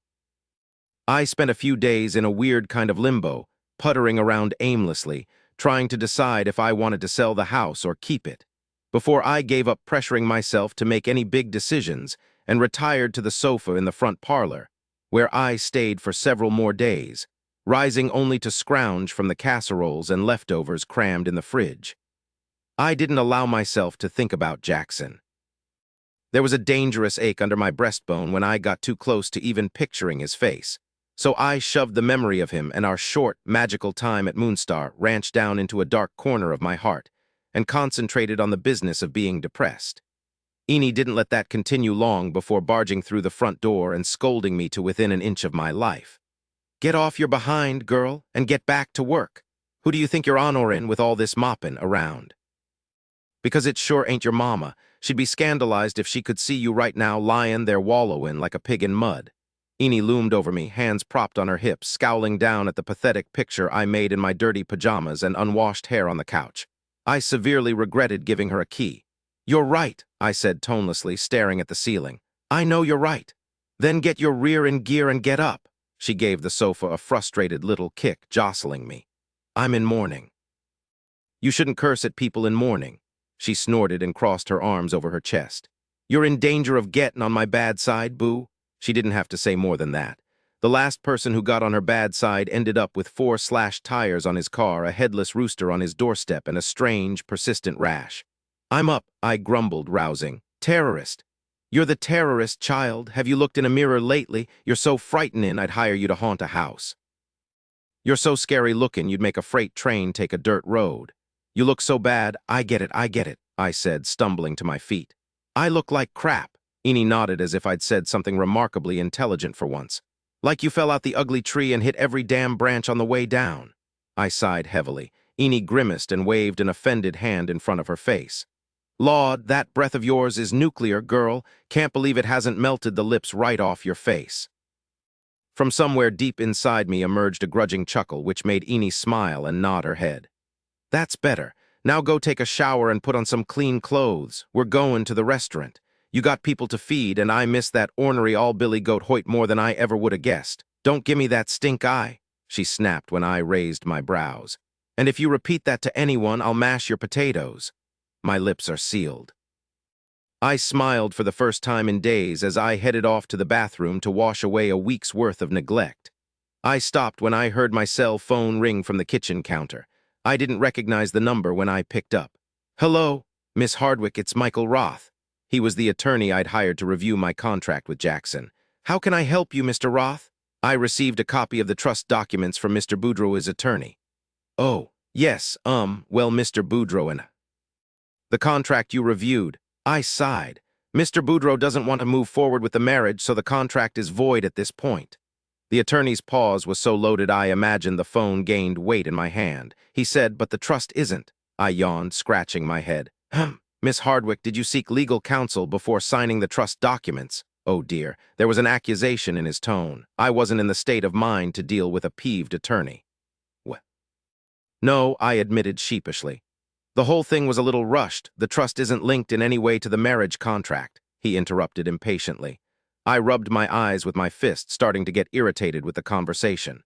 "Mr. Roth, you'll have to speak English. I haven't had my coffee yet. What are you saying?" Amusement warmed his voice. "I'm saying Mr. Boudreau gifted you $1 million. I frowned. This didn't make any sense. Maybe I was understanding him wrong. No, that can't be right. The trust is part of the marriage contract. The two go together. Without a marriage, there's no money. Mr. Roth started to speak slowly and patiently, as you would to a child or someone mentally impaired. There is no mention of establishing a trust in the marriage contract, Miss Hardwick. As far as the contract is concerned, the trust doesn't exist.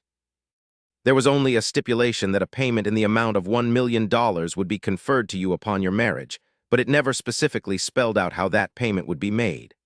This trust I've just reviewed, I heard the sound of rustling paper in the background, is ironclad. It's irrevocable. You are the sole trustee. No one else has access to the money. That $1 million is yours, married or not. I rolled my eyes. Mr. Roth, respectfully, you're talking out of your behind. I know you graduated from college because I saw the framed degree on the wall behind your desk, but you've got this all wrong. Jackson Boudreaux would never make such a stupid mistake. After a while, Mr. Roth said, I agree, he wouldn't. It was intentional. My mouth opened. Nothing came out. Of course, if you don't believe me, I advise you to get another opinion. He sniffed, his ego dinged by my disbelief. But any attorney will tell you the same thing. Congratulations, Miss Hardwick, you're a millionaire. I breathed. Wah. Mr. Roth kept talking, his voice a distant drone in my ear, but I heard nothing else he said. I stood in the kitchen blank with shock until the house phone rang and jolted me back into reality. I disconnected the call with Mr. Roth, who was still talking, and picked up the phone on the wall. Hardwick Residence, I said, completely disoriented. Mr. Roth had to be wrong. He had to be. Why on earth would Jackson do a thing like that? Bianca, said Trace. His mouth turned my name into a sneer. I stiffened, going from disoriented to teed off in 2 seconds flat. You've got some nerve calling this house, I said, hackles rising. He chuckled. It was an ugly sound, full of malice. What I can't call to pay my respects? We both knew he wasn't calling to pay his respects. He had other business on his mind, which I had no intention of listening to. I'm only going to tell you this one more time, Trace, stay away from me. Or what? He snarled. You'll have Jackson Boudreaux buy up the whole block instead of just the one building. What the heck are you talking about? I hated myself for taking the bait, but needed to know what he meant. Suddenly anything to do with Jackson was of paramount importance, even if it came from Trace's fanged mouth. You know exactly what I'm talking about. When I didn't answer, he shouted, My restaurant. The building it was going to open in suddenly getting bought up even though it wasn't on the market. The new owner canceling my lease. The hairs on my arms rose in gooseflesh. My heart started to thump. Not daring to believe it, I said slowly, Jackson bought the building where you were going to open your restaurant and then canceled your lease. Trace's laugh was hard and a little scary. You're a crappy actress, Bumblebee, he said bitterly. Don't think for a minute I don't know who asked him to do it. For a moment, I went totally blank. My mind was as snowy as a polar bear's backside. Then a hysterical laugh broke from my chest. Jackson bought the building where Trace was going to open his restaurant and canceled the lease. Filled with glee, I cackled madly again, stamping my foot on the floor. Enid came in from the parlor and looked at me like she was wondering if I needed to take a nice, long vacation in a place with barred windows and padded walls. She wasn't the only one affected by it. Trace flipped his lid. He roared, You're freaking stupid. I hooted, positively giddy. And your proof. Apoplectic, he sputtered. You need me. You told me you'd always love me. I will always love you, those were your exact words. Then it was like something inside me was just done with him, dusted off its hands and turned tail without another look back. I said calmly, I'm not Whitney Houston, you silly goose. I need you like the word knife needs the letter K. The only thing you ever gave me was trouble and a headache. I hung up. Enid and I looked at each other. Who on earth was that? She asked, wide-eyed. Snake oil salesman. I told him to find the nearest tall building and go stand out on a ledge. She narrowed her eyes at me, leaning in to look closer. You okay, Boo? I stared at her as several things became clear all at once, like a light switch had been flipped on inside my brain and 1,000 bulbs glowed white-hot, illuminating what had been standing there in the dark all along, waiting for me to open my eyes. I was a damn fool. A stubborn, blind, hopeless fool. The worst part was, it was myself I was fooling. With wonder in my voice, I said, Enid. Jackson Boudreaux asked my mama for permission to marry me when he didn't have to. He gave me a 7-carat Tiffany diamond ring when I said I wanted a simple gold band. He gave me $1 million in cash for nothing, and bought an entire building so a man who'd hurt me couldn't hurt me again, and told me his deepest, darkest secrets, things he'd never told anyone before. Enid blinked at me unimpressed. What's your point? I inhaled a slow breath. My nerves tingled almost painfully, like they'd been frozen for years but were finally coming alive. I whispered, "I think Jackson Boudreau is in love with me." Eni made a face like I was the world's biggest moron. "Of course he's in love with you, dummy. A blind man could see that. Stars above, don't tell me you didn't know." When I just gaped at her silently, she threw her hands in the air. How I'm supposed to deal with this kind of ignorance, I surely don't know. Heavens to Betsy, Bianca, sometimes you can be awful dense. My throat raw with emotion, I said, "I thought love was supposed to be weak knees and butterflies in your stomach and a terrible longing that could never be quenched." Eni shook her head, chuckled, came over, and embraced me. "No, child," she said gently, patting my back. "That's romance. Romance is built on doubt. Love is solid, constant. If you're not careful, you might mistake it for Bane, boring because it's so reliable. Love is warm and deep and comfortable, just right, so you float in it peacefully without ever being scalded or frozen, like a perfect, relaxing bubble bath. But it's also fierce and strong and demands all the best parts of you, the parts that are giving and honest and true. Love makes you a better person. It makes you want to be a better person. You know it's love when you feel comfortable just as you are, when you feel seen and understood, when you know you could tell all your darkest truths and they'd be accepted without judgment." Eni pulled away and gently smoothed a hand over my hair. "Love isn't butterflies, boo. It isn't weak knees. It's a pride of lions. It's a pack of wolves. It's I've got your back even if it costs me my own life. Because unlike romance that fizzles at the first sign of trouble, love will fight to the death. When it's love, you'll go to war to avenge even the slightest offense, and you'll be justified. Because of all the marvelous and terrible things we can experience in this life, love is the only one that will last beyond it." A car with a bad muffler rumbled by on the street outside. I heard the distant hum of a jet plane flying somewhere far overhead, and deep, deep down inside my soul, a calm voice said yes. "Oh God," I blurted, my eyes going wide. "I love him, Eni. I love Jackson Boudreau." Eni sighed deeply, tilted back her head, and beseeched the ceiling. "Honestly, Jesus, how can you burden me with such stupidity? I have to call him. I've got to call him right now. Oh Lord, what is the matter with me? I'm an A+ idiot," I babbled, scrabbling wildly at the phone on the wall like it might launch itself into outer space to escape my insane clutches. I punched in the number with frantic stabbing motions. I waited breathlessly for the line to connect, but his cell phone went straight to voicemail. Panicked, I called the house. Rayford picked up with a smooth, "Good evening, Boudreau residence." I began to holler incoherently. "Rayford, it's Bianca. I need to speak with Jackson. Please put him on the phone." Rayford paused before answering. "Mr. Boudreau is occupied at the moment," he said in a strange, ominous tone. "May I take a message?" My heart pounded so hard I was out of breath. "Occupied." "No, Rayford, you don't understand. It's very important that I speak with him. I'm sorry, but that's not possible," he said briskly. "Is there anything I can help you with?" Rayford had never been remote like this with me before. He was acting like we'd never even met. This smelled to high heaven. Something was seriously wrong. "Rayford," I said, controlling the hysteria in my voice as best I could, "what's going on?" Another pause, like he was considering whether or not to answer, then he made a little embarrassed cough. "Mr. Boudreau has a guest. I'll be happy to tell him you called, however. Have a nice evening." The phone went dead in my hand. I stared at it in amazement. Then, with a shock like I'd stuck my finger into a power outlet, I knew. Eni said, "Well," cold with horror, I said, "What day is it, Eni?" She frowned at me. "It's Tuesday." "No, the date," I shouted, flailing my hands. "What's the date?" "16th. Why?" "The 16th. Dear Lord, today is Jackson's birthday. He had to get married by his birthday or lose his inheritance. He couldn't come to the phone because he was occupied with a guest." I dropped the phone and left it dangling from its cord as I tore down the hall to the bedroom to get a pair of shoes, screaming at Eni over my shoulder to call me a taxi and put it on super emergency rush. I had to go stop a wedding.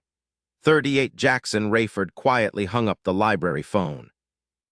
I didn't look up from the paperwork I'd been perusing when I asked, "Who was that?"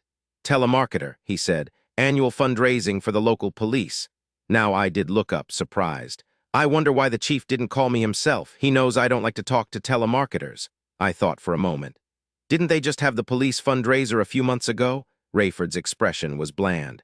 "You write so many checks for fundraisers, sir, I can never remember which one's which." From the corner of my desk, he picked up my crystal decanter, tilted it over my empty glass, and smiled. "Refill?" I sighed heavily. I knew I'd been drinking too much lately, but it was the only thing getting me through the nights. Yes, thanks. He poured me a generous measure, then turned to the young woman in a navy pantsuit and sensible shoes seated across the desk from me. Miss Taylor, would you care for a drop? Her mouth pinched. Which was a feat because her mouth was already so small it looked like a tiny button. Her choice of brown lipstick was an unfortunate one that only added to the effect. Every time I looked at her, I had to bite the inside of my cheek so I didn't laugh. No, she said like she was offended by the question. I don't drink. Rayford and I shared a glance. My heavy sigh came again. Call me if you need anything else, sir, said Rayford. He nodded at Taylor, then excused himself, leaving the library doors open behind him. Miss Taylor didn't waste a moment getting back to the subject at hand. Section 4D could be problematic. I think it's too vague. My head pounded. We'd been reviewing the paperwork for almost 2 hours, and every time I thought we were close to finishing, she found something else she deemed problematic. The crick in my neck was problematic. The cramp in my lower back was problematic. The raw ache in the place in my chest where my heart was supposed to be beating was also problematic, but I wasn't thinking about that. It makes no sense to dwell on things that are out of your control. I took another big swig of bourbon instead. 4D, I repeated, flipping through the document. Right. I stared at the page. Legal terms swam up into my vision. I poured more booze down my throat. How is she? What's she doing right now? Is she thinking about me? Heck, who was I kidding? No amount of bourbon or denial could stop me from thinking about Bianca. I knew I'd be thinking of her for the rest of my life, which was part of the reason I was so depressed. Excuse me? I snapped my head up. Taylor was staring at me like I'd farted in church. What? I asked apprehensively. You made an odd sound like you were trying to say something. Oh no, Taylor, that's only the sound of rampant despair. Please ignore me, I'm just over here dying. Thinking out loud, I said with a straight face. Sorry. She looked like she had an itch somewhere indelicate that she really needed to scratch. She folded her hands over the contract in her lap and glared at me. Mr. Boudreau, she said, her pinched lips barely moving, would you like to take a break? I almost groaned in relief. Yes, I need to stretch my legs, back in 10. I was already on my feet and headed toward the door. I'll be right here, she said, adding to my misery. I had to get out of the house before I started throwing things. Ignoring Rayford's startled glance when I passed him in the kitchen, I burst through the French doors and out into the cool evening air. Then I stood on the lawn in the backyard with my hands on my knees, gulping in deep breaths, wondering how long it would take before the memory of Bianca's presence would fade from my mind. It had been 6 days since the funeral, and I was dying by degrees without her.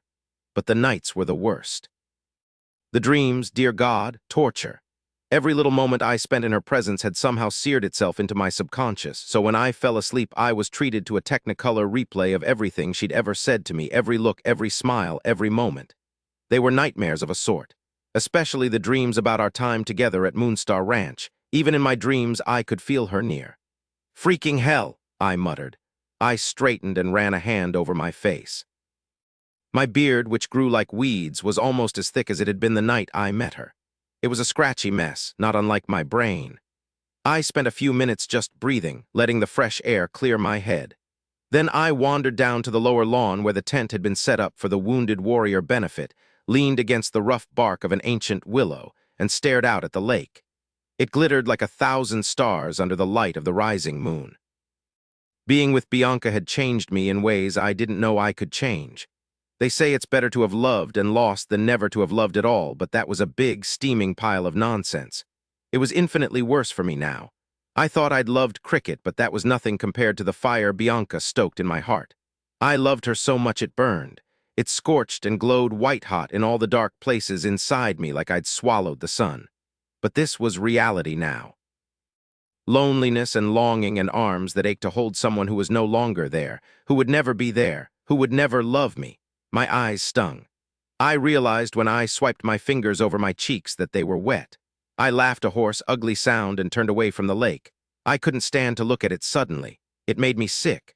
The moonlight reflected off its surface was too romantic, and I was in no mood for romance. Let's get this over with. Glaring at the house, I took a moment to steel myself, then I trudged back inside, not ready to finish what I'd started with Taylor, but knowing it had to be done. Rayford wasn't in the kitchen. From down the long hallway, I heard raised voices. Someone was shouting in the library, a woman. I knew it was only my lovesick heart that made the voice sound like Bianca's, but I took off at a run anyway. My steps echoed like gunfire off the marble floor. When I reached the open library doors, I skidded to a stop, blinking in astonishment.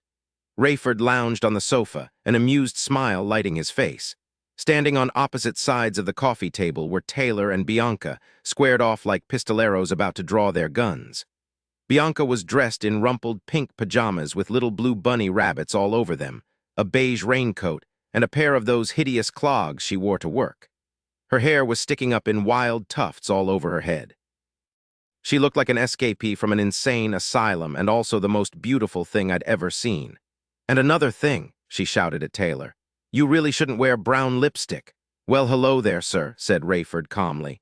"As you can see, Miss Bianca and Miss Taylor were just getting acquainted." His smile grew wider. "I tried to tell Miss Bianca you were busy, but she almost broke down the front door, so here we are." "Bianca," I said, my voice raw, "what are you doing here?"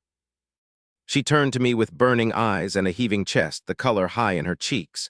She shouted, "I'm here to stop the man I love from marrying the wrong woman." Taylor's mouth dropped open. Rayford giggled, and my heart stopped dead in my chest. I wheezed, "Love," before Bianca cut me off. "Yes, that's right. I love you, Jackson Boudreaux." It sounded like an accusation or a confession of something terrible and terminal, like you'd say, "The tumor is inoperable and I only have a week to live." But she kept talking, and my heart rebooted and took flight like a phoenix rising from the ashes. "I'm sorry I didn't realize it sooner, but I think I'm just about as stubborn as you are. You're the best man I've ever known, and I'll be darned if I'm gonna let you hitch your wagon to some cash-hungry bottom feeder just to save your inheritance." She gestured to Taylor, who cried an offended, "Oh!" I exhaled, and it was like fire. Bianca stepped toward me. She squared her shoulders and looked up into my face. She said, "My whole life I've been waiting for someone like you. Only I didn't know that someone would come with a caveman beard and a bossy streak and a scowl that could peel paint from the walls. And then you came at me with your ridiculous proposal, and then Mama died, and then I lost my mind, so it took me a minute to figure it out." She swallowed. When she spoke next, her voice was quieter. "But I love you, Jackson, and I hope you know that I don't give a darn about your money, because I don't. In fact, I think it would do you a world of good to flush that inheritance right down the toilet and live like a normal person for once." She added drily, "I've recently been informed by my attorney that I'm a millionaire anyway, so it's not like we'd be broke." Taylor huffed. "Mr. Boudreaux, will you please tell this woman—" "Shut up, Taylor," I said. She threw her hands in the air and rolled her eyes.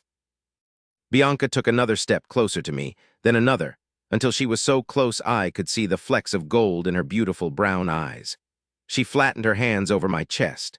I thought my heart would explode, it pounded so hard. Bianca said softly, "We went about this whole thing backward. Marriage proposals are supposed to come after you've fallen in love, not before, but I have a feeling nothing we're ever going to do will be in the proper order. So what I'm proposing is that you tell this skinny little mercenary with the weird brown lips to go pound sand, and you and me get married." Her lips curved into a shy smile. "Because I would like to date you." I took her sweet face in my hands. She slid her arms around my waist and hugged me, and I wondered if it was possible for a person to die of happiness. I felt like I might float right off the floor. I whispered, "That skinny little mercenary is my attorney sweetheart." Bianca blinked. Her brows pulled together into an adorable frown. "What?" A rumble of laughter burbled up from somewhere deep inside me, shaking my whole body, loosening decades of anguish and pain. "Taylor is my attorney, has been for years. We're not getting married. We're working on the contract for the new division Boudreaux Bourbon's going to open in New Orleans, the one I'm going to run." Bianca's eyes went wide. She squeaked, "Contract, division." I nodded.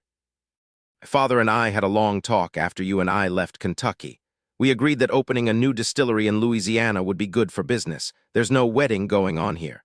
Bianca's gaze turned to the paperwork on my desk, then to Taylor. She paled. Then she whispered, "Oh, shoot."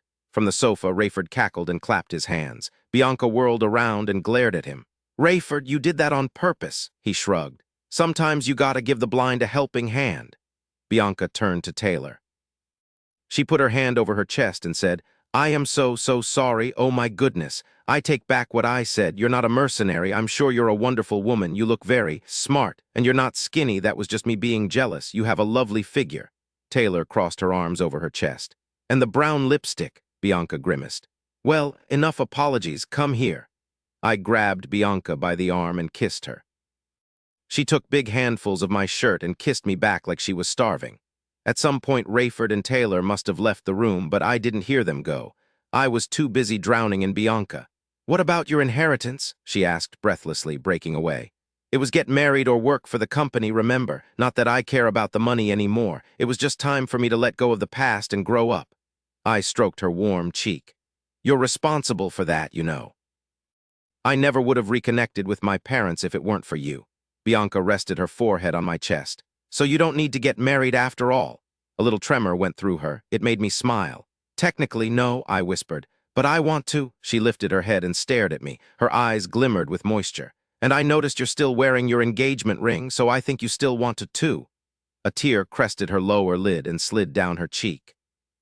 In a broken voice, she said, I just want you. Rich, poor, smiling, growling, bearded, or clean-shaven, I just want you, Jax. There's nothing in the world I want more than you. My happy sigh slipped past my lips, barely audible. Be careful what you wish for, sweetheart, I murmured, my heart singing. If you think I'm a beast, you haven't seen this beard when it really gets going. Bianca's eyes were dreamy. She went up on her toes, wound her arms tightly around my neck, and whispered into my ear, I can hardly wait.